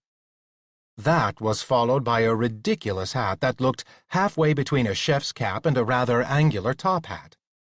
As this piled up around him, he was grateful that Melusine was not around, so that he had freedom to talk without that magical attractiveness of hers beaming at him with the power of an oversized sun lamp. His reaction when she had tried to entice him into sexual congress with her had been purely instinctive. But with a cool head, he realized how sensible he had been. Even if she was willing to keep him forever, as she had said, and he really did not believe that for a second, someone like her must fall in love afresh the minute a new male face showed up on the horizon. But even if she did intend to keep him around forever, the fact of the matter was he did not want to stay around forever, for many, many reasons. The chief of these was Angie. There was a great deal of difference between being sexually attracted to someone like Melusine and the deep, emotional response, the love, he had for Angie. He actually could not imagine life without Angie. It would be like having half of himself amputated down the middle, from the crown of his head to the soles of his feet. Angie had something that Melusine would never have. He did not know exactly what it was, but it made life entirely different for him, knowing she was there. Even when he was off like this in France, the fact that he knew she was at Malencontri and that he would be getting back to her eventually, for he had no intention of letting anything happen to him along the way, made his response to living entirely different. He had to get out of here, out of this lake and away from Melusine. His mind chased frantically after reasons he could give her for taking him back up onto the shore of the lake. It was true she had exerted that magical pull on him even when he was on the bank and she was in the water, but it had been nowhere near as strong as what he had felt down here on the bottom of the lake. He had a feeling that once he got up on dry land he might be able to grit his teeth, turn around and walk away from her until the magic no longer affected him. He assumed someone like her would not follow him, but if she did, something seemed to tell him that she would not have the kind of power she had while in the lake. He had reached this point in his thinking when it suddenly came back to him, like the eruption of a grenade in the back of his mind, that he was at least an apprentice practitioner of magic himself. If her advantage over him lay in the area of her magic, then he ought to be able to counter it with magic of his own, if he only knew what magic, and how to apply it. That last was the tricky part. The information he wanted was no doubt buried in the Encyclopédie Necromantique, but he had already learned that he could not simply reach in and get it simply because he wanted to. First, he had to have a clear definition of what he wanted. Then, he had to go after it by the route he had already figured out for himself. For all he knew, every other magician used every other possible method, each to his own. But for him, the method seemed to be the one he had worked out of imagination, conceptualization, and visualization. All right, then, he told himself. He sat up cross-legged on the bed and tried to apply his method to his problem. First question, what was the magic he needed to get out of here? No. On second thought, that was the second question. The first question was, what was the magic that was keeping him here? For the first time it occurred to him that it might be a different kind of magic than the kind he would use.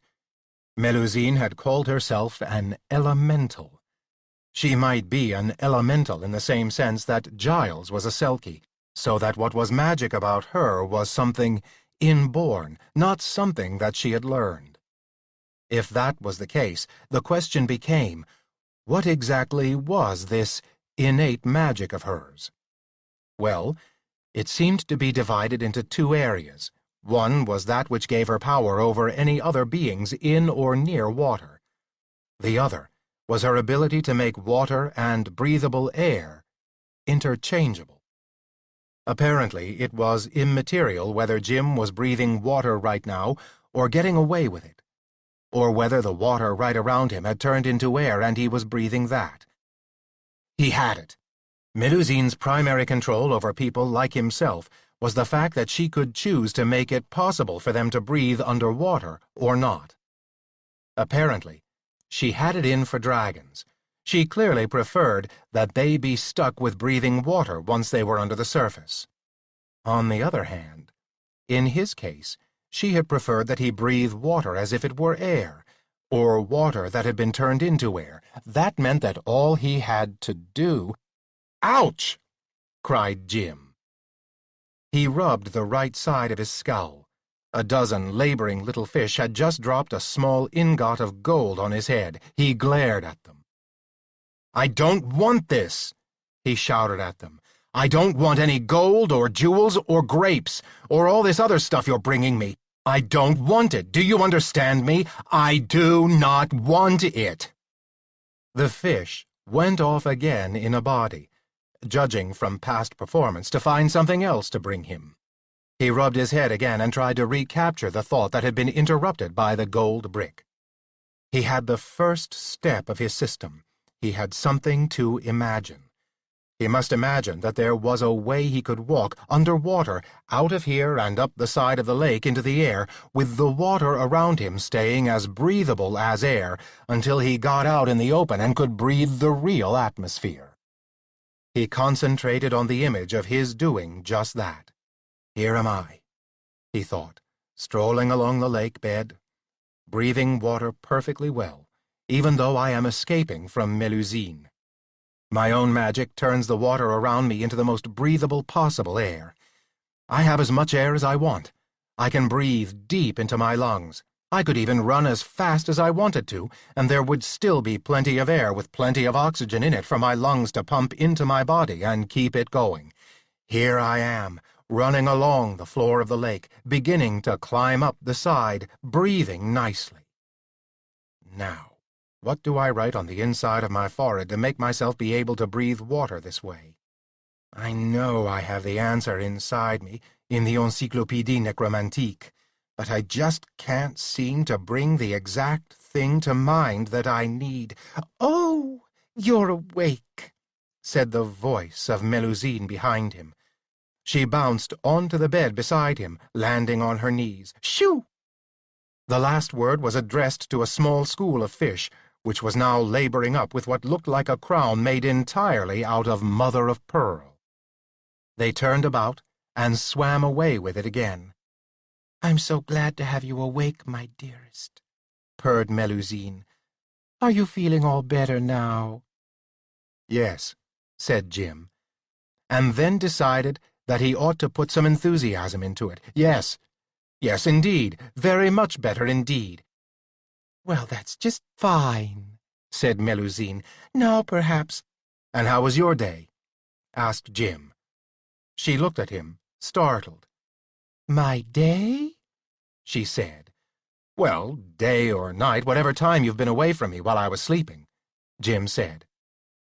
"You want to know how things have been with me since you fell asleep?"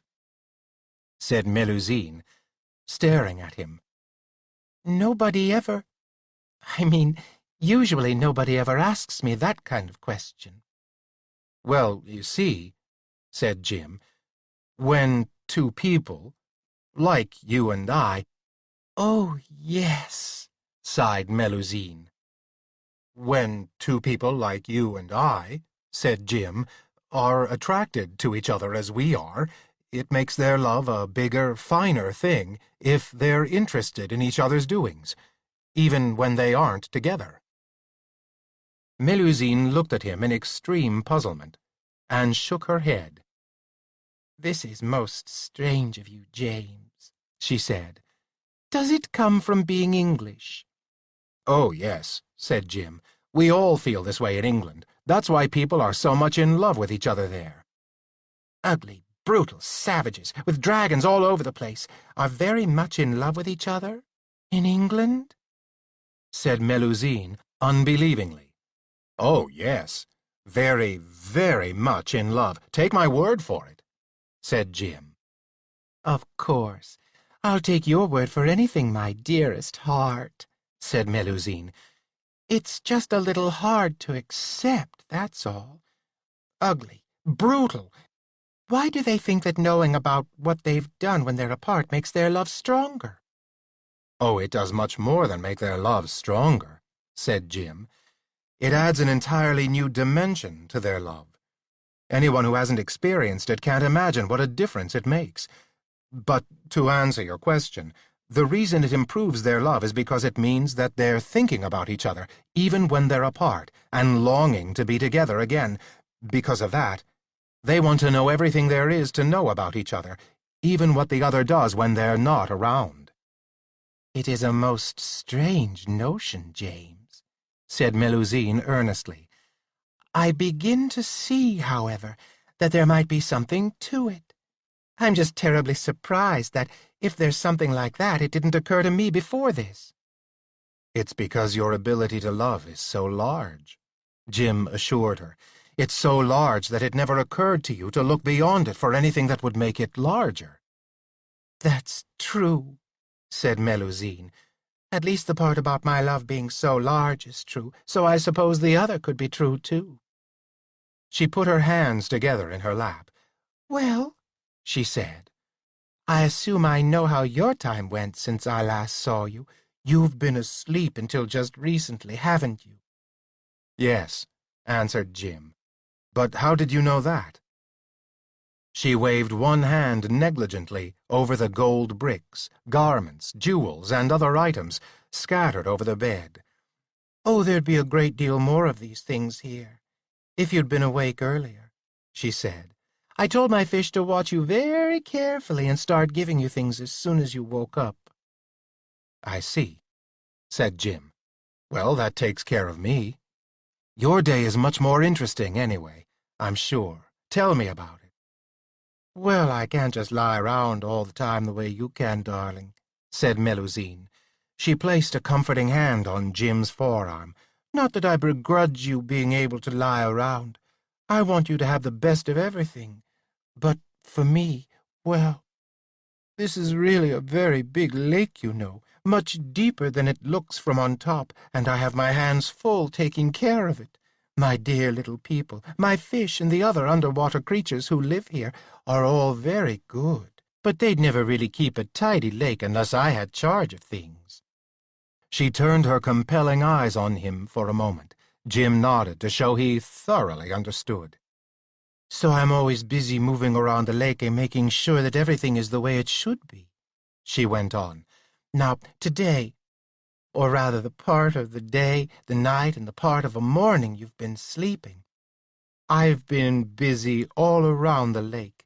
The deep-growing water weeds are doing just fine, but the weeds up near the surface are not quite as happy as they should be. There are 3 rather small streams that feed into this lake, as well as some natural springs of water in the lake bottom itself, but this last winter was rather dry. Not much snow piled up, and the result was that the lake level has dropped just a bit. Not much, you understand, not enough to hurt my high-growing weeds. Those like the bulrushes that stretch up out of the water, but enough to make them feel a little uncomfortable, particularly those already at their full height. She paused and sighed. "There's always something," she said. "Well, naturally, there isn't much I could do about the streams unless I wanted to travel up each one of them to their source. But I did cause the lake-bottom springs to work a little harder and put out some more water. I think that in about 4 or 5 days the bulrushes will be completely happy again. Then there was the matter of the bones of the last dragon I drowned in the lake." She stopped and made a face. "I hate even to look at their ugly bones, and all my fish know that. They're supposed to go down and fan mud and silt as much as they can over the bones until they're hidden, but they haven't been working at it as they should. I hate to be hard on them, but I did talk to the ones in the immediate area of those bones pretty sternly. However, after I'd lectured them, I used some of my own abilities to bring silt up over the bones. This one time. I'm sure they'll do better next time." "I'm sure," echoed Jim. "How could anything not put out extra effort after you had spoken to it like that?" "Nothing, of course," Melusine agreed. "They all promised to do better, and I know they will. The thing is, we had several dragons all at once about a month ago, and there was quite a bit for them to eat, so they didn't get it all cleaned up earlier. So it wasn't completely their fault. At any rate, that's taken care of. Then I checked out the pearl nursery, and that's coming along fine. I do prefer freshwater pearls to that hideous saltwater kind that Georges seem to like. Oh, I don't mean Georges like you, James. Much less sensitive Georges, the way most of them are. Almost as bad as dragons, some of them." "I know," said Jim. "Some of us Georges, but then it's not for me to say. I really wish I could see this marvelous lake of yours. You make it sound so real that I can almost imagine it." "You would?" Melusine stared at him. "You're a most strange man, James. But I'd love to show it to you. I really adore my little lake, and I've never actually had the chance to show it off to anyone. We can go right now if you want. That is, if you're rested and if your headache is over." "I'm just fine," said Jim. "And I can't wait to see the rest of the lake." "Come along, then," trilled Melusine, floating off the bed. Jim found himself floating with her. She had him by the wrists again. "You don't have to hold on to me," said Jim, as she towed him through the palace and out into the lake bed. "I'll come along with you." "Oh, that's right." Melusine let his wrist go. "Just concentrate on staying with me, and you won't have to bother walking." Jim did so, and found she was right. Together they moved out through a patch of tall, feathery, underwater weeds, and emerged finally into an open space beyond. Black, flat, and level, it seemed to stretch off until its farther parts were lost in the shimmer of the water. "These are my mud flats," said Melusine. "It's the lowest part of the lake. Aren't they beautiful?" Yes," said Jim. "They're so thick and clean," Melusine supplemented for him. "I know what you mean. It's a continual job making sure that everything that lands on them gets covered up or pushed down onto the surface. But I don't think there's a better stretch of mud flats anywhere, certainly not in France." "I can believe you," said Jim. They floated over the mud flats. "The far end of the lake is shallower," Melusine said as they went along. "That's where the oyster beds are, and a lot more of the vegetation. It's also where those dragon bones were that I had to speak sharply to those fishes about. Usually I try to get the dragon bones down into the mud flats. They disappear so nicely into the mud. They're gone in a day or two. That's the trouble in a way. Just about anything on the mud flats gets sucked down so quickly. I want to make sure that my fish have all they want to eat off the dragon before what's left gets taken out of here. If there's any weight at all left to the carcass, it pops down out of sight almost while you watch." She laughed suddenly, a high, happy gust of girlish laughter. "Can you imagine what it's like when a full-sized dragon happens to fall directly into the mud flats? It almost never happens, but can you imagine it?" Melusine said. "They just go right down. You should see the expression on their faces. That is, if you can call what they have faces." "Oh, yes," said Jim. "That reminds me. I never did ask you why you dislike dragons so much. Well, said Melusine, for one thing, they're about as far from underwater as you can get. They're not even on land most of the time, but up above it, in that terrible stuff called air. Not that air is completely bad, I mean. I can breathe it myself, of course, but it can really be very nasty stuff, dry and sour and smelly. They had reached the far end of the mudflats now, and were entering a territory carved into small gullies and mounts, all leading generally upward. Melusine showed him her pearl oysters, all of which obediently yawned open at her command and contorted their soft inner parts to display their pearls. Jim duly admired them, and then carefully investigated the various water weeds to which she introduced him. They had started out, followed by the horde of the little fishes that usually hung around her in the palace, but these had fallen behind shortly after they had ventured out over the mudflats, and now the only fish they saw were of varying sizes, right up to some monster pike. One of these must have been 4.5 feet long, estimated Jim. It swam up to her, made a sort of bow of obeisance in the water air, then swam away again, after being spoken to and petted by Melusine. At last, Melusine turned back. "Isn't it all wonderful?" Melusine sighed, as she and Jim skimmed along together over the lake bottom. "It certainly is," agreed Jim with feeling. In fact, there was reason for the feeling, because in the process of examining this end of the lake, he had seen that it would be much easier to climb out here than to mount the almost vertical underwater shore walls where he had first entered it. If he could get away from Melusine and get this far, he told himself, he should have no trouble climbing up to the top of the lake and getting out on the land again. Then, once on land, he would take his chances of getting away from her, possibly after a short distance, beyond the point where she could sense that a dragon was nearby. He could turn himself back into one and fly well beyond her reach in a hurry. As they sped back over the mudflats toward the palace, his mind was fumbling at what felt like the outline of a solution to the magical command. Spell seemed like entirely the wrong word to him now, that would keep air around him if he got away from Melusine. He had made subtle little tests while she was enthusiastically showing him around, deliberately going some distance from her, to see how far away he had to get before he lost the envelope of water turned to air that she evidently produced for him. The critical distance did not seem much more than about 10 feet. On the other hand, back at the palace, even when she had been gone, he had continued to be surrounded by a breathable atmosphere, and there was still the curious matter of the fish seeming to swim through this atmosphere as if it were actual water. But that was a minor question. The solution to his breathing underwater by use of his own magic had just taken form in his mind. What he needed was something he could imagine out of his own experience, and he suddenly had it. Out of an experiment in his chemistry class back when he had been in high school. It was the simple experiment in which a metal armature had been lowered into ordinary water and an electric current run through it. Bubbles of gas had been produced at either end as the water broke down into the two gases, hydrogen and oxygen, which were its component parts. The formula had been simple. 2H2O into 2H2 plus O2. In fact, the process suggested a ridiculous little rhyme to him.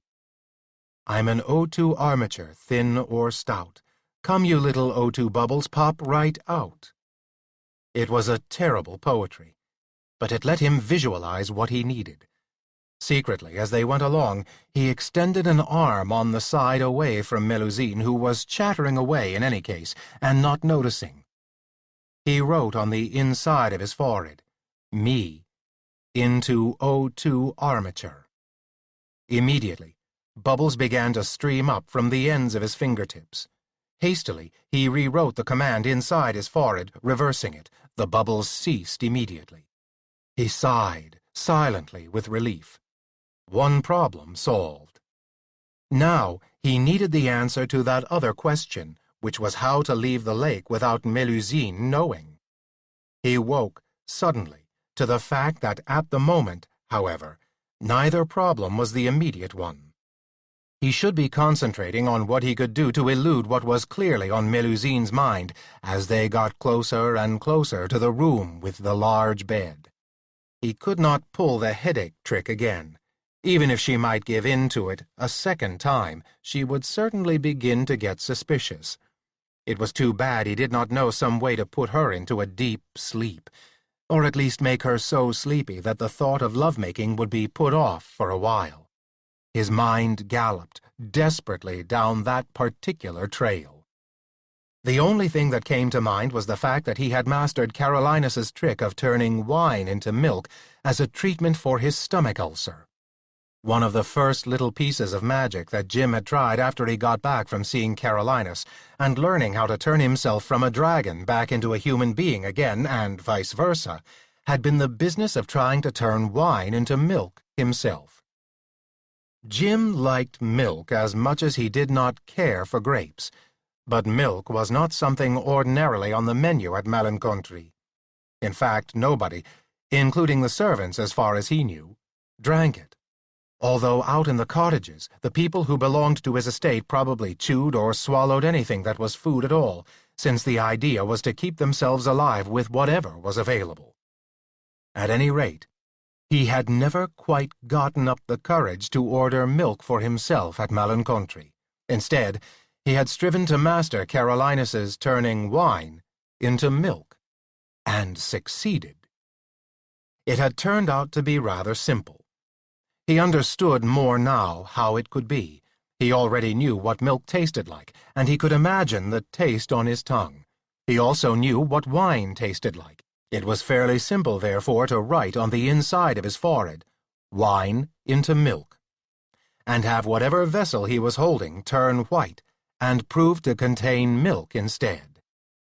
The reason he had been able to do it so easily, he was beginning to understand now, was because both wine and milk could be clearly envisioned by him.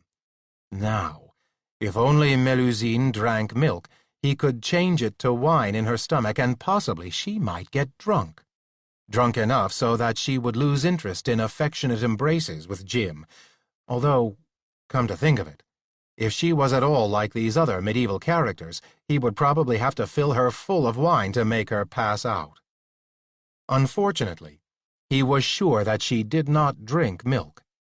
Down here under the lake would be the last place that a cow would be available, or anything else that gave milk for that matter. Some of the sea mammals produced milk, but this was a freshwater lake. By this time, they were back in the palace and approaching the bed. They settled down on it. "My love," said Melusine, looking at him amorously.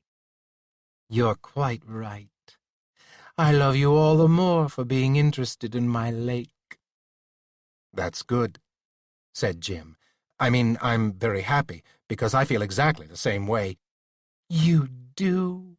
she said, and her magical attractions shot up a good 1,000 watts. Jim's mind searched desperately for a way out. Today's trip around the lake had only reinforced his original instinctive conviction that once he had given in to Melusine's emotion, he would be hooked by it and never have the courage and will to get away from her. His mind scrambled desperately once more and, under the pressure of great emergency, as minds will do, came up with an idea. "Why don't we have a little wine together first?" he said. "We can toast our being together today, looking at the lake itself. I think it's a fine idea, don't you?" "Why, yes," said Melusine. She was kneeling, as before, at his side on the bed. "You are most unusual, James. You do have the finest ideas." She turned to the little school of fish that was always hovering around her here. "Wine," she ordered, "and 2 crystal goblets, the very finest crystal goblets I have." She beamed at Jim. The wine came, the small fish struggling with the full bottle, which they put down on the bed beside her, along with two very ornate, convoluted goblets of a type of sculptured glass Jim had not seen anywhere so far in this world. "I think we ought to have 2 bottles, don't you?" asked Jim. "Why not?" said Melusine with a trace of a giggle. She clapped her hands and looked at her fish. "Another bottle!" "And something to open it with," suggested Jim. "Pooh!"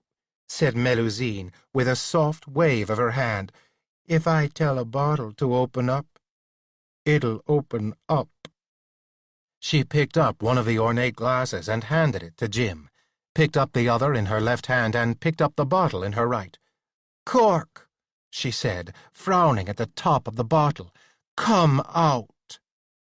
The cork obediently popped up in the air, leaving the top of the bottle open. Melusine filled her own glass, then filled Jim's.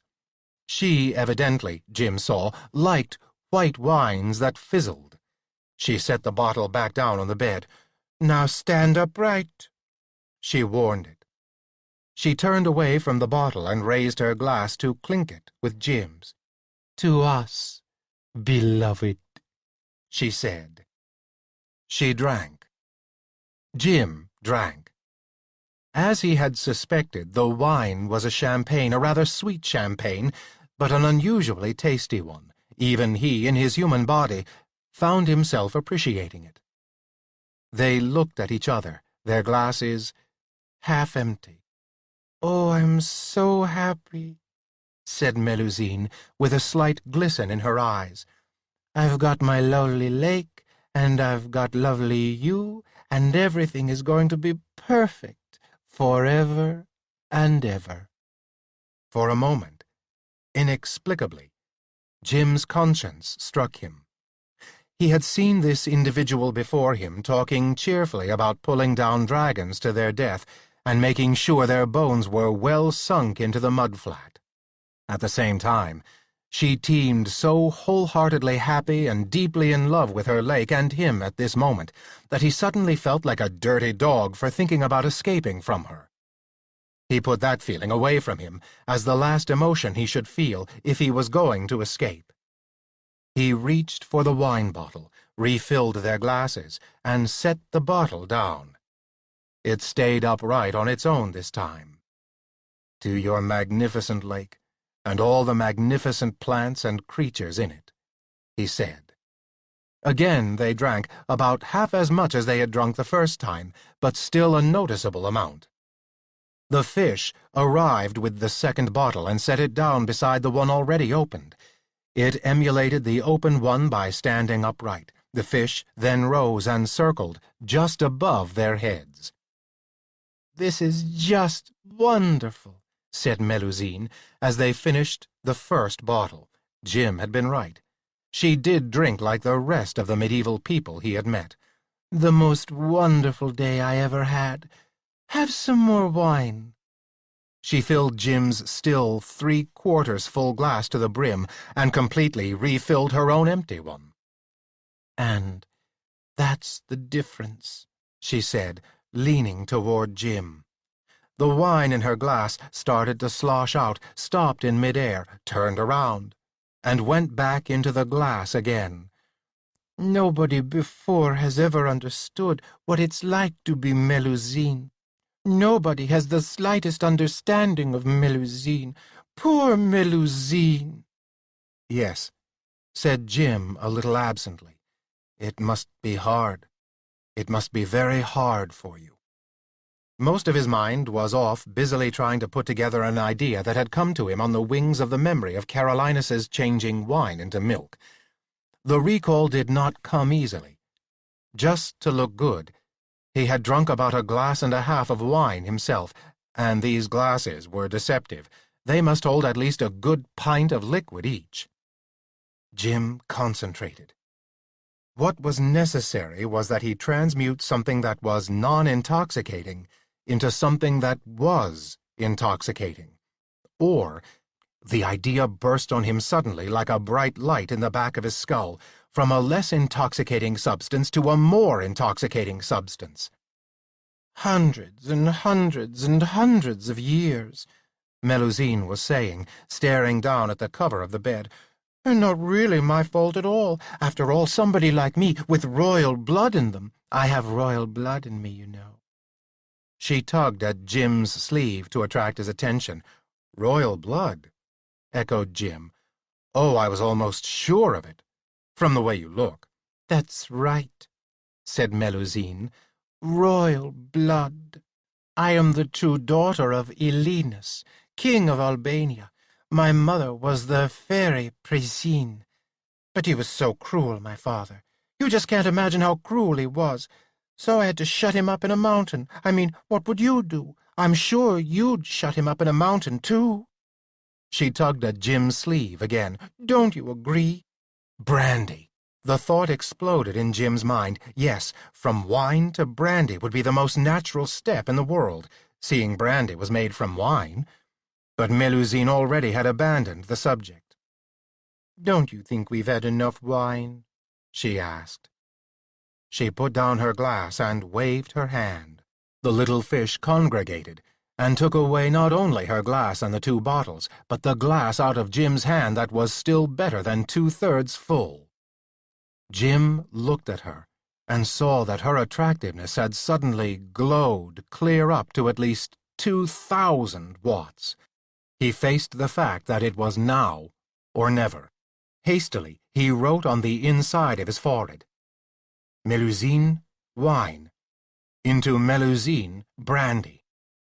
Melusine threw herself into his arms.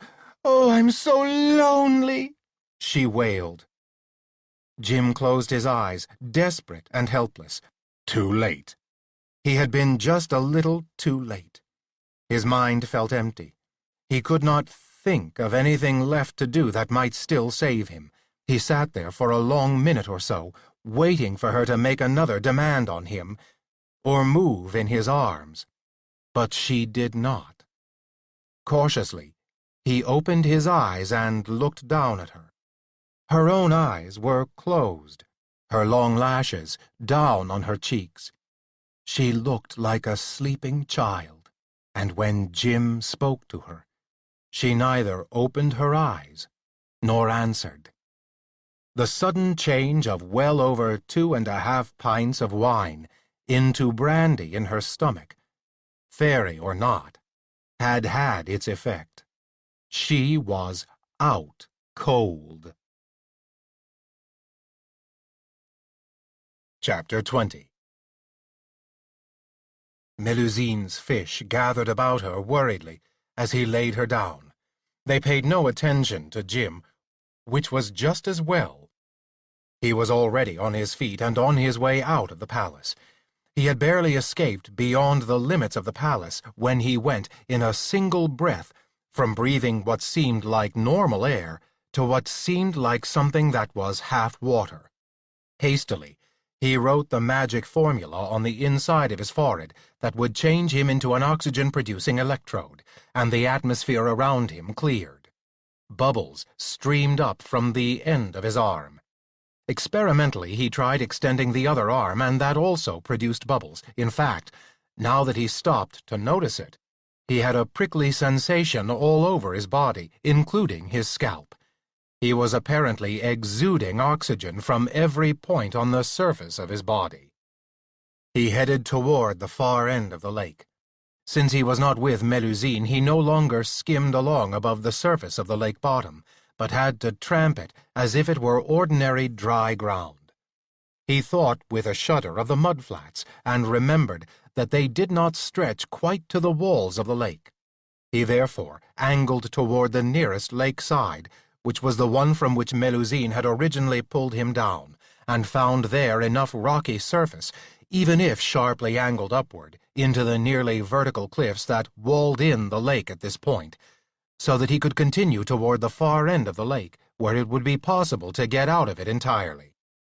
It was not until he got into the far end of the lake, with its gullies and its mounts, and away from the mud, that he began to be conscious of potential opposition to his leaving. The edge on which he walked had lasted all the way around the sea of mud, and he was traveling nicely up the underwater slopes along the weeds and other growth before he was aware that those accompanying him had been getting definitely more threatening, and able to threaten. Somewhere along the line, the little fish, like those that served Melusine in her palace, had begun to cluster about him, apparently held at a distance by the bubble of oxygen around him.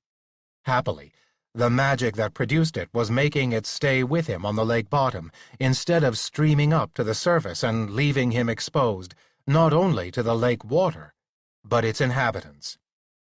The fish were none of them friendly, for all their tiny size. He paid them very little mind until he reached the far end of the lake, when their numbers began to be swelled by much larger fish. By the time the water was getting quite light around him, and he felt the surface could be only about 15 or 20 feet away, he was completely surrounded, not by little fish, but by pike, the size of that 4.5-foot specimen that had greeted Melusine when she had brought Jim here earlier. There was no doubt about the fact that the pike were not friendly. They clashed their jaws at the extremity of the bubble, but either could not or did not want to enter it. Jim wondered fleetingly whether it was the magic that kept them from coming through, or the fact that the bubble was effectively pure oxygen. In fact, if it had not been for a certain amount of moistening of the gas by the water around it, he suspected he would have been uncomfortable breathing it before this. As it was, his mouth and throat and nose felt increasingly dry. But now, the surface was not far away. Very soon his head broke water, and he saw that he was only about 20 yards from shore. He waded toward it, his bubble clinging to those parts of him that were still below the surface, until he came at last upon a rocky shoal that led him abruptly up and out of the lake entirely.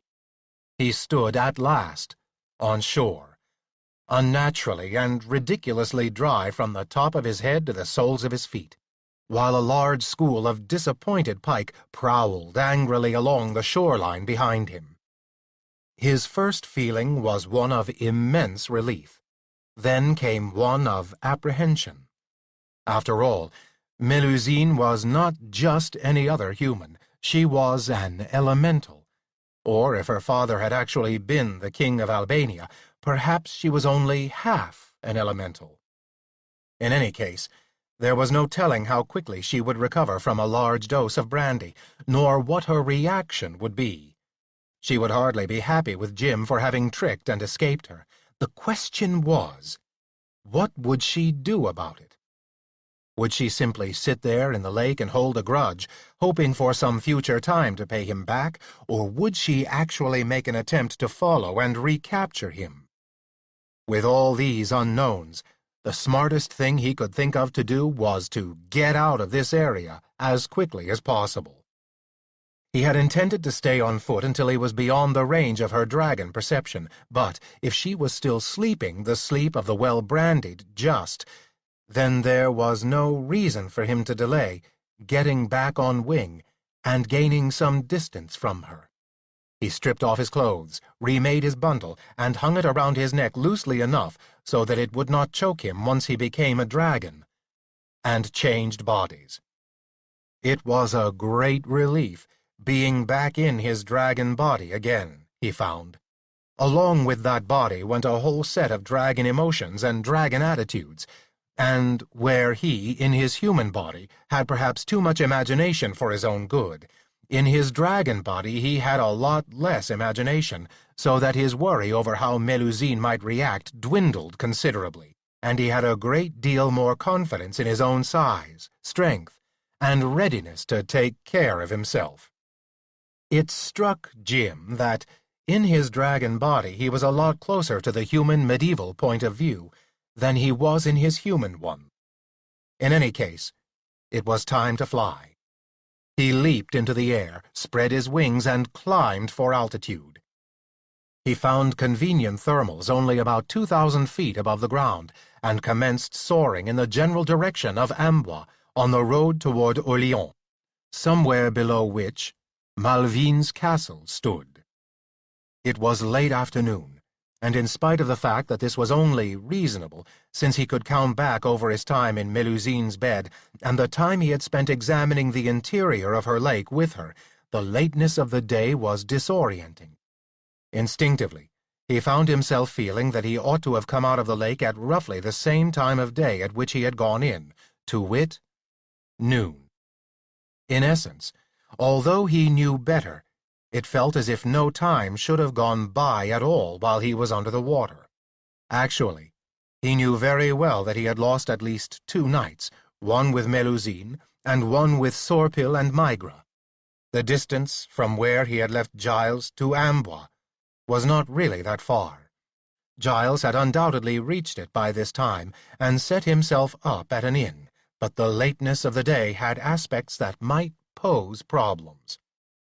Sir Raoul had given them some information on Amboise, but in any case, Jim would have been sure that it would be a walled city. Almost all the medieval towns were. Usually, the wall was nothing more than a tall palisade running completely around the important part of the city, with a scattering of dwelling places taking their chances outside those walls. The walls would not be for defense alone. They were also useful for keeping people in and regulating who came in. The gates would be shut at sundown, and that meant that anyone in the town who wanted to sneak out and not be recognized by the gate guards would be penned up where he or she was until morning. Similarly, anyone attempting to enter who seemed at all suspicious or threatening could be arrested by the gate guards and disarmed and/or taken into the city to have judgment pronounced upon him or her. Further, the gates allowed the city to collect taxes on goods coming and going for sale within the city. This was both a neat and necessary matter from the viewpoint of the city treasury. On wing as he was, Jim was covering ground much faster than Giles would have, even on horseback, down on the surface. Nonetheless, it was very close to sunset, and once the gates were barred it would be unwise of him to try to get in, either flying in as a dragon, for fear someone would see him, or as a human being attempting to bribe the guards to open the gate momentarily, or otherwise allow him an entrance, simply because they would remember particularly anyone who came in under those circumstances. If he could not get in before the gates were closed, the only sensible thing to do would be to spend the night outside in dragon form. Then, turning back into his human shape, he could mingle with those coming and going through the gate in the daylight. He had his story ready for this. He was a little too well dressed to be a simple man-at-arms, but he could claim to be a knight whose horse had an accident or otherwise died under him, and say his retainers had gone on ahead into the city the day before. He could even give them Sir Giles's name, although that probably would not be necessary. This, plus a small bribe — there was no hope of getting away with no bribe at all — should get him in without fuss. At a city gate you either paid taxes or a bribe, if you came in through it at all. This way he could slip through and be forgotten in a short while. Then it would be simply a matter of looking up Giles. He had reached this point in his thoughts when a new sense of caution took hold of him. He had been following the road to Amboise from the air for some time now, trusting to his distance above the surface and his similarity to other flying creatures, such as birds, to make him unremarkable to anyone who might be below. But now it occurred to him that anyone who looked closely at him from the ground was bound to make out fairly quickly that he was no bird, but a dragon. Birds might be unremarkable. Dragons were not. Since his chances of making it through the Amboise gates before sunset were small anyway, perhaps it would be wiser of him to go back down to the ground now, change into his human form and clothes, and proceed on foot as far as he could, until night fell. Then, under cover of darkness, he could change back into a dragon, since dragons could sleep quite comfortably in the outdoors, ignoring small things like changes in temperature and occasional rainfalls. Get a good night's sleep, and be up at dawn and back into his human shape and clothes to go in with the early crowd to the gate. In fact, it would not be a bad idea to be among the first crowd that came in through the gate. At that time, the guards would have a lot of people to check, and they would probably want to deal with these people as quickly as possible, get their tax or bribe or whatever was coming from them, and let them in. He must have, Jim estimated, at least a couple of days' beard by now, which would back up his story of being a knight who had lost his horse at some point back on the road. Perhaps he could tell a story about being attracted by some wild animal that he thought he could ride down and dispatch with sword or lance, and it had been while chasing this animal away from the road that his horse had broken a leg and needed to be killed and left. Accordingly, he looked around for a patch of trees and did a quick descent. There he changed back into being Sir James Eckert, Dragon Knight, and set forth on foot once more toward the road and the rest of the way into Amboise, which he had estimated from the air as being about 5 miles distant. The road was nothing to write home about. It was dry and dusty this time of year, but it was also deeply rutted and pocked with potholes that he could avoid. Possibly a horse could avoid, but a cart would have a very rough time with. Yet, carts must travel regularly up this route, which led eventually to Paris. Still, it was slower going than he had estimated.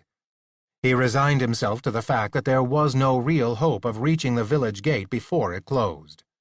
He began, indeed, to look around for some place to spend the night as a dragon, and saw that just ahead the road curved into a fairly thick woods and, somewhat to his surprise, suddenly improved as far as its surface went.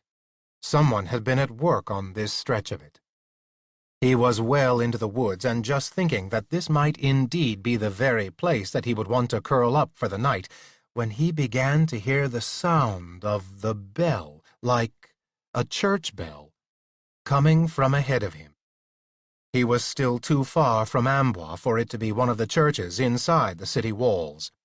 Intrigued, he picked up his pace a little, aided by the now much smoother surface of the road, which compensated for the fact that here, shaded by the fully summer-leafed trees, it was not so easy to judge the depths of ruts and potholes as it had been out in the full late sunlight of the day. The bell continued to toll. It was really very close indeed, and the trees were thinning. A moment later, Jim had stepped out from underneath them into a full moment of sunset, with the rays striking red across an open field to gild a whole complex of large buildings, most of them built of a brown stone. Into a sharp-roofed wing of one of these large buildings, a group of figures in brown robes, their hands tucked in their sleeves, was proceeding, single file. At their head walked a heavier man, dressed as they were, with the cowl piled up behind his head and the hooked top of an abbatical staff carried in his right hand. Before him walked a smaller, single figure carrying a pole which supported a crucifix, which seemed to be of gold, for it caught the final red light of the sun and burned brilliantly against the dark stone of the building. Jim halted. He was seeing a monastery, with its monks filing in for some special service at the normal evening prayer time of Vespers. He stood, watching. The sunset, the solid buildings, the black and open doorway, the file of slowly moving figures, and the steady, slow tolling of the bell overhead struck some unexpected, deep chord of feeling in him. The road that he had been following led toward the buildings and then away from them again.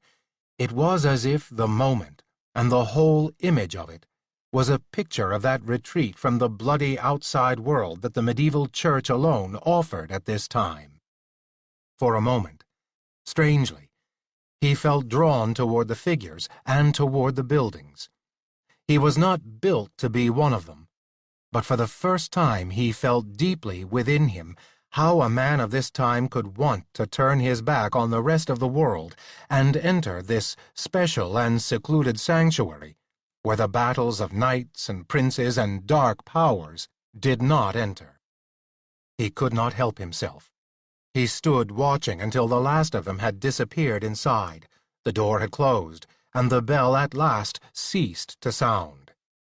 The sun was now setting squarely upon the open horizon to his left. He cut across from the part of the road he was on that still pointed toward the monastery, to the part beyond that carried back into the outside world. Shortly, he was on it, and heading toward the town beyond, which was still not in sight. For a little while the road continued to be cared for and well-surfaced, but in a bit it went back to its ruts and potholes again, and the general state of disrepair in which it had been since he had first begun to follow it. Chapter 21. Within minutes after leaving the monastery, the road took Jim through another band of trees and into a wide, open space. A cleared space, in effect, as there were cleared spaces around all castles and dwellings of any size anywhere, for defensive purposes, beyond which Amboise was fully visible. The gates were shut. It was no more than he expected, but he felt an instinctive irritation at the idea of a night's delay. Nonetheless, since there was nothing to be done for it, he turned back on the road to find himself a place for the night. The last patch of trees was too thin to provide any real cover or security. Jim went all the way back past the monastery into the growth of trees beyond, that was much deeper and wider. Penetrating into these, and after having been lashed in the face by a number of branches and tripped up by a number of roots, he decided he might as well change into dragon form now as later, and did so. Now he was much better off. Not only was he more at home in the dark, but he had a nose, a pair of ears, and a sort of animal sense of ground underfoot that he had not had before, all of which made his penetration through the woods easier.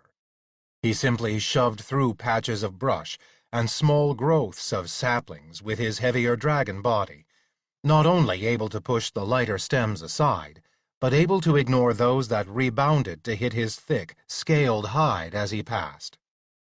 The wood was wider than it was deep, and he found this to his advantage. He went several hundred yards off the road to be on the safe side, and was just looking for a convenient hollow in which he could curl up, when he all but ran into an upthrust of rock. It was not a large upthrust. It was rather like a large rectangular chunk of rock that had been tipped up on one end, so that a little less than 100 feet of it stuck up through the earth.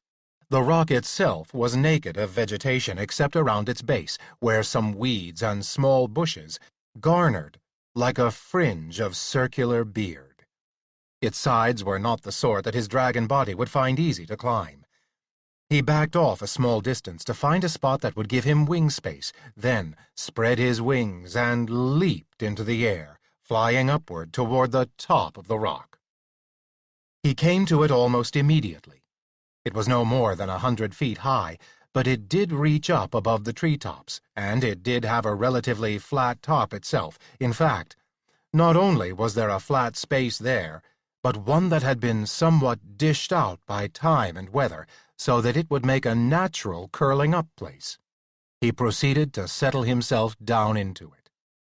Comfortable, in spite of the rough stone underneath him, because of his tough dragon hide, Jim gazed drowsily across the trees, adjusting his telescopic dragon vision for a view of the city of Amboise, in which lights were now beginning to glimmer.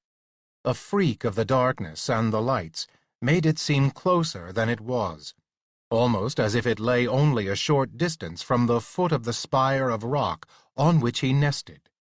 He was drowsily amusing himself with the thought of lying in a place from which he essentially overlooked the city walls at close quarters, when a voice spoke from just below him. "What are you here for?" asked the voice. It was the voice of a dragon. Jim woke up completely and looked down.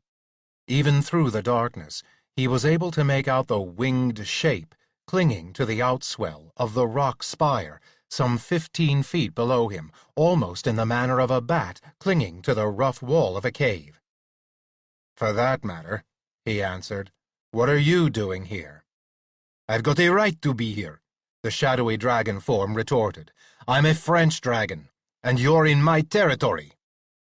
Jim's dragon temper, as ready to respond to a challenge as the human tempers of Brian or Giles, went up a few degrees. "I'm a guest in your country," he said. "I've left a passport which was accepted by 2 French dragons named Sorpil and Migra."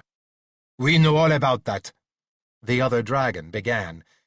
Jim interrupted his interrupter. "And that gives me the freedom of your country. I don't have to tell you what I'm doing here. That's my affair. Who are you to question me anyway?" "Never mind who I am," said the other.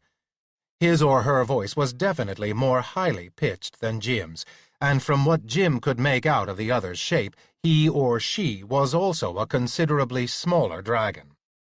"It's only natural for a French dragon to want to know what you're doing in his area." "It may be natural," said Jim, "but I'm afraid any French dragon that wants to know anything like that is going to have to go on not knowing. As I said, my affair is my affair and nobody else's. Nobody else includes you." There was a long silence.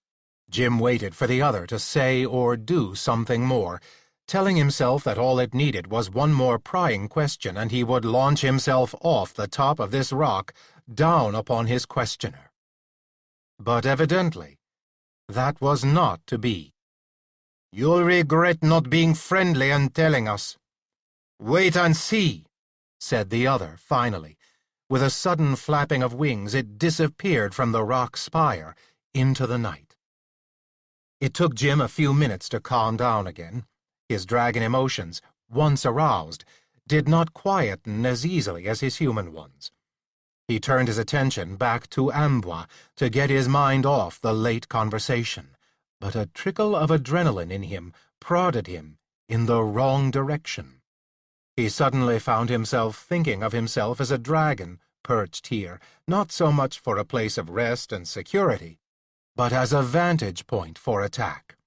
A point from which he could swoop down into the town and carry off a small, plump morsel of a George which he could bring back to this spire, to feast on at leisure. The shocking nature of the thought broke him out of it.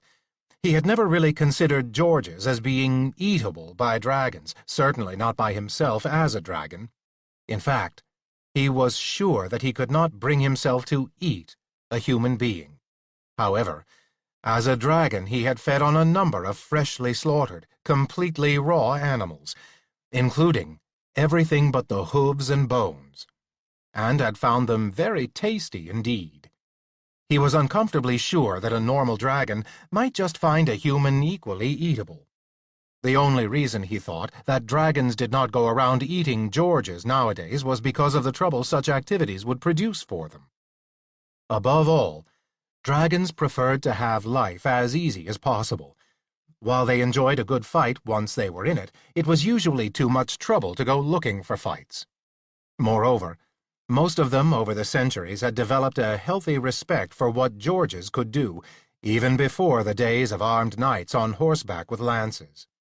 For one thing, there were so many Georges. Jim was beginning to feel drowsy again. This also was natural dragon behavior. Dragons liked to drink, liked to eat, and liked to sleep. In the absence of food and drink, sleep came naturally. Even as he completed the thought, Jim's eyes closed, and he fell sound asleep.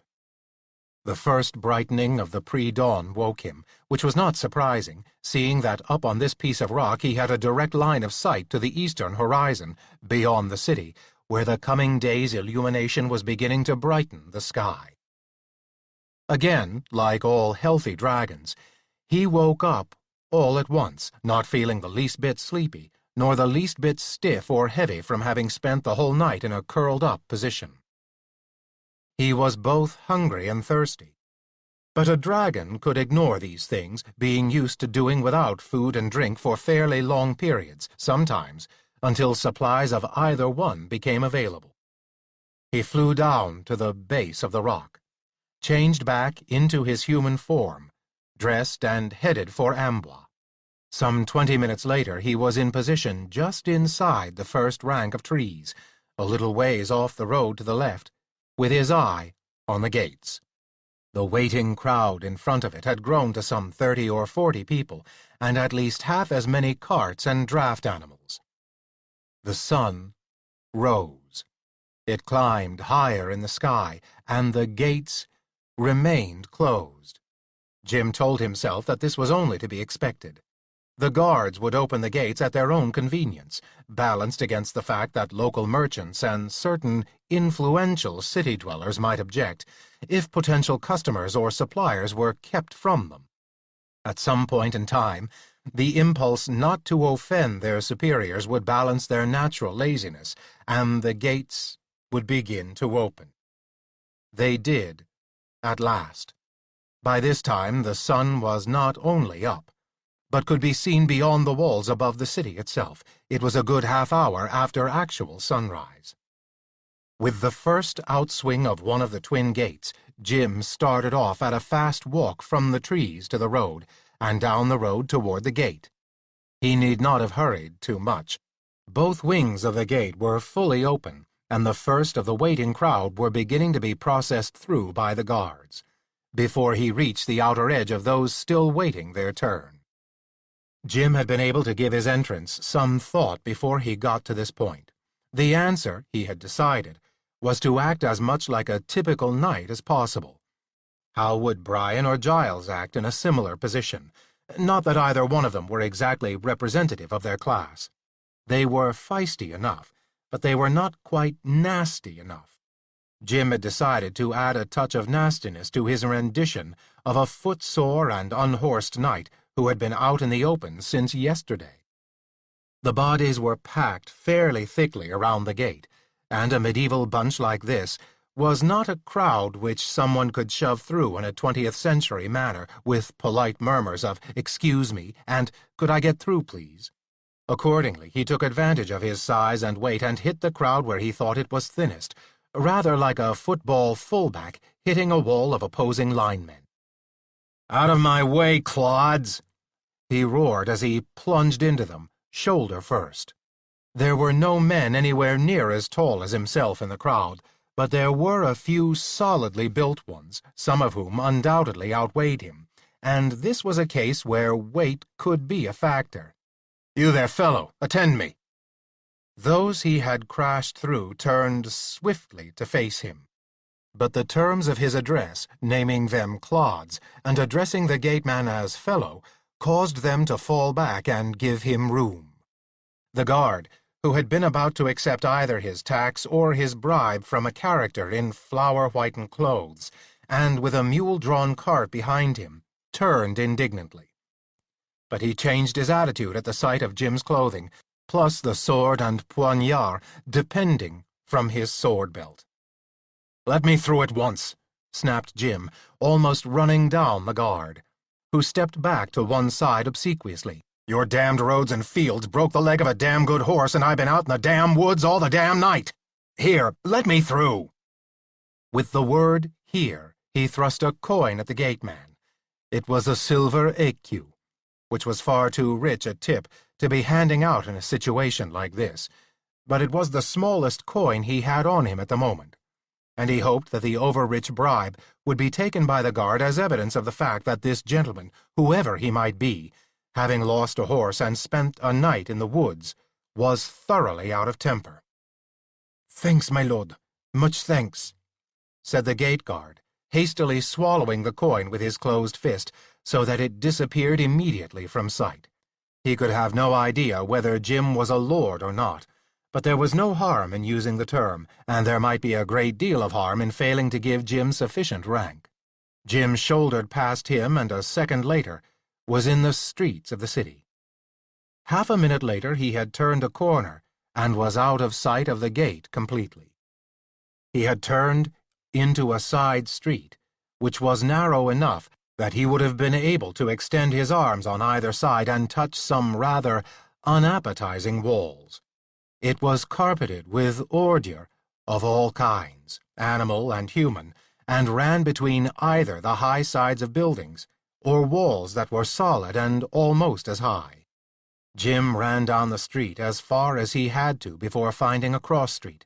Cross alley would actually, he thought, have been a better term. He turned left, following the route that he believed would take him deeper into the city. This alley, however, wandered about, so that when he took the next left turning, he found himself still with a long stretch of alley in front of him.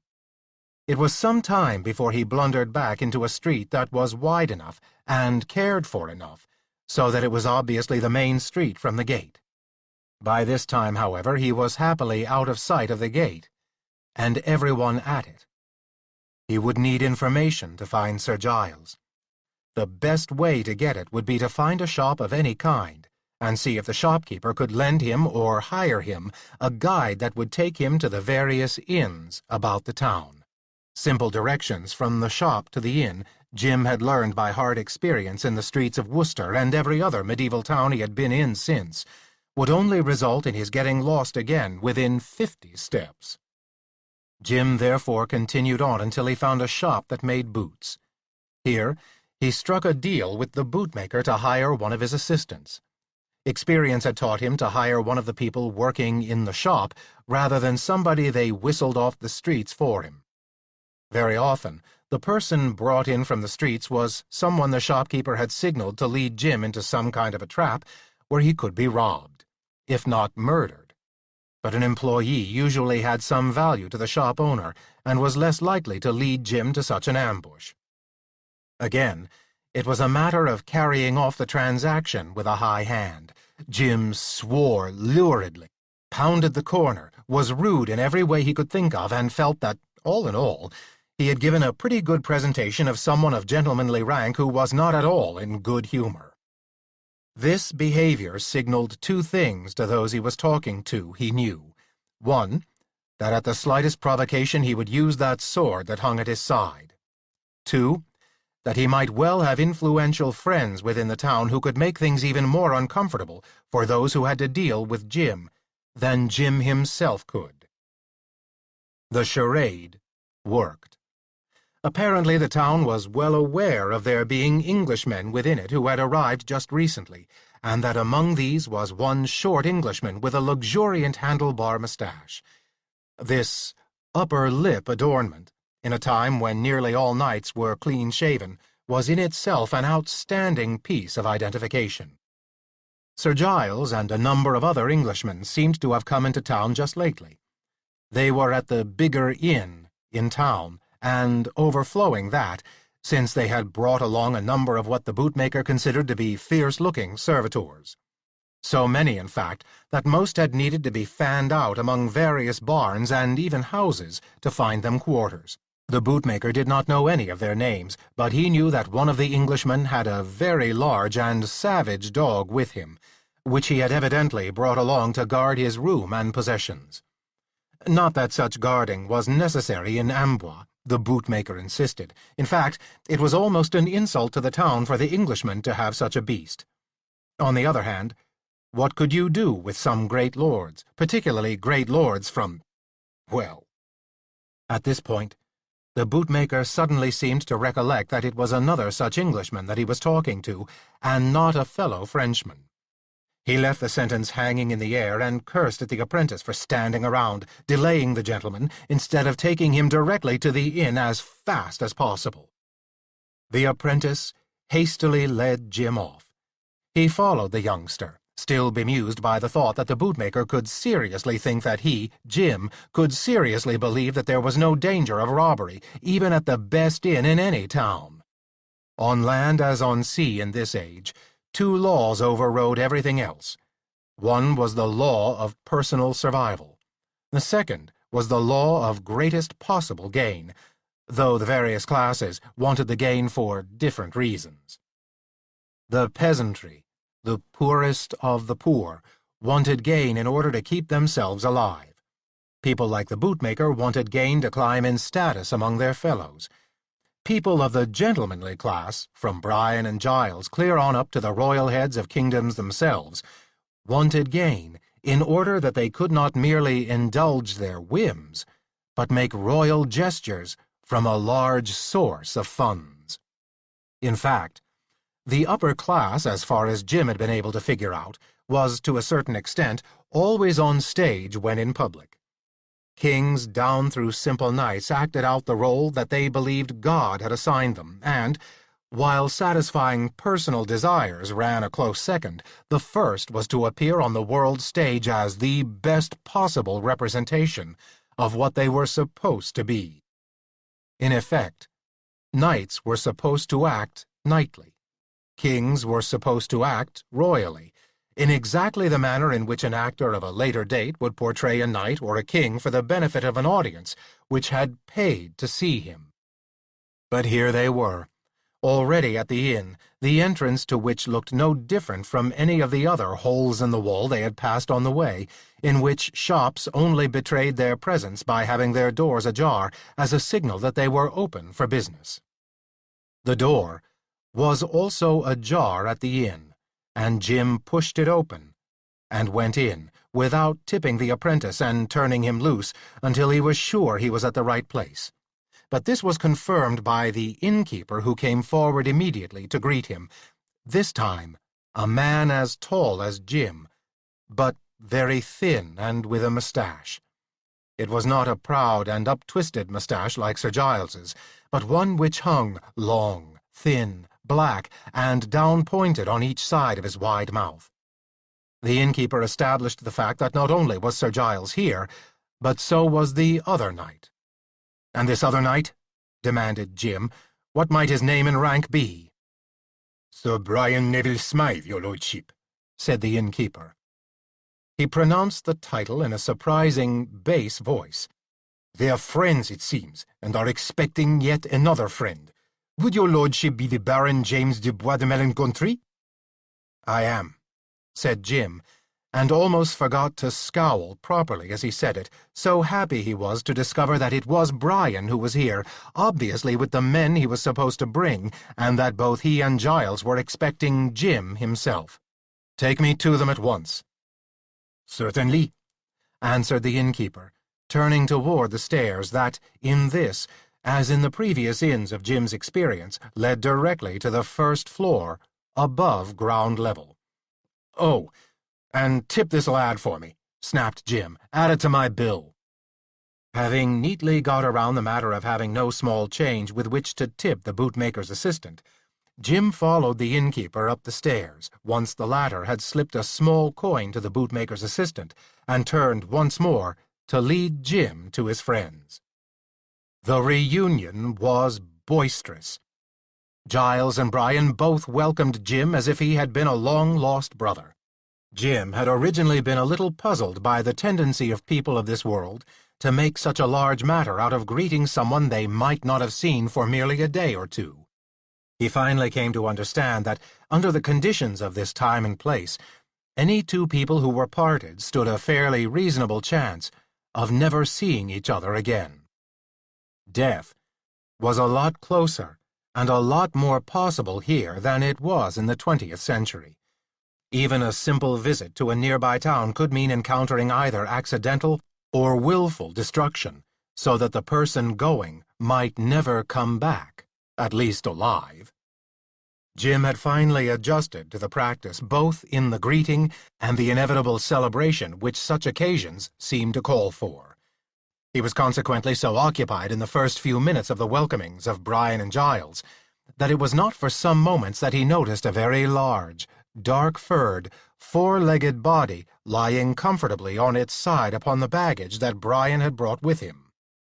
Jim turned about. "Ara!" he said. Ara opened his eyes, which had been closed, and half raised his head from the stuffed saddlebag upon which he had been lying. "Who were you expecting, James?" he growled. "Some lady's lapdog?" "Well, no," said Jim. "I'm just glad to see you, but "And now you're about to ask me what I'm doing here, is that it?" said Ara. "As a matter of fact, yes," admitted Jim. He was about to explain further, but Ara cut in again. "Don't," said Ara. He closed his eyes and laid his head down again. Jim turned back to his two friends and looked at Brian, who shrugged his shoulders slightly and shook his head. So, apparently, Brian did not know either. Jim put the matter aside for the moment. Meanwhile, Giles had already ordered up the inevitable pitcher of wine and wine cups. Seated around the table in their quarters, Jim began to catch up on what had been happening to the other two. Giles, it seemed, had had an uneventful day-and-a-half's ride after leaving Jim before he reached Amboise and put up at the inn. He had scarcely been there an hour, however, when there was a commotion outside, and he went downstairs to find Brian arriving with a number of their men.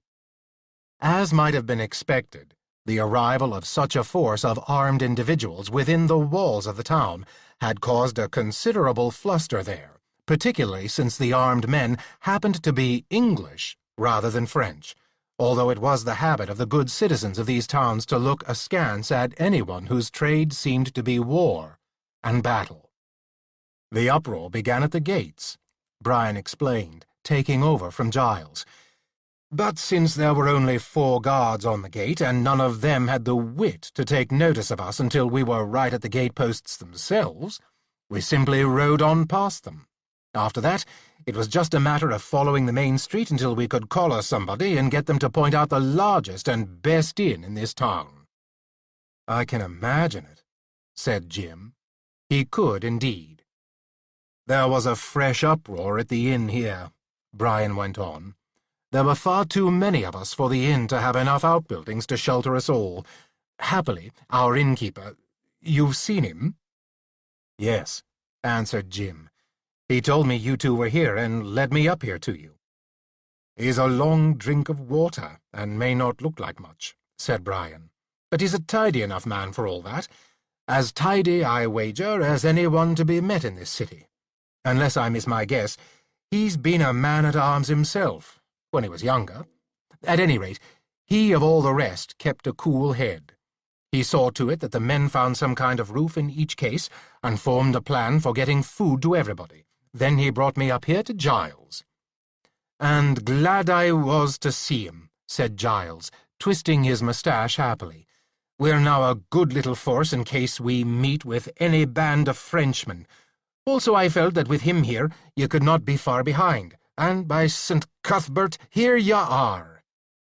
"Yes," said Jim, "and I'm glad to be back with the two of you, too." He looked at Brian. "To tell the truth, I'd hoped, but I really hadn't expected you this quickly, Brian," he said, "particularly with the men along with you. How many did you bring, by the way?" 32, answered Brian. "The rest are still behind us with John Chester and Tom Server. I brought only the seasoned men, including your new squire, Theolof. As for our being able to catch up with you so quickly, it was a matter of their getting shipped shortly after you left. For that we have to thank—" Jim held up his hand. "Ara," he said, looking over at the apparently sleeping wolf. "Is there anybody close enough so that they could be listening to us, through a hole in the floor or a tube in the wall or some such thing?" "No stink of your kind, except the 3 of you within a good dozen lengths of my own body," answered Ara, without opening his eyes. "Thanks, Ara," said Jim. He turned back to Brian. "However, I think that from now on maybe we ought to avoid using certain names of people or places out loud anyway. Perhaps there's no ears to hear, but it doesn't do any harm to play safe." "You're right indeed, James," said Brian, and Giles murmured an admiring assent. "At any rate, we were able to move quickly and reach this town before you yourself. There you have it in a nutshell." "I stifle in this box here," said the voice of Ara, but when Jim looked at him he was still lying with his eyes closed and apparently unmoved. "When do we get out of here?" "Is there any reason why we can't move out tomorrow?" Jim asked the other two. They both shook their heads. "There are some things we should discuss, though," said Brian.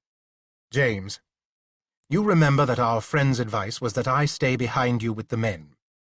Sitting where he was at the time, that may have seemed most sensible to him. But my own counsel now is that we leave the men under their present leaders to follow, including all those I've brought with me, save one, who should be of particular use and cannot be left behind in any case. These 5 of us will go on by ourselves in advance. Sir Giles and I have had some talk on this, and we can give you more of our reasons once we're out in the open road and can speak with absolute freedom. The 5 of us, that is, including Ara," put in Sir Giles. "Absolutely including Ara," came the voice of Ara himself. "Of course, Ara," said Jim hastily. He looked curiously at Brian, however. "Who is the 5th, though?" "You passed him in the common room on the way in," answered Brian, "although he may not have been easy to see, since he likes to tuck himself into a corner, and he is a quiet man in many ways. The Welsh bowman is with us." Chapter 22. "Dafydd?" said Jim incredulously. Brian's and Giles's faces showed no expression at all. Obviously, this was something that Jim would have to find out about for himself, and probably directly from Dafydd. On the other hand, if he knew Dafydd, there would be no point in asking the Welshman directly. He would get a pleasant, soft answer that told him nothing, and probably a polite hint that he should mind his own business.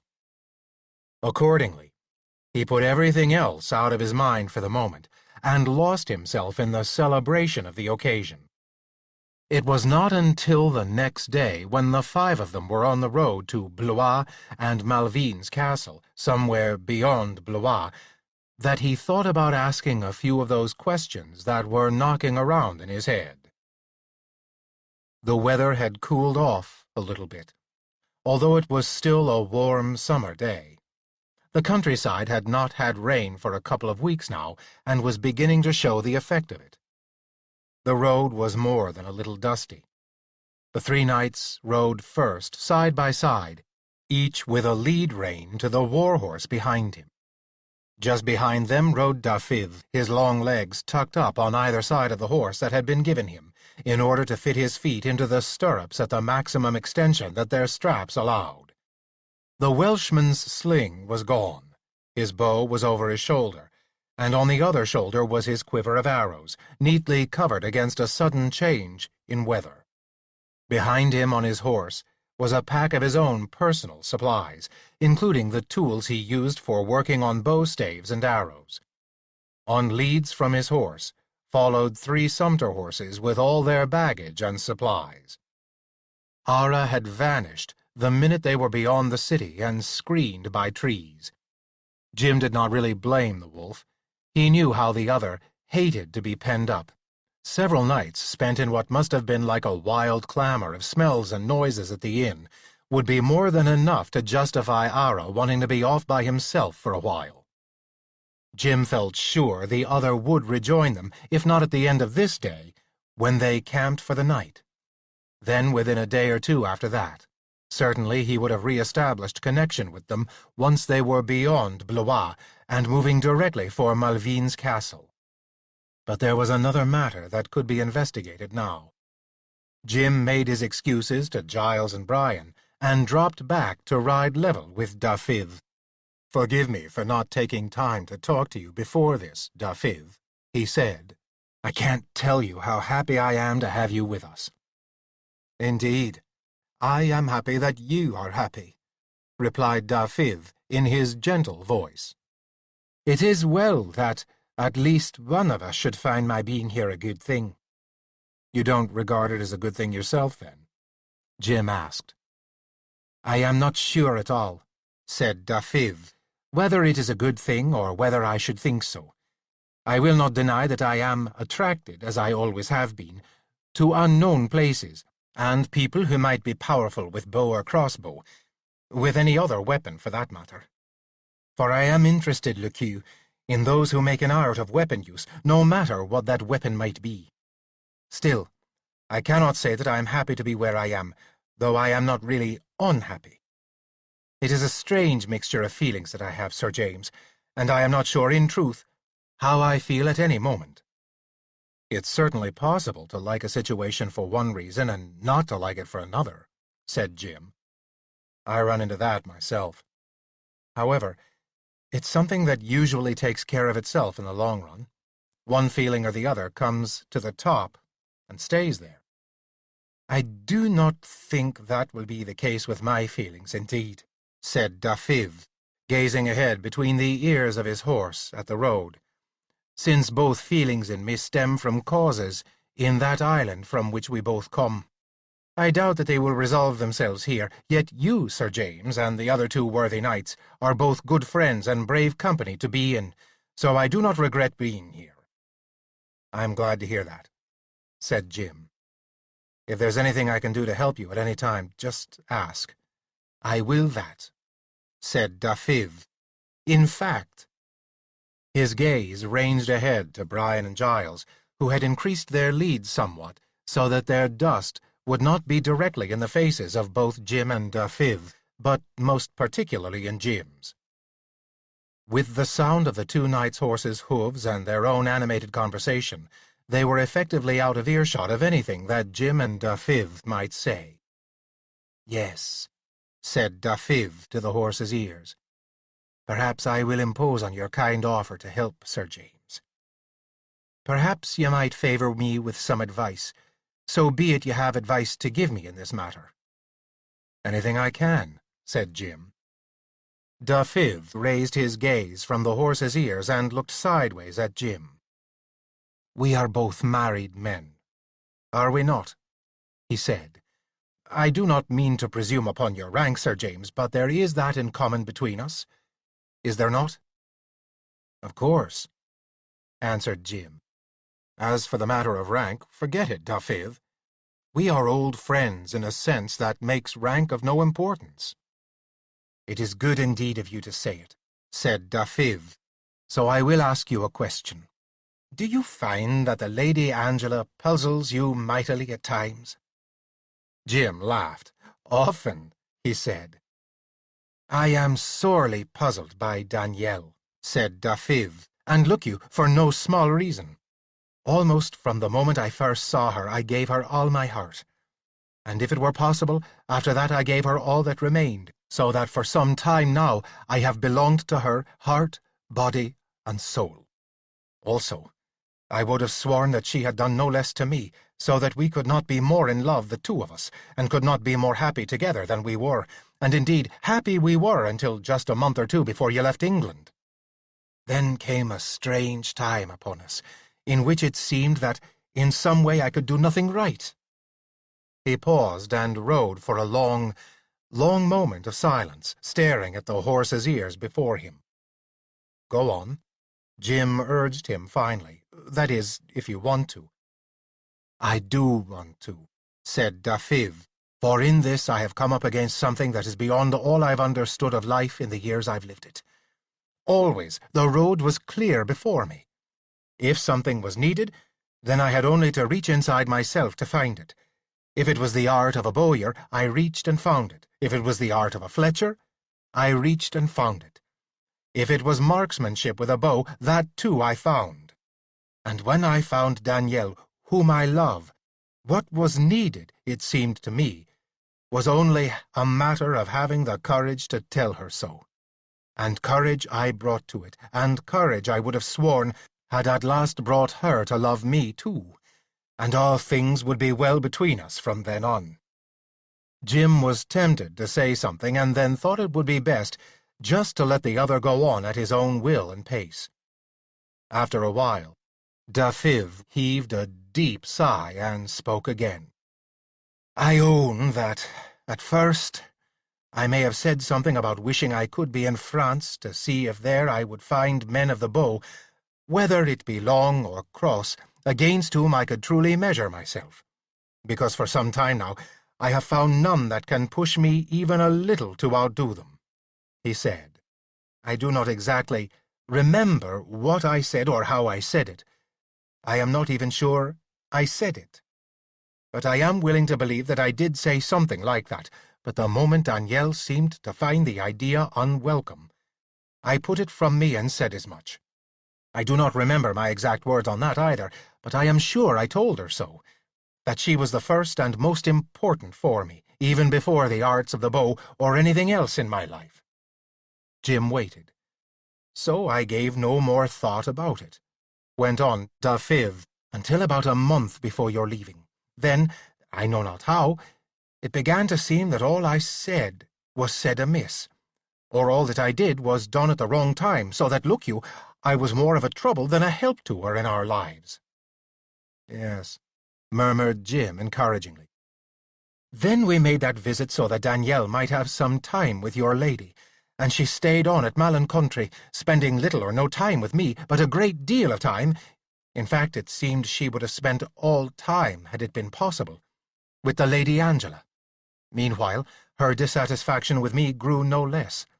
I continued to say and do things wrongly, until at last she flatly told me that I should go to France and join the rest of you, if that was what I wanted. But in any case, to leave her alone and not bother her again until she sent for me. He looked at Jim with a face that was surprisingly haggard with sorrow. Never had I expected to hear such from her, indeed. Dafydd said, nor did I know the reason why. Nor do I know it now. Only one thing I know, and that is that I am not wanted where she is. Therefore, since there was nothing better for me to do, I followed the road you had taken and caught up in Hastings with John Chester and your men-at-arms just before they took ship. He stopped speaking. They rode on in silence together for a while. For a long time he had gone back to staring at the ears of his horse, but finally he looked more at Jim. "You have nothing to say to me, Sir James?" he asked. "No explanation that might help me understand what has come upon me? No advice?"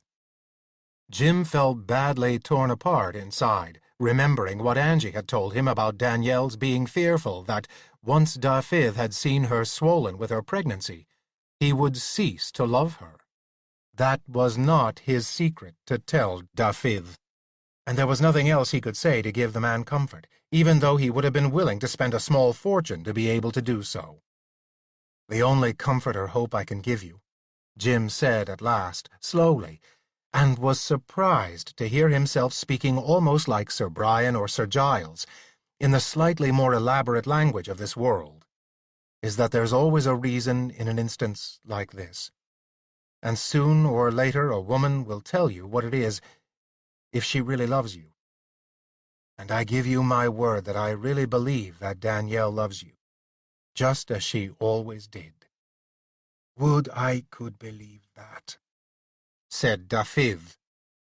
He fell into a new silence, and this one lasted to the point where Jim understood that the other was through talking. Jim lifted his reins and rode the horse forward to rejoin Giles and Brian. "Dafydd is very unhappy," Jim said when he rejoined the other two. Giles looked at him, a little bewildered. Brian stared straight ahead, his jaw clamped. "Under God," said Brian, "each of us makes his own life, and that life is like a house, where one must be invited to enter before coming in. If I am so invited, I'll do what I can. Otherwise, we each have our own houses to live in, and those houses presently are concerned not with Dafydd, but with what lies ahead. It is high time we talked about that rather than other things, now that we are on the road and none can possibly overhear us."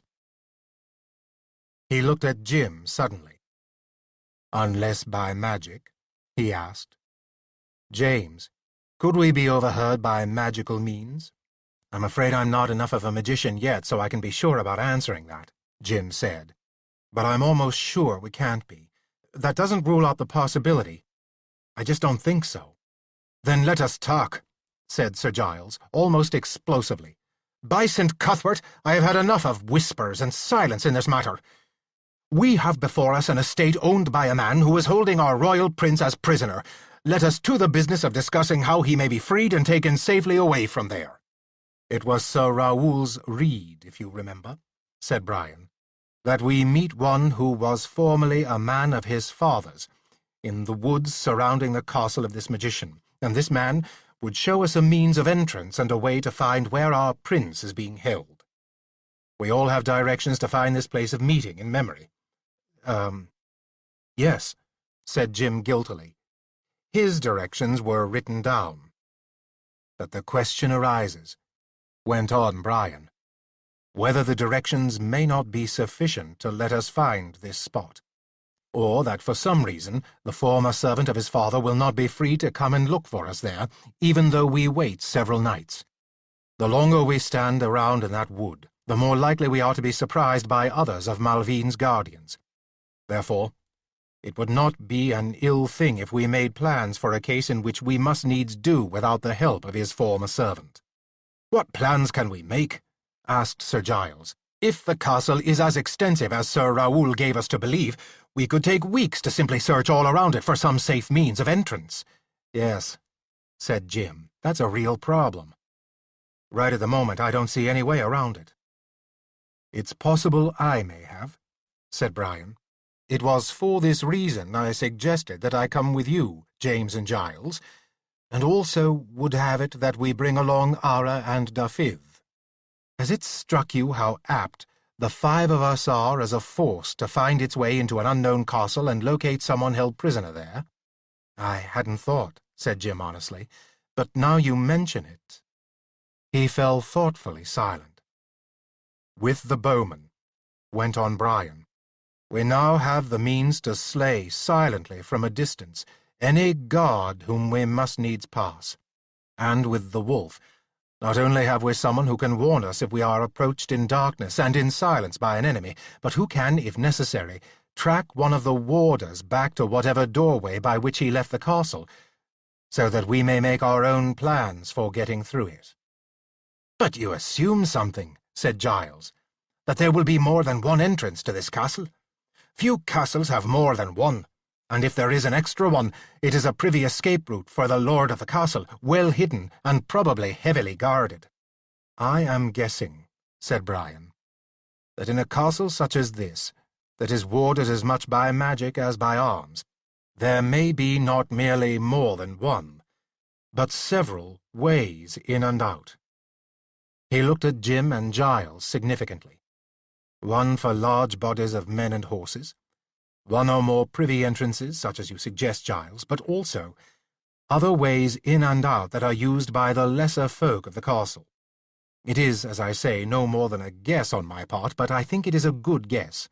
Moreover, the one to find out if it be true may be the wolf, who, if he thinks it wise, could go in ahead of us or simply search the place while we wait at our meeting spot for the one who should meet us there and bring us back word of any entrance we could use in case this former servitor does not show up.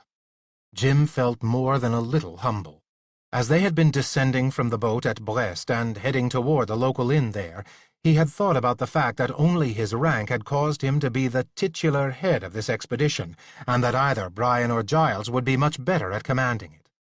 Certainly, Brian's thinking and what he had told them so far bore this out. It was true that Jim was not an expert on castles. He knew Malencontri, he knew Castle Smythe and Malvern Castle, which was the home of the de Chaugnys, the family of Brian's lady love. But that was all, and, he had to admit to himself now, he had never stopped to study any one of these castles, including his own of Malencontri, as to its practicality for defense and its probable means of being infiltrated by enemies from the outside. They spent that night on the road, camping out. Ara did not return. Late the next afternoon they came to Blois and stayed overnight at an inn there where Ara, of course, also did not show up. It was not until they were 2 days beyond Blois that he joined them again. Meanwhile, Jim had been trying mightily to think of some way in which he could use magic to determine what the reason was for Ara's presence. He had a sneaking feeling that Carolinus could probably point him in the direction of that reason, if the older magician wanted to. The only question was how to contact Carolinus. There ought, Jim thought, to be some magic equivalent of the telephone. or at least of some form of communication that could put his mind in touch with the mind of Carolina's. It was not until the second night out from Blois that inspiration came to him. Mythology was full of the kind of thing he was reaching for. Further, it had struck him that here was a common mechanism that was used in psychology. Mythology certainly ran along the edge of magic, in that magic was very often involved in it. One of the very common magic happenings in mythology was that someone dreamed something that was about to come true, or that had happened someplace else, or was happening someplace else at that same time. Certainly, if such dreaming was something that the magic within him could invoke, then he ought to be able to set up a link between him and Carolinus. That night, before he fell asleep, he carefully wrote on the inside of his forehead, "Me, dream, into dream, Carolinus." The more he thought about it, as he lay wrapped up in his sleeping clothes under the stars and by the dying embers of the fire, beyond which the black humps that were the shapes of his 3 other human companions lay, the more he liked his idea. His mind worked it back and forth. He did his best to think of reasons why such a clumsy formula might work or might not. Worn out at last with going back and forth from one possibility to the other, he slipped into slumber. For a while, his mind hopped and slid through a series of disconnected dream scenes that were very ordinary and customary when he was first falling asleep. Then came a blank spell. Then, unexpectedly, he found himself outside Carolinus's cottage at the tinkling water. It was just about dawn. Carolinus and Ara were both there, standing outside Carolinus's dwelling on the path between the flowers. The only difficulty with his dream picture was that everything was upside down. "What is this?" he snapped in his dream at the accounting office. No sooner had he dreamed that he had spoken the words than he was amazed at his own audacity. He had never spoken brusquely to the accounting office in his life, but in his dream it answered now, and its tone, far from being angry, was apologetic. "Oh, sorry," the bass voice answered, and the scene turned right side up. "Actually," the bass voice went on, "you were the one who was upside down." It fell silent. Jim was left wondering how he could be upside down, when as far as he could see he was not in the scene at all. He merely seemed to be a disembodied point of view, an invisible pair of eyes, and an invisible pair of ears also, evidently, for just then he realized he could hear Carolinus and Ara talking. "Well, everything's well, here at least," Carolinus was saying.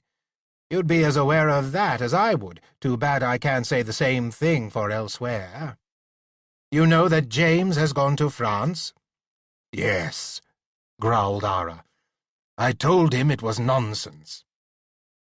"Nonsense is a matter of point of view, Wolfe," said Carolinus. "What's nonsense to you may not be nonsense to James, or Sir Brian, or a number of other people." "All the 2-legged ones," said Ara grumpily, and broke off. "No offence, Mage. I wasn't speaking of you, but I swear nearly everything on 2 legs has about as much sense as a butterfly. There is more to what moves the world than simply sense. Common sense, I take it you mean," said Carolinus. "This business of rescuing the prince from France is no such thing as the Loathly Tower affair, is it? No clear-cut matter with evil perched in a dark place, its creatures gathered below, ready to fight all comers, sending out its legions of such as the Sandmarks to overcome any who might oppose it. Not at all like the affair at the Loathly Tower, is it?" Ara stared at the mage with hooded eyes. "If you are trying to tell me something, say it right out, Mage," he said. "My way has ever been the straight way. I've no love for dark hints and tricky twists of words." "Very well," said Carolinus. "Then I'll tell you bluntly that this present matter is as much of a joust with the dark powers as was that of the loathly tower of which you were a part. But this time it's cloaked about by the worldly ambitions and imaginations of men, so that it's not as visible as it was before. Nevertheless, it's the same thing all over again. There's a great threat, and James, Brian, and now even Dafydd go against it, as the only hope to stop it from breaking out and doing great damage, just as it threatened to do the time before. They are all there, but you? No affair of mine, growled Ara. You mean you won't see it as an affair of yours, said Carolinus, and to support that blindness you pretend that your comrades don't need you, that James and the others go up against an enemy which is no more than their equal in strength. Ara growled again, wordlessly but uneasily. You talk in large words with small sense inside them as usual, mage, he said. I asked you to tell me plainly what the situation was, but you keep moving around and around it, without coming out squarely to say what it is. Why have you passed word to me to come here now? What do you want of me, and why do you think I should give you whatever it is? I tell you this way, said Carolinus, because you're a cross-grained, hard-headed, selfish English wolf, and you need to be able to find the answers to those questions of yours yourself, otherwise you'll never believe them. You know what a wolf cub is, I take it? Do I know? Ara's tongue hung out in something very close to a laugh. I not only know, there are a number of grown wolves these days who— But never mind that. My life is my life. Yes, I know what a wolf cub is and what it's like. What of it? Would you send a wolf cub to fight another full-grown wolf? Demanded Carolinus. Your questions become slightly mad, mage, again with respect, said Ara. Of course I would not.